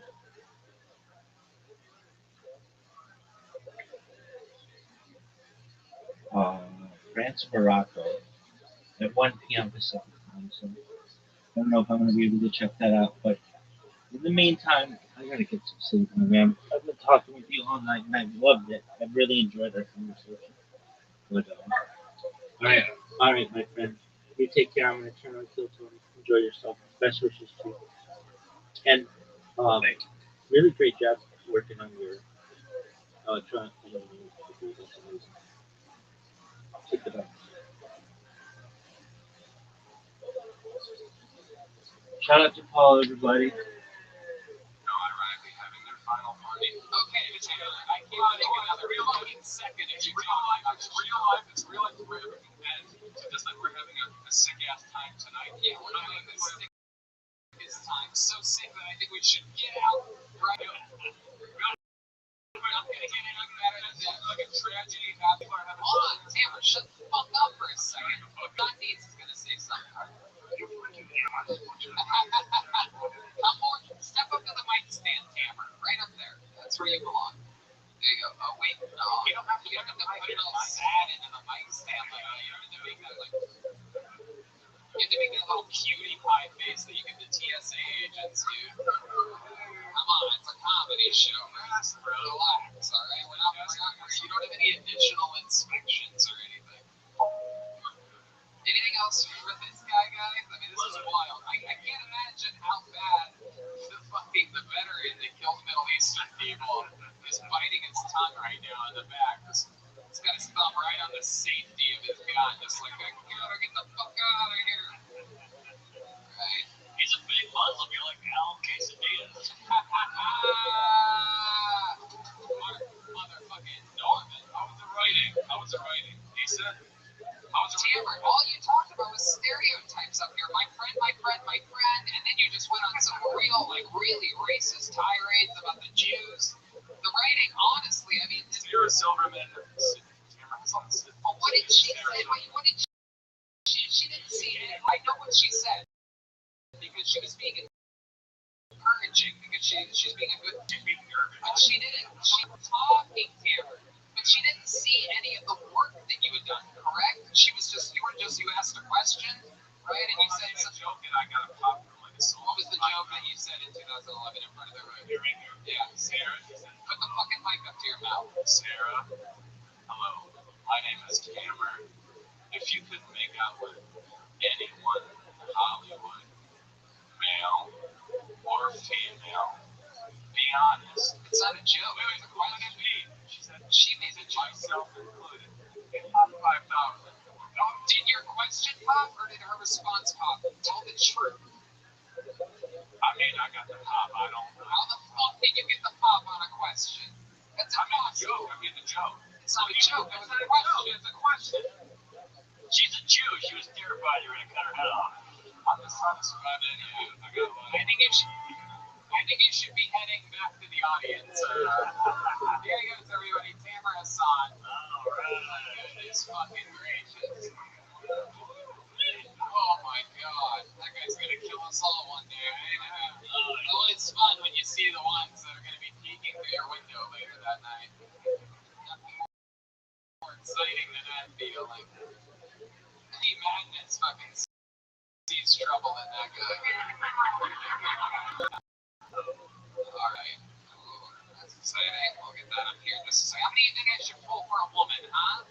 Yeah! We haven't had a young lady up here yet tonight. Let's weight the balances or balance the scale. There's something we forgot to do at episode 500. Yeah, but we had Jet Ski there. That was fun. Jet Ski Johnson. By the way, if you're a female listening to this show in Austin, Texas, and you are thinking about doing stand-up comedy, please write a minute and try to sign up for this show. You have such a lack of females in this really insane. I'm just looking at these right now, and there's not a single. This is crazy.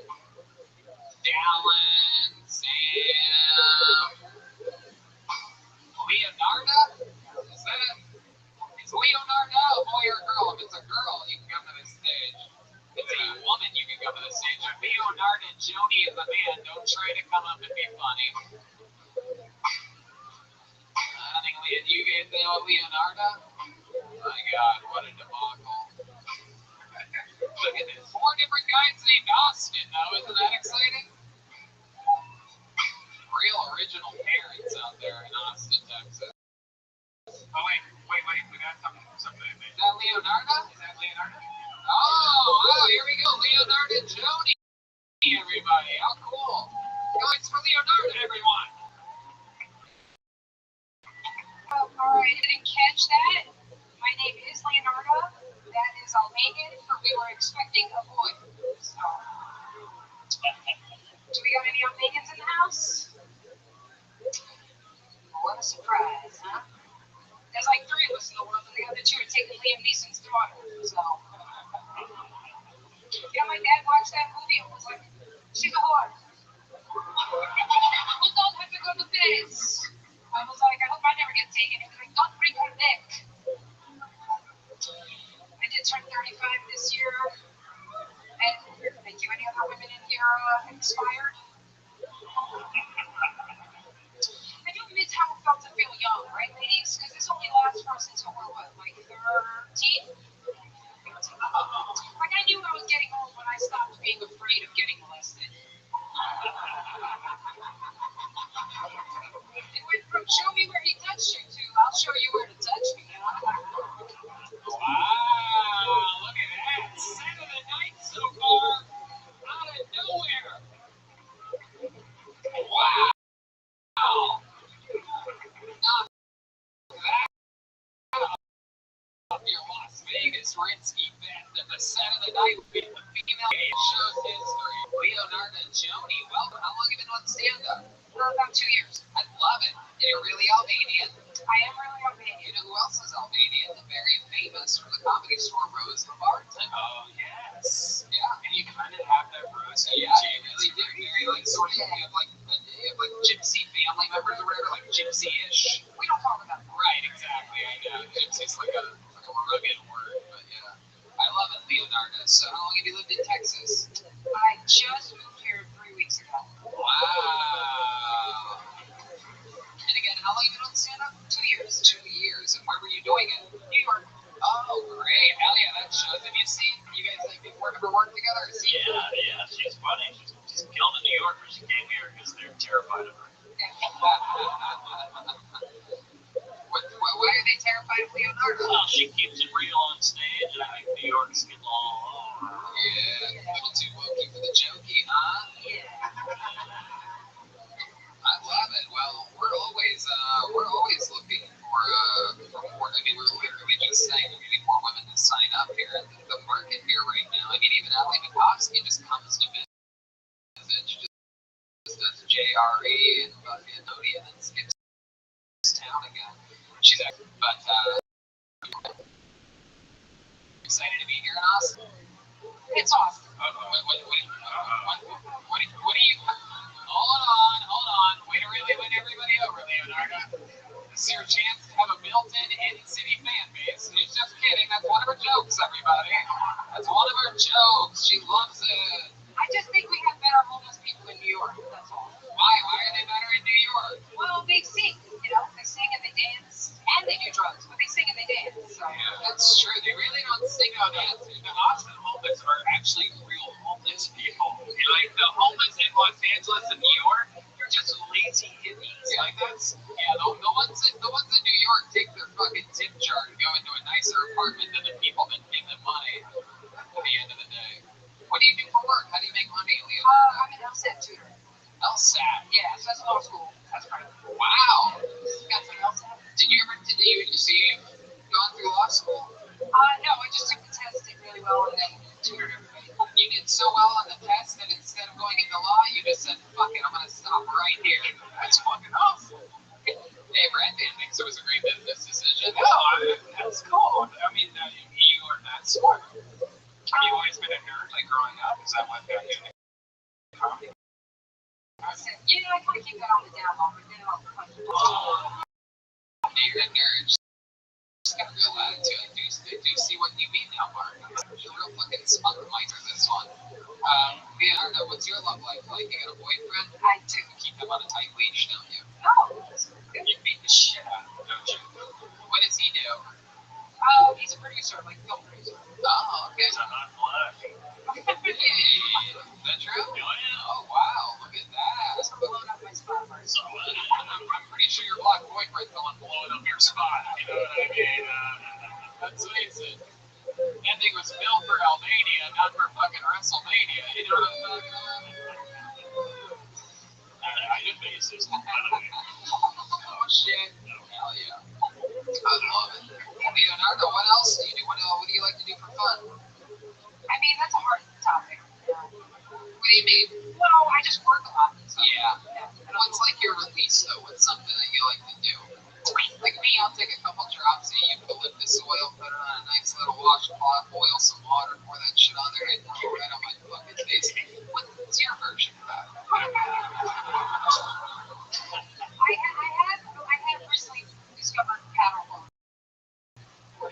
Okay. That is fun. Okay. Paddleboard. We don't have that in New York. And the waterboarding. Which our last stage has gotten really good at. I love it. Did your boyfriend move out here with you? Yeah, we went down here. Okay. How's he liking it? He loves it. He's like, I'm never going back. If he wasn't black, I'd say he was whipped. Jesus Christ. No more Sorry. powerful. You know, I'm always looking for new talent. I would love to invite you to the Vulcan show Thursday if you can. Look at that. How cool. Leonard and Jody in the mix Thursday at Vulcan. How awesome is that, huh? Put your hands together for it. There she goes, everybody. Leonard and Jody, everyone. She just booked a show live Thursday night at Vulcan. I had Vulcan Friday and Saturday with Tony Hinchcliffe and his current friends. I just picked it up today, so you could be the first people to get tickets. Friday and Saturday, just stand-up shows. I'm gonna host them. Friends are gonna be here, whoever's in town. We'll see what happens. Okay, back to the bucket we go. You guys good with that? Bucket one more time? Huh? Make some noise for your next comedian. He was on Kill Tony 500. He's back again. He just got Philip Garcia, everybody. Here we go again. Philip Garcia. Yeah. This guy. Incredible luck on this fucking. Really? Oh, there he is. Here he is one more time. Make some noise for Philip Garcia, everybody. Hey everybody, I officiated my buddy's wedding 2 weekends ago. Yeah, I was a preacher for my friends in college. They were like, it was a weird situation though, because, like, hey, that's Preacher Philip, but the whole family, like, all my friends in college, like, that's the plug, you just don't know. It got even weird though, because after the ceremony, I went to the restroom in the reception, and a little kid about 5 years old comes up to me, he's like, hey mister, can you help me do my belt buckle? I was like, not this weekend, dude, I'm a preacher. You know, it's a... Like, oh, Philip Seymour Hoffman, I get it, it's okay. You don't remember the 2008 box office smash hit? Now you remember the 2007 box office smash hit Transformers? Yeah. Remember those guys who thought driving yellow and black Chevrolet Camaros was their biggest personality trait? Okay, dude, I don't know about you, but I drive fucking Bumblebee, dude. I like to think all the well ad Shia above. That's where they're all at now. Oh, Garcia. Here's Philip Garcia. This guy just won $500 on Thursday night at his store friends over at Ridge Wallet. You have your new Ridge Wallet on you? That's actually in my girl's bag right now. Oh, perfect. Way to really help us out with this It's month. the best wallet I've ever had in my entire life. Right, changed your life, didn't you? Ridge Wallet changed my life. Did it help you out with that extra money you got towed this weekend in a new place here in Austin? Definitely did. Did you spend it on anything frivolous? Yeah, barbecue. Because that's basically gold in this fucking town by weight. It's crazy. Absolutely. Absolutely. What else? What else has happened this week since your newfound Kill Tony thing? I moved in, actually. I'm a Austin resident now. Whoa. Nice resident. What part of town do you live in? Riverside. Where you say where? I was going to ask if you won the Jonah Hill lookalike guy. I've been told I look like I shrunk the kids and got myself bigger. That's what I was told. Yeah. Hell yeah, blow yourself up. Yeah. I love it. Philip, what else? What do we not know about you yet? We've interviewed you 3 times in the past 4 weeks. Oh, man. I've had more fingers in my ass than the other straight man in this 24 hours. Okay, hell yeah, explain yourself. How does that happen? I've got colon in. Oh, Help me out. Let's see. your phone. Send me up at middle periods. Basically, that's what started happening. I was like, that's a interesting. You say internal or external hemorrhoid? Wow, this is disgusting watching you two morbidly obese people talk about your bloody assholes. Incredible. Be sure to try the hot dogs here at Antone's. Everybody get yourself a little delicious clippy dog, everybody, while these guys talk about their engorged fucking Alberts. Okay, go ahead. Let's hear more of this. nuts. I'm sure hardcore. I mean, you know what? I'm going to save the hardcore for next week. Wow, look at that. Oh, I like to talk. I don't know. It's always awkward being at the doctor's office and like having to bend down. I never know what to like say there. I'm usually just like playing with the subway like paper at the end of the bed, just like not much, you know. It's just what do you really say to a doctor? So what are they treating you for? What are they calling it? Polyps. Yeah, what's that doing? Jesus Christ. They told me I could stop eating like red meat and smoking cigarettes, but I just can't stop eating red meat and smoking cigarettes. Yes. This looks like a great guy for your cereal question. What kind of Lucky Charms? Say honey bunches of oats. Ooh. No, but you look like you have allergies. You look like the human version of can I speak to your manager? I feel it. Really? I'm actually a stepdad. That's actually, you don't know. I need to see you hitting it. Wait, how did this happen? How did you become a stepdad? The fucking pandemic, dude. Wow. I was like, the road might end. I was like, I gotta experience everything this pit of hell has to offer. So our relationship really sped up, and then I just stepped into the How old's the kid? 5. 1 5-year-old. Yeah, 1 5-year-old. I like to say I got to skip all the hard shit. I guess so, but now you're like a real dad. How long have you been in this position? Like a year? A year, yeah. Oh my goodness. Yeah, it's Boy or girl? girl. Okay. I'm trying to. Is her dad in the picture, or are you just the only dad now? Not really. It's kind of a bad person. Oh. I'm just like, I don't. You seem like the kind of guy. You seem like the kind of guy a lady would date after getting out of a really bad. Exactly, right? Like a pillow. Yes. Oh, like a my pillow. It's the only way I think I would have been able to have such a hot girl. Somewhere right in between a teddy bear body pillow. By the way, that needs to be an app, like hot chicks. Comfort guy. The only trauma she has to deal with now is you waking up in the middle of the night with a bleeding asshole. And getting snacks. Yeah. Groaning in the middle of the night.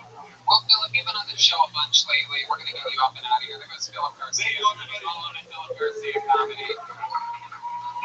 What do you guys think? Should we go to this fucking one more time, huh? One more! You guys really think there's some fucking talent here tonight, huh? You think someone's going to do good? How many of you think the next comedian's going to do bad? Make some noise. That's a pretty safe bet. Let's see what happens. We should have her do stand-up comedy. Gotta get a minute. How much time do you think you have right now? You have a joke? I think you have a joke better than that chickpea joke that the one guy did earlier. My life is a joke. My parents being proud of me is a joke. Hold on, wait, man. Hold on 1 second. We gotta hear this. We gotta get Keely's going for it. This is a lot of pressure. Look out there. Wait to let it really soak in. Kudos to y'all. Come on, you do this all the time. Just pretend like you're naked. That's what they tell people. You can actually do that. Aren't they supposed to be naked? It's right now. Y'all aren't tipping me. I'm not doing shit. There you go. Keely, everyone. Being dirty while cleaning up. Gotta love it. The yellow rose and the red rose. By the way, if we have a bachelor party, you can actually hire her to do bachelor. Yeah, or if you guys come into town to see Kill Tony and check out CM Smoke and do the whole Kill Tony experience. Go to CM Smokehouse at Golden Acres, eat some food, come to Kill Tony, and then you go to the Yellow Rose. Red Rose. Hey, check out my Instagram. Bachelor parties. I got y'all. Yeah, oh shit. Team. Hell yeah, the one. Not naughty. Not naughty. You do clean bachelor parties. Please. I don't know if I believe you. Every time you talk to the mic, you re-stand it. You must love something we don't know. What if the bachelor party's just me and I'm at a Ritter fan? Red dance. Stop. God, you're disgusting. There's a Me Too movement happening. Actually, Kaylee is Me Too proof, if you're wondering, everybody. We made sure about it before hiring her for this job. We had her sign a waiver that says, and she's not ticklish, don't even try.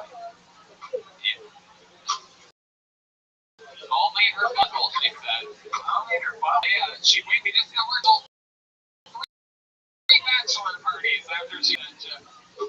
It's by the name of Kyle Doty. Kyle Doughty or Doty? I do believe it is, actually. Kyle Doty. Wow, the handwriting on you motherfuckers tonight is inexcusable. Kyle Doty is next on Kill Tony. Wow. You know, my girlfriend's been watching a lot of videos about like handwriting techniques. Like you can like judge somebody about how they make their keys and shit like that. Yeah, very psychotic. Really. Yeah. Well, you saw the Jinx, right? Hell yeah. You ever watch the Jinx on HBO? It's like the greatest crime documentary of all time. And handwriting analysis. Here is Kyle Doty, everybody. Yeah. Hey, how's it going? Guys, I just figured out that I'm 50% white trash on my dad's side. I took a test called 23andMe Ball. It was pretty much if anyone in your family gets called Meemaw, you're garbage. That's what it is. Actually, I have a mammal, so it came back inconclusive. I found out that my dad just got a Marine Corps tattoo on his arm, and he was never even in the Marines.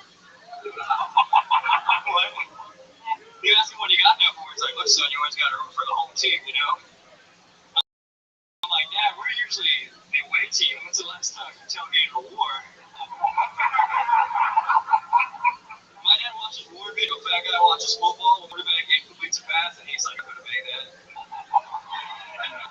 My dad sees a drone strike video, and he's like, I could have hit that school bus, you know? I could have hit that.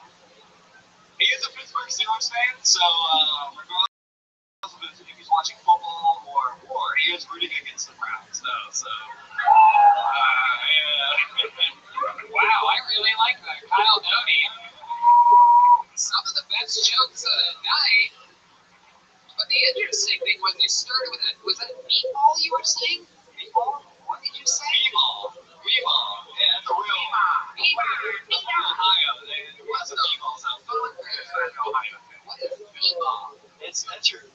Yeah. Wow, yeah, I don't think I did, and I feel like the audience, a lot of them at least, didn't know what you were talking about or saying. Oh, really? You guys don't have meatballs out here? Well, you guys did know. I'm looking at my my feud table over here. Three of them are saying they knew. My guy from Boston has no fucking idea. He seems angry about it. Make some fucking noise if you got a meatball. Oh shit! Whoa, man! This thing is what it is. Is it Texas? Texas shit. Where are you originally from, John?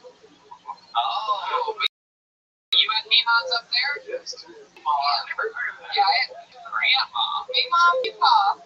Yeah, meatball. Really? I got mammal apple. I got 4 apples. So why is the joke funny if you're 50% Meemaw? Saying that like I have a mammal. 23andMe Ball. 23andMe Ball. Is it white trash?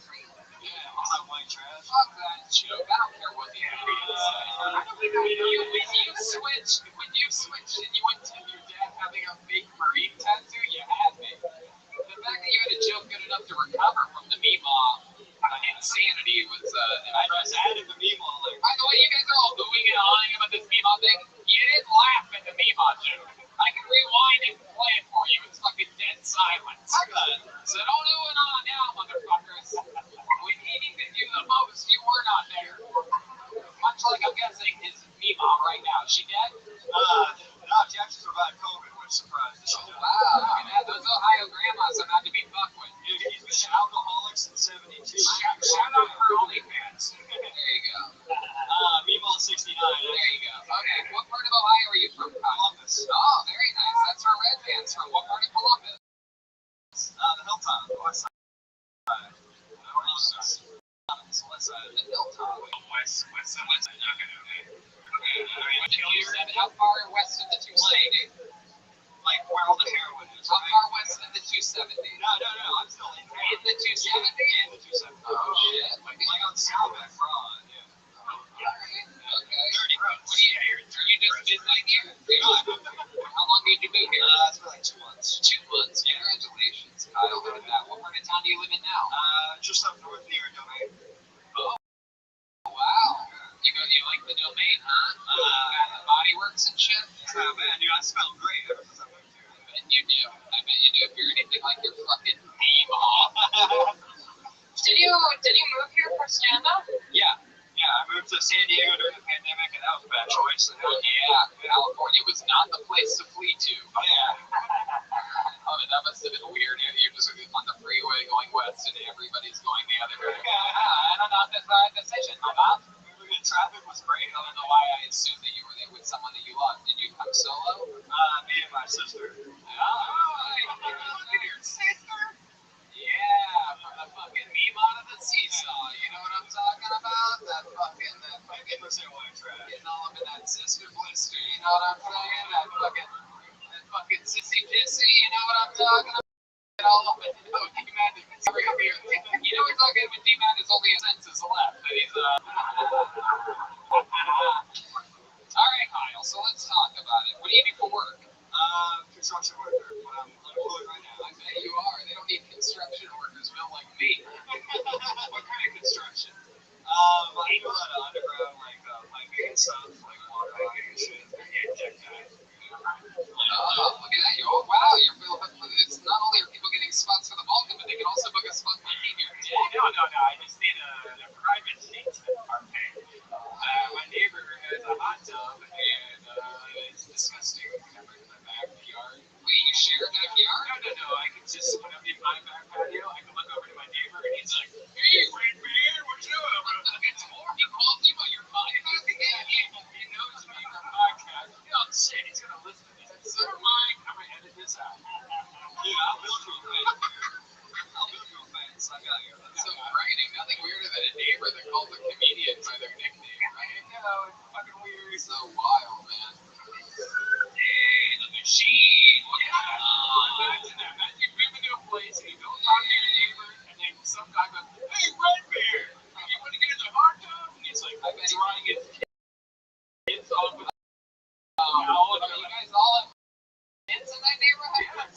It's so weird. Wow. No, he's a Gary. I wouldn't write anything. What's your sister doing out here? No, she lives in San Diego. I came here solo. Yeah, you guys broke up. It's making Thanksgiving's weird. Yeah, my other sisters were getting jealous. Oh, shit. Do you really have other sisters? I have 4 sisters. 4 sisters. Are you the only boy? Middle child, only boy. Wow. Look at you. My God. Anything creepy ever happen when you were a kid? Any of them try to, I hear a lot of stories about young girls, like, sexually abusing their brothers at times. Like, they, give them, like, a dry hand job or something like that. I wish. You know how much more confident as a child I would have been if someone was trying to punk me? I was a very ugly child. No, that makes sense. All right. Religious family? No, my parents would drop us off at Bible study just so they didn't have to deal with us sometimes. Got ya. Did you ever hook up with anyone at church? No, I was only like 12. How about the priest? You don't remember that when it happens. How about the special skills or talents, Kyle? Surprise us. You must be good at something. I mean, Other than stand-up. Yeah, not even that great. Say that shit. I was born without the roof on my mouth. Wait a second. What? Oh my God. My mom would beat me. It would just come right out of my nose. Oh, they put a no wonder you were construction. So you have a dead person's roof on the mouth? Yeah. It's a small. I think it's an old person. I can't taste salt that much. Wait a second. You had the transplant of a fucking I have no clue. I have no clue what's going on up there. But sometimes. What did they tell you? My mom was just like, hey, you just were born without the roof of your mouth. So they did That's all I know about it. So they did it when you were a child?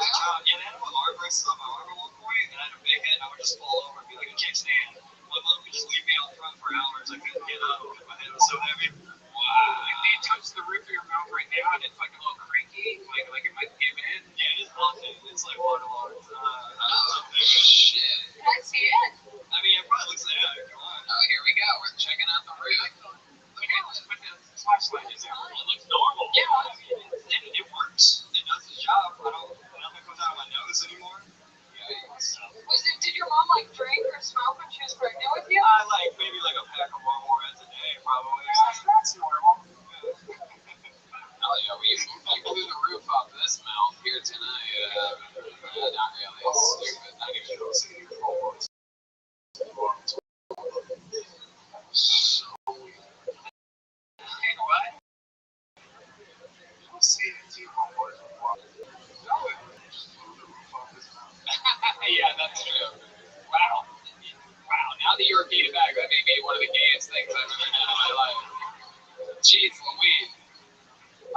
it's good to have a. It's good to know that our keyboard artist is also like our worst enemy in the YouTube comments. Everybody here talking such the fucking games like ever. Blew the room up on that. Alright, Kyle, well, fun times. Nice to meet you. Welcome. Another good Buckeye here. Kyle Doty, everybody. He's on Instagram at Kyle D Comedy, all one word. You got it. Alright, let's put a ribbon on this fucking thing. You guys ready to end tonight's show, huh? No, maybe not. Okay, well, we're gonna do it anyway, even though we won't response. We ready for that, Zach? Are you sure? Okay. Ladies and gentlemen, your final comedian tonight, regular here on Kill Tony, just freshly a couple weeks recovered from the coronavirus, not recovered from ALS, Lou Gehrig's disease, which has plagued him for a couple of years, but this guy continues to write a brand new minute every single week as he is a regular on Kill Tony. He's an absolute legend in the history of the show. One of the funniest humans ever. I've been on an episode like this. Former star from Chicago, 20 years at the Improv Second City game. Got diagnosed with ALS, decided to change the stream of being a stand-up comedian. Now he's one of the best in the world. Here is a brand new minute from the great and powerful Michael Lair, everybody! Yeah! The West Coast has something to say. Yeah, baby. Fucking Austin is not a music city. Austin is a food city. But musicians are like scavengers with craft services. So you make the best food, the musicians will stay. But what you don't know is you're so good at food, but you fucking cunts about everything else. Alright, get off your fucking high horse. The musicians are all here because your food is so fucking good, alright? My boutique caveats is calling out all the rude customer service, alright? Austin did not export rock and roll. Austin exports gout, alright? And that's why everyone is such a fucking asshole. You're walking around on shattered glass from the fucking gout, from the 3-week marinade barbecue that is fucking up your fucking foot. I'm tired of this bullshit. I'm running unnoticed that the West Coast has something to say. And that bangers on Rainy Street are just because you serve bratwurst doesn't mean you should treat your customers like concentration camp. Fuck you and your $10 hot dogs. Get off your fucking concourse. I could not agree with you more. I agree with everything he said. 100% of everything. The food runs the city. For those of you that just haven't been here and don't know, the food really runs the city. And I agree with everything, especially the fact that Bangers is the most overrated place in the entire city. I would like to let you know. I agree. It's called Bangers. They serve dirty hot dogs and have horrible customer service. They weren't the only bad customer service. The only place that's blacklisted by me. I tell everybody. I go, if you want to be my friend, you just got to make me one promise. You're not allowed to go to Bangers. I blacklist restaurants every day. cancer restaurants like CW motherfuckers, cancer community. I'm not funny. Like, I'm here to eat and do comedy. And like, you're assholes. Like, I'm in a club, there's 100 people access. Can't have a bigger menu because of COVID. Fuck you. I don't understand a menu and going to the Matrix. I want to order a fucking food and beer. Your food is good, but your love cake, the worst people in America. What about the people exactly? What is it? What do you think? What is it about them? Well, I am an answer for every question. I don't say shit arbitrarily. So to answer your question, regionally, America is very different. And I'm 42, so I got to live in a lot of places. And here, they're so good at food.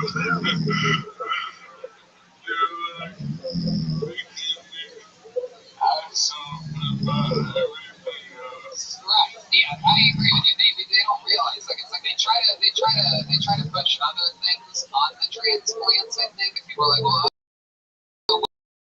wait till you go swimming in Martin Springs, and I'm like, oh, I get to get this sweat in you.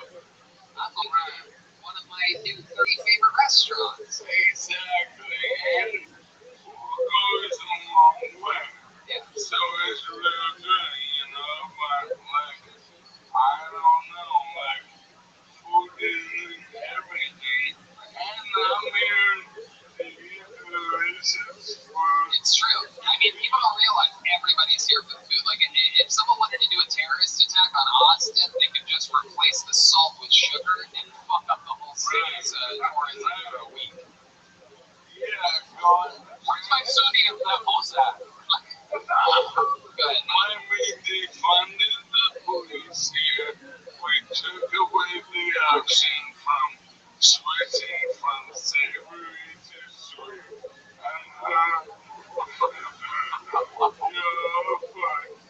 You're fucking criminal. But I'm here, and I'm here to be Tony. Yeah, absolutely. I just decided right now when you were in the middle of that sentence, I'm gonna let you talk. Now, I've turned into a so, you know, we did that, it's only 500, and for the item with cocaine, and I got caught. It is true. He really, the bottoming out from cocaine. I really just think that they just tested positive for corona, but I think it was mostly the cocaine. I think he truly snorted the coronavirus at one point off a mirror. No doubt. Now, but I am here on the worst biggest open mic. I bet 50 to 200,000 people hearing what I have to say every fucking week. How fucking nuts is that? And like, but no, I mean, fuck your applause. Alright? Like, to the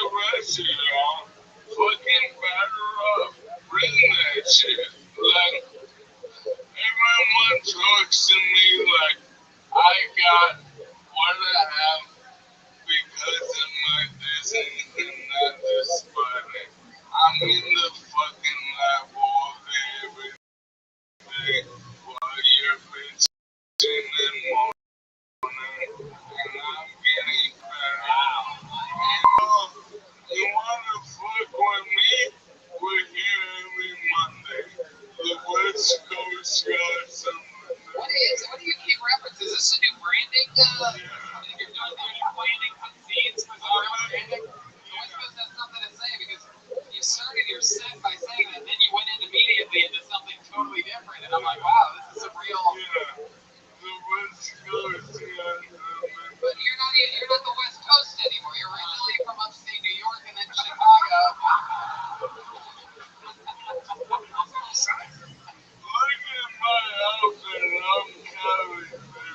Wow. You're from Ross in Indiana.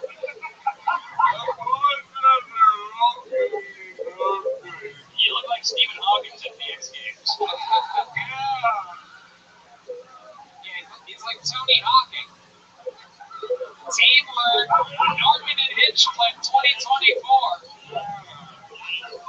By the way, he sounds like he has no roof of his mouth. One of my favorite parts of watching Michael up here doing an extended set for the third time in a row, 2 minutes and 20 seconds, breaking a previously held record. 2.5 minutes, and then followed up by 7 minutes of a killer interview. And my favorite part of it, the whole time from my viewpoint, is in the lit up staircase. I can see the first regular. You saw William Montgomery literally mouthing apologies to me about his performance to start the show. So some of the fun things that I get to see, in which I'm trying not to laugh and pay attention to the show. But it's just William lit up in the back going, I'm sorry. Hilarious. Michael just owning it. You would think William was the one with a disease that's going to kill him in months to years. What? I mean, nobody laughed at that. That made it weird. He knows. Look, like if I wasn't disease, if I wasn't on disability, if I didn't like go through a million cities and end up in LA in the fucking, I wanna be here right now. My weakness is my strength. My disease is your cure. Wow. The West Coast does have something to say. Let's go something to say. Holy shit. We're going to see a new t-shirt by Michael Lyra this week, I guess. How long can this place get for the fucking... Great.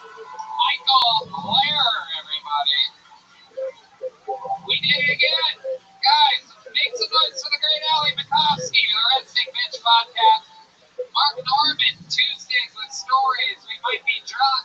And Out to Lunch on YouTube. Check out his special. Guys, make some noise for the band. John D's on the keys. The Fix Vodka band. Fix Vodka. Go to fixvodka.com. Get yourself a bottle. High alkaline vodka. Yellow Rose, Red Rose, we love you. Make some noise for Matt Mueling on guitar, everybody. Follow him at Mutation. John Dees is on social media. John Keys with just an O. Jonkeyt. How about a hand for D Madness on the bass guitar, everybody? Come on. And Michael Gonzalez on the drums. Drawing what the whole time while you guys were sitting there going nothing, we had 2 artists drawing tonight. Let's make some noise for the great Ryan J. Abel. Everything's available right now on the gun. Don't forget, you guys can walk right up to this stage after the show and buy one of the Kill Tony 500 cover, a brand new Kill Tony coloring book. Wow, look at that. Ali Makovsky in the middle there. Look at you, heavily featured. Wow, she's showing her fun. I think you just drew the very end when you pulled your chair out for Michael. Wow, that looks exactly like Marlena. That looks like me. That looks like Redman. A very thin version of Redman. You must love that. Yeah. You must love that. I wonder if the paper stretches out like that. Come on. RyanJabel.com for all those prints. You can get a poster or a coloring book right now after the show. And of course, the great Chris Rogers has something to show us. What is it tonight? Oh, that's fucking Spawn. Spawn. Someone's gonna get it. Someone's getting Spawn. Local artist Chris Rogers.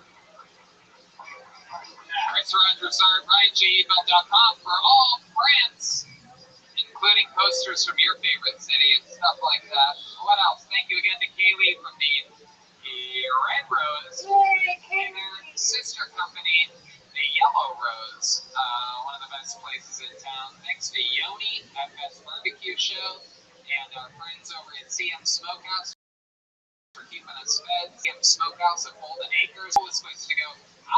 It's great for dinner, of course, but I prefer it for lunch. You show up at Golden Acres tables with the whole energy there. You can get some drinks during the day. A real lovely energy. Highly recommend it. Hey guys, Thursday we have a show at Vulcan Gas One Secret Show every Thursday or Wednesday, sometimes at Vulcan Gas Company. A lot of people you'll see here on stage or at the show come out. Yeah, it's a crazy week. I'm actually, like I said earlier, if you can't make Thursday, come out on Friday or Saturday. I've done 2 stand-up shows coincidentally this week for the first time ever in Austin, a Friday and a Saturday with different friends on each show. We'll see what happens. It should be pretty crazy.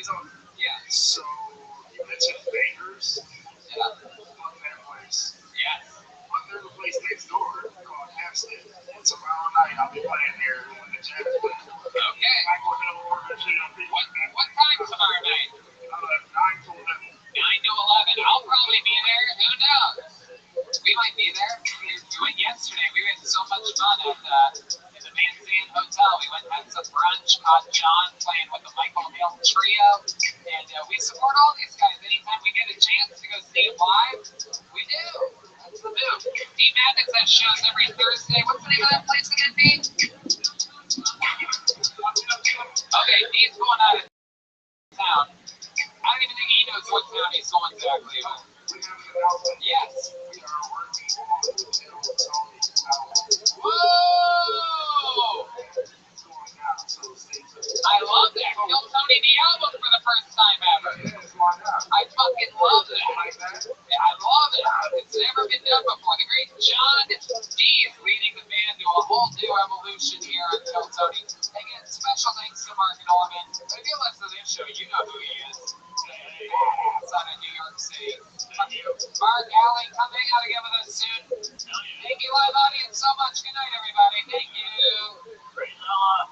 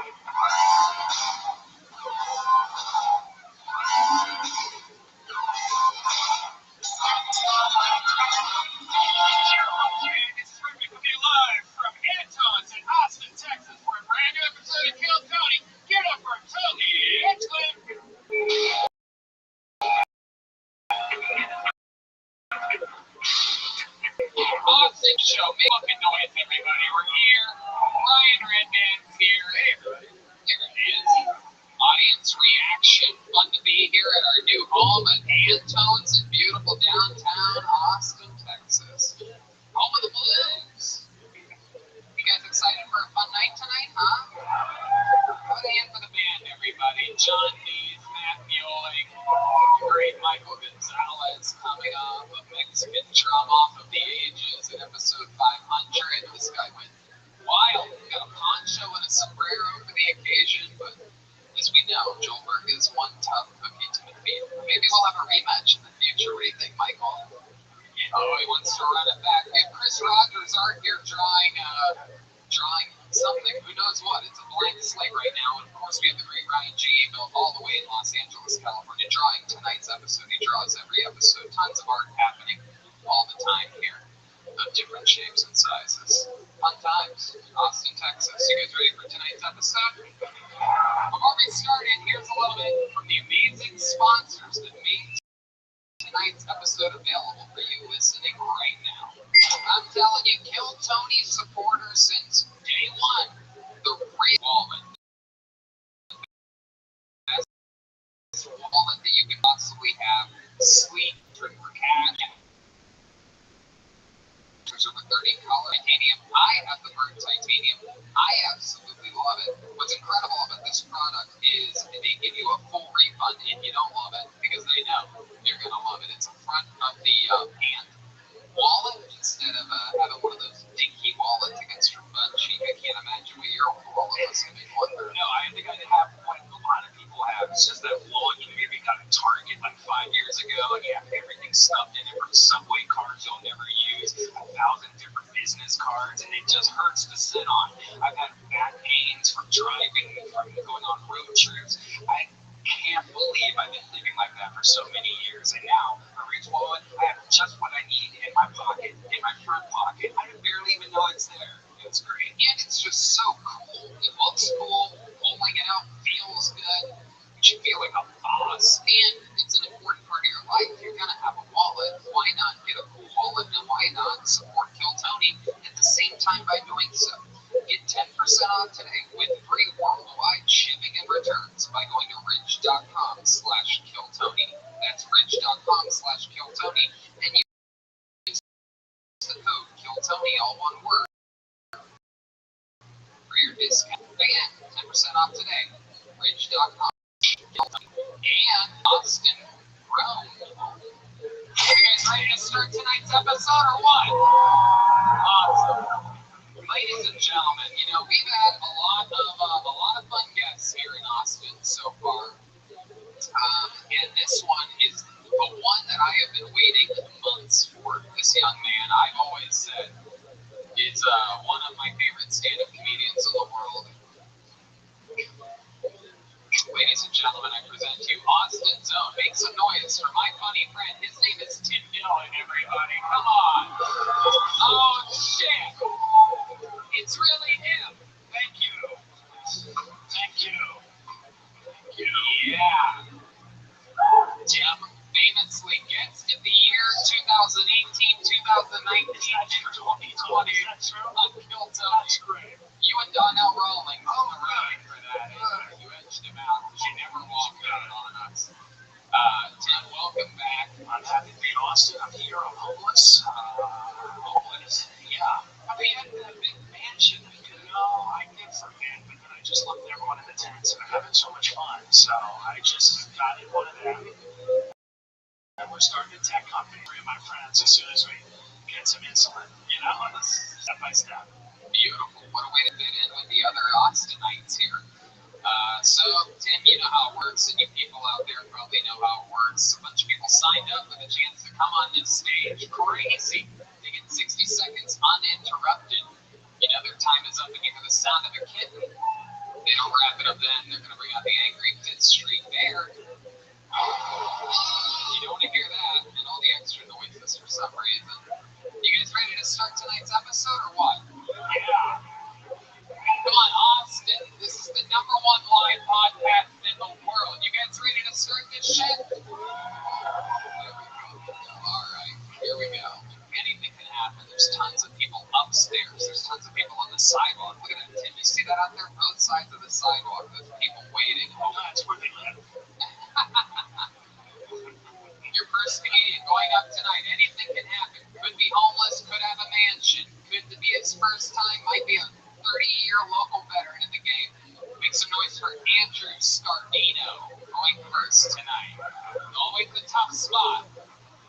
Anything can happen. This is Kill Tony live from Anton's. The great guest, Tim Miller.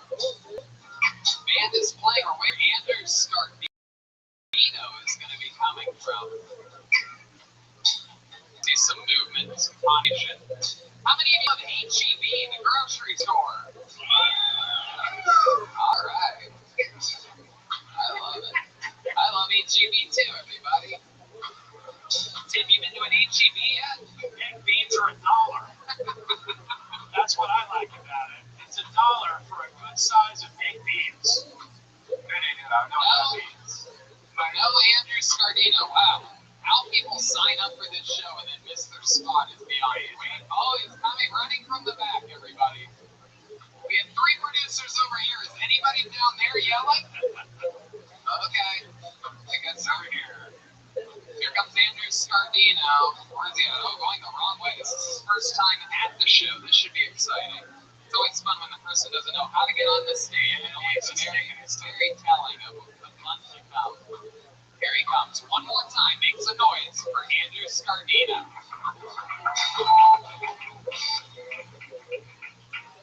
So I started seeing this new girl, and we're fooling around in bed, and she says to me, I want you to treat me like a slave. I'm like, whoa.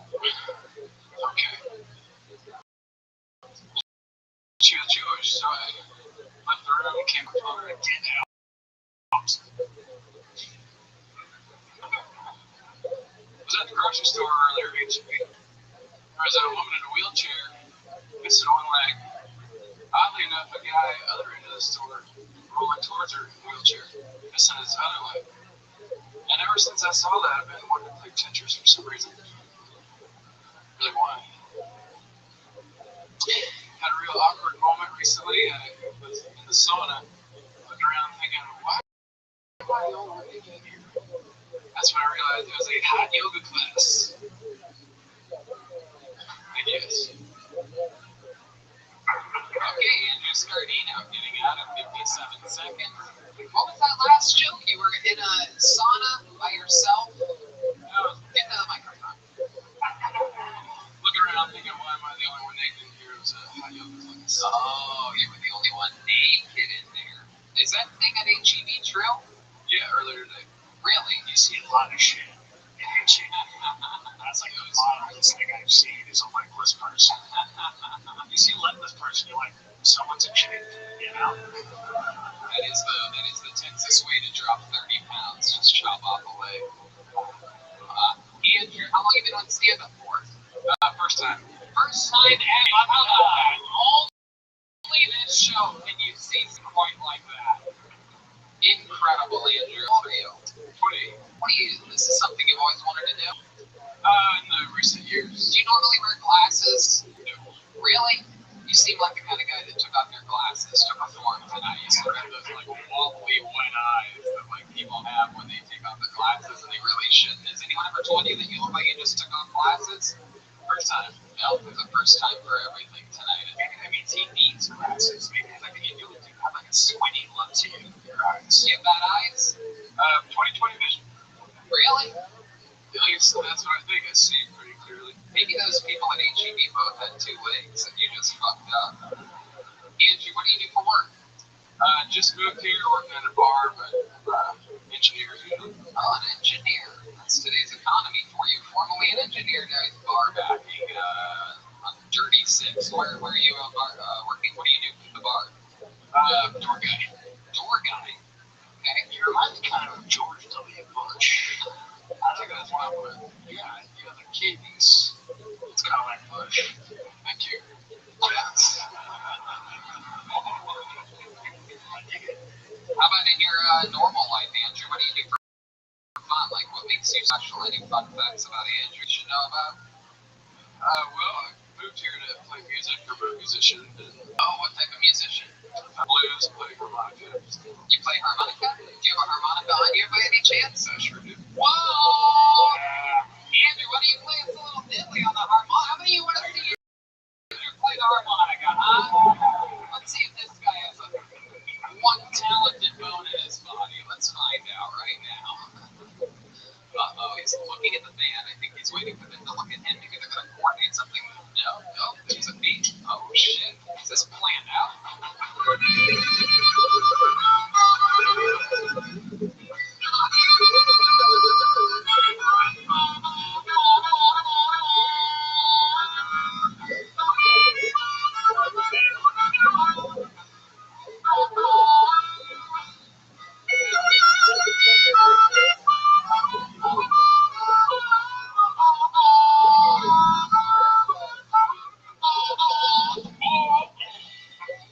Wow, there it is. Incredible.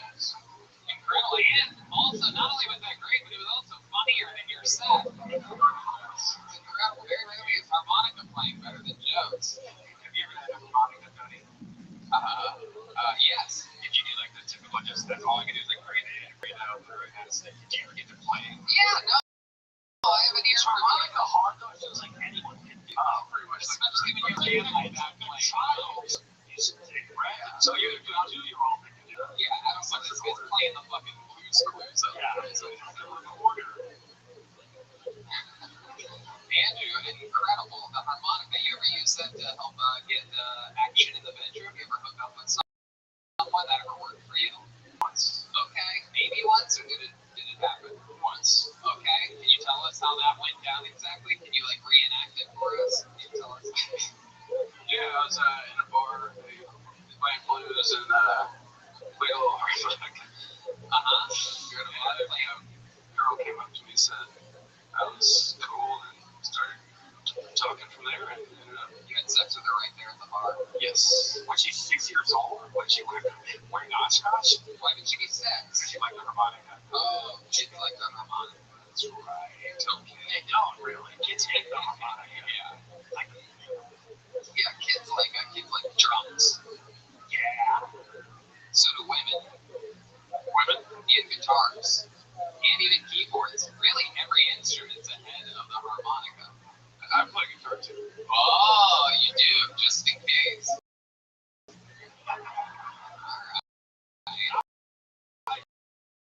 Blues Traveler made a career out of the harmonica. Only one. One guy. Yeah. Big boy. He was a big guy, however. But he lost it. Is he alive still? I think so, yeah. I shot him. He was at the Comedy Store like a year and a half ago. Like, just 2 girls on each arm, skinny, and he's rich. Yeah, he's skinny now, though. These people, you know, like just like Adele, when they get skinny, it's like it's not the same person. Adele looks bad, both fat and skinny, but let's be honest. She's atrocious looking. It's in the teeth. That's the problem. It's true. She's got a very fish-like mouth. Andrew, is there anything else crazy about your life that we should know about your family, or about your history, or anything like that? Well, I'm from Georgia. And growing up, I had a family of pet raccoons. People think that's interesting. They said you're going to get racist, right? Yeah. Like, is that what your parents and grandparents called them? How do you have a family of raccoons? How does that start? You start feeding them and they get accustomed to it, friendly. This is getting really racist. Did they do like work around the yard or anything like that? Thanksgiving. Alright. Are you scared of them to like accidentally fight you and maybe get something? Or Yeah, one of them did have rabies. It had an old dealer style. you shot? Who shot? I showed him. You shot a Did you shoot it in the back of the head, or was it like how'd you do it? I was from the porch, so just wherever it hit him. You shot him from like far away? Yeah. Or did you with a what? Shotgun. A shotgun? Wow, put him out quick. That's a big weapon for such a little raccoon. Little kid, too. How old were you? Traumatized. How old were you when you shot a raccoon? I don't know, about 13. 13. That's what made you mad. Had chest hair ever since. Wow. Maybe it was just the raccoon hair, residual raccoon hair did go flying. So, all right, Andrew. Fun times. Congratulations on your first ever set. Thanks for getting the show started for us. There you go, Andrew Scardino. He's at Scarpagio on Instagram. I'm gonna pull a name out now so that they can start walking to the stage. Mitch Brown is next. But look, everybody, it's Kaylee from the Red Rose and the Yellow Rose. How many of you like strip clubs out there, huh? The two best strip clubs in the city are the Yellow Rose and the Red Rose. But instead of having one of our hideous producers change the microphones, the great joins us from the Red Rose. Thank you. Choosing Holtzman's podcast this week. Check it out. Okay. All right. Oh, wait, Mitch Brown. Is Mitch here? Here comes Mitch Brown, everybody. There we are. On to the next one. 60 seconds from Mitch Brown.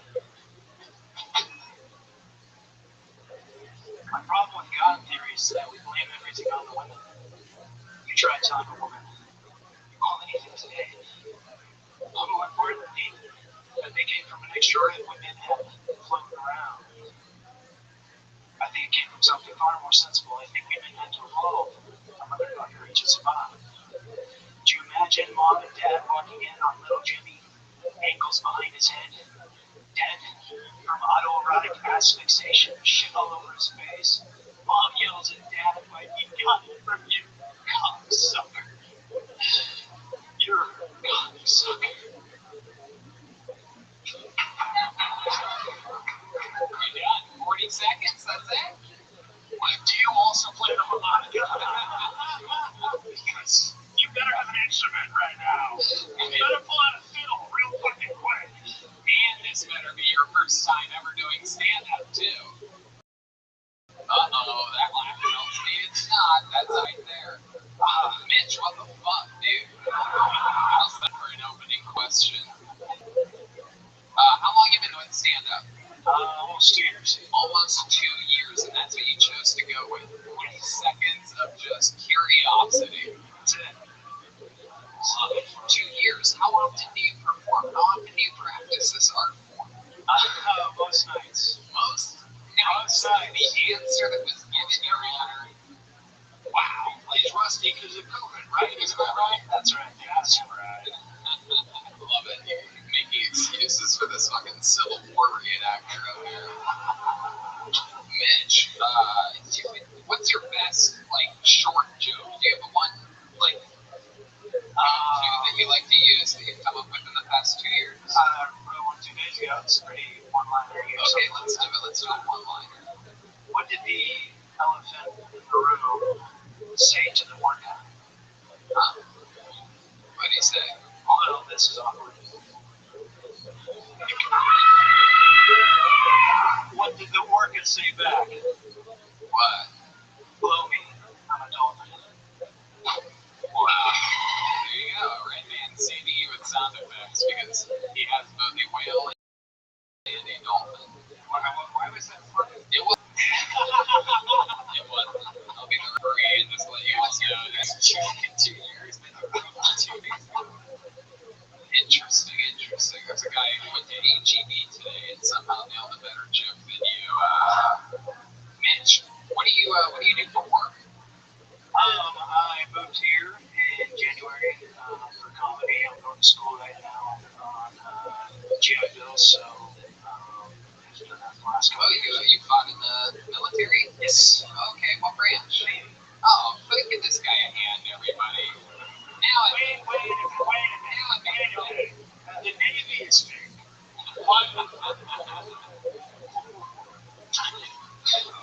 What did you do? I was a K9 handler trainer for 10.5 years. Take the applause back. A K9 handler? Yes, sir. They have dogs in the Navy? There's less than about 300 of us or less. Yeah. 300 dogs? I mean, it's about say a dog and a half, per team. So Okay. What do the canines do in the Navy? Find explosive drugs, people drown. Find explosives and drugs. Drugs bunch of people down and sold the building. Where does the Navy do that? Where does the Navy look for drugs? I was supposed to go. So, Okay. Did your dog have explosives? we were at Gamble. Okay. So they sniff out like landmines and things like that. IEDs. Do dogs ever like go to sniff a landmine and sniff it and set it off? Yes. Oh, that's gotta be it. Yeah, that didn't go well at all. Yeah. That's a Disney movie, you don't see. Yeah, right. Yeah, wow, that's incredible. Have you ever seen that happen? You ever have that happen where little German shepherds out there just fucking... No, Block and I did well. Okay, that's good. You get to see the dog anymore? What happened to your dog? After I left the command, he had an accident. So he ended up getting blown. Guys where his stomach flipped. His next handler, he ended up dying. His stomach flipped? Wow, jeez, oh man. That is the most depressing answer to any question I've ever gotten in the history of the show. Accident, he like peed on the floor or something like that. Yeah, no, his stomach flipped. That's a while. There's a little nightmare for you to have while your dog's away right now, live audience. Just picture that could happen to any dog at any point. Don't worry, your dog's not a hero. Dog is not a hero. My goodness, Mitch. Well, that's interesting. What do you do for fun? Like, what else are you into other than stand-up? Really, I just finished Hamlet. I wrote him a song. Really? Would you be willing to do a scene from Hamlet in front of this audience? I mean, you want to see him do what he does best. You remember what happened with the harmonica guy? Yeah, Mitch, the whole crowd wants it. You don't have a choice, right, audience? Yeah, look out there, Mitch. Now, coming 2021, it's just the playwright part. It's all difference. I work on. There's actually an open mic at the park that I go into comics where I'll actually read some of the characters and stuff. I've done it with each little Shakespeare in the park. So why don't you do a few lines? Yeah, why don't you just do a fucking line? There's an audience going crazy right now. Mitch, do a fucking line from the fucking Hamlet, dude. From the Hamlet, okay.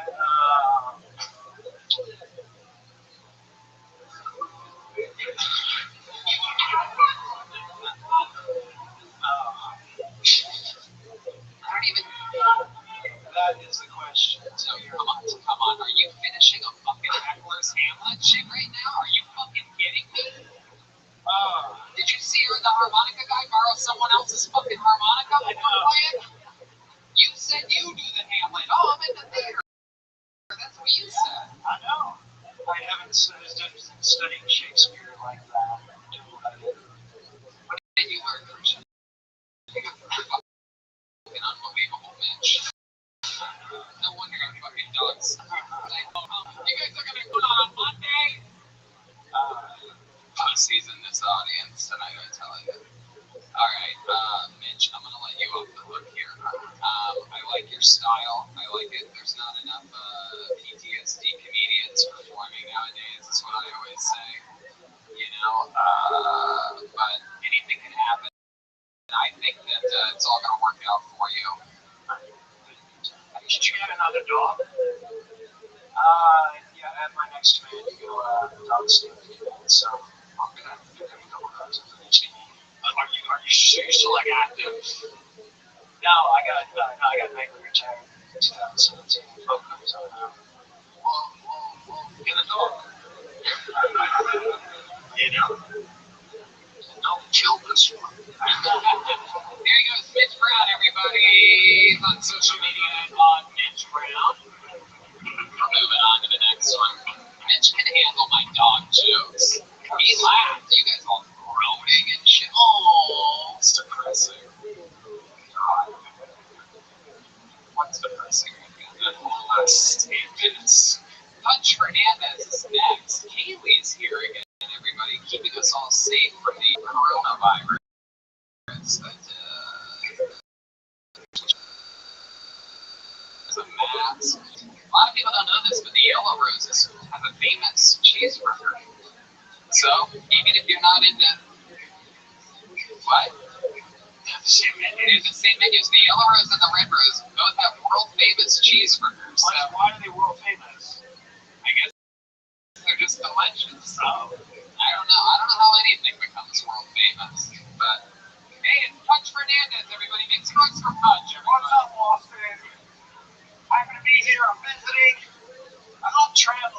time I meet new people, they always have this thing where they assume I'm Latino. Actually, I'm only half Latino. My mom is from Colombia and my father's missing. I'm from New York City, where right now the rent is so high in New York City, it's forcing people to live with each other. Like me and my wife. We want to get a divorce, but we can't afford it because the rent is so high. And every time we have an argument, it's always the same thing. I hate you. I hate you. You cheated on me. You cheated on me first. Get the hell out. The rent is due. Maybe we should work things out. I'm from Queens, New York. You guys been to Queens? A lot of people don't know Queens is the most diverse borough out of all the We're soldiers. I remember growing up, every race had their own personal cab service. Swear to God, the Indians had their own cab service, the Mexicans had their own cab service, the blacks had the NYPD. Damn, Pudge. Everyone was getting a ride, just not all to the same place. Pudge Fernandez, ladies and gentlemen, doing his full minute and then some. Welcome to the show, Pudge. Thank you, man. Thank you. Happy to be here. It was a fun I set. love it. New York. New York strong. What's up, Tim? I love it, brother. It's a ride in home. Yeah, that's where we're from, bro. Yeah, that's true. We're getting Long Island, Queens. Absolutely. I love it. Look at you guys, Burrow Brothers over here. Pudge, welcome to the show. This is your first time joining us, right? Yeah, man, first time. Been in Texas for about 3-4 weeks running around. Okay. Well, are you living here now, or? I'm plotting. This is like my scouting tour. Okay. What does your wife back in New York think about you out here plotting for weeks? She's not happy. Okay.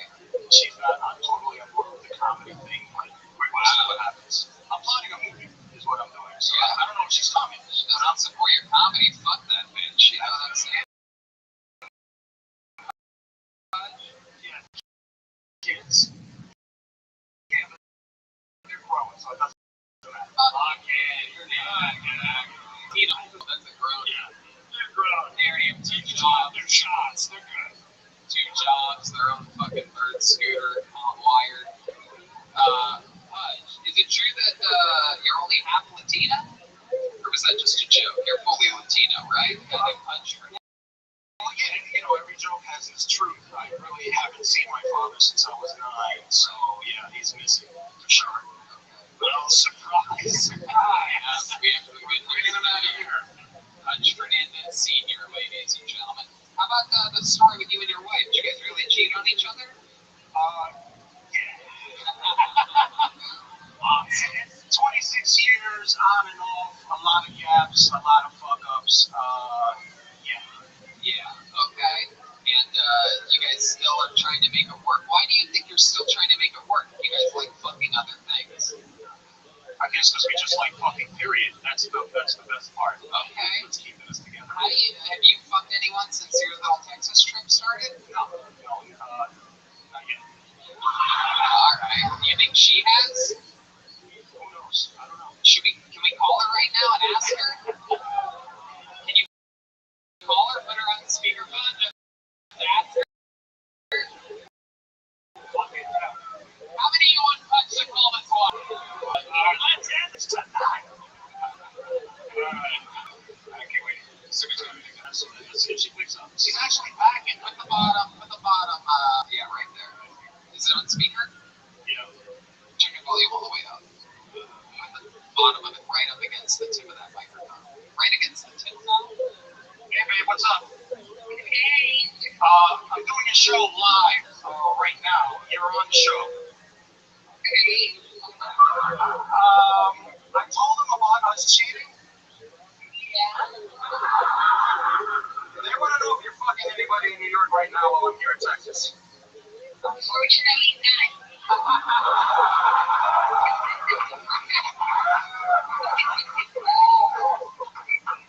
I love you.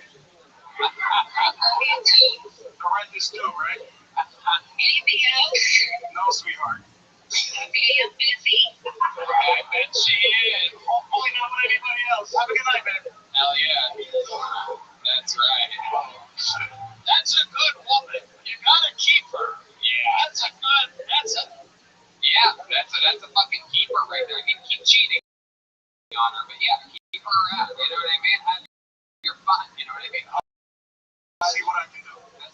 great. That went absolutely perfect. No one knows. He thinks the answer's him. I want to say me. I used to be a soldier, so I got around. Oh, okay. Well, what branch of the military were you in? Army. I was stationed at Fort Hood. That's why I love Texas. Okay, absolutely. Fort Hood sounds like you have some. All right. Not exactly a military crowd. I mean, hello. Hutch, what do you like to do for fun? What else in your life? Do you have any hobbies or anything other than stand-up? No, comedy is it, period. Really? You don't have a flight simulator? You don't play darts? I watch the Mets. Oh, man, that is the most New York shit humanly possible. It's one thing to be a Yankees fan, but Mets, that's a whole other level. Yeah, sometimes it's 6 feet under level. But let's see how it happens. Absolutely. My goodness. Hutch, any other fun facts about your life that we would find interesting before we met you? Was in the military. Did you do any tours in the military? No. I 8 years in the infantry, not a scratch. Right. I feel like they don't send a lot of punches out to the real battlegrounds, you know what I mean? Yeah, I got lucky. I guess I got lucky. Yeah. Fucking punch can't even do his push-ups right, you know what I mean? A nickname, or is it just actually, it was a nickname that I got while I was in the Army. When I graduated infantry school, I was in as a rail, and when I got to Fort Hood and got it back into my eating habits and started getting it back, and my roommate was like, yo, Punch, we got a PT test coming up, so it kind of stuck from there. Good shit. What kind of guys did your wife cheat on you with? Do you know? The white guys like me, or was it also Latino guys? According to the grapevine, there were Latinos. Oh, Latinos in the grapevine. That makes sense. She was a Susia. Okay. I thought maybe she went from punch to fudge. You know what I'm talking about? Maybe not. Alright. Okay. No comment. Alright, Punch. I mean, such a fun set. I love your energy. I love it when, Rothschild and New York comics come out here and show their stuff. So thank you very much. Punch Fernandez, everybody. Thank you guys. Punch Fernandez, everyone. P-U-D-G-E Fernandez. It's a fun one. We got for Punch. It's on the Speaking of military, Kaylee was actually a Marine. Is that true? Yeah. Wow, I did not know that. She seems shy about it. I don't know. Phil Lombardo is next. You weren't in the military? I broke my feet. Is this true? Yeah, she was in the military. She broke both of her feet, but Wow. she was a Marine. How about a hand for Kaylee, everybody? Fighting for our country. Yes. Making all the women in the room immediately mad and jealous at the same time. It's always an exciting element to the show. The guys love it. The ladies absolutely hate it. All right, make some noise for your next comedian, Phil Lombardo. Phil Lombardo is next on Tony. Here he is, everybody. One more time for Phil. Hello. I would like to start with an impression of a very funny comedian named Carlos Mencia. Mr. Trouble Generator, here's this mighty sound. Here it comes to save the day. All right. Thank you. Brian Redman, I like you, but you really, Tom Segura's extra skin suit. I don't know how else to put it. No, I'm just kidding. I don't. All right, thank you.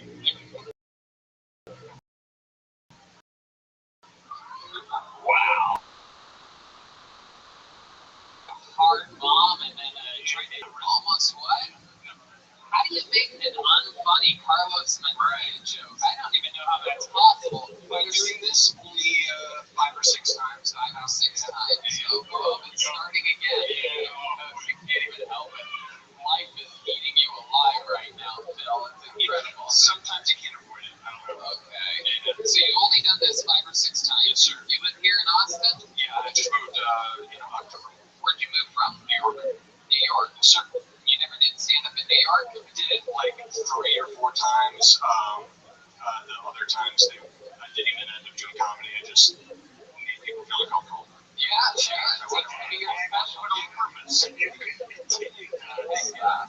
Hopefully it will continue. At least it's different. What's the goal out of the comedy? Like, what would you like to get? So I've been an entertainer since I'm 13. Well, actually since I'm like 12. But I just started doing stand-up kind of entertainer.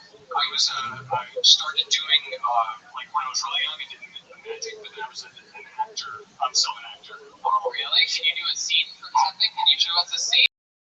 How many of you want to see Phil do it from something? Phil, just fucking do it. Don't let your instinct gotta be you do that Carlos Mencia joke take over right now. I really don't have anything that I can do. I don't know. You're not an actor then. Yeah, People are not letting me say you're an actor. Good. Can you do magic trick? Can you do magic trick? Yeah. No, You can't do that either. until I get him a deck of cards or a loaded gun. So out of all the things that you've said that you can't do, what else can you do? I'm really good at serving people food. How do you do that? Yeah. What's that? What do you do? I used to in New York. Now I'm just a concierge.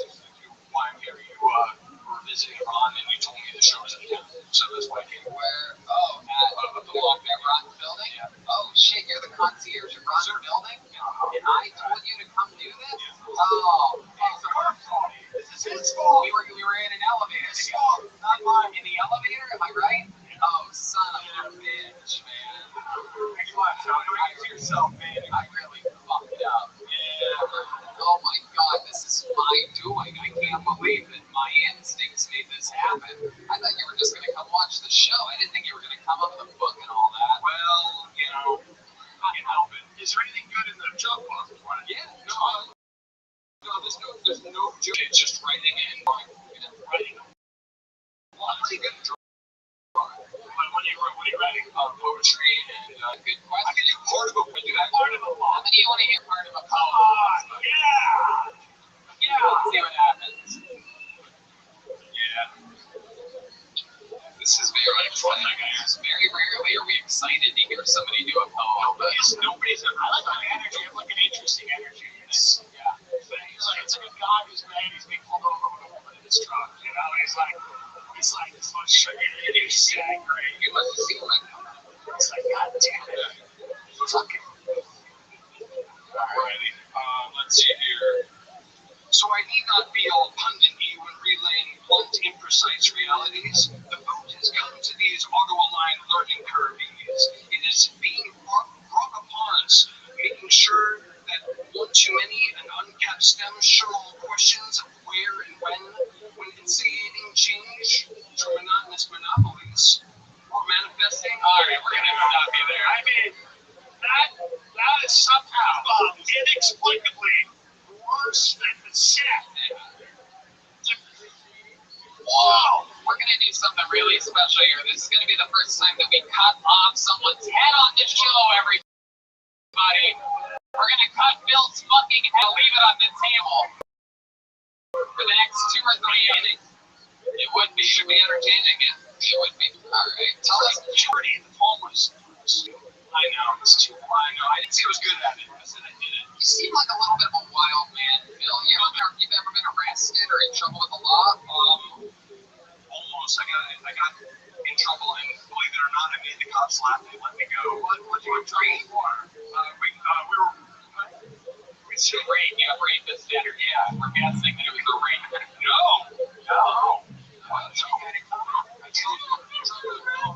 What was the crime that you committed? We were just driving intoxicated. Oh, you say weed. Who were you with? A bunch of friends that were all fucked up, and I had weed on me, so where were you? In New York. And you made the cop laugh, you said? Yeah, on the way to the station. How did you do that? Magic. Yeah.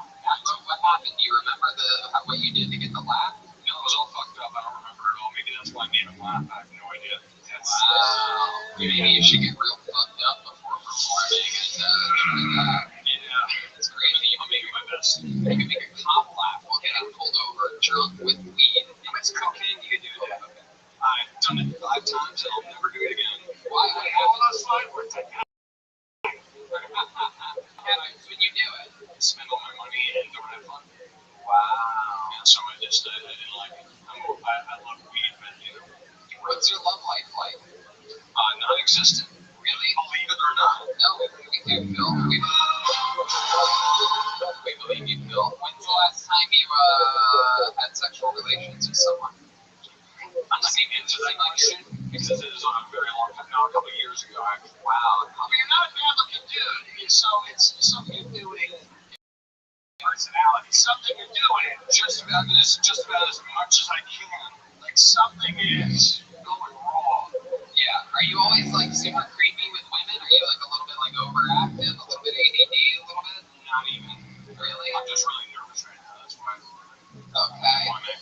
Right now, but also you haven't gotten laid in a couple years. Doesn't help. Let's see what it's like. Let's pretend I'm a hot chick, okay? And you and I are meeting, and hey, what's up? You seem like a cool guy. Oh, okie dokie. All right, there he goes. So what would you say if I was a hot chick and I'm like, hey, I really liked your comedy tonight. Do you want to see the trunk of my car? Okay, Phil, stop trying to be funny. You are the king of the groans right now, all right? Just roll with it. Try to be serious. You're an actor, right? You've been an entertainer since you're 13. Yeah. Just let's play this character straight. That's some direction for you. Okay, again, I'm a hot chick. Man, wow. Hey, Phil, I really liked your set earlier. You were super funny. I'm so dumb. I think you're hilarious. Yeah, I mean, honestly, I'd really appreciate if you were honest with me. You don't have to lie. It'd make me feel really, really good if you told me honestly that I sucked. Well, you know what? I wasn't going to do this, but, hey, you want to fuck? We're going to cut the show off. There we go. Phil's still trying to be funny. There goes Phil Lombardo, everybody. Phil Lombardo, everyone. Back to the elevator, Ron White's building. Back to Ron White's elevator. What's fun about this show, Ron, is that you never know if tonight is the night where one of these people snaps. Yeah. I'm 3 feet away from someone who's so unwell, so mentally deranged, that you have no idea if tonight's the night that they just decide to do something wild. And so that's the fun of this. It is true. It could happen at any point. Simon Nash is next on Kill Tony. It could happen at any point with these people. Probably go after me first. Obviously, we didn't. The artist here on the edge. Tim, just to get to you. Simon Nash is next. A wild episode so far. A phone call to New York was the funniest part of tonight's episode so far, for those of you keeping track. And, come Simon Nash, everybody. Make some noise for Simon, everyone. All right, I look like Cosmo Kramer fucked Barack Obama at a Vampire Weekend concert. I look like the Stephon Curry of graphic design. I saw a vegan with a Lucky Rabbit's foot. Pretty sure that's a faux pas. My friend came back from vacation. He said, I love Nicaragua. I said, first of all, that's their word. Secondly, it's called Hennessy. I figured out why it's okay to joke about murder and not rape. It's because there aren't any murder survivors. No one's going to come up to me after this set and be like, actually, I was murdered when I was 13. Trying to ruin my life. You should stop doing that joke. Then I figured out it's objectively worse than around a dinner table for 2 hours and play a board game where you try to figure out which one of your house guests is secretly a rapist. Colonel Lester to the library with a candle, stick my gun. Simon Nash coming out and joke. Here we go. Someone was ready for this tonight. Welcome to the show, Simon. A real comedian. I'm almost shocked. Yeah. Incredible. You did real jokes. How long have you been doing stand-up for? 7 years. Awesome, man. Fuck, how about a hand for Simon, everybody? 7 years. Coming on the show.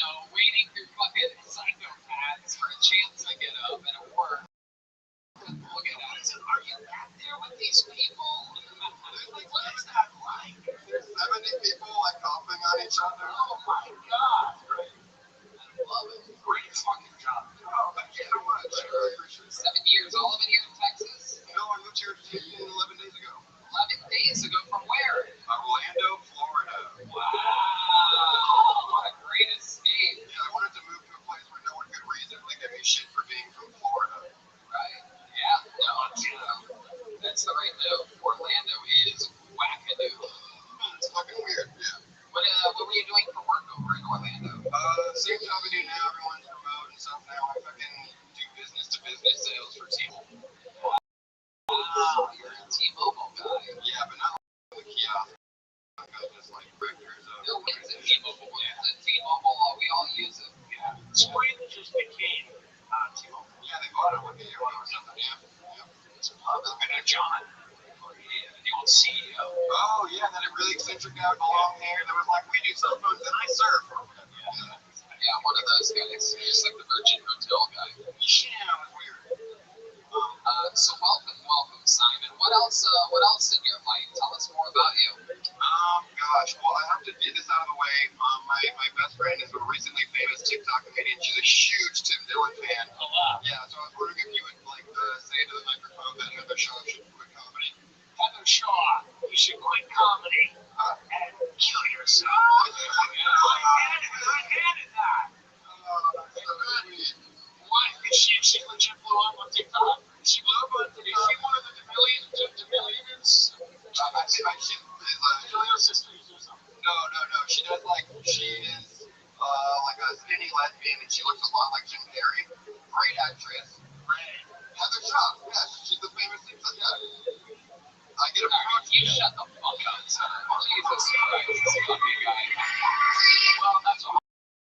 I'll check her out. Don't need so much to her. Wow. So I asked you about your entire life. Anything about you, Heather Shaw? I got shredded. That was awesome. I did juggle. I don't know. I work sales jobs. I have no other skills. But your family, what's your ethnicity? My dad was black. I didn't lead with that because that's a lot to unpack in a 1-minute set. I know what I look like. Maybe he was. He's dead. How did he die? Transition to Yeah. How did he die? Did it The reverse Rachel Dolezal. stomach flip? Gosh. Parkinson's, you don't die from Parkinson's, you die with it, so. Wow. Yeah. Must have died young, right? 2 years ago, he was 67, 68. Okay. That's fine, you gotta run. Yeah, you gotta run. It's a good run. How old are you, Simon? 28. 28 years old. What's happening? It's kind of I'm sorry, I was just doing a TikTok song, never mind. Okie dokie. Redman combining three things at once for liking. So he was black, your mom's white? Yeah, very white, like British Irish, blonde hair, blue eyes, Irish, English, Welsh, that kind of deal. Okay. And she moved on to a new black guy? No, she went back. She went whatever that old joke is, back and forth. Yeah, my stepdad, very white man, nerd, people theater guy, whatever. I love their fucking kids. Oh, there you go. Thank you. What's the longest line I've ever done before? God, 40 minutes. Oh my God! Wow, look at that. He just got booked on a real show, everybody. Wow! Dreams coming true here on Kill Tony. Simon, you are absolutely hilarious. I love it when rock solid comedians come on the show. Thank you so much for gracing us with your presence. Simon Nash, everybody. Follow him on social media at the Simon Nash. That's easy enough. You guys ready for a special treat, huh? This guy's one of the regulars on Kill Tony. For those of you that are big fans of the show, you're absolutely going to love this. A prolific joke writer every single week, giving us a brand new killer minute.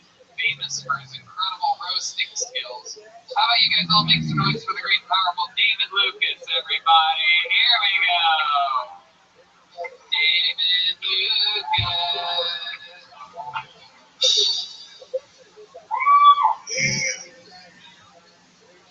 I don't believe in Dogecoin because too many other niggas know about it. And I'm trying to explain that shit as the worst shit in the world. It's like iCloud, you can't see the money, but it's there. The shit is there. You buy it, you can't see it, but it's there, nigga. I'm like, I'm supposed to trust you with my financial future, motherfucker. Fuck Dogecoin. I'm from the South, and a lot of people ask me, like, David, is the South the most racist place you've ever been? And I'm like, hell no. They're like, well, what's the most racist place you ever been? I'm like, nigga, YouTube comments. YouTube comments. comments in the world. I get called a nigga in YouTube comments without a profile picture. I'm like, how the fuck you know I'm black? They like, it's the run on the citizens, man. I'm like, why the fuck are you so angry under a cheesecake recipe video? I said the bitch she used heavy whipping cream. You said milk. Next thing I know, you call me a nigga. Alright, guys, David Lucas, everybody. Man, insane. I love it, man. What a solid minute. Love that. Absolutely love that. Covering topical stuff and some stuff about you, yourself, and technology. I love it, mixing it all together. How you doing tonight? You got the best regular you've ever had. You think so? I think I appreciate it. Just because I think that's just not an infant so show to deal. I love it. Tim, you actually got smaller, bro. Well, we'll change that. I fluctuate. Oh, gotcha. Now, what's it like going out on the road? You guys know what it is. I mean, how is it for you guys? You guys have fun out there? And I know it's hard to not eat delicious stuff all the time. Yeah, I mean, Tony, I'm on the road with you. You eat good, motherfucker. Yeah, I do. I have lightning fast metabolism. I have the Joey Chestnut's gene. So, Yeah, but you didn't earn that. You were born with that. It's true. You just want a girl. That's why. Born a girl? Yeah, bro. You bleed your weight out every month. Oh, come on. Son of a bitch. Are we doing this? Is that what's happening? Fucking machine, this guy.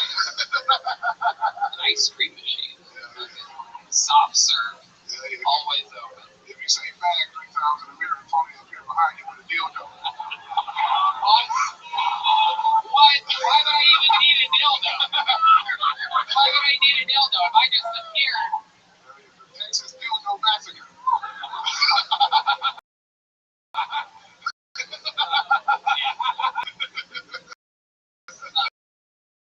Bitch. You know, man, death by nigga, that's an episode on 1,000 Ways to Die. Oh my god. At least I have 1,000. You only have one way to get through that. Rhymes with diabetes. Yeah. Tony, you got 1,000 ways to pee. What? He can sit down, he can squat, he can spit. I love it.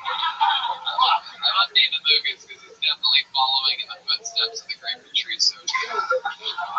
Definitely not going to make it to like 35. No, you look great though, David. I love this. I love this new look you have going on. Tony, you're 35, but you got the facial hair of a 12-year-old girl.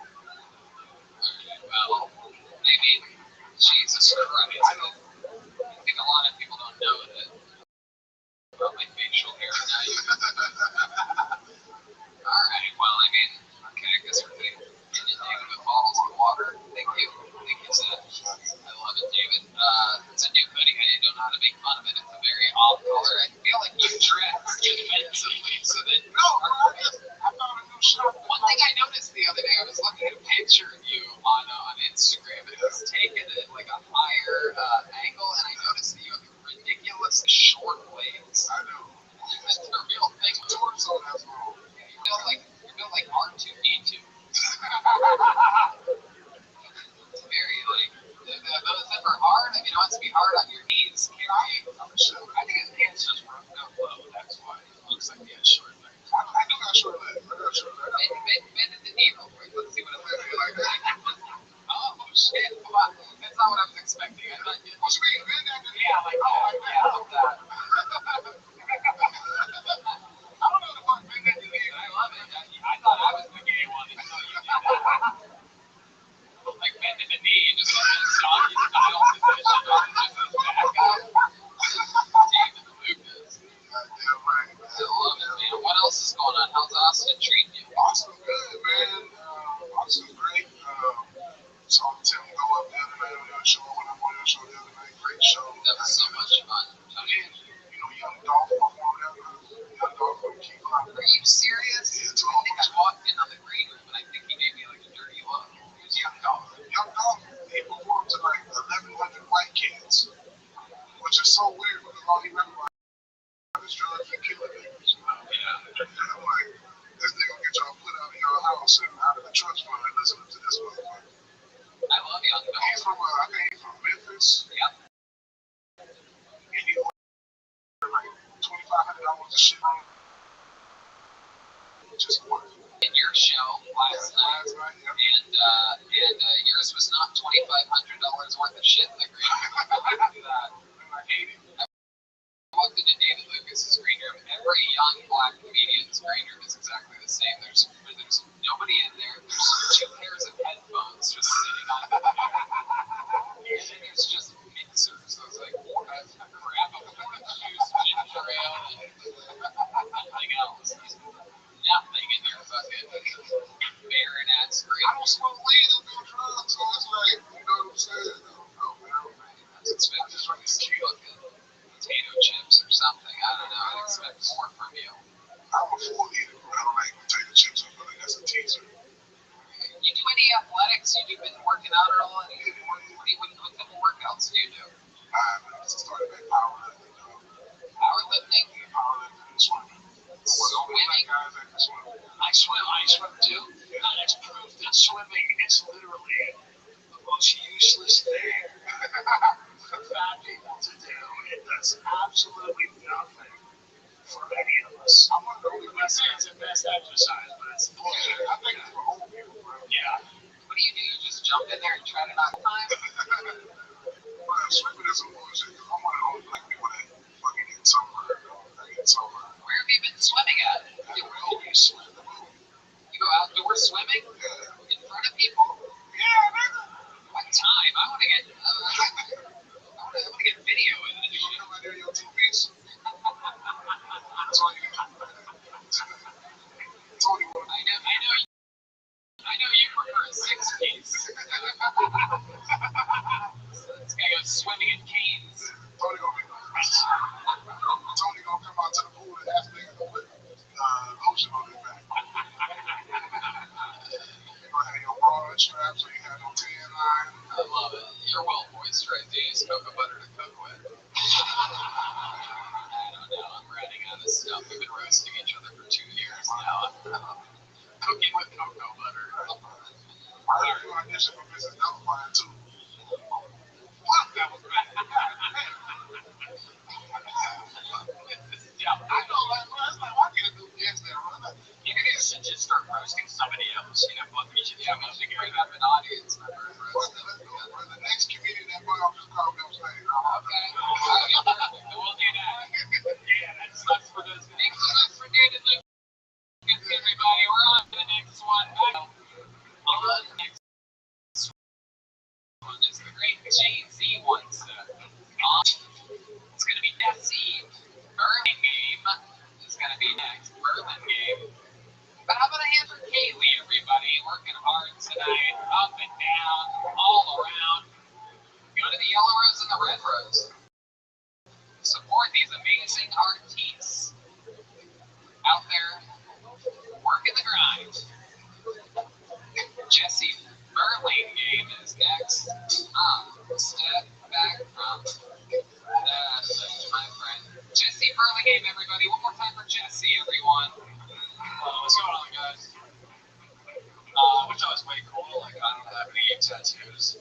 But my sister, completely covered head to toe in tattoos. But she's like the worst tattoos. My sister's like 40 stars all over her body. I don't know what they represent at this point besides disposable income and boredom. I don't know if they're supposed to be. But the best tattoo my sister has, my favorite, she's a lower back tattoo that says live and learn. Yeah, live and learn. I feel like every trade says that, right? You don't have to literally spell it out before it says, we get it. I don't know. Live and learn. I don't know what she's learned. I bet all of her boyfriends want you to learn how to use Narcan, maybe? I'm not really sure. I thought it was no regrets for the longest time. It was just way worse. Because no regrets means I don't give a fuck, whereas live and learn is like mistakes have been made. And through these experiences, I've gained some knowledge I'll use in the future and going forward. That's a lot to take in. Like, I banged my sister, right?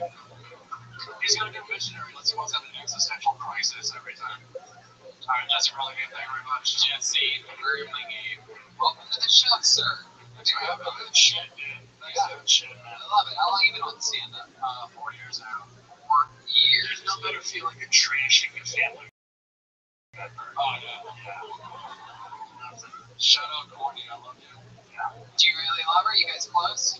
No, she lives in Mississippi now. Oh, shit.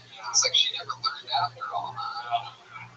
She got married during COVID last year in her apartment, and then moved to Mississippi 3 days later. Wow. She deserves everything you give to her. Everything. My goodness. You've been doing stand-up 4 years, you said? Yeah. And all of it here in Texas? No, I just moved 3 weeks ago from Worcester, Massachusetts. Wow, Worcester, Massachusetts. Damn, I got some friends from Boston visiting tonight, though. Those were the loud groans that you heard. Bostonians can't help but to claim a side or represent. You guys probably can tell pro Worcester. You're just pissed at the world. I love it. Tim and I have a mutual friend, Eric Taylor. Oh, yeah, Eric's great, dude. Yeah, Eric's great. He's not. I love Eric's kid. Jesse, what else are you into? You skateboard or something like that? I used to back in the day. Yeah, picking up some skateboard energies. I did bring my skateboard with me. I haven't used it once. Wow, you have it here tonight? No, I know. Oh, okay. I'm into indoor rock climbing now. That's my new big thing. Indoor rock climbing. We've been hearing a lot about this lately. A lot of people getting Shout out Boston Bouldering Project. Alright, they're gonna love that shout out, right? Yeah, I was just there 2 hours ago. Okay. Alright. What else? What else do you do for fun, Jesse? I performed stand-up at the Gathering at the Juggalos a couple years ago. Whoa! Look at that. What was that like? Terrifying. Yeah. People were doing nitrous oxide right in front of me and trying to pass people loose on the stage. Yeah, I've done it. How did you get booked? Because that's one of my goals. I really want to do that. Here's the secret: you just email them. Is that what you did? I just emailed, yeah. Were they throwing Vegas and shit like that at you? I opened it for Randy from the Trailer Park Boys. I don't know if you guys are. Hell yeah. Yeah, it's a big gig. Yeah. That's awesome, man. So when you leave behind, do you have a girlfriend or anything like that? No, I had a girlfriend. We broke up March 1st, 2020. Why'd you guys break up? We had some issues we had to work on. Like what? Yeah, that's exactly. Well, I'm addicted to pornography, and I kind of. You are? Yeah. What kind? This is beautiful. Absolutely. Tell us all about your pornography. What kind? I see adult pornography. People how many times you jerk off a day? It's just one time for an hour or two. Really? You jerk off for an hour? Yeah. You got 7 tabs open. You gotta browse through everything. So you hold on to the one load, Yeah. and you really milk it and you wait. So what types of things do you find yourself saving for the big finish? Like what's something that you love when you are ready to after an hour, 7 tabs are open, what's your final go-to? Big black dudes with tiny white women. Very good, very good. I mean, I got a Twilight. I got it. And listen, what the fuck was your uppity cunt girlfriend's problem with your hour-long jerk off? I mean, she's a bitch, right? I mean, this bitch is fucked up when you Were you paying for it or was it all free? That's all free. It's Okay, yeah. Well, she asked you to stop. Yeah, I started going to a 12-step program for it. wow, shit. That is humiliating. And then COVID happened. Yeah, COVID happened and stopped. You do feel like jerk off 12-step program. You feel like Dave Chappelle and Half-Baked when he says he's addicted to weed. And I'm addicted to porn. And there's pedophiles and rapists in there. Are there any girls in this 12-step Yeah, there was one midget in a wheelchair in my group. Oh, damn. How long until you came unhurt? So maybe that's my next Google search. Pedophiles and rapists go to these 12 steps. Yeah. And you. And me. Is it weird? Yes. Wow. Was the midget in a wheelchair? Like a stroller? Was the midget a pedophile? Was it a pedophile midget? Yeah, what was her problem? Are they even pedophiles if they're little anyway? I think she was just a sex addict. A sex addict or midget in a wheelchair is getting fucked so often that she had a problem with it. More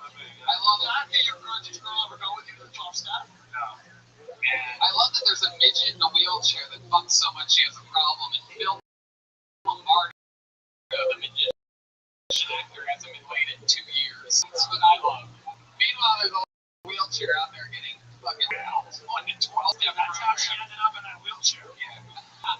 She was fucked into a wheelchair. That is incredible. What's the craziest porn you ever saw? Something stand out to you to where even you're like, fuck, I could get off the internet. Oh, there's a site called dicktrainers.com. Oh, yeah. And the guy Facebooks girls until they vomit on his dick. Yeah, I heard it. Have you heard of this? I actually know about it. I'm trying to get him on my podcast, so we'll return my emails. Wow, that is so interesting. I can't believe you named something that I actually know about. The craziest shit I ever got into was there was one site, I don't think it's around anymore, but it used to be like old women, like over 90, getting fucked, and half the time you could tell they were just like, where am I? And they're just getting wow. Okay, that's crazy. That's right. You're watching rape on the dark web. That's not something you got into. That's a crime. You just confessed on a show. But it wasn't like you could get hard on it. It was just more creepy. Alright. Okay. Did you do crazy shit sexually, or is it just a porn? No, I'm pretty vanilla on it. Yeah, that was my next question. Was your porn affecting your sex life with your ex-girlfriend? Yeah, I could get hard. Yeah. Gee, that selfish bitch wasn't vomiting. You told her what needed to happen, and she didn't do it. Do you think, was she a tinier, or was she like a tiny girl? Wow. Did you ever think about inviting over a random black guy to have sex with her? No, I should have been. Yeah. No. Probably. No. Why just a random no out of nowhere? No, you don't want to have a random black dude at your house and fuck your girl. Should I ask my friend then? Someone familiar with? Yes. Have your buddy. That's cool. Keep it in the family. Yeah. There you go. Friend man just giving actual advice. Not really. Now you're going to go back to the 12-step program now that COVID's I gotta find one down here, yeah, because I did enjoy it. We'll ask around after the show if anybody. I'm sure someone's Anybody in here is sex addict? Round of applause for my sex addicts. Yeah. Are there any midget pedophiles that can show this guy where you meet? Jesse, a great interview, an incredible set. Thank you so much. Great stuff. Jesse Burlingame, everybody. It's a Jesse Burlingame. I like that guy. Yeah, he was good dude. Had a selfish woman. All the story in the book. addicted to porn, though. I don't think that's a real thing. Unless you can't even leave the house and you're losing jobs or shit like that. It seemed he was heading in that direction. Kaylee, is addiction is common in the stripper industry? I'm curious. Everybody wants what? I hate sex now. Yeah, so it's all. Say that again. What is that? Sex is like not a thing anymore. Really? I hate it. How about your friends, the people that you work with? They're whores. Really? Are they? I always wonder about strippers because it seems like they. I can't tell whether they love it or if they hate it because they deal with assholes all day, right? Oh no, I was super vanilla, and then after stripping, I'm like a freak. Damn, really? When you say super vanilla, how does someone super vanilla get into that industry? I play like a rape victim, just lay on my back and take it. All right, everybody. Answer there from Kaylee. Okay. There's another speaking soundboard for some reason. Ladies and gentlemen, Garrett Fitz is next on Kill Tony. Garrett Fitz. Garrett. Oh, I just called it out. He's coming from the back of the room. This is always exciting. One of the people waiting out on the sidewalk, deciding not to mix with the casual comedians upstairs. Has a backpack on, kind of freaky. You got a backpack. The backpack is coming off, I do believe. There it is. There's the backpacking masks. Here he is. Make some noise for Garrett Fisk, everybody. You're probably gonna fuck this shit up, but it's cool. Hey, y'all remember fucking Christmas when y'all were kids? Oh my fucking god, that shit was so good. I still remember back in the day whenever I fucking was realizing that I got a PlayStation, I was just like, oh shit, a fucking PlayStation? Oh, games too? Oh, no way, games? What? That's no fucking way, Mom. You kidding me? Who gave me that shit? A fat man named Santa? What the fuck? Oh my god, maybe I cursed like that when I was a child too. I swear.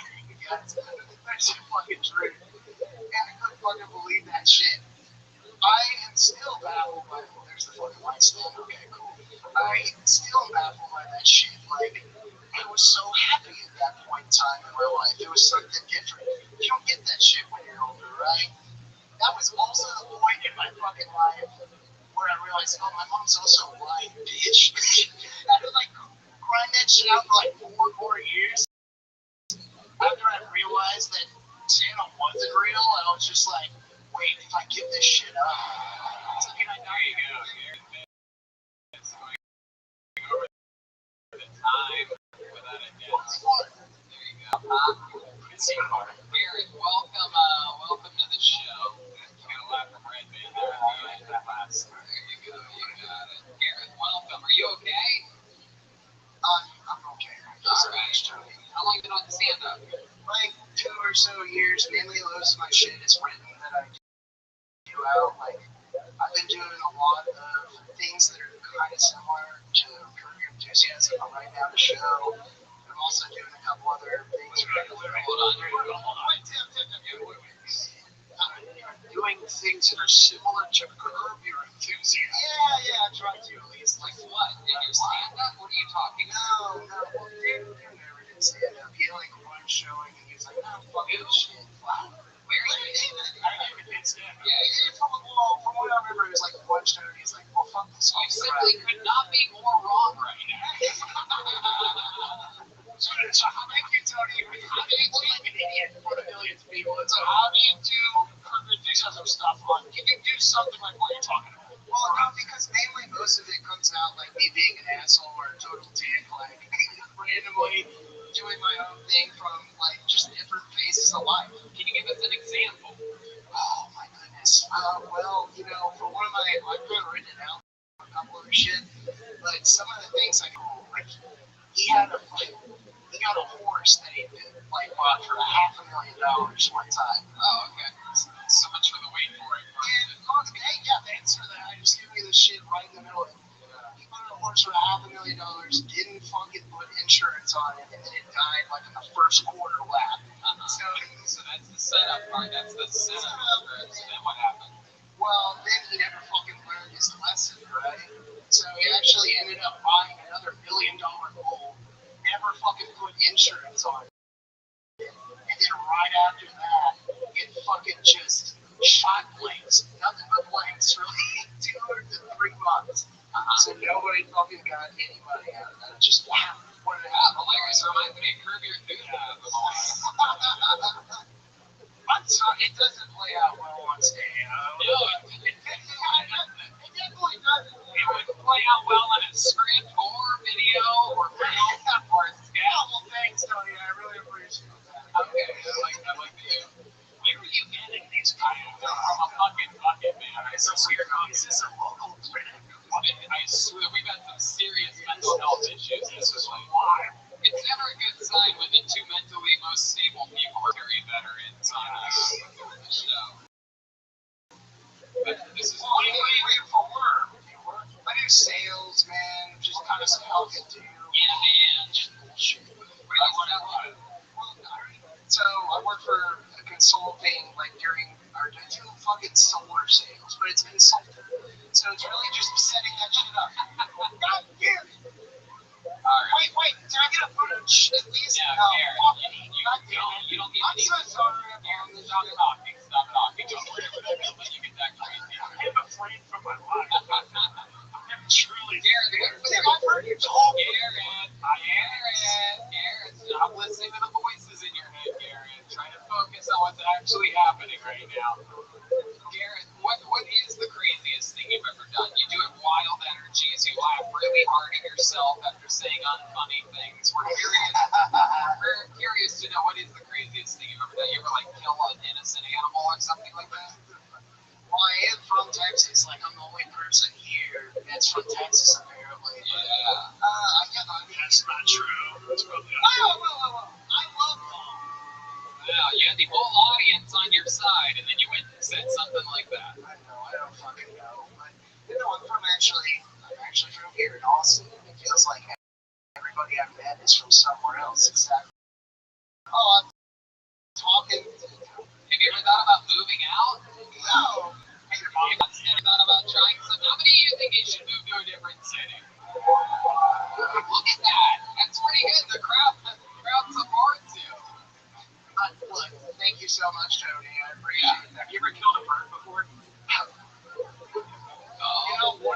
funniest things that ever happened to me in San Diego for a little while was somebody asked me, like, you shoot doves? Like, what? And I was like, yeah, that's just a thing here. We love to kill doves. That's a thing. Shoot the dove. Wow, you are a wild. I'm only shooting for blanks here right now. We know. Do you have a girlfriend? What's your home life like? Oh, God. That's a great question, Tim. I mean, clearly, I'm coming off of a relationship that lasted way too long. How long did it That's last? not clear at all. What? 7-year relationship that ended.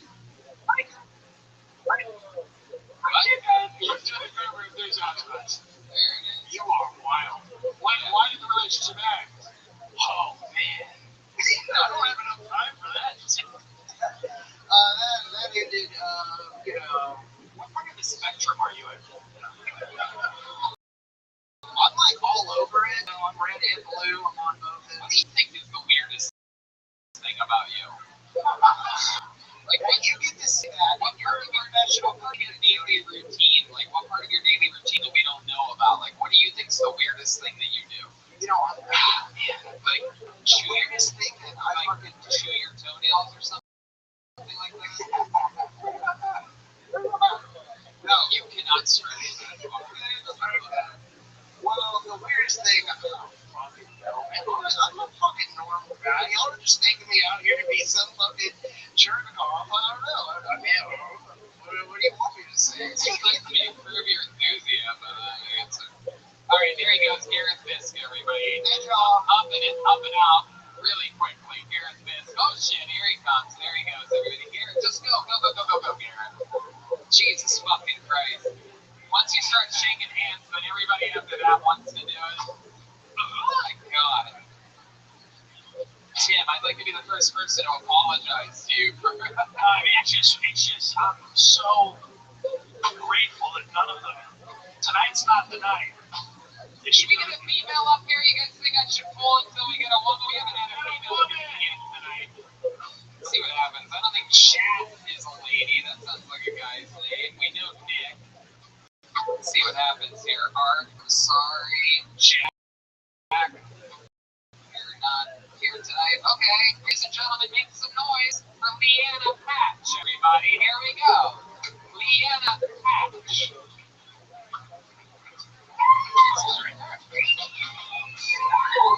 Sometimes it really does pay off to be a girl. The first and only time that's ever happened to me. Y'all, it's been a rough go. Dating-wise, I keep dating refrigerators. I know this because they're all 6'3", ice cold, and there's nothing I really want inside them, but I keep going back just to check. It's like, are you still a dickhead? You okay? You are. All right, great. Love that journey for me. Met one here last night. His name's Jeremy Shin, and he doesn't eat pussy. Just so you know. Don't date him. That's going out on the internet. All right. I have more. Y'all know about memory foam, right? You've got a memory foam mattress? I want to know when they're going to make selective memory foam. Because shit has happened in my bed that I want to forget. All right, one last thing.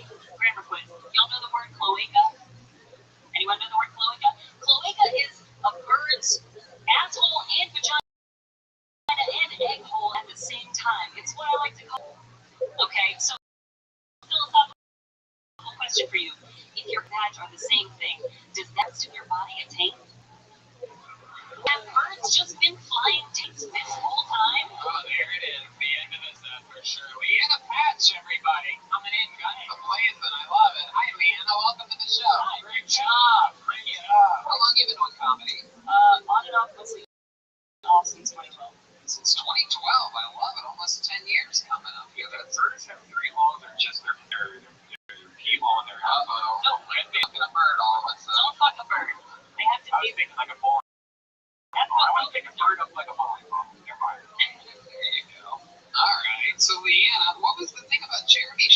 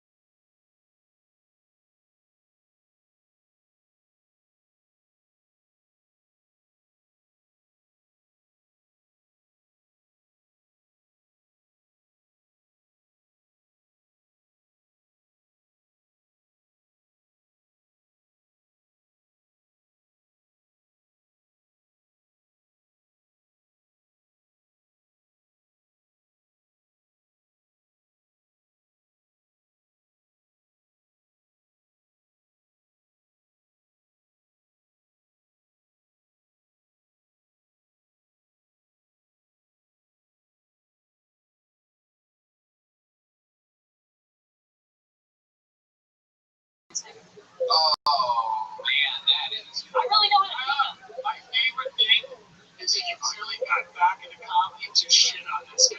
That's the only reason I made She's like 2012 on and off. Every time I get a dude and I see my pussy, every fucking time. Yeah, fuck yeah. that's true. I love that. I love that. Hell, I have no fury, but. We had a lot of male comedians eat it up here today, so maybe one of them. Oh, and that's what one of them. Yeah, and then which one? Oh, he tried to do a bit on me, Simon. Oh, yeah, the only one who crushed. Get the shit out of that guy. Nothing. The rest of them will kill you. They'll eat you. The last guy would kill me for sure. He'd shoot me from afar, from the porch. Right. Leanna, what do you do for work? I'm a copywriter. A copywriter. What do you do for fun? I do this. Other than stand up. I'm on a Mardi Gras dance team, and I volunteered at Animal Shelter. You're on a what dance A team? Mardi Gras dance team. What's a Mardi Gras dance team? So there are all these little crews in New Orleans that do like their own parades, and they have like floats and dancers and handheld things, and so I'm on a dance So team. you like dance while marching? Yes. That's incredible. Can you give us a little example? I do that. Looks like you guys have New Orleans music, right? Oh shit. Listen, Louisiana beat. Leanna Patch gets it. Yeah. Oh shit. Alright.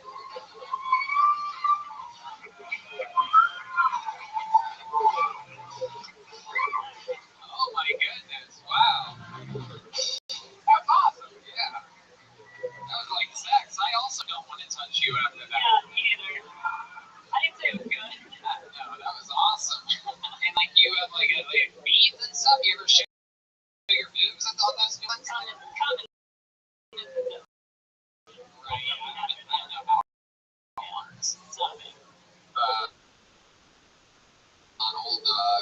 Did he show them to you? Yeah. He shows me all his old pictures. I love it. Leanna, how long have you been visiting Austin for? Until Saturday. What else do you love about this city? Is there anything else fun that you've done? Anything or anyone? No.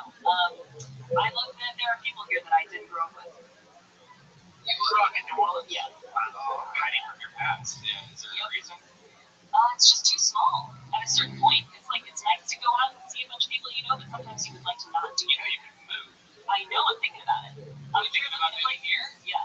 But then another guy I matched with recently last week, I said, I'm thinking about moving. He said, don't do that. Everyone's moving here. And I said, wow, rude. And he said, it's true, though. What an idiot. What an asshole, right?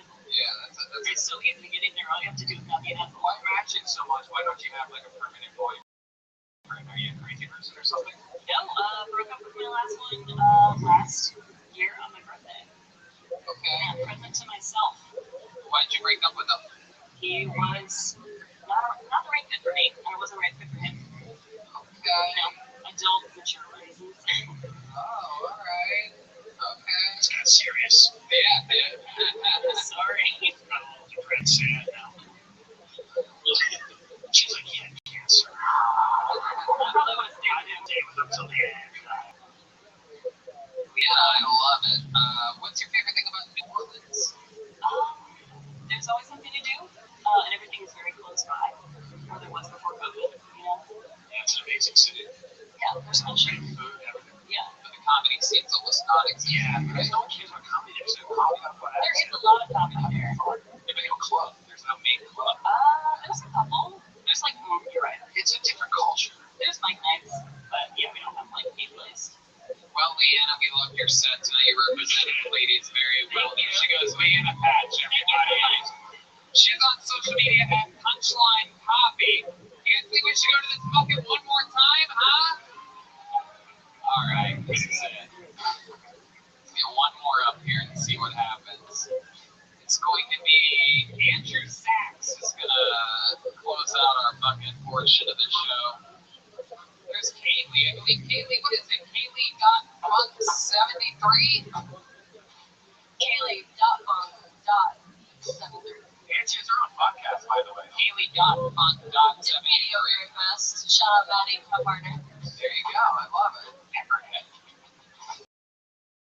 There she goes, everybody. Kaylee and Andrew Sachs is next.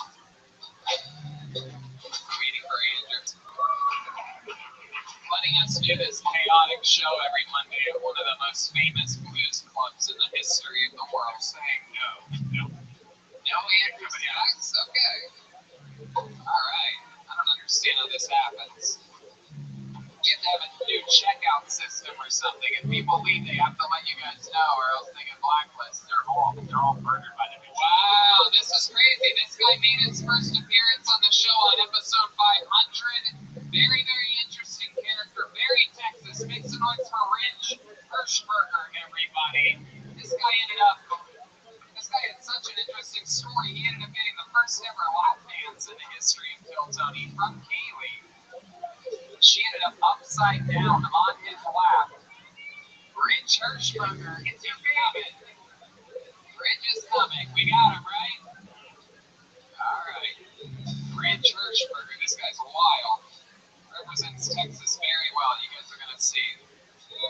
Real fucking Billy Goat. Here he is, everybody. Rich Hirschberger, everyone. Come on, make some noise for Rich, everybody. Holy cow. My name is Rich. You guys are Rich. That's a unique name. Yeah. I was named after where I was conceived. The Northridge Mall. Parking lot. That's my middle name. Rich Parking Lot Hirschberger. The second.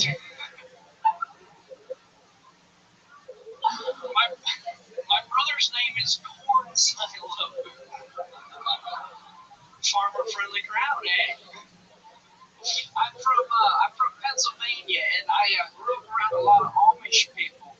And before I came to Austin, one of them got struck by lightning, right? Which is crazy. I wonder if he'll get shunned for using electricity. Thank you guys. Here it is, Rich Hirschberger coming in and out. Joke. I love it. You're a real fucking, everything about you is real. When I first met you on Kill Tony 500, I thought you were like playing it up. I'm like, this guy's trying to be like a hillbilly character, like from the middle of nowhere. And I've done some research on you since then, and it turns out you really are this guy. Yeah. I got someone found your Instagram and showed me a picture of you in front of a real Confederate flag. Oh no! What? Yeah, you didn't delete that one when everybody was talking about Confederate flags. This is not true. It is true if you want to bring it up. Let me delete it. It's Rich Hirschberger online. I know you're watching my TikToks. You have the last name of like an entertainment attorney from Los Angeles. Yeah. Rich Hirschberger. Like I've been hiring Arthur Hirschberger. Financial stuff. Yeah, a lot of people think I'm Jewish, but I'm not. I bet that's a deep insult to you when they say that. I'm sure you react kindly when they say that you're Jewish. What is your least favorite race? I'll go first. Filipinos, not for me. Not for me. Not for me. How about you? You have an answer there? Mennonites. Oh, okay. You almost got Tim to spit take there. Jesus. That was amazing. Mennonites. They use electricity. Wow. I didn't know this. I didn't even know that was a thing. Look at that. There's more than one. You have an entire Confederate flag Instagram. Yeah, Confederate flags. Where are you from? Central Pennsylvania. Altoona. Altoona. Can you imagine what's the population of a place like that? That's 60,000, but the town I'm from is 500. What's that town? Martinsburg. Okay. You ever had sex with a wild animal before? Oh, shit. Oh, shit. Kaylee dropping missiles from side stage. Yeah, but she hates sex forever. She likes races. Oh, okay. Red man. Alright. I have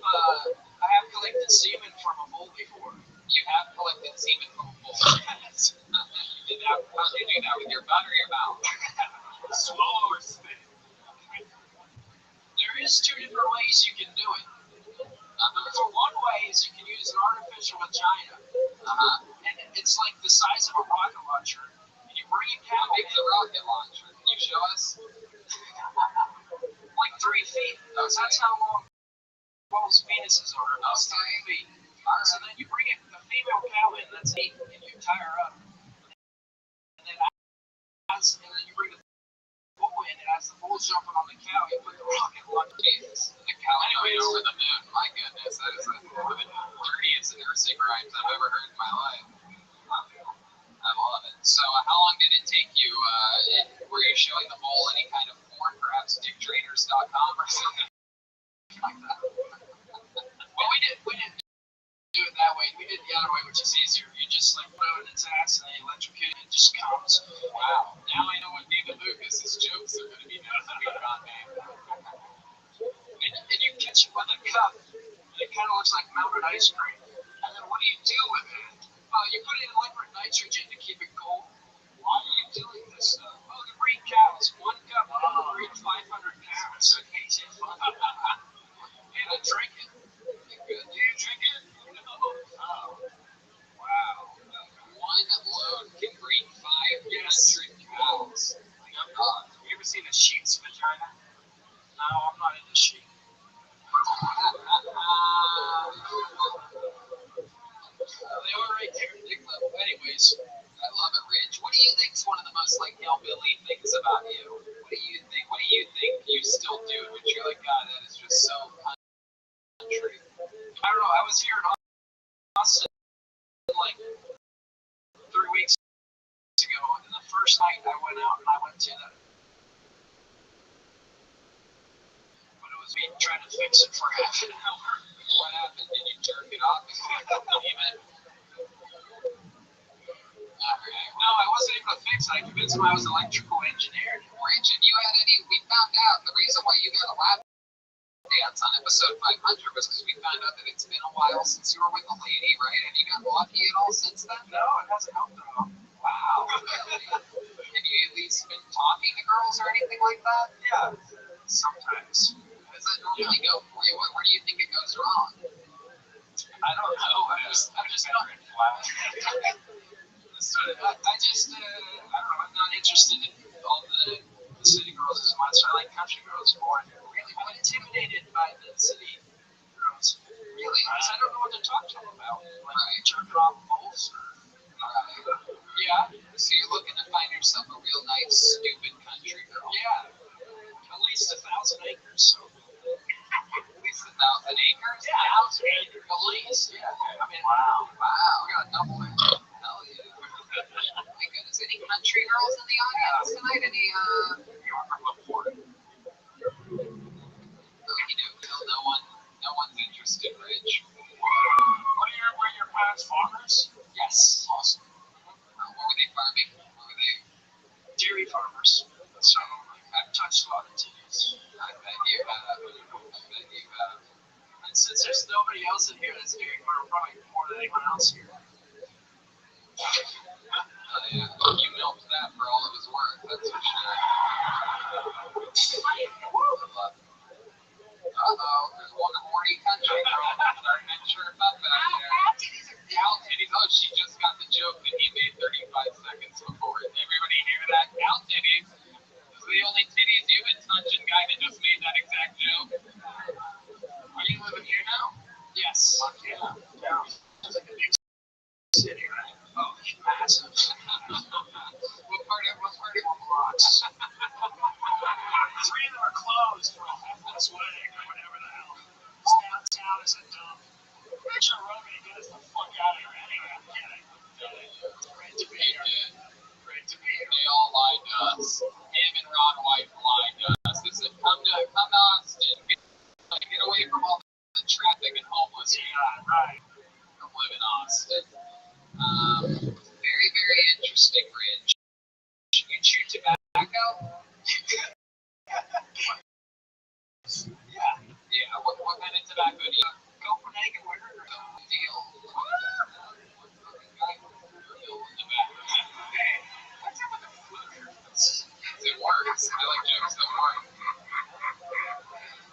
cherry. So, alright. Burbank, Brian over here. I love it, Ridge. So what's the next plan? What do you live in? What did you decide here? I think it's east of here. Yeah, east of here. Okay. Like 10 minutes. Use a compass to get here? Yeah. Ride my horse. God damn it, I need to get home. Confused. In the city here, they don't have anywhere to time your horse. Get by the North Star so I can get my ass home. Yeah. You drive? Yeah. What kind of car do you have? Toyota Prius. Get the fuck out of here. You're a city boy. Ridge, you fraud. It's your closest thing to gas miles and a horse gets. Oh my god, Jesus. When you said that you used a fake vagina on a bull, I didn't realize you were talking about I hate Priuses so much. They're the worst. Really? Yes. My first truck was an F-250.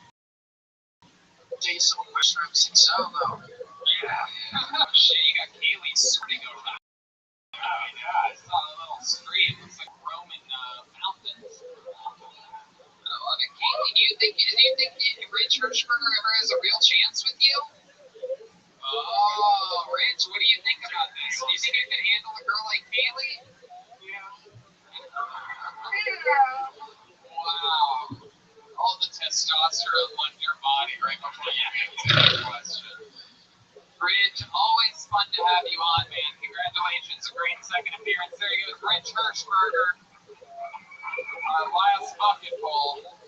Which means we just have time for one more regular, everybody. This young man, very, very Kill Tony famous.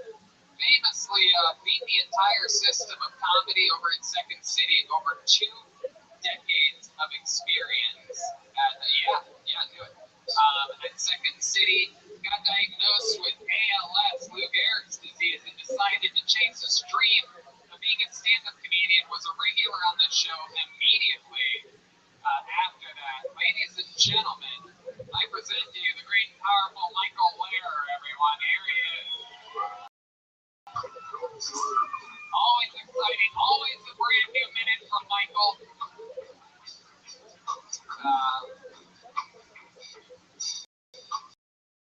Absolute crowd favorite here. And here he is, everybody. Michael Lehrer, everyone. Come on. Your final comedian of the night. Jason, you'll be fucking with me too much. I'm learning Tex-Mex Kung Fu. It's called Topo Chico. It means be like water or Hatsubusa Agua Pite Nicole Gabby. Como se llama? Funny, awesome, funny. He runs the police, but the sidewalks look like earthquake. On behalf of the entire disabled community, suck our unused dicks awesome. My doctor is like, oh, you can take your pills with applesauce. Yeah, every 40-year-old guy likes to hear that. Can I eat my pills with pussy? Can I punch them up and snort them out of my baby boy's asshole? Here it is. Absolute shredding up here. Great set, my friend. Yeah, I told you. Tony was bullying me before that show. He was trying to get in my head like he always does. He's like, what did you drink today? I'm like, nothing. And he's like, tell me, trying to fuck with me, and then I come to that crush. So fuck you, Tony. Wow. Well, just for the record, I love that. First time he's mentioned that, but the record showed that he said, I do it all the time, and he always kills, so maybe I'm doing something right. Yeah. What do you think Phil Jackson had to coach Michael Jordan, my friend. Yeah, but at least, And Michael Jordan wasn't in a fucking wheelchair, by the way. yeah, but Phil Jackson gave all these players first, and you never give a shit. Does Tony ever hit you like on the legs with like bamboo sticks or anything? I have a yardstick that I use on my yardstick. That was my mom's weapon growing up. Maybe a roller, but then I get COVID in 6 feet or whatever.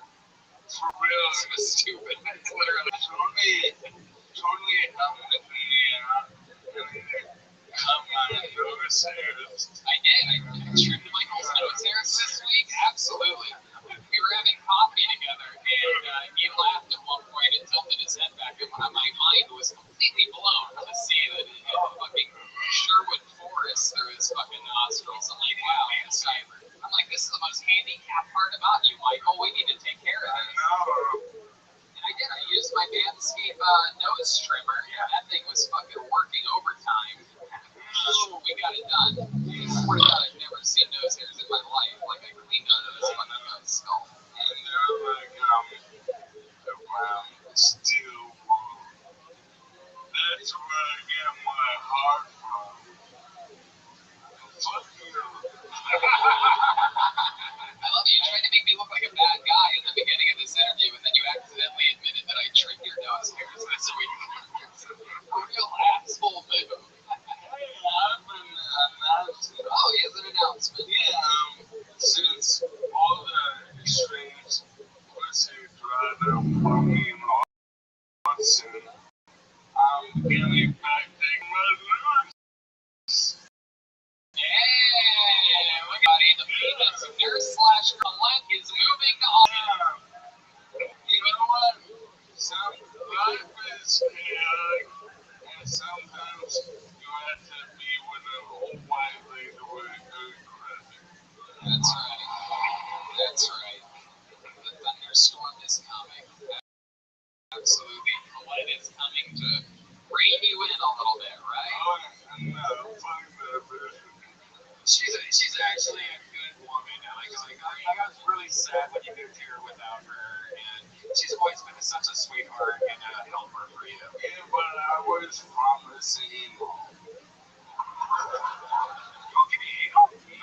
Well, I did it. I know. In your truck. There you I go. know, I'm working on it. There you go. Redman's advice is to rape her butthole, everybody. There you go. Okay. Tim, you've seen Michael before. He's the best. Yeah. He deserves anal. He does.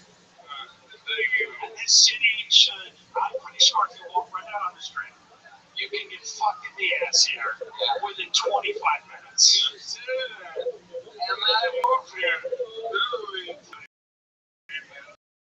so and the wheelchair funny, I used to get fucked all the time. The wheelchair, I know a midget lady in a wheelchair that's literally a sex addict. That's right. I can hook you two up. You guys go roll around fucking like Mario Kart. Like Princess and Toad out there. Just Men are disgusting. That midget lady in the wheelchair gets fucked by 12 black cocks of my eye. Wait, how do you know this? TikTok. Okay, Redman, really, again, I mean, just really dialed in tonight. No better time for a fart noise than I can use one. There you go, I guess so. Really been saving it for that moment. Michael, what else? Anything else before we go? No. There it is. Michael Lair, everybody, MichaelLairComedy.com. Gonna get the drawing from Ryan J. Heathelt here. Let's look at the drawing from Chris Rogers. What do we have over there? There should be some type of art. Michael Lair, MichaelLairComedy.com. How about a hand for the band, everybody? John Dees. Here's the drawing from Chris Rogers. Oh, that's awesome. That is so cool. For Matt Mueling on guitar, John Dees. Michael Gonzalez on the drums. Thank you to all the comedians. Belt. Wow, take a look at that, Tim Dillon. Look at you. Amazing. How fucking cool. Amazing. Shades of like a James Bond type of theme. Very, very awesome stuff. RyanJBelt.com for the new Kill Tony coloring book.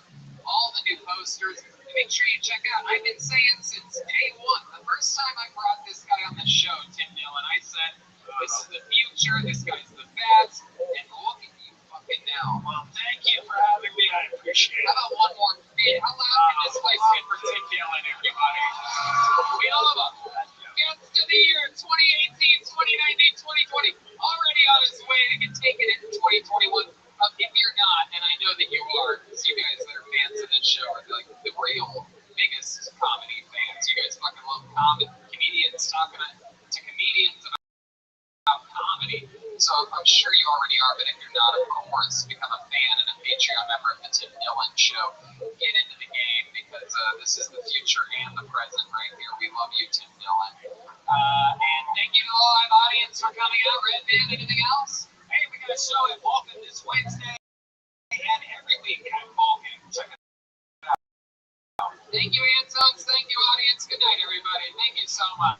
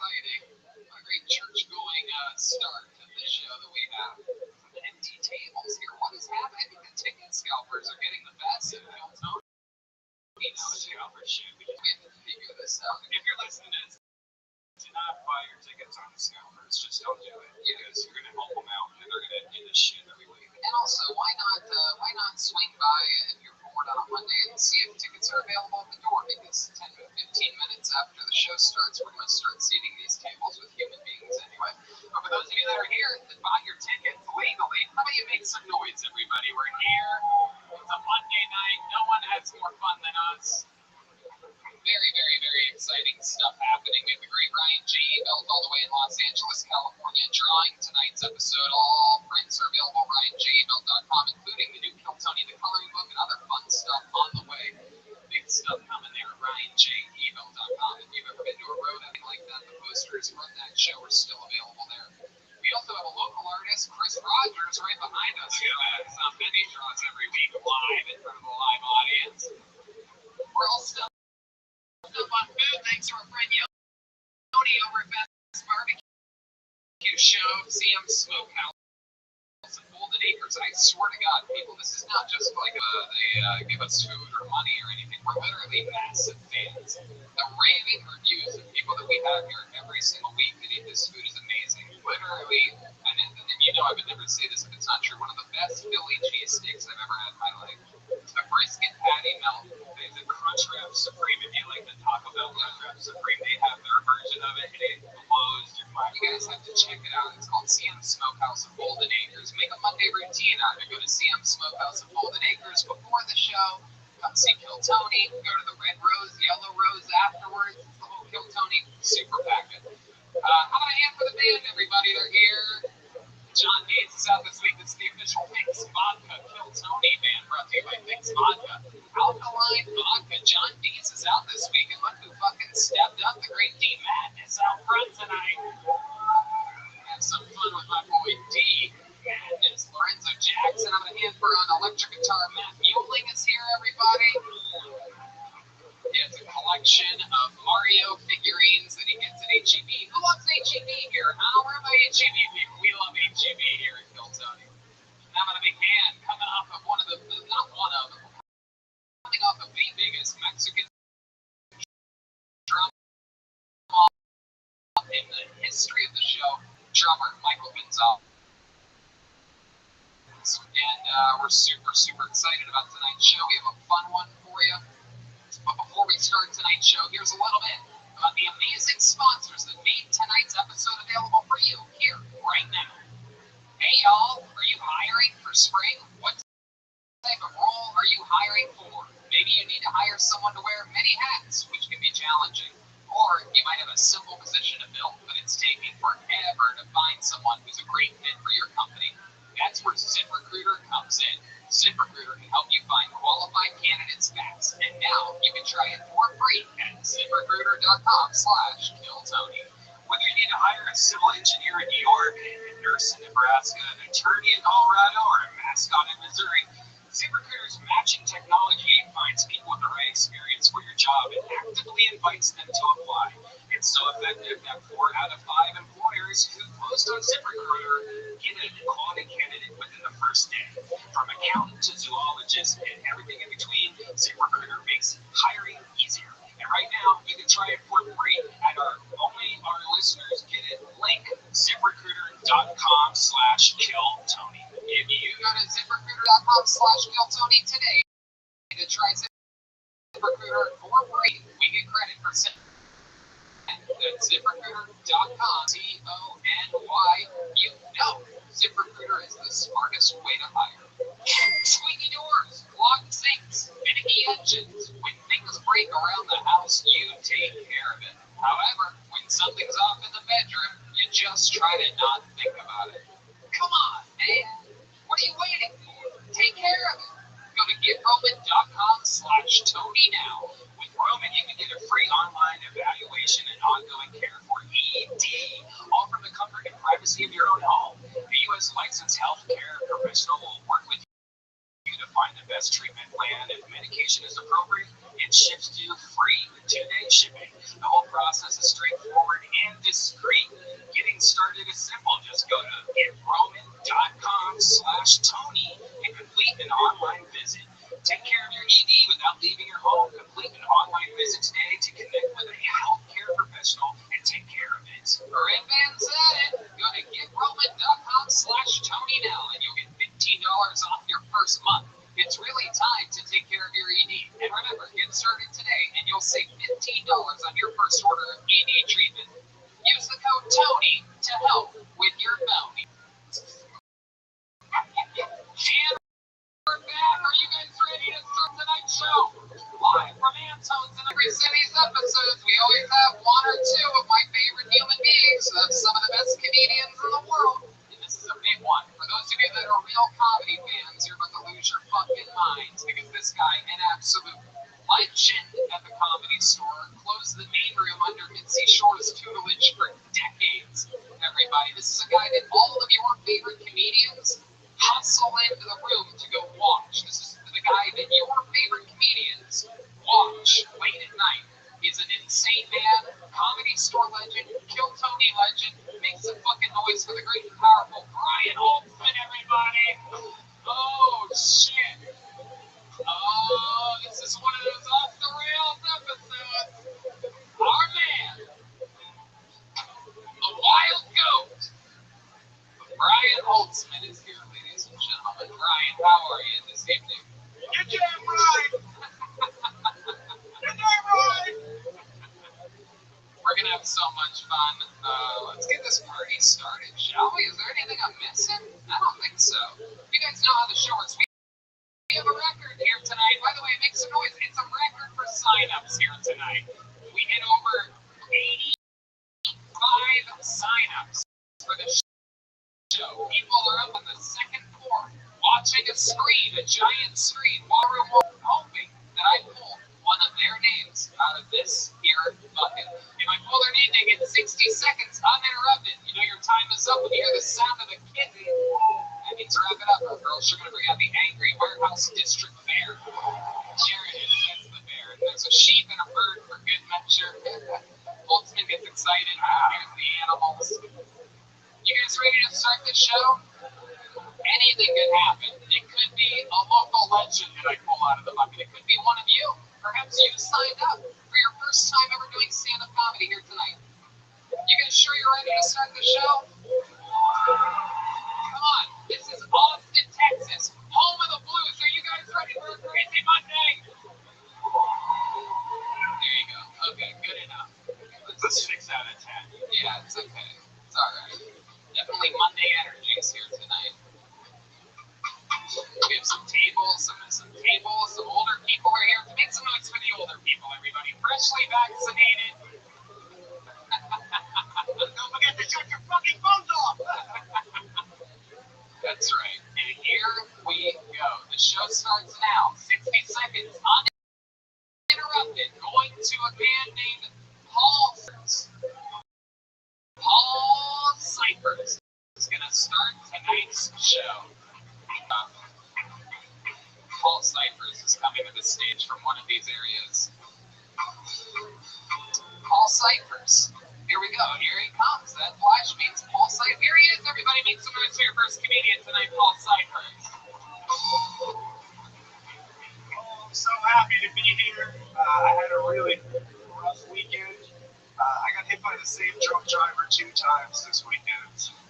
I was sitting in the passenger seat. My dad punched me in both my eyes. So that's what happens when you mess with the radio. I used to be in a band. We had to break up. My drummer wanted to go more to indie rock vibe, and I wanted him to stop having sex with my girlfriend. Just it's creative differences, really. I'm a vegan. Please hold your applause on top of being a vegan. My day job, not a joke. I'm an exterminator. I'm a vegan exterminator. First off, vegan exterminator sounds like a username on an alt-right subreddit. I'm gonna be honest. Vegan exterminator. That's like being an Amish guy that works at Best Buy. Hi, I'm Jim and I'll be helping you here at Geek Squad today. The problem with your phone is there's a lot of dirt in the charging port, and it's the devil, so it's gonna ruin your family.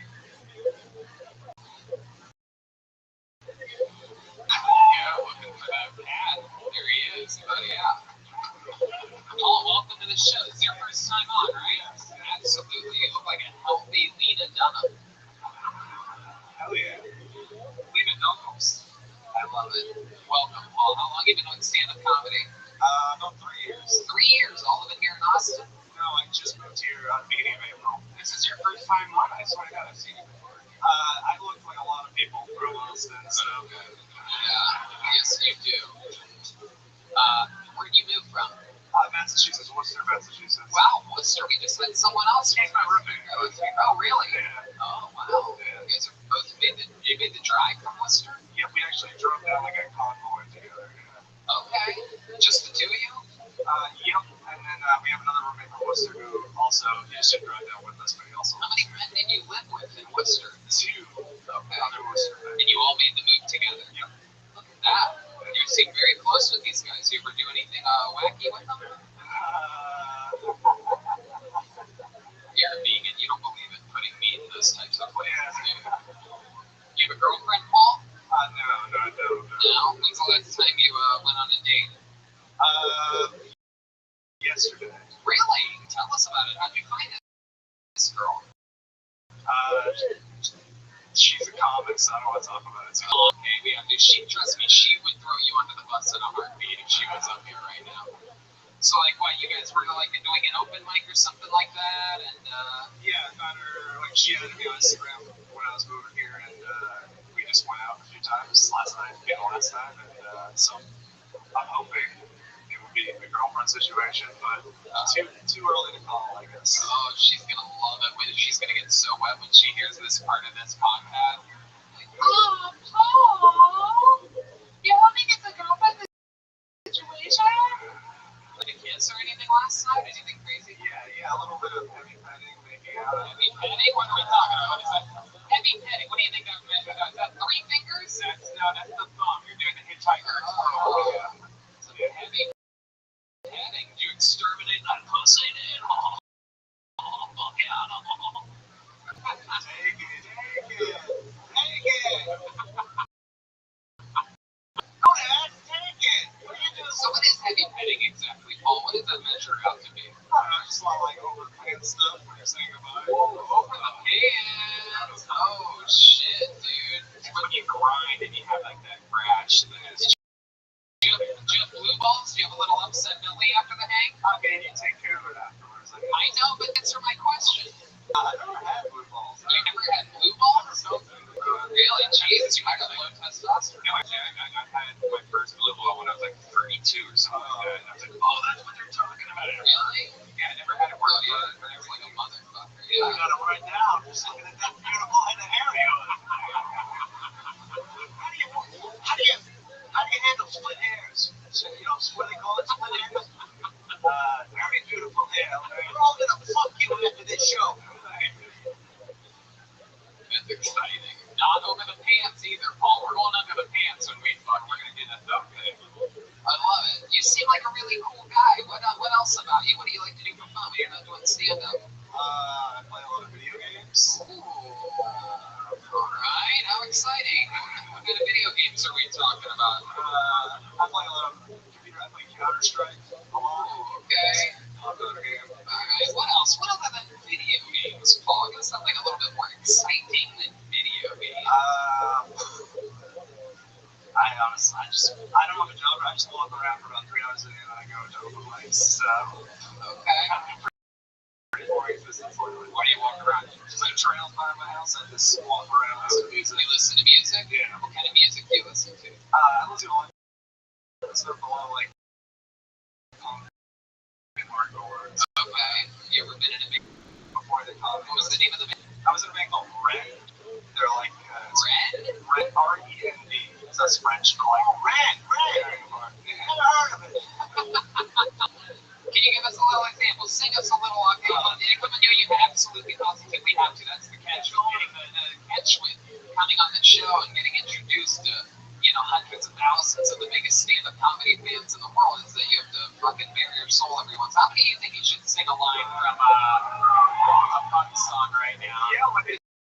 The exchange right now. Okay, you went absolutely whatever the fuck. I know, but you're really giving it away. Like it's like a magician saying it's gonna be a pigeon that comes out of my sleeve. Like you're supposed to surprise the audience with the yelling. You're not supposed to really tip it off like that. But now look at your body language. point you're crossing your arms, everything's shutting down. What kind of punk singer crosses his arms before? It's like, alright. There you go, just make you feel at home a little bit. We're just warming you up. You want a punk? Here, Michael, give me a little punk beat. Give one of those wacky fucking. That's probably like Everlong or something. And that's not punk. You think D Madness knows what Everlong is? That's what he calls his dick. Give him a wacky fucking, give him some, yeah. Ladies and gentlemen, sing it! Fucking yell, motherfucker. What the fuck is that on? I said, what the fuck is that? Oh, Alright, stop. That's why I never got into fucking punk music. I never got it. You guys all act all tough, and then you're like, I don't know what to do. I don't even know. Why are you doing this to me? Teenage angst, man. You grow out of it, right? Hell, you do. Give this fucking guy an AK-47 in middle school. You know what I mean? That's what it. Alright. Paul, fun times. Thanks for getting the party started for us. Great stuff. There he is. Paul Cypress, everybody. Wait, Paul, man. Jesus, Paul. My God, you're running away like you're fucking. don't you know, Holtzman always gives presents to the guests. Yeah, look at that. Ooh, you're getting two gifts. That's a pair of. That's a thong. Give that to your girl. You can slide that to the side. You're not gay if you wear it over your underwear. It's very cool. Women's panty and a microphone keychain. Gifts from Brian Holtzman. You know what? I got one more. Yeah. Okay. This is a really cool thing. I don't know if you guys can see this or not, but who better to give this to than a vegan? Do you use leather products? You don't? No. Are you gonna give this to this little whore you've been sleeping with? No, I'll value it a lot. It's a leather junk book handmade by man Adrian Cavazos.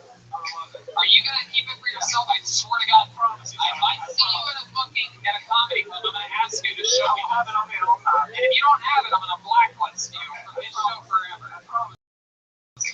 Alright, this is made by Adrian Cavazos. He's Bonsai on Instagram.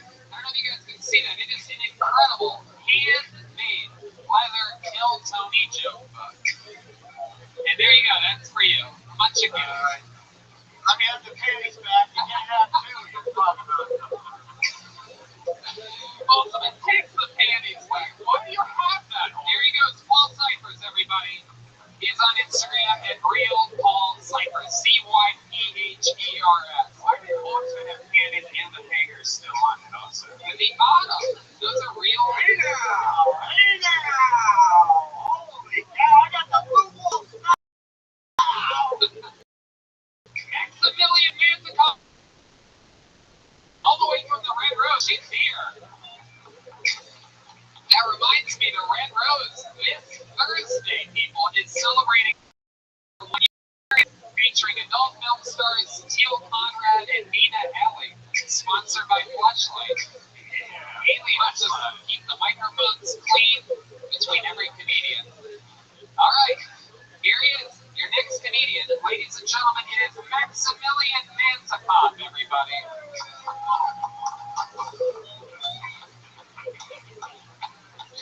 What's up, guys? You can't tell white people I'm Hispanic. I grew up Hispanic. I have a little cousin. She's 5 years old, and she's 5'5". And my aunt thinks if she plays basketball, she'll become a lesbian. That's what my family thinks, which is kind of weird, because honestly speaking, if she ends up being 6'4", she's eating pussy regardless. Just saying. Give her a chance. She might make it to the WNBA. Make $40,000 a year. Some of you don't like that, but all of you don't go to WNBA games. I've been running recently, so I think I know what ladies go through during sex now. 30 seconds into it, I'm like, man, I don't want to do this. 30 minutes later, I'm like, yo, that was good for me mentally.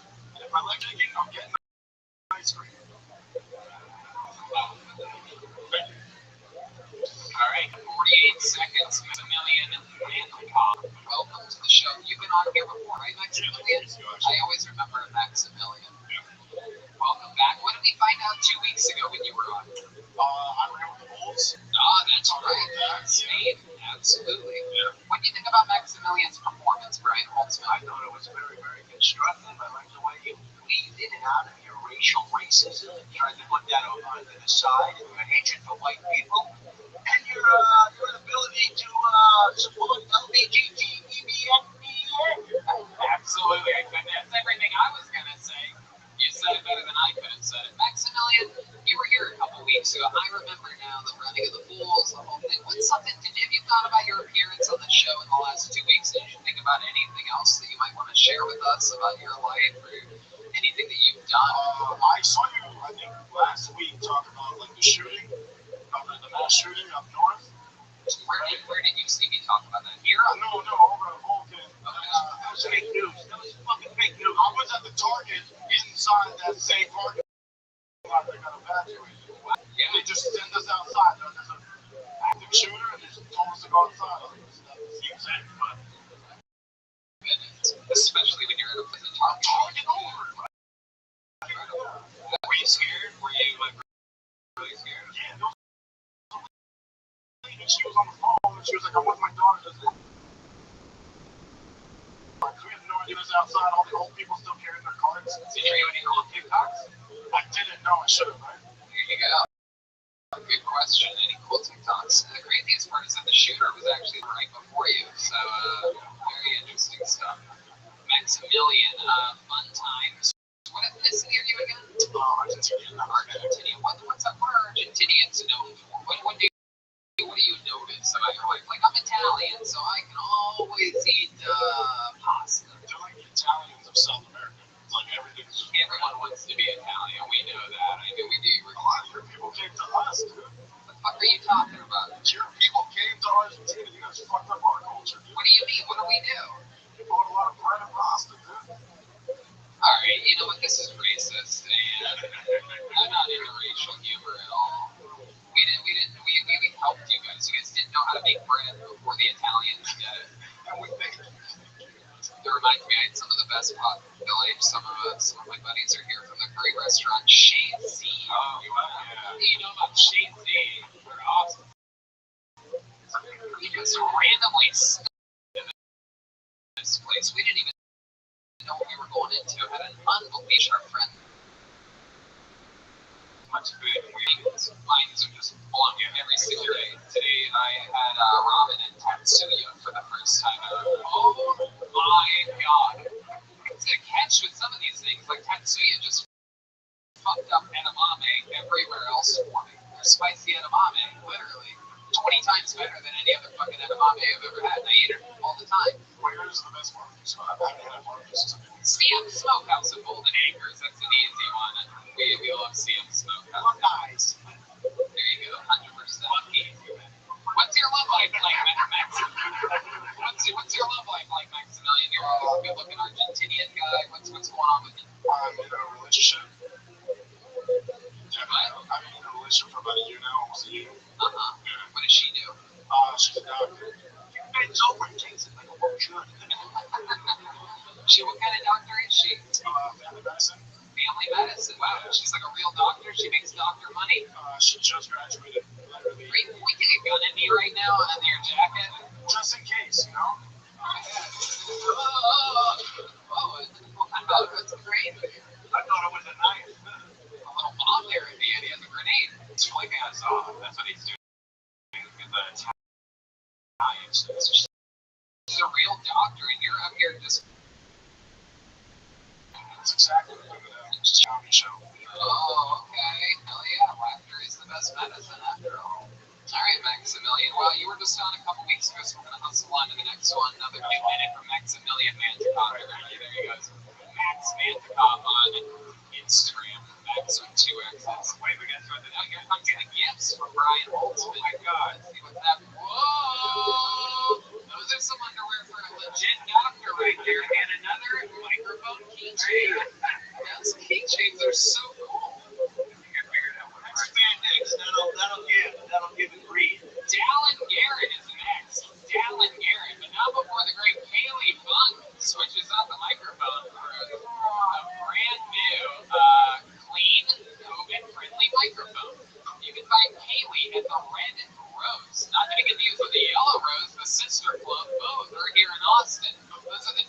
famous strip clubs in Austin.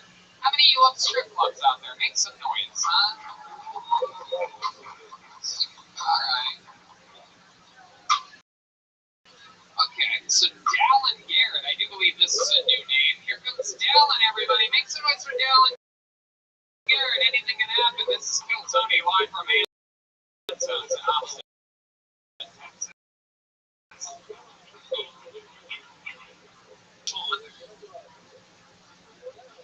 So the first joke is for you, Tony. Yeah, I know, right? So I've been jerking off a lot lately, just out of sheer boredom. Because that's how bad traffic is on Mopac. So I find dating can be weird sometimes for me. A lot of women, they treat me like I am a god to them. I know, right? It's because they only talk to me when they need something. So, yeah. So there's a fascinating book that I recommend. It's on the bestsellers list. It's on the history of fake news. I recommend everybody check it out. It's called The Holy Bible. All right, so here we go. I'm going to try this real fast in honor of Humpty. Oh, no, never mind. I'm not going to try it. There you go. Dallin Garrett, everyone. A lot of people say describe his comedy as slightly funnier than pancreatic cancer. Incredible, Dallin. Welcome to the show.